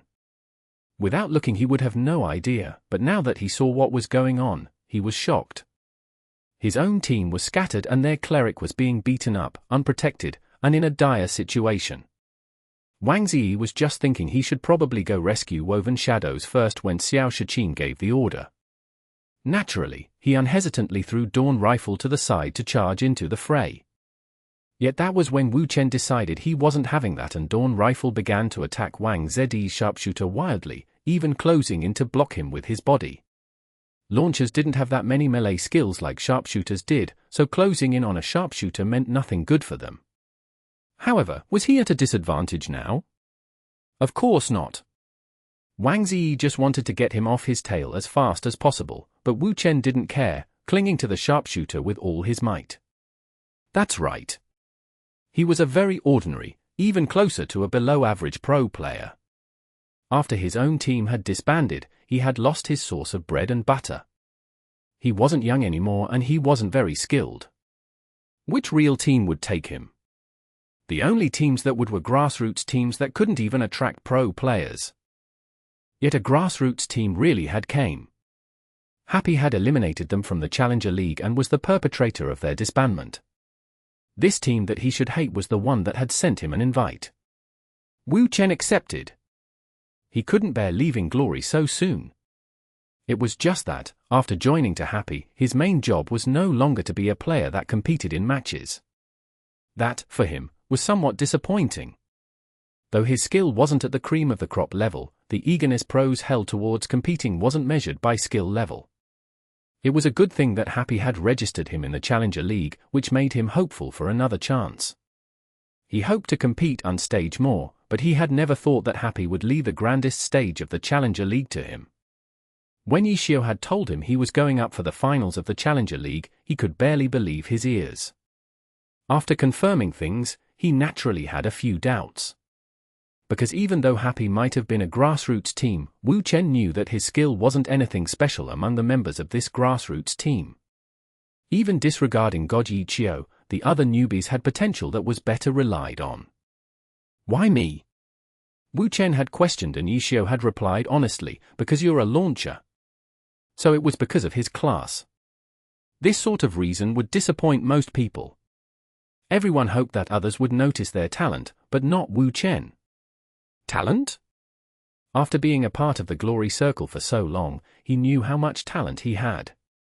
With his talent alone, he wouldn't be given the chance to appear on this sort of stage at all. Because of his class. This reason wasn't anything wonderful, but it was satisfactory enough for him. Wu Chen thanked the class he had stuck with and loved for giving him such a chance in the end. Wu Chen knew with clarity that this match would probably be the last time he ever appeared in an official match, and this stage was probably the largest he could ever get. The finals of the Challenger League opponent? Excellent Era. Wu Chen had been excited and nervous. For this match, he had went and trained with all his might, doing everything he could to accomplish what was required of him. Yishio had already clearly informed him of what the team needed him to do, and he had trained according to these needs. Finally, the match day had arrived. His had performed, all right? Until today, the careful and precise Wu Chen had been satisfied with his performance. Now, all they had to do was kill Excellent Era's cleric, and then they would have completely tilted the scales of victory for this match. Yet, it was at such a crucial moment that Excellent Era's sixth player had arrived and tried to break through the area he was in to save their cleric. No. I won't allow this to happen. Wu Chen, who had been careful the entire match, seemed to completely lose all rationality in that moment. He used a fighting style that should never appear on a launcher and stuck to this sharpshooter like gum. His mind had mostly blanked. All he knew was that he had to stop this person to assure victory in this match. Wu Chen, this. Wu Chen, a player who should have been easy to see through for Liebor, was now someone whose actions had made Liebor speechless. His current actions weren't something that was for show, it was ugly, it had no skill to it. Is this Box 2? Pan Lin suddenly asked. Box 2? Liebor was stunned. Okay, from some perspectives, this could be counted as a Box 2, but Wu Chen's performance really was rather 2-star. Yet Wang Zed's sharpshooter really had been stalled by him. It's over, Liebor sighed, shaking his head. Team Excellent Era, Zhong Jiaxing's cleric, Woven Shadows, had been eliminated from the match. Translator's thoughts. Nomiami. TN, *2, in Chinese, is a way of saying stupidly incomprehensible. Jouissance. Chapter 1043. Regarded as helpless grass. In the audience, Seven Field and his group were clapping until their palms were swollen. Do you see that? That's our happy. Seven Field strained his throat, yelling at the Excellent Era fans surrounding him. Seven Field was usually a rather calm person, but in this moment he could no longer control his excitement. Was Excellent Era strong? Yes, they were, but in this match, it was Happy that was suppressing Excellent Era. From the beginning, they had been leading Excellent Era around by the nose. Seven Field's voice was already rather raspy. Not just him, but all 53 Happy Guild members that lived in City B, who came to cheer Happy on, were all losing their voices from yelling. This was because compared to the thousands of Excellent Era fans here, their 53 was negligible. Yet in this moment, they had the upper hand because their team was supporting them. The cleric had even been killed. Anyone who knew Glory would know that in this situation, there was no optimism left to be had. Faced with Seven Fields open taunting, the Excellent Era fans had nothing they could use as a response. And Seven Fields only had one disappointment in that moment, which was, the name Happy really was too ordinary. It didn't feel special, being yelled out. The healer, wiped out. Team Excellent Era's cleric Woven Shadow has been killed and player Zhong Jiaxing has left the match. In the finals of the Challenger League, Excellent Era is in a dire situation. Pan Lin was also yelling in the live broadcast. As the commentator of the broadcast, he wasn't biased to either side. What he hoped to see was a spectacular performance. The biggest point of drama about this match, apart from Yishio versus Excellent Era, was to see if a dark horse would appear. And now, the situation of the match was obviously tilting in Happy's favor. This caused the commentators, who were looking for drama, to become excited. According to the TV audience rating department, the view count for this match suddenly skyrocketed.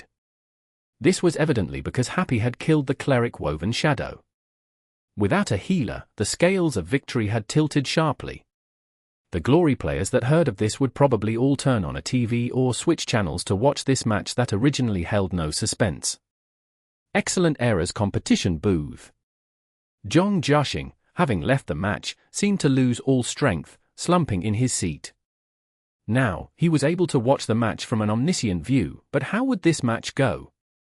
He found himself almost afraid to watch. He couldn't help but think, what would it be like if Excellent Era was stopped here and couldn't return to the Alliance, forced to participate in this Challenger League for another year?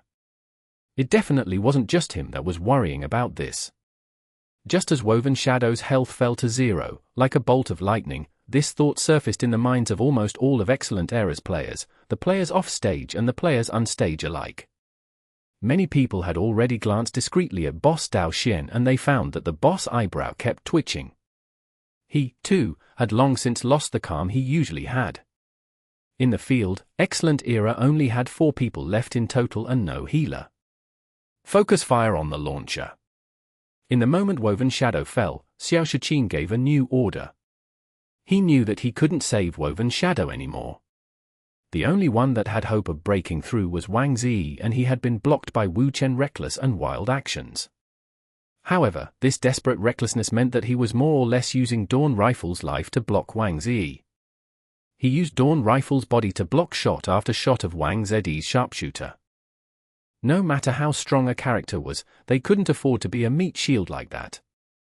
In that moment, Wu Chen had evidently hardened his heart and prepared to sacrifice his own character. Someone who no longer cared about their own life was always the scariest. Wang Zi had been stalled by Wu Chen in that state, and the shots and blows he had made had all mercilessly struck Dawn Rifle. Wu Chen didn't make any movements to dodge, afraid that Wang Zi might manage to grasp an opening. Just like that, he managed to stall Wang Zi's sharpshooter by brute force, but also sentenced Dawn Rifle to his death. Xiao Shiqin had a clear view. They might not have a healer right now, but Happy currently didn't have one either. They needed to take this chance to barrage the other side with attacks and kill off as many of their characters as possible. The longer they stalled, the worse off they would be, with their lack of a healer. In this situation, it wasn't a good idea to stall the opponent's ace, so Xiao Shiqin swiftly gave an order, getting Sun Srong and Qiu Fei to switch targets and wipe out Dawn Rifle, who only had 30% of his health left after the beating he received from Wang Zi. This was because he saw 1-inch Ash and Steamed Bun Invasion rushing to support Dawn Rifle after finishing Woven Shadow off. He couldn't let their plans come through again. Both sides were fighting to get there first. However, Sun Srong and Qiu Fei's charge against Yishio and Xiao Shiqin's attempts to throw off Tang Ru had been happening for a while already. It wasn't that they couldn't. It was just that they didn't have enough time to save Woven Shadow. Now, both sides broke through and immediately focused their attacks on Wu Chen's Dawn Rifle. Their sudden change in rhythm finally displayed the as a powerhouse team like theirs should have. Steamed Bun Invasion and 1-inch Ash weren't slow either, but they weren't healers and could only attack to try and suppress their opponent's offense. Excellent Era, without their healer, aimed to finish things as fast as possible and didn't methodically exchange blows with Happy. When they needed to storm their opponents, they would be willing to trade some blood even without their healer. One-wave rush. Excellent Eras for characters ignored everything else and focused on unleashing a torrent of attacks, crushing Wu Chen's Dawn Rifle and instantly managing to close in on Happy by a player. Happy's cleric Little Cold Hands was automatically switched in, but needed time to arrive from the support zones. During this time, the two sides were fighting 4-on-4, equal in numbers. The audience suddenly realized that Excellent Era didn't seem to be at a disadvantage. On Happy's side, only Steamed Bun Invasion and 1-inch Ash were in a relatively good state. Yishio's Lord Grim had already fought Sun Srong and Qiu Fei while alone twice. His 1 versus 2 fight had a cost. The damage he had dealt to 1 Autumn Leaf and Combat Form was nothing compared to the damage he had taken from the 2. The current Lord Grim only had 70% of his health left. Tang Ru's Soft Mist was in a far worse condition though. Before, she had courageously taken on Sun Strong, Qiu Fei, and Xiao Shiqin's charge alone and had already lost a lot of health. Then, she had gone to block Sun Strong and Qiu Fei before being sent flying and switching to stall life extinguisher. Through all of this, the damage she had taken far exceeded the damage she had dealt. Currently, Soft Mist only had 20% of her health left, not even as much as Dawn Rifle. It was just that Xiao Shiqin had placed heavy importance on getting rid of the tactical advantage Dawn Rifle had provided for Happy and named him to be the first target. After their success, the For Excellent era member charged for Soft Mist at once. Fast! That was what everyone thought. After their cleric was killed, Team Excellent era didn't dawdle and instead immediately increased their rhythm, swiftly focusing their fire on and wiping Dawn Rifle off the field, then charged at Soft Mist hoping for another one-wave rush. I never expected that Team Excellent era would fight more wildly after their cleric was killed. Pan Lin said, stunned. Happy's tactics haven't been laid out very smoothly, it seems. Excellent era storming Dawn Rifle, Steam Bun invasion, and 1-inch running to support. This sort of natural instinct lost them the initiative they had for the majority of the match. Seems like they really are still too young. Look at Xiao Shiqin. When Woven Shadows was about to be killed, he had already given the order to focus their fire on Dawn Rifle instead. This sort of rhythm is something Happy can learn from. Then how do you think Happy should deal with this? Pan Lin asked. Support Lord Grim or Soft Mist, continuing to draw out the situation where they outnumber Excellent era and trading with them. When at an advantage in numbers, this sort of trade would put a great amount of pressure on Excellent era and Happy could continue to keep hold of the initiative. Yet now, the match is in Excellent era's control again. I think Ishio is probably regretting things now. He should have done the same thing as Xiao Shiqin and gave his team members orders beforehand. Happy's members are younger, more inexperienced, they need his guidance more. Liabor said. He might not have had the time to do so, when facing Sun Strong and Qiu Fei alone, Pan Lin suggested. That's true. Sun Strong and Qiu Fei have been very aggressive in these fights. Liabor nodded. In any case, this was a completely unexpected situation. Excellent era's fans, who had wilted a little, sprung back to life then. Having been taunted by 7 fields, they immediately retorted. Excellent era's fans had far more people. This counterattack almost drowned Happy's small cheerleading squad in yells. See that? That's Excellent era for you. So what if they lost their healer? Can you endure a one-wave rush? The Excellent era fans, who sat close and had thus almost been hit in the head by 7 fields excited gesturing, jumped up to shout as revenge, shoving their heads towards 7 field.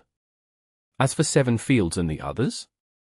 They were too nervous to care about arguing with Excellent era's fans. Hold on. The 53 Happy Guild members clenched their fists as one, almost seeming to hear the inner voices of their comrades.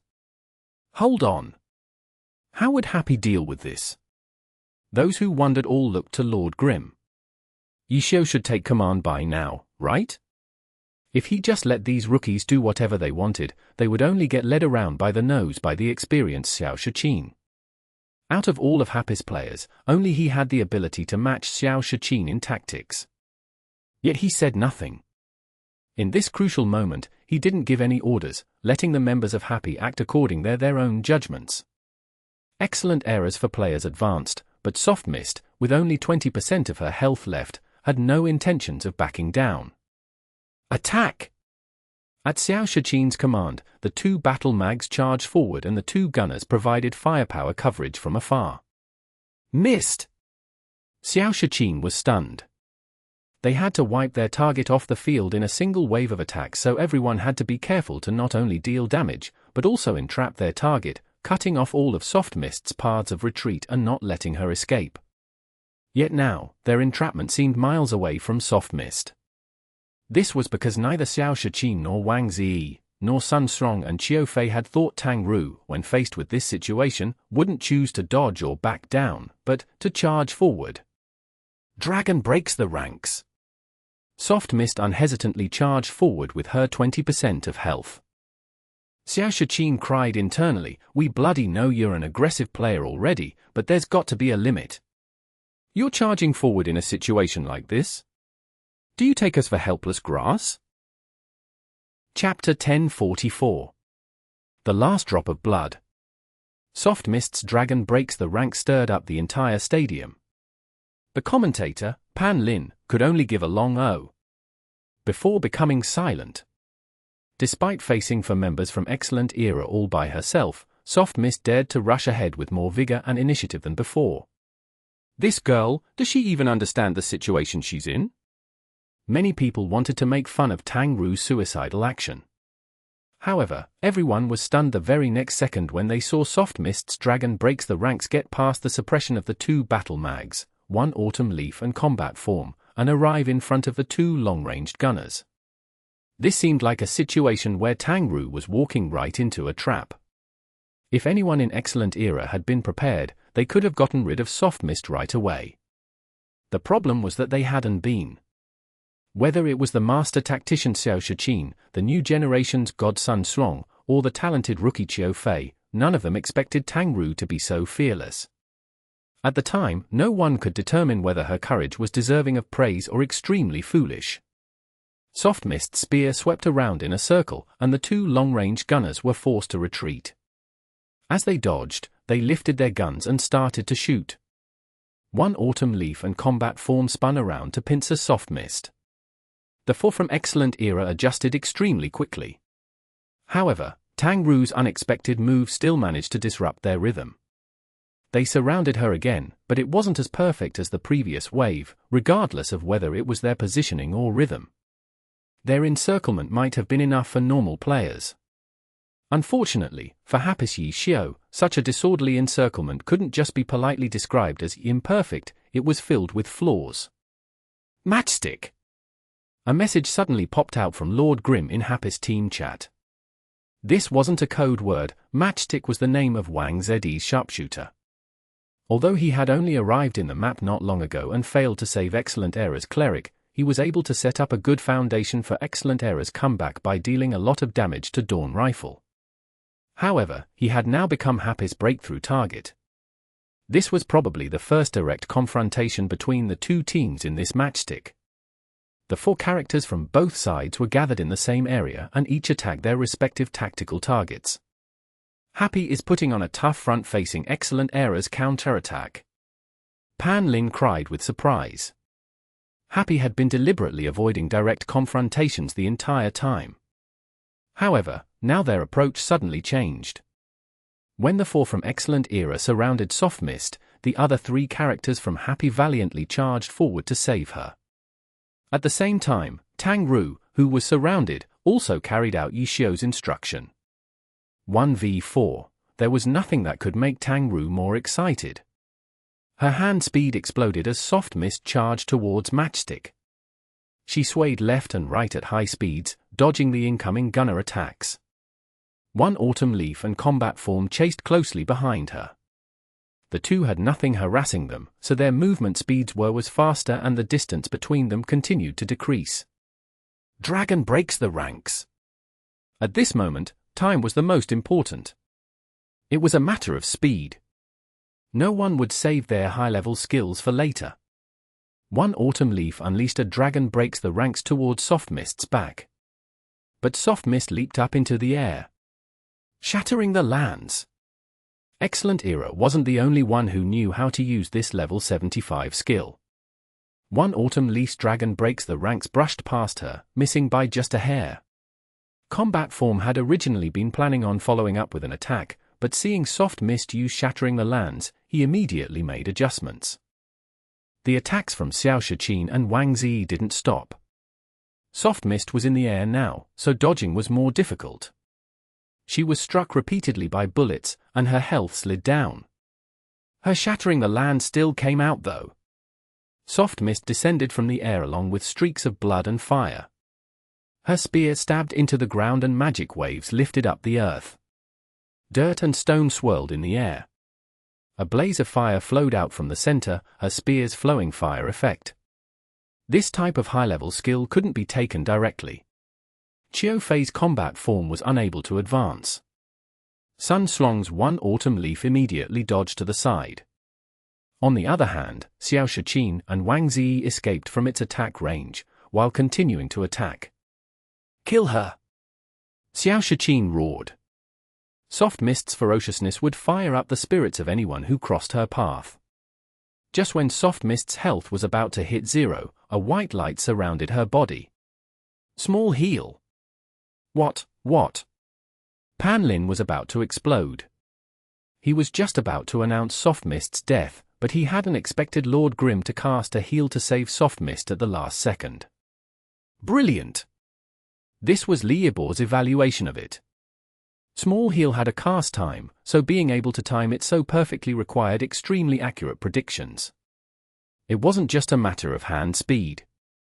However, the heal was a low-level skill. Lord Grimm wasn't a healer and he didn't have healer equipment either. This small heal only allowed Soft Mist to not die in the last moment. Truly saving her from death was still far away. However, by prolonging her inevitable death, Tang Ru was able to attack once more. Soft Mist attacked Matchstick with a falling flower palm. Wang Ziyi didn't dodge. Soft Mist's hit points were at single digits. Instead of dodging, he might as well just finish her off. That's what everyone thought, so they all attacked. Suddenly, another white light flashed onto Soft Mist. Small cure. Soft Mist once again survived with a last-second save. Just from Soft Mist's remaining health, it could be seen how prompt the heal had been.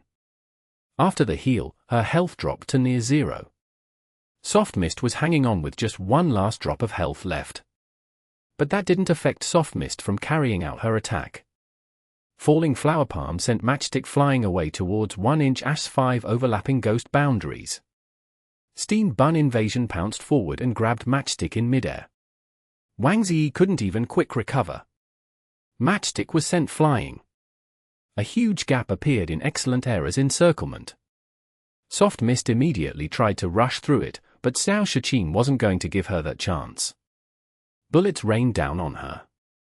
However, a figure flashed and Lord Grimm appeared with his umbrella propped up, protecting Soft Mist completely. Soft Mist actually didn't die? No one wanted to believe it. Liebo was just about to talk about Yishio's two miraculous saves and their effects on the Matchstick. He hadn't expected that Soft Mist would be saved once again. Just one more attack, yet Excellent Era wasn't able to do it. That was just too unlucky. Yes, something so outrageous couldn't be from skill. It could only be luck. But this was just temporary, no? One autumn leaf and combat form had charged forward. Their two spears crossed each other at 120-degree angles, attacking Lord Grimm from the left and right. As for Soft Mist, who was hiding behind Lord Grimm, she was within their attack range too. Xiao Shiqin's life extinguisher used a rotor wings to fly up and get around Lord Grimm's umbrella shield by attacking from above. They just needed one attack. How could they not do it? The three players from Excellent Era were confident, even if Yishio was protecting her. They didn't think that Yishio could protect her so thoroughly. Yishio couldn't protect her, but he also didn't bother trying. Life Extinguisher flew into the air with rotor wings and saw what Soft Mist was doing. He suddenly cried out in alarm. Careful! The warning was too late though. One autumn leaf and combat form had reached them. Lord Grimm's myriad manifestations umbrella retracted and a powerful magic wave surged forth. Rising Dragon soars the sky. Soft Mist only had just a drop of health left, yet she actually attacked. Under the cover of Lord Grimm's shield, this was a two-player blind shield play. Sun Slong and Xiao Fei hadn't expected it at all. By the time Xiao Shiqin became aware of it, it was too late. Dancing fire flowing flame turned into an angry dragon and flew out from behind Lord Grimm's umbrella towards combat form. Combat form had already let out his attack, but its priority couldn't compete with Rising Dragon soars the sky. He was chomped by the magic dragon. The magic waves coiled around his body and then exploded. Combat form took a full blow from this high-level skill. Sun Slong's one autumn leaf didn't get hit by the sneak attack. Lord Grimm's umbrella greeted him instead. The umbrella strike looked like it was more to drive him away than to damage him, but Sun Strong could only get hit by it. He couldn't dodge Yishio's strike. If he did, he would be in the path of Soft Mist's Rising Dragon Soars the Sky. Wouldn't dodging over there be letting them hit two birds with one stone? Rising Dragon Soars the Sky wasn't just a sneak attack. Yishio used it to limit the opponent's space, allowing him to put in two strikes and knock one autumn leaf to the side. Life Extinguisher's gunfire rained down from above, but Lord Grim simply opened up the umbrella, put it above his head. Using the umbrella shield in this way was the easiest. After all, wasn't that the original purpose of an umbrella? After taking care of those two, he convened with Steam Bun Invasion and 1-inch under the gunfire above from Life Extinguisher. It was like he was taking a stroll in the rain. Yishio had already casted a Recover onto Soft Mist. Her health was slowly recovering. Even though it wasn't much, but to those in Excellent Era, it was like a stab to their hearts. How long is it going to take to get rid of that last drop of health? Translator's thoughts. Nomiumi nomiumi. Heals have a cast time but no cooldown. Cures have no cast time but a long cooldown. Chapter 1045. Interlinked.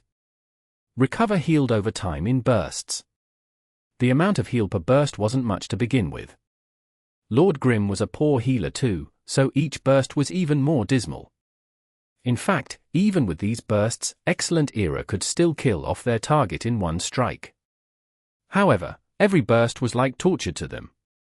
What's worse, Happy's cleric was most likely about to arrive. Even though that cleric's skill wasn't amazing, in this situation, it was more than enough to be the deciding factor. Xiao Shichin suddenly felt a bit upset. After killing Dawn Rifle, they should have headed towards the support zone to cut off and maybe even kill the enemy cleric. Instead, they got into a tangle with Soft Mist. Even if she would die in the end, it was still embarrassing. The fight had already reached this point. Regretting now was useless. Soft Mist must die before the healer arrived. Xiao Shichin made arrangements for the team formation using just a few concise words in the chat. The Battle Mage duo, Sun Slong and Qiu Fei, headed directly towards Happy's four-player group. Previously, they had surrounded Tang Ru's Soft Mist, but ended up being attacked by Happy from the inside and outside. This time, Happy had surrounded Wang Zed's Matchstick. It should be their turn to attack from the inside and outside. Wang Zi had just joined the battle. His Matchstick was at full health. He wasn't panicked despite being surrounded by Happy. This time, Excellent Era's rescue operation came quickly. One Autumn Leaf and Combat Form charged forward ferociously. They weren't in a hurry to rescue Matchstick. Their target was still Soft Mist. Soft Mist only had a sliver of health left. It was already a miracle that she was alive. Without a healer, focusing their attention onto protecting her was actually a huge burden for Happy. However, Happy didn't protect her. Soft Mist charged at them with just 20% of her health left. Later, she only had a drop of health left, yet she and Lord Grim coordinated together to strike Combat Form with a Rising Dragon Soars the Sky. Soft Mist's existence had become a huge hindrance to Excellent Era's plans. She was like bait, controlling Excellent Era's goals. Not only did she not become a burden to her team, she was using every second of her time on the field very effectively. Xiao Shichin was clearly aware of this issue. Excellent Era made adjustments. They didn't put all of their efforts into killing Soft Mist. While Sun Strong and Qiu Fei charged into Happy's formation, Xiao Shichin's Life Extinguisher circled around from a different direction. What is he trying to do? Pan Lin and Liebor glanced at each other. For a moment, they didn't understand, so they didn't dare say anything. The orders that Xiao Shichin gave in chat didn't really convey what he was planning on doing. Life Extinguisher was making every second count. As he sprinted, he observed Happy's movements. When he realized that no one was paying attention to him, there seemed to be some hesitation to Life Extinguisher's movements. At this moment, everyone finally understood Xiao Shichin's intentions. They couldn't help but think of a popular verse from many years back, as the last to know the truth, my tears fall. Yes, Xiao Shichin's life extinguisher had been planning on intercepting Happy's cleric, but the problem was that he had gone in the wrong direction. The spectators had an omniscient view, so from the beginning, they knew which support zone Little Cold Hands had swapped in from. It wasn't the closest support zone. At that time, everyone felt confused, but now everyone understood that swapping in from the closest support zone was too easy to guess. Happy had made preparations for it. They were very careful about maintaining their healer advantage. Xiao Shichin had life extinguisher run towards this direction for a while, but having not seen any signs of Little Cold Hands, he felt like something wasn't right. From his calculations, he should already be able to see the cleric. However, he didn't. That at least meant that the other side had been ready for his interception, whether that was taking a roundabout route or coming from a different support zone. Another judgment error made Xiao Shichin feel exhausted. He realized that he was unable to grasp Happy's thinking. He understood Yi Xiao, but the Yi Xiao that he understood was the Yi Xiao leading a powerhouse. But the Yi Xiao he was facing now was a Yi Xiao leading a grassroots team displaying more complex strategies. From time to time, Yi Xiao would show the craftiness of small teams, while showing the oppressiveness of top teams. Just take this choice of support zones. From Xiao Shichin's experience of leading a weak team, entering from the closest support zone was a necessary choice because a weak team needed a healer to hurry and help them maintain their advantage. However, Happy just had to be bold and actually had their cleric take a longer path. Xiao Shichin had never had this type of confidence when he led Thunderclap. In the end, is it because I'm not confident enough? When I was on Thunderclap, had I ever thought of leading the team to win the championship? No. Never. The outside world had always believed Thunderclap to be a weak team. Just being able to make into the playoffs every year was a huge success. As a result, Thunderclap and even Xiao Shichin had always thought so as well. Their goal every year was to make into the playoffs. As for the playoffs itself, they didn't have any high ambitions. They clearly thirsted to be champions, but they never believed in themselves nor aspired to be number one. In the end, Xiao Shichin left Thunderclap to be a champion. Even though no one criticized him for it and even thought it was something he should have done earlier, Xiao Shichin finally understood that he himself was weak. He hadn't believed in his teammates or himself. There was too big of a difference between himself and his opponent. Yi Xiao was leading a team scraped together from an internet cafe, yet he dared to join the Challenger League and challenge a powerhouse like Excellent Era. How many had laughed at him? But now? This joke was turning into a reality step by step. But him? Although Team Thunderclap repeatedly beat the stronger opponent, he had never been confident in himself. Why had he never been confident? Thunderclap was able to win over strong teams in the regular season, so why couldn't they repeat that same performance in the playoffs? If they just repeated it 3 times, then wouldn't Thunderclap become the champions? In the end, he had only been confident in the matches he should have won. However, Yi Xiao had the confidence and courage to create miracles. Xiao Shichin's life extinguisher swiftly returned to the battle. The situation had already changed. Soft Mist was finally killed. Tang Ru wouldn't let herself become a burden that the entire team needed to put all of their efforts into protecting her. Even if she only had just a drop of health left, she would still fight and contribute to the team. After one last final struggle, she fell. In that instant, the stadium erupted into applause. Even Excellent Era's fans chose to remain silent. In this life and death situation, they were unable to give any applause to the enemy team, but they at least stayed silent to show their respect. In the group arena, Tang Ru lost miserably. But in this team competition, she finally left a deep impression on everyone. Although it was hard to tell at times whether her performance was bravery or stupidity, her brave or stupid performance was a crucial factor in Happy reaching this point. During the period of time it took Xiao Shichin to run over in an attempt to block the healer, Excellent Era's 3 players were able to successfully kill Soft Mist, but they also suffered a blow, especially Wang Zed's matchstick. He had been pincered by Steamed Bun and Xiao Yifan from the start. Later, Lord Grim came over to join in while protecting Soft Mist. Team Happy's focus wasn't to protect Soft Mist, but to continue targeting Matchstick. 1-inch Ash's ghost boundaries were extremely effective defenses. If one Autumn Leaf and combat form wanted to attack Happy, they had to go into the ghost boundaries. If they didn't, they could only just wait and watch as the other side besieged Matchstick. There were ways to break through the restrictions from ghost boundaries, but in general, ghost blades were difficult for one Autumn Leaf and combat form to deal with. Wang Zed's Matchstick only had limited support. He himself wasn't able to break out of the encirclement either. When Xiao Shichin's life extinguisher arrived, Soft Mist was already gone, but Matchstick was facing imminent danger. When Xiao Shichin returned and saw the negative debuffs on the 2 battle mags, he felt helpless. Ghost blades generally had a hard time affecting long-ranged classes, but he just had to be a mechanic.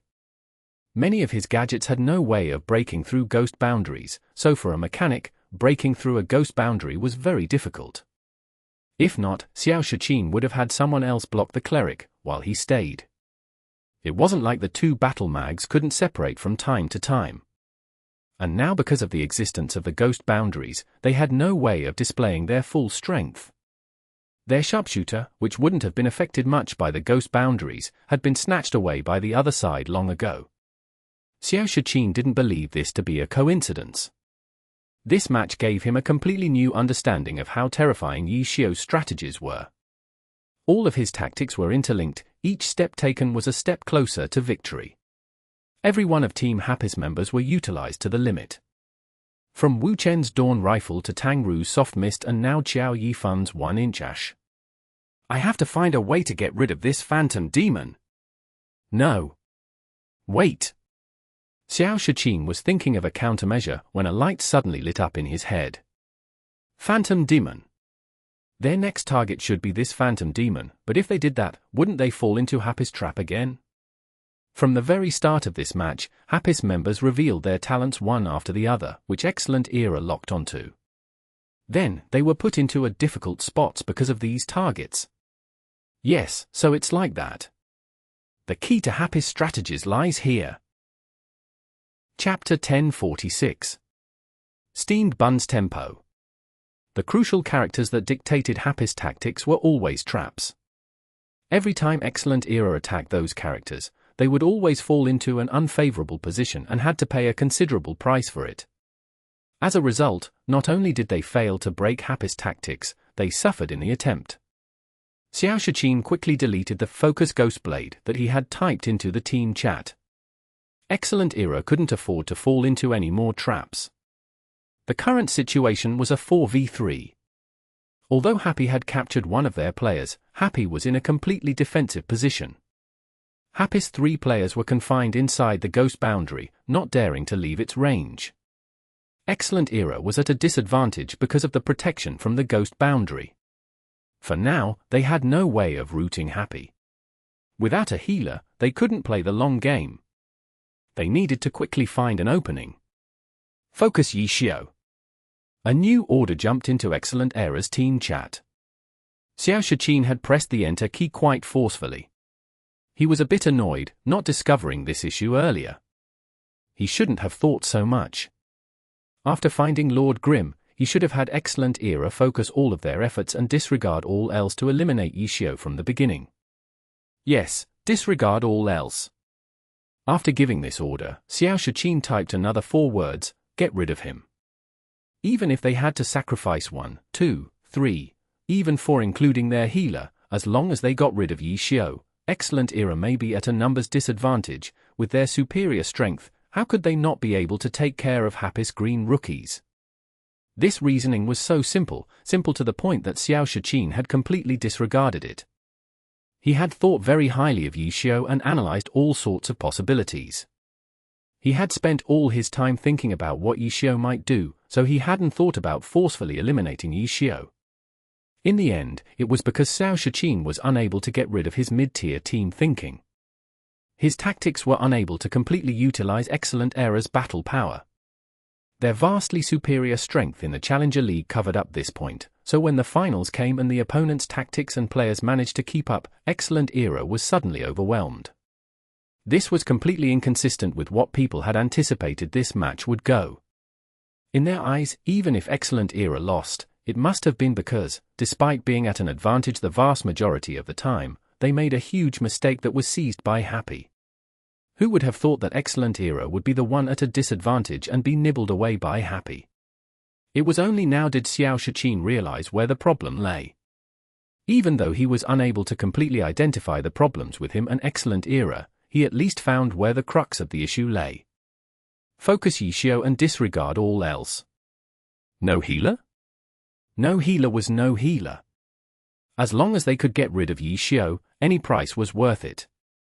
Excellent Era still had a numbers advantage at the moment. This might be their last opportunity. They needed to eliminate Lord Grimm by whatever means possible, whether that meant eating the damage and debuffs from the ghost boundaries and taking the attacks from the other members of Happy. They could not back down. The new order didn't just show their strategy. Disregarding everything else showed their determination. Everyone saw the order given by Excellent Era. Their hearts leaped up. They had a premonition that the biggest storm in the match was about to arrive. Xiao Shiqin took the lead.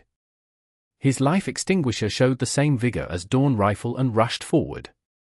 He abandoned all of the gadgets restricted by ghost boundaries and released all of the heavy gadgets that could withstand the ghost boundaries. Under the cover of airdrop, life extinguisher charged directly into the ghost boundaries. What he meant by disregard all else was very clear. The other three Excellent Era players became spirited. Wang Zed's matchstick turned his body. Ignoring the attacks taken, he headed straight for Lord Grimm. Sun Slong and Qiu Fei ignored the debuffs and damage from the ghost boundaries and put a target on Lord Grimm. They would kill him in the most efficient way possible. Excellent Era's abrupt offensive was something felt not just by Yi Xiu, but Qiao Yifan. The ghost boundaries placed down by him were being completely ignored. These ghost boundaries debuffed and damaged the enemies, yet they were still focusing their attacks onto Lord Grimm. Lord Grimm wasn't at full health. He had been through several fierce battles and withstood numerous attacks as well. He had protected Soft Mist with his umbrella shield. He looked like he was taking a stroll through the rain of bullets, but in reality he had taken a lot of damage. The shield form reduced a percentage of damage and also increased his defenses.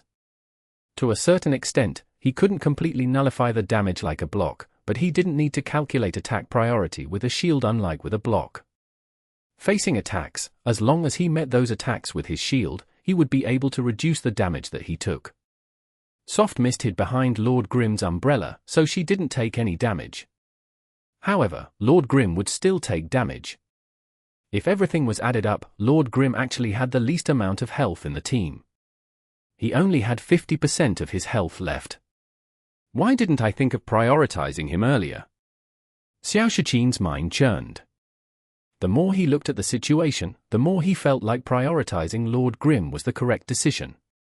After his life extinguisher entered the ghost boundary, he also ignored the existence of the ghost boundaries and only thought about killing Lord Grimm. Qiao Yifan immediately strengthened their defenses and threw down more ghost boundaries. However, these ghost boundaries were still being ignored by Excellent Era, who had surrounded and were crazily attacking Yishio's Lord Grimm. Steam Bun Invasion and 1-inchish seemed to be invisible. Excellent Era completely ignored their attacks. See them. Qiao Yifan hastily reminded Steamed Bun. Readily following orders was one of Steamed Bun's features. It didn't matter who said it. He didn't consider if the reasoning made sense or not, he would follow it regardless. Steamed Bun Invasion pounced forward and used Tyrannical Chain Punch to pin down a target, but reality proved that even though Excellent Era disregard the two of them, they would still be on guard for these types of attacks. Steamed Bun had targeted one Autumn Leaf, who made a nimble turn and easily dodged it. Steamed Bun wasn't clingy. He turned and used Strangle on combat form. Strangle had to be dodged. Even though Strangle wouldn't stop the target from attacking, it restricted the target's movements, which meant that he would be unable to reach Lord Grimm. Steamed Bun Invasion's attack was once again evaded, but he followed up with a sand toss, brick. Brawlers had quite a lot of CC skills. Steamed Bun was throwing them out brainlessly. He didn't have a single target or any clear-cut thinking. Whichever target was the most convenient would be the target to attack. In an instant, his skills were all on cooldown. Steamed Bun's hand speed was quite outstanding. However, at this point, his low-level skills had refreshed, so he started chaining them again. Too reckless. Tiger-Borne sighed. However, this recklessness actually made a big impact on the situation. Excellent Era still put all their efforts into killing Lord Grim. They didn't care about the damage from these attacks, but they were afraid of these CC skills delaying them. They needed to pay attention to Steamed Bun invasion skills. However, Steamed Bun's attacks didn't have any thinking behind them. It was completely random. Xiao Shiqin had tried predicting Steamed Bun's attacks and ended up being hit by a brick. Yes, a brick hit life extinguisher in the back of his head, putting him to enter a dizzy state. Unfortunately, due to life extinguisher being inside the ghost boundaries, the constant damage from the ghost boundaries instantly got rid of his dizzy state. Qiao Yifan felt regretful. This Steamed Bun didn't coordinate with him. If he had known that brick would hit, he wouldn't have placed down a ghost boundary that dealt damage. But Steamed Bun didn't care. He had already switched targets. For a moment, Steamed Bun invasion was actually single-handedly flustering Excellent Era. They didn't want to waste their time on Steamed Bun invasion, but they needed to put quite a bit of effort into defending against Steamed Bun invasion's attacks. Neither the heavens nor the earth knew where his attacks were coming from, whether that was a brick or another skill. Every time Steamed Bun lifted his hands, everyone in Excellent Era dodged out of fright. And in the end? Steamed Bun invasion could only target one person, so the other two were just wasting their time, no? How messy. Pan Lin was dumbstruck. Due to Steamed Bun's wave of attacks, the match was incomprehensibly chaotic. It could no longer be deciphered through their knowledge of glory. Tiger-Borne was silent for a long time before finally saying, he disrupted Excellent Era's tempo. Yes. Anyone could see that. Excellent Era's tempo was in a mess, but the problem was, what about Happy's tempo? They didn't have any at all. Excellent Era couldn't grasp Steamed Bun's attacks, but neither could the rest of Happy. F***CK off. Sun Song was finally unable to endure it anymore. That clown was actually slowing down their assault on Lord Grim. One autumn leaf temporarily let Lord Grim off the hook. His evil annihilation headed straight for Steamed Bun invasion. He was determined to send this clown flying far away. Careful! The moment one autumn leaf turned around, a spear suddenly shot towards him. Yishio wasn't dead yet. In this type of chaotic battle, there were opportunities everywhere. One autumn leaf suddenly switched targets without paying attention to anyone else. Yishio's attack was almost out of instinct. If he didn't attack, he would be wasting his many years of practice. Circle swing. Lord Grim sent one autumn leaf flying towards Matchstick. Good job, Steamed Bun. As if you need to say that. Steamed Bun said, incomparably confident, but did he even know what he had done? Team Happy expressed their doubts. They felt like Qiao Yifan telling Steamed Bun to abuse his CC skills deserved the most credit. Chapter 1047. Disregard all else. Had Steamed Bun invasion's barrage of chaotic attacks happened at any other time, it probably wouldn't have brought him any form of praise from any expert. However, it had coincidentally coincided with this moment, when Excellent Era was trying to bring Lord Grim down while disregarding all else. His actions were extremely disruptive to Excellent Era's tempo. It wasn't that Excellent Era had no way of dealing with his chaotic attacks, but that they didn't want to waste time on Steamed Bun invasion. They had just set their target as Lord Grim. If they suddenly focus-fired a different target, then their determination just now would be nothing but a joke. Excellent Era's players never would have thought that Steamed Bun's playstyle would give them so much trouble. Those unpredictable attacks had somehow managed to constrain them. They couldn't just do nothing about it, but what if this was another of Happy's traps? Before Xiao Shiqin made a decision, Sun Song had already struck first.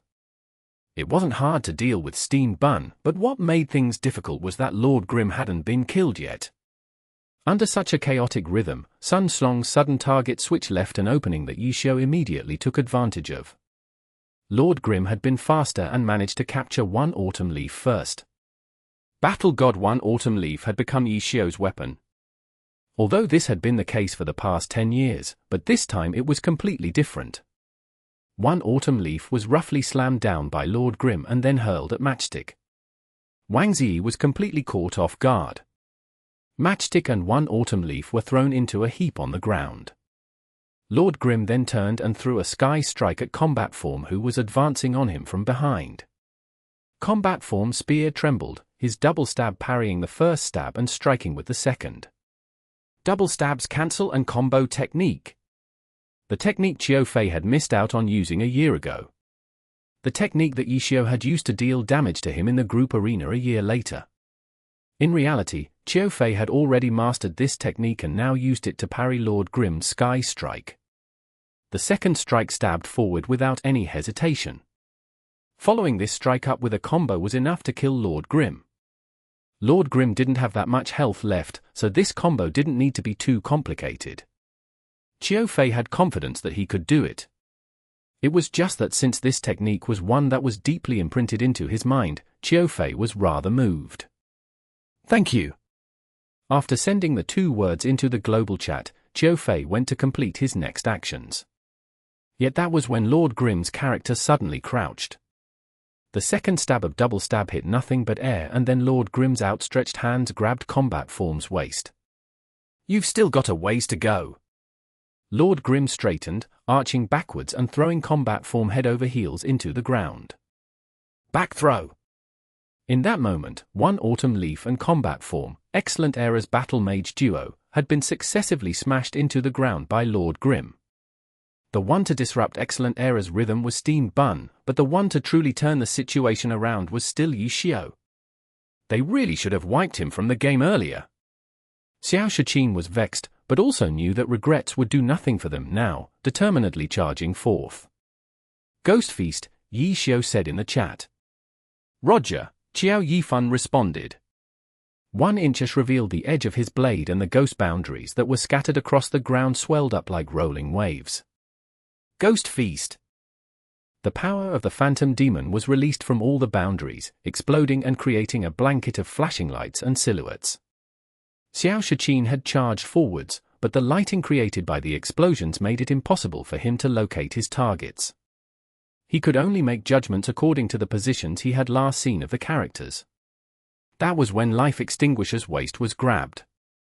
Xiao Shiqin lowered his view and found Steamed Bun Invasion squatting in front of him. Back throw. Life Extinguisher was also slammed to the ground, head over heels, by a back throw. That was when the smoke from Ghost Feast's explosion dispersed. Another of Excellent Era's character names went grey. Wang Ziyi and his matchstick had been eliminated. Life Extinguisher swiftly rolled to his feet and saw Lord Grim, 1-inch Ash, and Steamed Bun Invasion all advancing on him amidst the dispersing light. Xiao Shiqin didn't retreat, his finger rapidly tapping.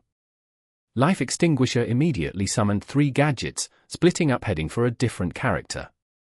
With the ghost boundaries gone, his gadgets were finally able to shine. Bang bang bang.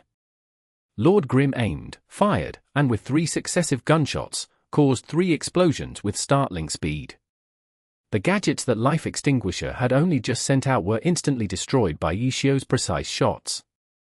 1-inch Ash's moonlight slash swept over, and Xiao Shiqin hurriedly had Life Extinguisher dodge. Then, the back of his head was hit by a brick, Steamed Bun Invasion's brick. Xiao Shiqin felt like he was going to go crazy. This Steamed Bun was sometimes utterly chaotic, not in sync with his teammates at all, but sometimes he somehow managed to get into a dead angle to deliver critical strikes. Xiao Shiqin had researched every single one of Happy's opponents. For this Steamed Bun, he really didn't know how to describe him because he had never seen a player like this. You had no idea what he was doing.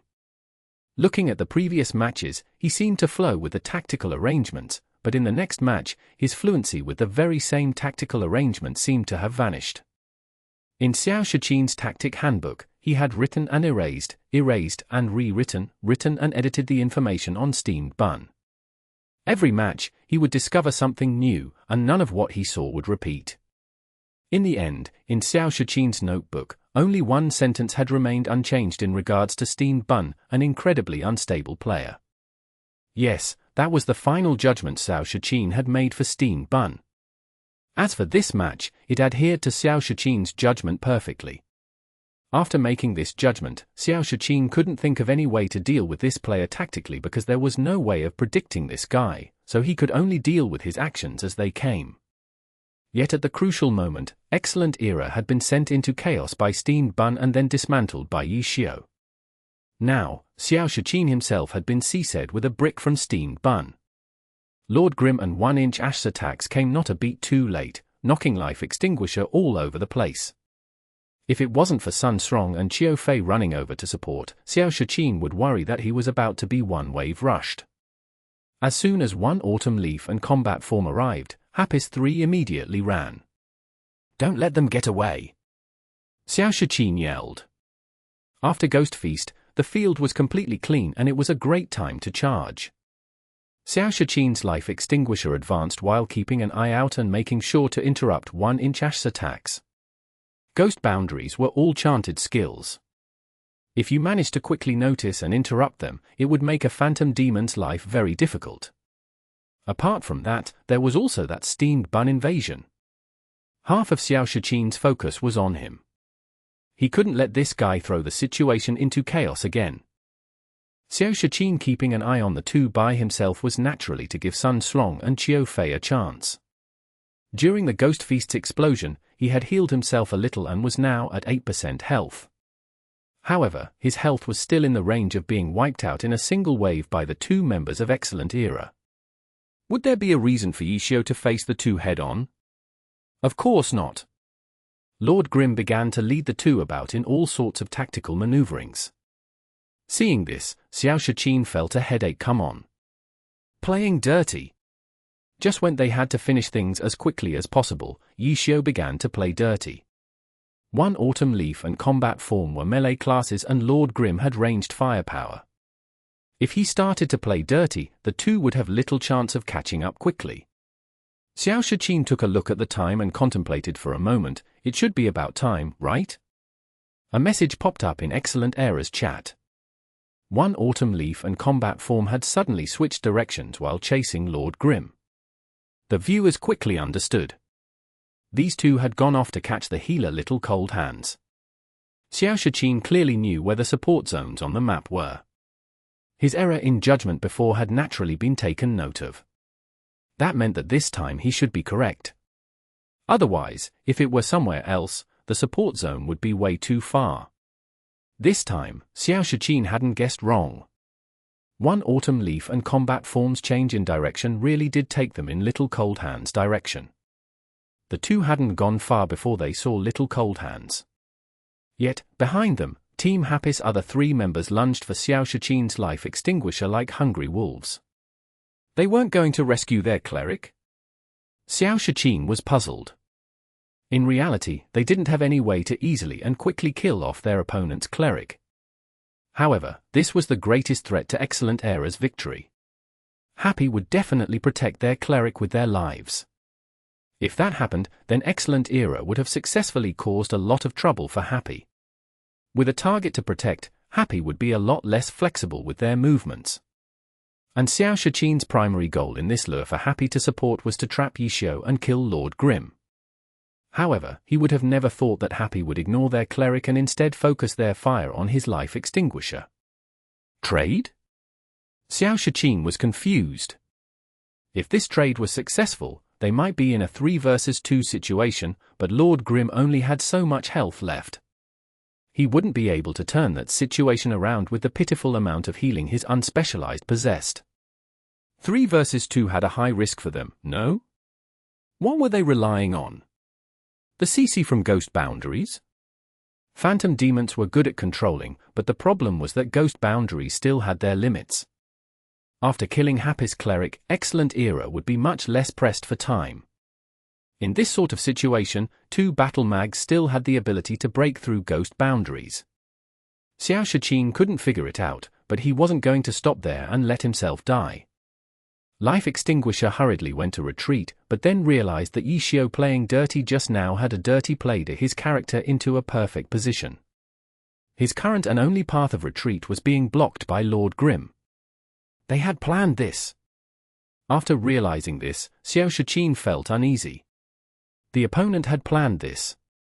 That meant the current situation was still within their expectations. That was when Xiao Shiqin suddenly saw Sun Strong yell in the chat, "Holy shit, this cleric is so fast." Translator's thoughts. Nomiumi nomiumi. Give your energy, power stones, to Happy. If we're number 1 at the end of the week, then you'll get your 17 chaps next week. Also, Butterfly Blue, TKA author, has noticed us, laughing face, https://imager.com/rdqcj5y. Chapter 1048. I'll leave it to you. Xiao Shiqin, having seen Yi Xiu's well-prepared box out, he began to feel nervous about the current situation. Seeing Sun Strong's message in the chat, his heart thudded even louder. The cleric was fast? What did that mean? How fast could Happy's little cold hands be? Since Happy's characters had more orange equipment than anything else, it was easy to see their stats. There was no reason for Little Cold Hand's movement speed to cause one autumn leaf and combat form surprise. Unless he was wearing a completely different set of equipment. Little Cold Hands had 2 sets of equipment? Xiao Shiqin was completely correct.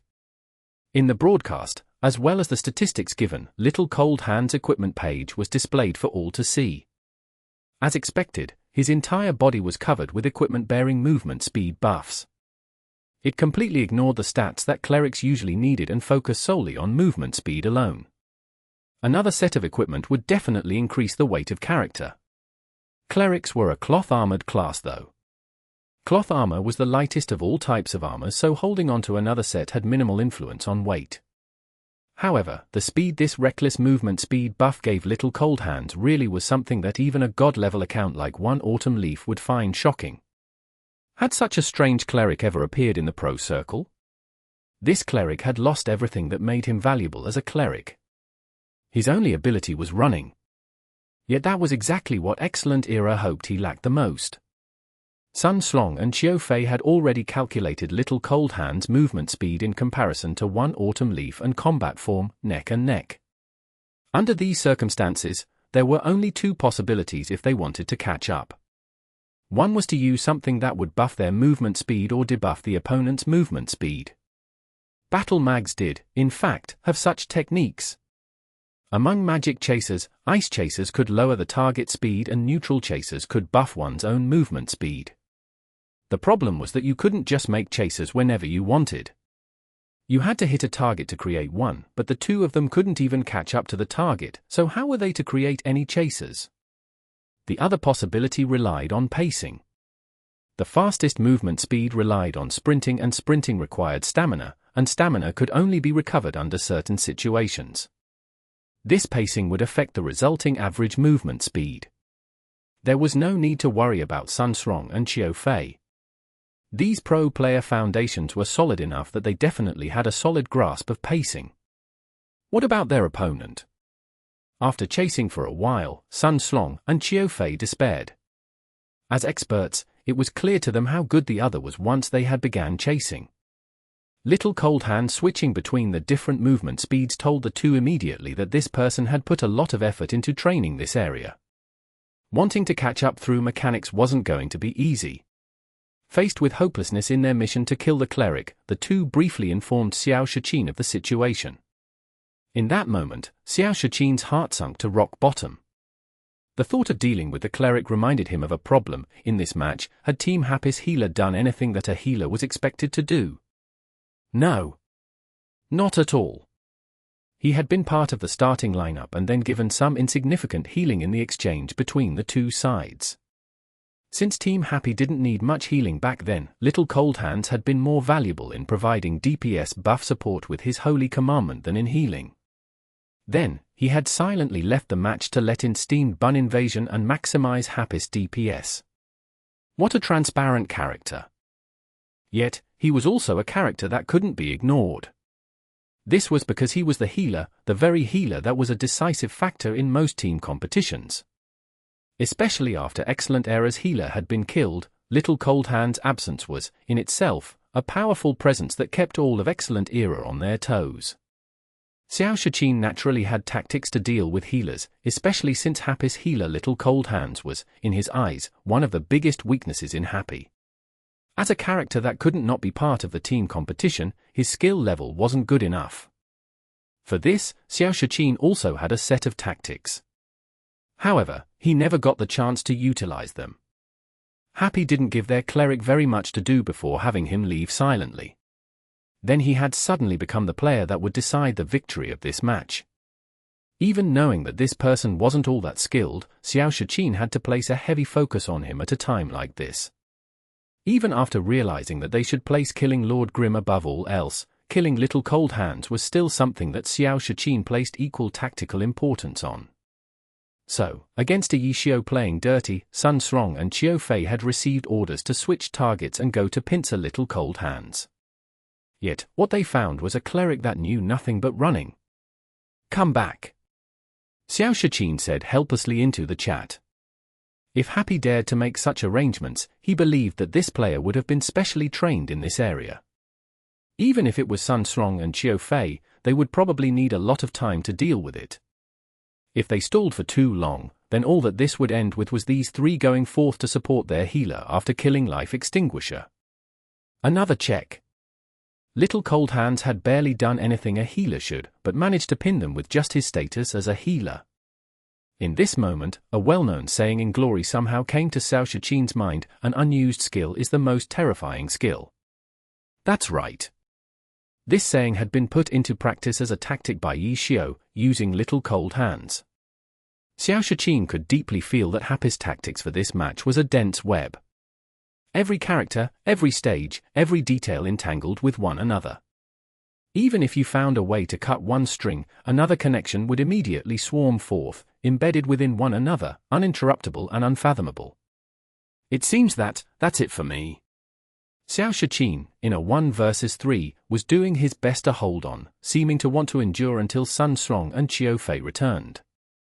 However, it was unfortunate for him that Yi Xiu, having made so many tactical arrangements, knew how important it was to finish this as soon as possible. Apart from Lord Grim, who was a little more careful, the other two went all out in an effort to kill him. Kill Lord Grim with disregard to all else? A few minutes earlier, Xiao Shiqin had just given such an order.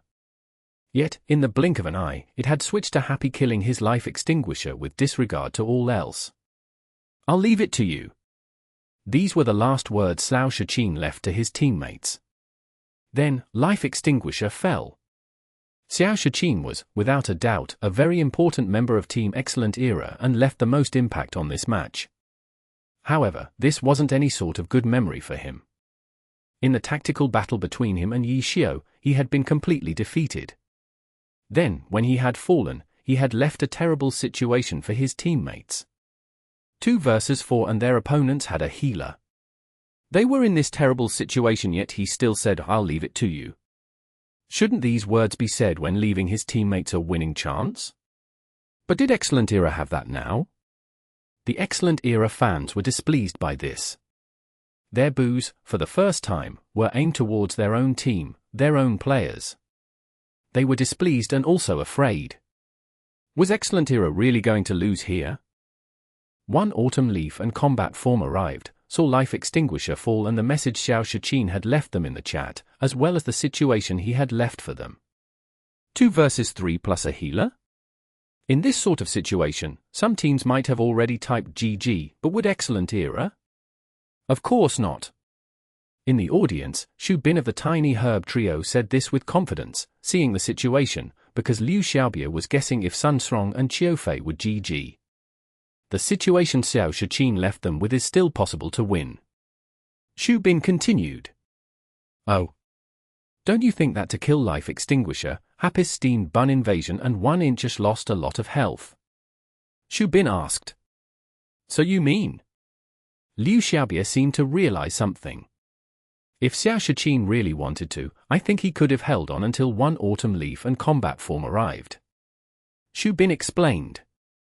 So you mean to say that while Happy was trying their best to crush him, he was also doing his best to deplete Happy's characters of their health? This accelerated Life Extinguisher's death, but he also managed to deal a lot more damage. Liu Xiaobie said. That's right, that's why he left such a message. It was because he used all he could to set the situation up for Sun Song and Qiu Fei. Xu Bin said. This situation is better than keeping his life extinguisher alive. Liu Xiaobie questioned. That's what he thinks. Xu Bin said. He probably felt that he couldn't beat Senior Yishou in tactics, so left a situation where pure combative strength would decide the victor, right? Jiao Yingjie suddenly cut in. Combative strength to decide the victor. Liu Xiaobie repeated to himself. The current situation was a 2 versus 4 and Happy had a healer. This sort of absolute advantage didn't require any tactics anymore, right? I never expected that Xiao Shiqin would get a chance to use the tactic he's best at in this situation. Xu Bin said. The tactic Xiao Shiqin is best at. Liu Xiaobie was confused. He was someone who focused on mechanics. In regards to tactics, he didn't really pay much attention. Being underestimated. Xu Bin explained. Being underestimated? That's right. He's making his opponent underestimate them. Xu Bin said. Liu Xiaobie suddenly understood. Xiao Shiqin had come from Thunderclap, which wasn't very strong. If they intentionally had their opponent underestimate them, they would be able to find a lot of opportunities. Yet now, he had come to Excellent Era and they were in the Challenger League nonetheless, so the one tactic he was best at had never had a chance to be used. Just the name Excellent Era was enough to make some opposing teams surrender. Yet now, Xiao Shiqin had used the death of his own life extinguisher to send Excellent Era to an absolute disadvantage. 2 versus 4 and the opposing side had a healer. Even pros like Liu Xiaobie would feel like you could just type GG in this situation. It was clear what Excellent Era's chances of victory were. If they had an absolute grasp on victory, then they had the right to look down on their opponents, which naturally meant that there was the possibility that they would underestimate their opponents. In this final moment, Xiao Shiqin had finally used the one method he was best at to set the scene for his teammates. I'll leave it to you. This wasn't something said lightly. Chapter 1049. Worries of being at low health. Being underestimated was the tactic that Xiao Shiqin was most familiar with when he had led Thunderclap. However, if even Xu Bin knew what Xiao Shiqin was good at, it meant that it wasn't a secret. This was Xiao Shiqin's tactical style. To put it simply, it could be described with 9 words: show weakness to the enemies, entice them to relax. The theory was simple, but actually employing it wasn't easy, especially when everyone knew that was what you were good at. Whenever anyone faced Xiao Shiqin's team, they couldn't help but remind themselves to focus and not be careless. However, emotions weren't always dictated by the mind. The tides constantly shifted in a match, and after overcoming numerous difficulties, it was hard not to be excited when one had the upper hand. These were the places where Xiao Shiqin placed his traps. He used ample preparations to contend against a moment of lapse from the enemy due to excitement. He would bait the other side into becoming negligent. In reality, Excellent Era hadn't prepared to do this in this match. There was something that Excellent Era had that was different than Thunderclap. They had stronger characters and better players. 2v4, Excellent Era was definitely in a disadvantageous situation, but with Sun Song and Qiu Fei, perhaps they had the ability to make a comeback? Xiao Shiqin was gambling on the ability of these two. He had done his best to pave a path for them. In terms of numbers, Excellent Era was losing, but in Xiao Shiqin's final moments, he had traded his health away to deal massive damage to his opponents. Although he had been killed, he had greatly reduced Steam Bun invasions and 1-inch Ash's health. Lord Grim had even less health than those two. With Little Cold Hands not there yet, it was hard to say what the outcome of the match would be. While Tiny Herb's group analyzed the situation, Sun Song and Qiu Fei didn't waste a second and immediately attacked. Shattering the land. Qiu Fei's combat form opened with a high-level skill. The AoE attack was used to break the ghost boundaries. You don't want to leave your ghost boundaries? Then eat this move. Let's trade. Happy's 3 characters were at low health. Steam-Bun Invasion and 1-Inchash had lost a lot of health because of Life Extinguisher. Sure enough, they didn't dare stay within the ghost boundaries and eat the high-level skill. The 3 characters avoided shattering the lands. 1 Autumn Leaf rushed forward, targeting Lord Grim. Yishio didn't fight him. He dodged the attack and Ariel fired away. Steam-Bun Invasion ran over from the side with a brick in his hand, preparing to smash it into 1 Autumn Leaf's head. Qiufei saw this and rushed over. Before Steam-Bun Invasion could throw his brick, a spear flashed in front of him, forcing him to jump out of the way of it. Qiufei reacted swiftly. His spear nipped at Steam-Bun. A dragon tooth and then a falling flower palm. Steam-Bun wasn't able to dodge it and was hit. Before Steam-Bun Invasion could be sent flying away, he was blocked off by 1 Autumn Leaf. Sun Song actually ignored Lord Grim and switched to Steam-Bun Invasion. Xiao Yifan's 1-Inchash ran over hastily to rescue Steam-Bun, but Phantom Demons were good at controlling the field, not support. If he had to rescue a horse from a river, his class felt somewhat lacking. Laying down ghost boundaries could only restrict the enemies. It couldn't stop the enemies from attacking. Happy's characters didn't have much health left. Just restricting the enemies wouldn't be enough. Steam-Bun and Xiao Yifan weren't able to stop the 2 battle mage assault. Yishio's Lord Grim was forced to turn back, attacking from long range to close range. Sun Slong and Qiufei dodged, while continuing to attack Steam-Bun Invasion and 1-Inchash. When Lord Grim joined the fight, Combat Form suddenly turned around and thrust his spear fiercely with a furious dragon strikes the heart. Sun Slong remained focused and continued to attack Steam-Bun Invasion. 1-Inchash's attacks? Take them. 1 Autumn Leaf was the strongest character on this battlefield. He was also in the best condition. A Ghostblade's attack could be completely ignored as long as it wasn't an ice boundary type of CC. The Excellent Era duo clearly held the initiative, but had Xiao Shichin's underestimate as tactic been effective? It was hard to say because the emotional changes were subtle. Hoping the other side would completely underestimate them and stop concentrating on the match obviously wasn't realistic. However, the value of Xiao Shichin's final struggle could be seen. Facing 1 Autumn Leaf and Combat Form, Yishio had the most pressure on him. His Lord Grim had the lowest health, but he had to face the dangers and help Steam-Bun and Xiao Yifan. As for Happy's cleric? Happy needed their cleric too urgently. The spectators could see that Little Cold Hands was almost there. Just a bit more and he could start healing. But at this moment, Combat Form left the battle and headed towards Little Cold Hands. Yishio, Steam-Bun, and Xiao Yifan had been left to Sun Strong alone to fight. It was a 1v3 by a battle mage. Tang Ru had done this previously. But the difference was that Tang Ru had been the one initiated on. She baited the enemies to attack and then struggled to survive. Sun Xiong's situation was different. He faced Happy's 3 characters alone. He wasn't defending. He was attacking. Kill. It was a 1v3, but 1 Autumn Leaf put on an aggressive posture. Everyone was shocked, but no one doubted Sun Xiong's actions. He could back up his actions. He was a top god in the alliance. He held the strongest character in this battle. He might have 3 opponents, but they were at low health. If they just stood there like sandbags, 1 Autumn Leaf could kill them in an instant. He could probably kill the 3 of them faster than Combat Form could kill Little Cold Hands. The 3 weren't sandbags though.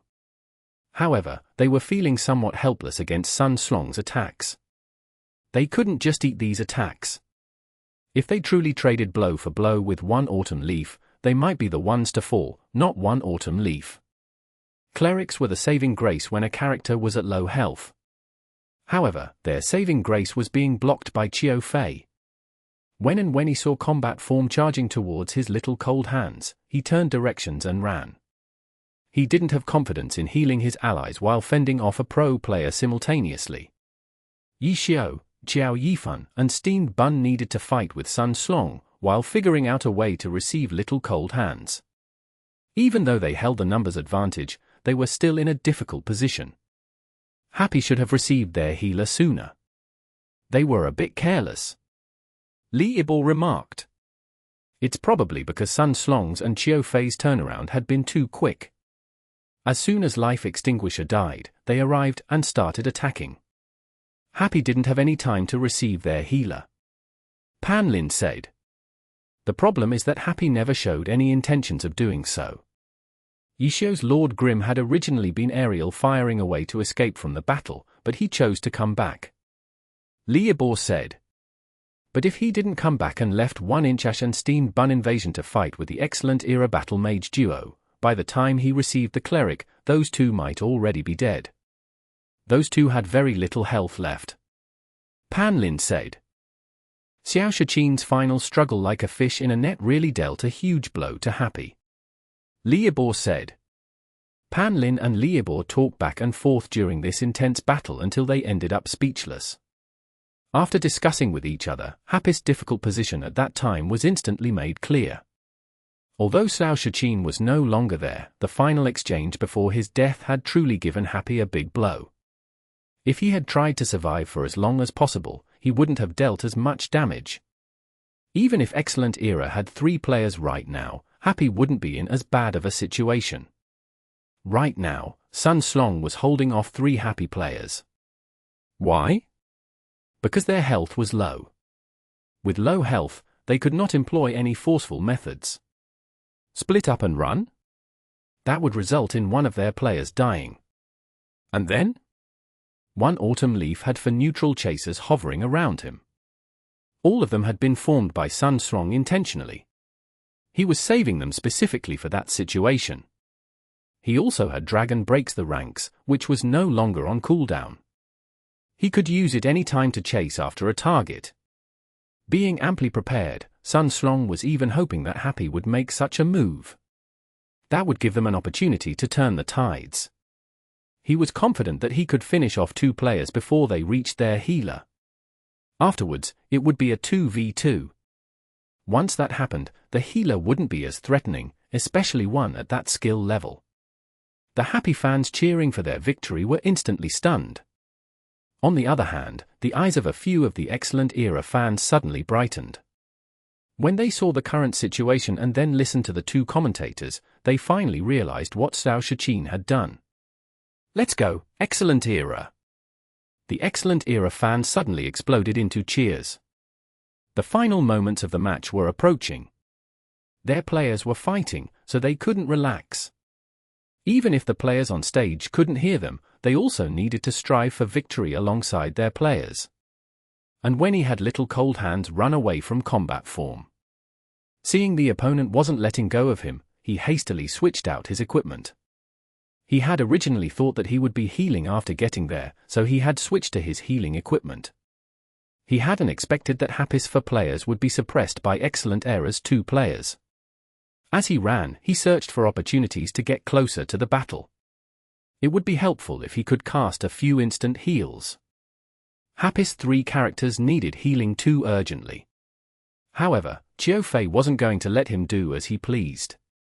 Combat form clung onto Little Cold Hands, blocking the way over to the battle. Little Cold Hands could only turn around.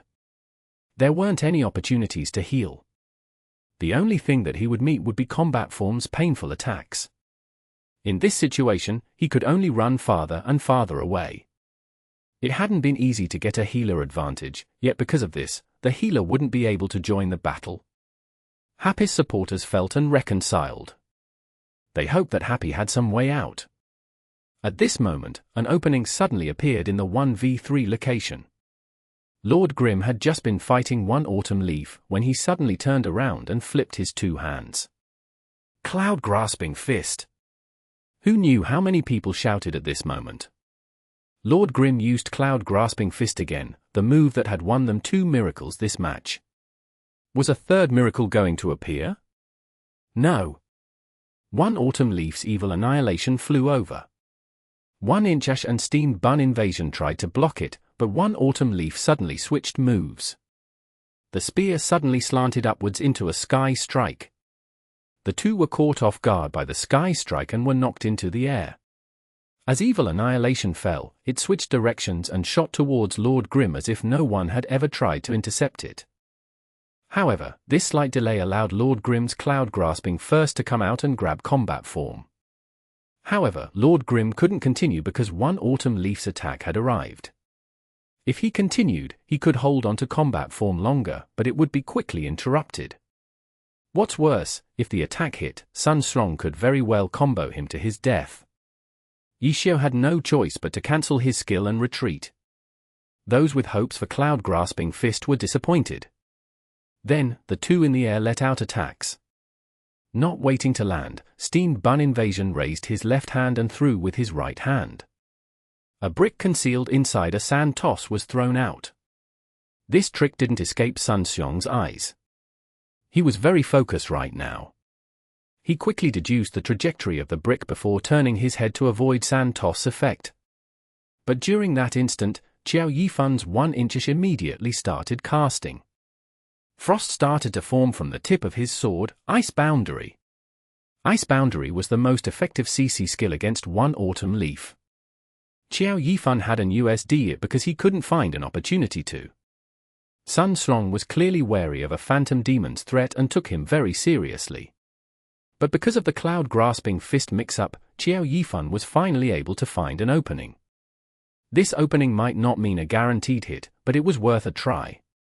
Before he could finish casting, one autumn leaf turned his head back. Sun Xiong's actions were extremely precise. He only dodged the sand toss at the last moment. After turning his head, he had more than enough time to interrupt 1-inch Ash chant. But at the same time, Lord Grim strode over, using his body to block Sun Xiong's line of sight. This block alone won enough time for 1-inch Ash. When one autumn leaf pulled away to get a better view, he saw 1-inch Ash's Taikai drop down as ice spun around its tip. Dragon breaks the rank. Sun Xiong activated a high-level skill. A dragon rushed towards 1-inch Ash. The ice boundary fell, but one autumn leaf was able to escape from its range using the high-level skill. 1-inch Ash wasn't sent flying from the attack. One autumn leaf pressed down on his Evil Annihilation, holding 1-inch Ash still. Sun Xiong was clear that his suppression over the three happy players had ended. He at least needed to kill off one opponent though. However, he hadn't expected Lord Grim to suddenly appear beside him. His appearance was too sudden. Dragon Breaks the Ranks had little ending lag, but Sun Xiong was unable to react in time. Lord Grim grabbed one autumn leaf and then threw him into 1-inch Ash's ice boundary. It was just a toss. Chapter 1050. The Race to Kill. One autumn leaf had high resistance, but not enough as that he could completely ignore the freezing effects of ice boundary. He wouldn't be completely frozen, but his movement speed being reduced was a reality that was already occurring. No one bothered with him any longer. Lord Grim, 1-inch Ash, Steamed Bun Invasion all darted towards combat form from their respective positions. Even people who hadn't played Glory, but only similar games would know what the key was to this current situation.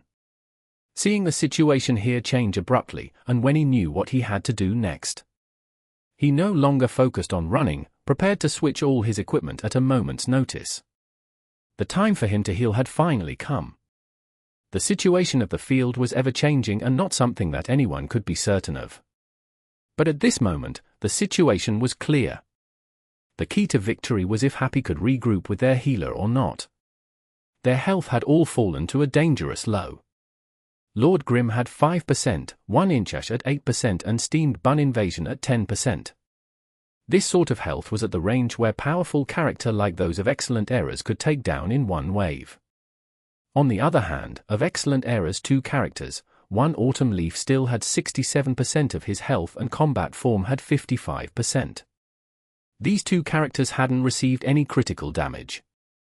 The damage they had taken was accumulated through exchanges of attacks.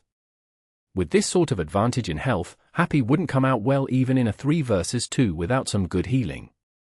Charge!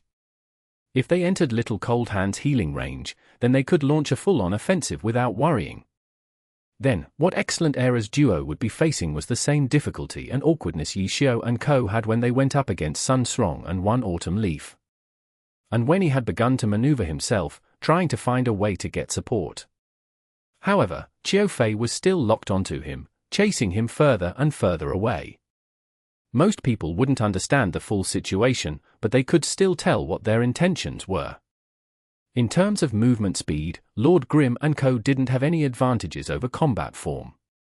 If combat form could continue to herd little cold hands like this, then the distance between the three sides would remain constant. Then, Sun Srong's One Autumn Leaf would be able to charge back into the fray. This sort of shocking occurrence was being realized under Qiu Fei's strict and efficient pathing. When Lord Grimm and the other begun their chase, he had accelerated as well. Little Cold Hands was locked out of range by him, only able to run farther and farther away. He might not be able to keep this up forever, but it wouldn't be long before One Autumn Leaf managed to escape the ice boundary. Were they going to lose this advantage they had fought so hard to gain? Happy's supporters felt cold sweat in their fists. Everyone's gaze all focused on a single person. Little Cold Hands. That's right. The only one who could make a breakthrough in this sort of situation was him. With his skill level, he really couldn't face pro players properly, but just dodging like this wouldn't help the situation any, only bring it to a deadlock. No matter what, he had to take a risk. It's on. The calm and rational and when he found that he had no other choice but to take this risk and hardened his heart. Little Cold Hand abruptly switched out several pieces of equipment and his movement speed immediately plummeted. Then, he turned and charged. He had to charge into the fray. However, he wasn't the only one who understood this. Qiu Fei had clearly realized, too, and had been waiting for Anwen to let go and charge. Little Cold Hand's current actions were within his expectations. Dragon rises from the sea. Cloud-whirling windstorm. In these desperate moments, no one would hold back anything. They would do everything they could, use everything they could. Qiu Fei's combat form successively used these two big skills, and this was something he had also done in the group arena. He used the chaotic magical energy from Cloud-whirling windstorm to spread the vapor from Dragon rises from the sea across the area, creating a blanket of mist. Hide the characters, block the view. This use of effects wasn't some sort of signature move. Zhong Jiala's 100 Blossoms style was representative of using skill effects in this style. However, use now, Little Cold Hands and Happy's 3 attempts to find each other became like looking for needles in a haystack.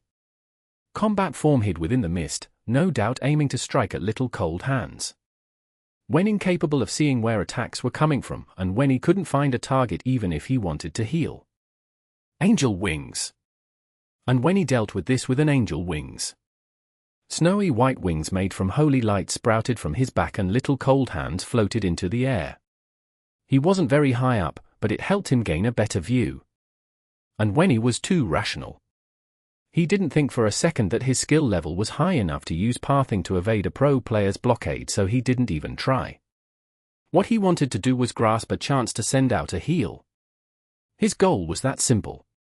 The floating Little Cold Hands charged forwards, using his height to locate Lord Grimm and the others once more. In the distance, Sun Srong's One Autumn Leaf had also escaped the ice boundary and was dashing over. He had originally had 4 neutral chasers prepared, but unfortunately, chasers weren't food. You had to use them to attack in order to get the buffs. Currently, he had no attack targets nearby, so even with the 4 chasers, he couldn't buff his movement speed. However, he wasn't the focus of the match right now. Dragon Tooth. Combat form, amidst the mist, had attacked, his spear stabbing upwards in a diagonal towards Little Cold Hands. And when he wasn't useless. He was naturally on his guard against combat form's attacks, hurriedly swerving to the side while sending a sacred fire in return. Combat form easily dodged, his attack rhythm not affected in the slightest. After the dragon tooth came a double stab, spear thrusting forwards twice. This time, and when he had trouble dealing with it. When facing a mechanics expert, someone whose mechanics wasn't all that great would have trouble keeping up with their opponent's combo pace. After using his all to avoid these 2 strikes, and when he knew he was at his limit. he wouldn't be able to dodge the following strike. That was when 3 cannon blasts sounded. Anti-tank missiles. The 3 successive booms of this skill's activation were too striking, and the only one that could use this skill currently on the field was Lord Grim. Combat Form hastily dodged to the side, but his attack didn't stop. A circle swing finally pulled Little Cold Hands down from midair. At the same time, he saw the cross in Little Cold Hands' hands flash with sacred light, and a holy cure was clearly sent out. How could this be? Qiu Fei was stunned for an instant before realizing that while there were 3 blasts of a cannon, no missiles had come. Yet soon enough, with a string of gunshots, a hail of bullets arrived. Lord Grim had entered attacking range. Qiu Fei realized he had been tricked.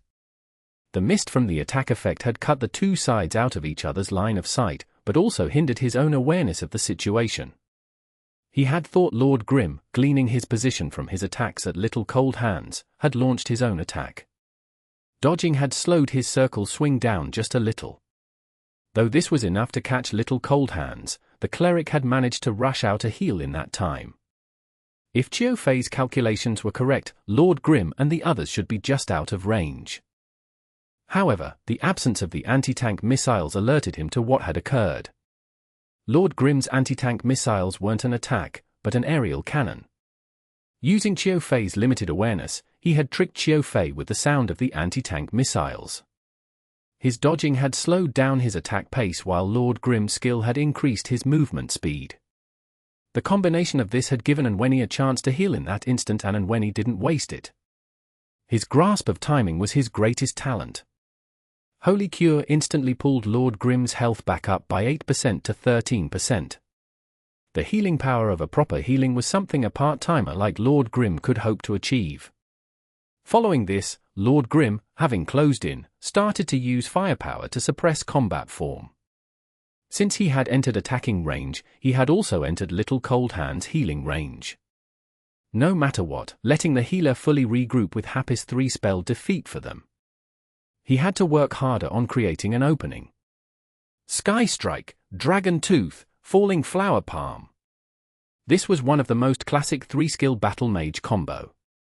After sending a target airborne, landing a Dragon Tooth and then a Falling Flower Palm, Little Cold Hands was thrown far off by this combo. Qiu Fei didn't try to box out Little Cold Hands any longer. Lord Grim had already reached his side, so how would he possibly get the chance to? Whirling around, combat form launched a furious offense in disregard to everything else, forcing Lord Grim backwards, determined to not let him take another step forwards. 1-inch Ash and Steam Bun Invasion quickly entered the fray, and behind them, Sun Strong's 1 Autumn Leaf had finally arrived as well. The value of Qiu Fei boxing out Little Cold Hands was apparent here. Sun Strong hadn't left the battle for too long. After having to hold it in for so long, he was merciless with his attacks. Kill them quickly! Sun Strong yelled into the channel. Racing to kill them was, naturally, a race to kill them before Little Cold Hands returned. Having been thrown out by the battle mage, Little Cold Hands was rushing over as fast as he could.